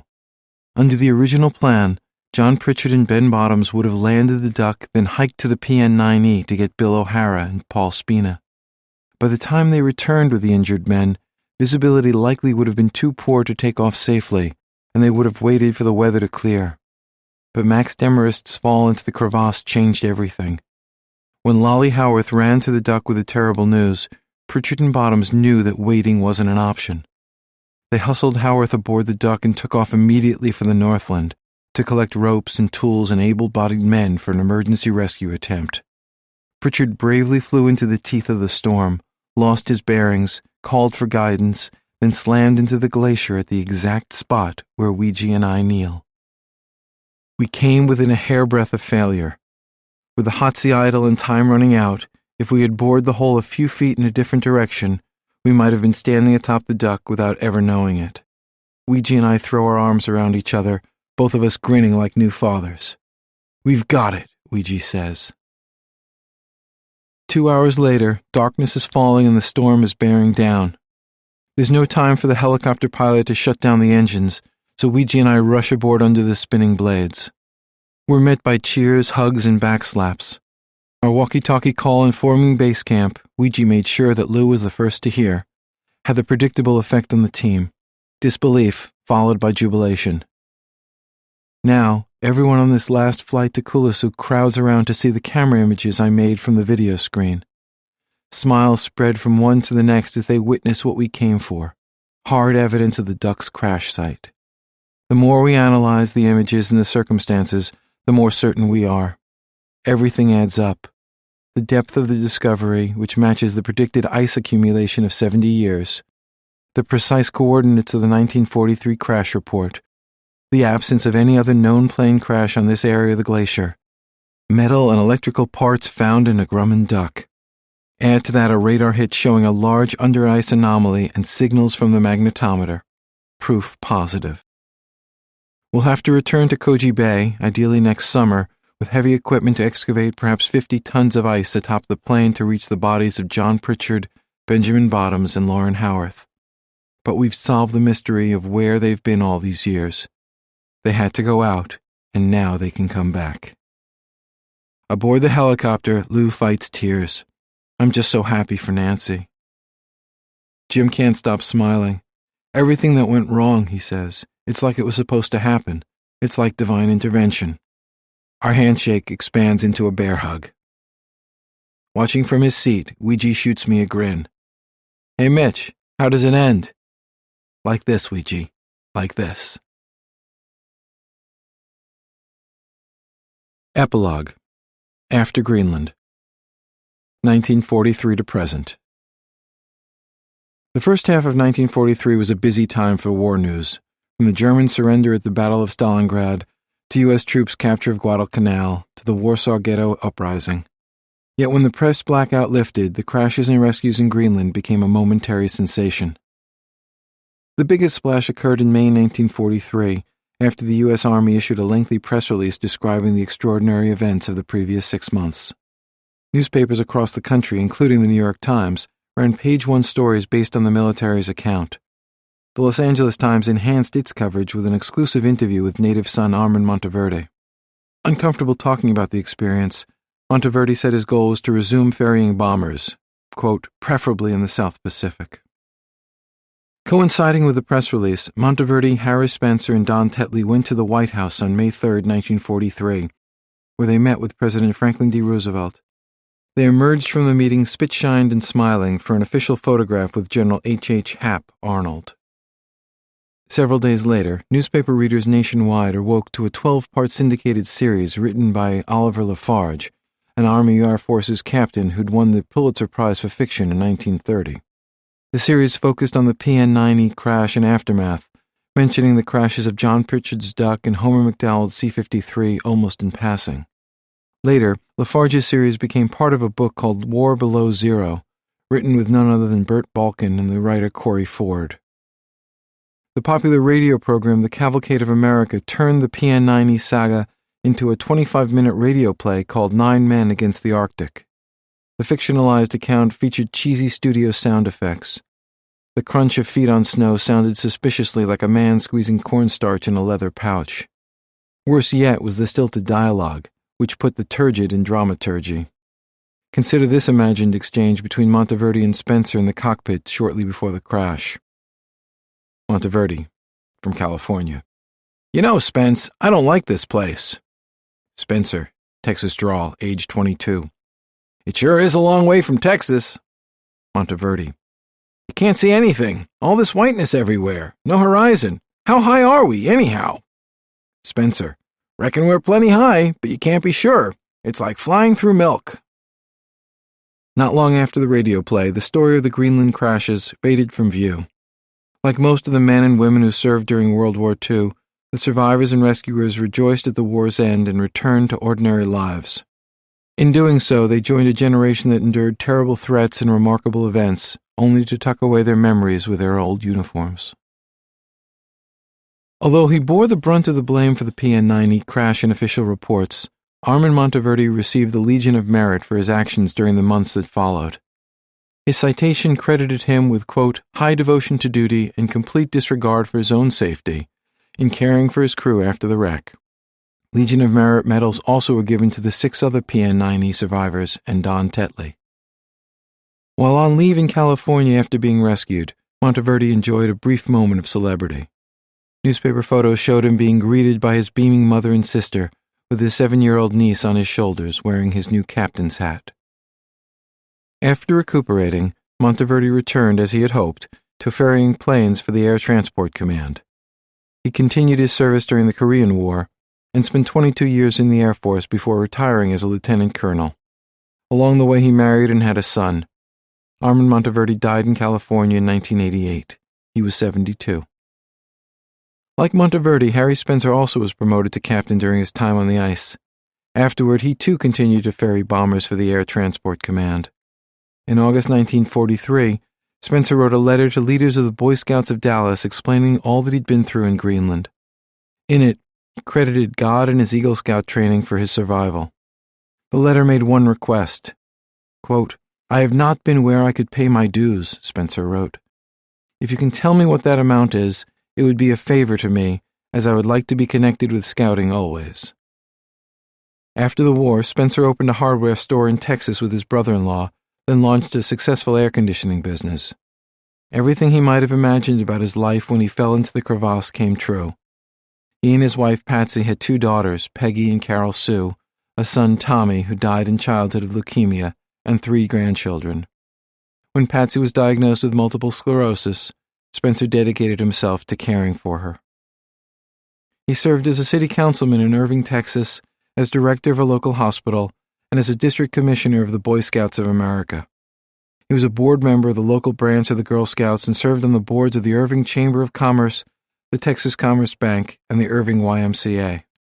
Spencer taught Sunday school at his Methodist church for 35 years. He won the Distinguished Irving Civic Award and the High Spirited Citizen Award for extraordinary contributions to the city of Irving, and was named Rotarian of the Year, among other honors. Spencer's family knew him as warm and funny, and they'd remember him as a man who bought toilet paper in bulk long before warehouse stores. When his younger daughter Carol Sue asked why, Spencer explained, "I have been without toilet paper," he told her, "and I am never going to be without toilet paper again." At Carol Sue's urging, in 1989 Spencer returned to Greenland to visit the site of the PN-9E crash. He wrote afterward that he was motivated by a desire to revisit, quote, "the pristine whiteness of the ice-capped snow, which seems to have no dimension, the crystal blue of the bay water, and the lurking shadows of the crevasses, which hold me in deep awe of God's wonderful creation." After flying over the crevasse-laden field where his bomber went down and where he nearly died, Spencer asked the helicopter pilot to land at the site of the long-gone motor sled camp. "As I stood in the sunny Arctic silence and looked south toward the bay, it all came back to me," he wrote. "The view that was etched in my mind all the years came into view. I can't tell you the feelings that came to me. Nothing can equal that moment." Spencer stepped onto the ice cap carrying 2 items, an American flag and a small plaque etched with the names of Max Demarest, Clarence Weedle, John Pritchard, Benjamin Bottoms, and Lauren Howarth. It read, "In memory, 5 valiant men. They gave their lives in effort to save others." "When we took off," Spencer wrote later, "the American flag and plaque remained on that vast sea of silence and nothingness to mark the spot of our experience so long ago." Harry Spencer died in Texas in 2004. He was 83. Carol Sue Spencer Pedraza wanted to fill her father's tombstone with his war record and his many other honors and achievements. But Spencer had extracted a promise from her that his stone would bear only the insignia of the Boy Scouts because its oath had guided him through boyhood to Greenland and beyond. Harry Spencer's tombstone reads, "On my honor, I will do my best to do my duty to God and my country, to help other people at all times, to obey the Scout law, and to keep myself physically strong, mentally awake, and morally straight." Losing both feet seemed to make William Bill O'Hara even tougher. After recovering from surgery, frostbite, and other injuries, O'Hara graduated with honors from Georgetown University Law School. After a brief time in a wheelchair, he was fitted with prosthetic limbs, and for as long as he lived, O'Hara never returned to the chair. Even after a late-in-life stroke, he resented needing a cane. Although he was a lifelong New Deal Democrat, O'Hara harbored lasting bitterness about not being invited to the Roosevelt White House along with Monteverdi, Spencer, and Tetley. He blamed the president. "Dad was still in a wheelchair then," his daughter Patricia said, "and Roosevelt refused to have someone in a wheelchair there. Dad said, 'That son of a bitch is in a wheelchair himself.'" At the end of the Cavalcade of America radio play, O'Hara spoke briefly on the air as a special guest. "With the passage of time," he said, "I have regained some of the 100 pounds I lost in weight, and the experience grows more and more unreal, a bad dream that one wants to forget. The only reality now is the reality of the day-by-day winning of the war." For 2 years after his return from Greenland, O'Hara refused to see his girlfriend Joan, feeling as though he was no longer the man she'd fallen in love with. But she persisted. They married, and together they had a son, 3 daughters, and 11 grandchildren. O'Hara became a clerk in the Lackawanna County, Pennsylvania Commissioner's Office, and spent 3 terms as the county's Register of Wills. He also served a dozen years on Pennsylvania's Public Utility Commission before opening a law practice in Scranton. Years after Greenland, O'Hara tried to find his fellow PN9E crew members, but was stymied by military rules. He complained to a reporter, "The Army has some screwy regulation that it won't divulge the addresses of veterans." In time, though, he succeeded in reaching several. He and some of the other PN9E crewmen crossed paths now and again, but for the most part they had little contact after their ordeal. On several occasions, journalists sought out O'Hara to discuss his wartime experiences. He'd oblige, to a point. "All I have left is the pain and suffering," he told a reporter in 1982. "I can recall it being a son of a bitch for 88 days. That was as deeply as he'd reflect for public consumption. "I haven't dwelled on what happened to me and the others 40 years ago," O'Hara said. "I've been too busy for that kind of stuff." His eldest daughter remembered him as an Irish charmer, a straight-talking man who liked several drinks better than one, a father who could be difficult but also supremely capable, a tough nut who wouldn't let Greenland get the best of him. William Bill O'Hara died in Pennsylvania in 1990 at 72. Paul Spina returned home to upstate New York and worked odd jobs before becoming a factory foreman at the Chicago Pneumatic Tool Company. He loved to fish and to drink beer, ideally at the same time. He never lost his good cheer. "Any time it was a bad situation," said his daughter Jean, "he would turn it around and make you feel better about it." Spina told her about his Greenland adventure and later shared the story with her children. Occasionally, he'd pull out a yellowed scrapbook filled with newspaper clippings and mementos to relive it himself. Spina didn't need the scrapbook to remind him, though. He remained susceptible to the cold, and at times his hands and arms swelled and ached. Spina dismissed it as arthritis, but his wife and daughter believed that a more accurate diagnosis was Greenland. Paul Spina died in New York of a sudden heart attack in 1978, at age 61. His family blamed that on the ice cap, too. Alfred Clint Best recovered fully from his physical and mental distress. After the war, he graduated magna cum laude with an accounting degree from Baylor University. Best went to work for Dow Chemical and rose through the ranks during a 35-year career before retiring in 1970. He was active in his church and president of the Tulsa Rose Society. Never an athlete himself, Best coached Little League Baseball because his son Robert was on the team. After retiring, Best became involved in community service, above all helping underprivileged children at a local elementary school. "They called him Kinderpa," Robert Best said. "He loved children, loved getting on the floor, making arts and crafts." In addition to Robert, Best and his wife, Amy, had 2 daughters, 11 grandchildren, and 2 great-grandchildren. Alfred Clint Best died in Texas in 2002 at 84. Vastly different futures awaited the 2 PN9E crewmen plucked from the ice cap on November 28, 1942, during the Duck's one successful rescue flight. Alexander Al Tucciaroni returned home to the Bronx and went to work in the metal polishing business. He married his fiancée, Angelina, to whom he'd written the postcard shortly before the crash that said, "We'll see you soon." They had a son and a daughter, 2 grandchildren, and a full life together. Every winter, the cold settled painfully in Tucciaroni's hands, reminding him of the crash and the weeks that followed. For almost 3 decades, Tucciaroni refused to fly. He relented in 1971 to attend a ceremony for the dedication of 2 buildings at the U.S. Coast Guard Aviation Training Center in Mobile, Alabama. One building was living quarters for bachelor officers, named Pritchard Hall. The other was the enlisted men's barracks, named Bottoms Hall. "For those 2, Tucciaroni said at the time, I would do anything." Before the ceremony, he met the mothers of the Ducks pilot and radio man. Tucciaroni found himself at a loss for words. How can I tell him what's in my heart, how I feel about being alive, while their sons who saved my life are dead? Alexander Al Tucciarone died in New York in 1992 at age 77. 20 years later, his son choked up talking about him. He was a great guy, everything about him, Peter Tucciarone said. His personality, his attitude, everything. His appreciation of life and people, the whole 9 yards. I'm so grateful for the 2 men who saved his life. He lived for another 50 years after that, and if not for them, I wouldn't be here talking to you. Tucciarone and Lloyd Woody Puryear stayed in touch as they moved through different hospitals and were assigned to different bases.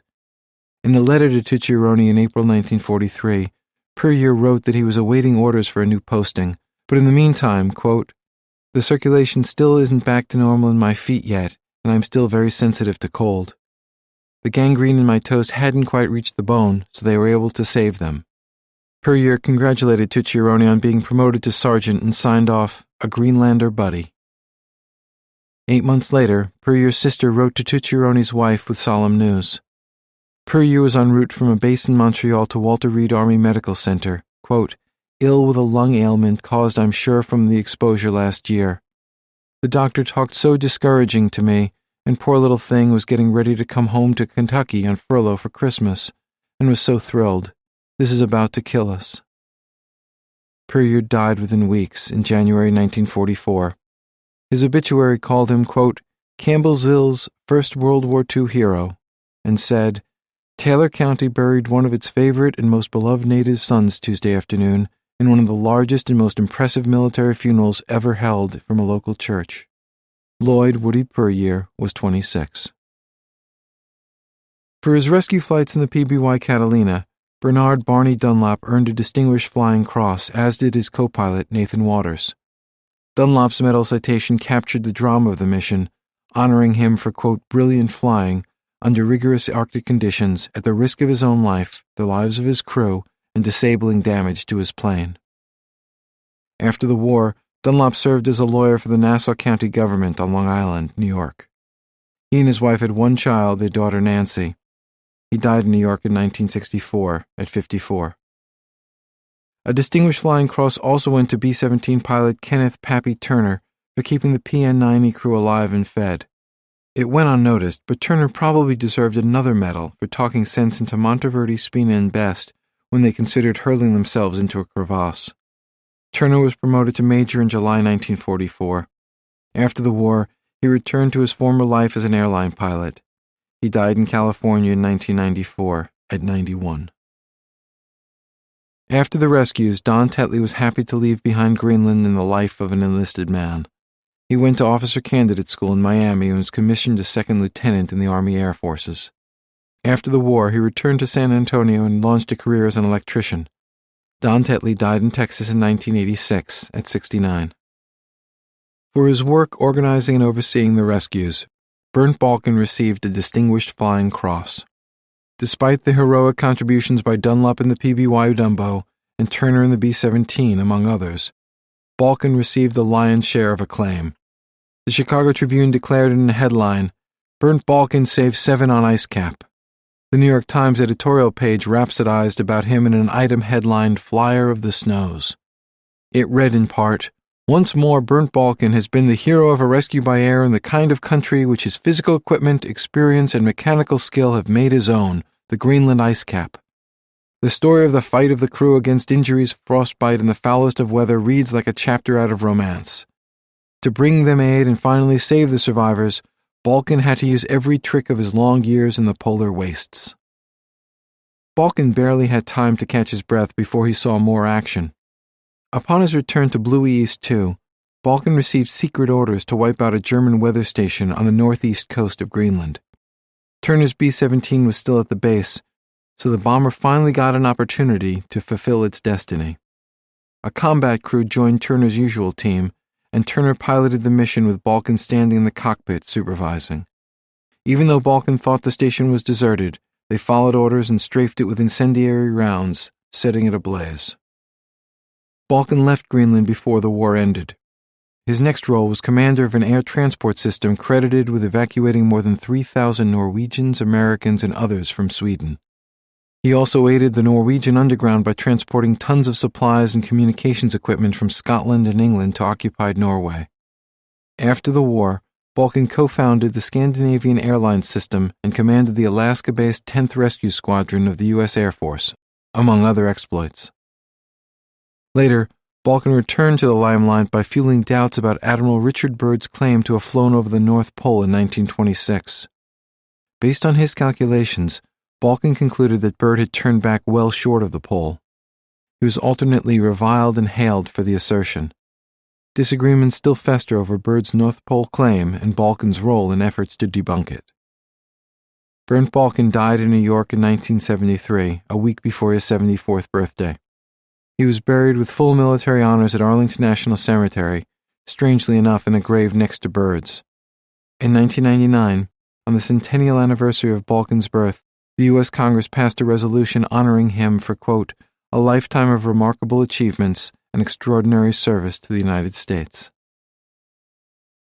Max Demarest's death in a crevasse was marked by obituaries in publications as diverse as the journal Science, his hometown newspaper in Flint, Michigan, and the New York Times. The Tribute in Science hailed the young professor-turned-lieutenant for discoveries about the motion of glaciers that provided, quote, the key to the solution of a baffling problem that bedeviled scientists for more than a century. As often happens in science, some of Demarest's conclusions were later disputed, but no one challenged the obituary writer's closing lines.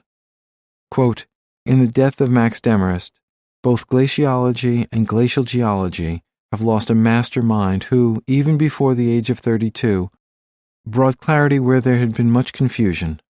He will be remembered by his colleagues as one who did not engage in disputation, who by his calm, convincing reasoning caused no rancor, nor ever lost a friend. 3 more tributes followed. Demarest's wife, Rebecca, who had been his research assistant, became a geologist in her own right, working for the U.S. Geological Survey in Washington. His daughter, Marcia Jo, followed him to the University of Michigan, where she studied botany and geology.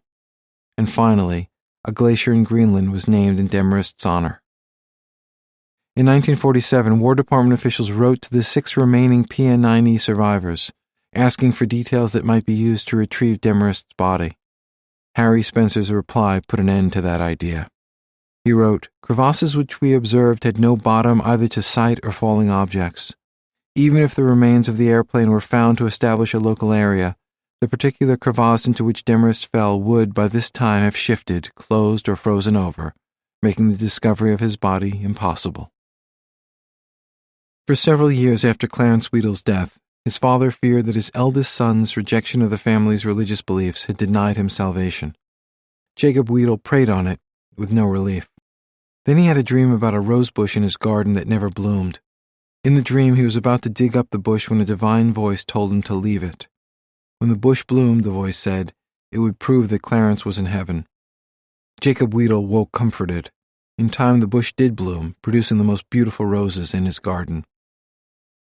Clarence Weedle's wife, Helen, never remarried. Their daughter, Reba, went to Washington State University, became an English teacher, then left teaching to become a full-time wife and mother of 2 daughters.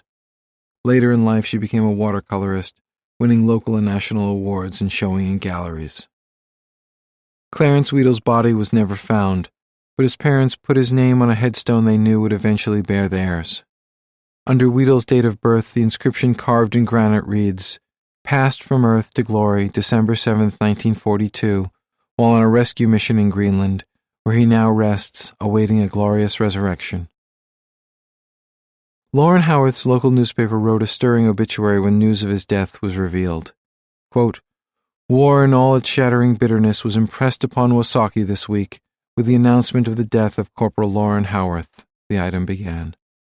The obituary listed the schools he'd attended, his military record, and the details of the crash that were known at the time. It concluded, quote, the sadness and sacrifice of war has fallen on a mother who now must carry Wasaki's first gold star. Taps for Corporal Lauren Howarth, a fine boy and a hero. In 1951, a VFW post in Illinois was named for Howarth. His wife, Irene, who'd been his landlady while he was at college, remarried her ex-husband after Lauren's death. Family members say his parents grieved his death for as long as they lived. The Coast Guard ship from which John Pritchard and Benjamin Bottoms alighted was assigned a new dock and flying crew. The Northland spent the rest of the war on the Greenland patrol, its endless routine occasionally interrupted by momentary drama. A highlight came in September 1944, when the ship chased a Nazi vessel through ice floes for 70 miles off Great Coldaway Island. With nowhere to run, the German crew scuttled their ship, and the Northland took 8 officers and 28 enlisted men prisoner. The Northland ended the war with 2 battle stars. After the war, the ship was supposed to be sold for scrap, but was instead purchased by American Zionists. Renamed the Jewish State, the ship was enlisted in a brave but unsuccessful attempt to break the British blockade preventing the transport of Jews from Europe to Palestine. Upon the birth of Israel in 1948, the Jewish State was renamed the Eilot and became the first warship in the new Israeli Navy. Later it became a barrack ship. At a decommissioning ceremony in 1962, the chief of Israeli naval operations gave the ship a fond send-off. Quote, "Our old sister, the scrap heap, has served faithfully. She was a symbol of our fight without arms or speed. We part from her with mixed feelings." End quote. Parts of the original Northland are on display in a museum in Israel. The U.S. Coast Guard honored the ship in 1984 by bestowing the name Northland on a new 270-foot cutter that today patrols the Atlantic, the Caribbean, and the Gulf of Mexico. Their families never forgot John Pritchard Jr. or Benjamin Bottoms, nor were they forgotten by the men they served with or by those who followed them in service. The most visible memorials to their heroism are the residence halls named in their honor at the Coast Guard facility in Alabama. Their names also are inscribed in granite on the U.S. Coast Guard Aviation Memorial in Elizabeth City, North Carolina. Atop the memorial is a quote from the book of Exodus, "I bore you on eagle's wings and brought you to myself."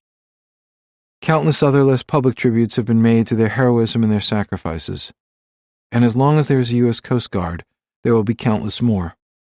John Pritchard and Ben Bottoms are honored every time Coast Guard rescuers go out, knowing that they might not come back. Back at the Hotel Kulisuk, on the last day we were all together, I pulled a $1 bill from my wallet and asked for the signatures of my 16 fellow expedition members. It's my own short snorter membership certificate, and it's one of my most prized possessions. When Lou saw me passing around the bill for signatures, he wanted to join the club. He smiled, shrugged, and turned his palm skyward. "Can I borrow $1?"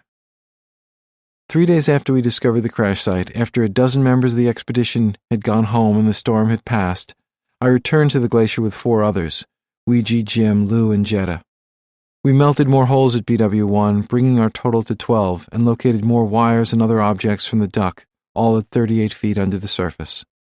We had hoped to pinpoint the position and the orientation of the fuselage, and perhaps locate the bodies, but frozen hoses and issues with the HOTC intervened. Later, Jim determined that the first pieces Ouija and I saw were, quote, "the wing rib from the reinforced section of either the upper or lower wing near the fuselage where cables attached to stabilize and reinforce the wings." What we originally thought was a fuse box was most likely the duck's large junction box, designed to allow 4 electrical cables to pass through the wing. Best of all, the objects were located perhaps 2 feet from the plane's fuselage. Yana's flag placement above the anomaly had been perfect. At this writing, Jim and Lou are planning a follow-up expedition to recover and repatriate the remains of Pritchard, Bottoms, and Howarth. Jim's superiors at the Coast Guard are on board, working closely with the Joint POW-MIA Accounting Command. We've been emailing and talking regularly, and when the follow-up expedition happens, I intend to be there. Next time, whether we need it or not, we'll have a Snubblebluss. The polar bear warning system that Lou ordered from England was waiting for him upon his return from Greenland. Meanwhile, Ouija has taken to calling our against-the-odds discovery the Miracle on Ice. Lou is still sorting through the bills from the 2012 expedition and making plans for 2013 and beyond. After completing the duck hunt, Lou has his eye on a mission memorialized on another one of his patches, locating and recovering the C-53 with the bodies of McDowell and his crew. To Lou's credit and to the benefit of my credit rating, he sent me a chunk of the money from the Coast Guard contract to help cover my American Express bill. Nancy Pritchard Morgan Krause was thrilled about our findings, but the actuarial tables for a woman her age tempered her excitement. "I hope I'm still here to see John brought home," she told me. I hope so too. This is Mitchell Zuckoff. This recording of Frozen in Time, an epic story of survival and a modern quest for lost heroes of World War II, was directed by Michael Moss. It was recorded at Soundscape Studios, produced by Common Mode, Paul Fowley, technical director. It was recorded at Soundscape Productions. Executive producer, Karen Jakonski. Text copyright 2013 by Mitchell Zuckoff. Production copyright 2013 by HarperCollins Publishers. All rights reserved. Thank you for listening.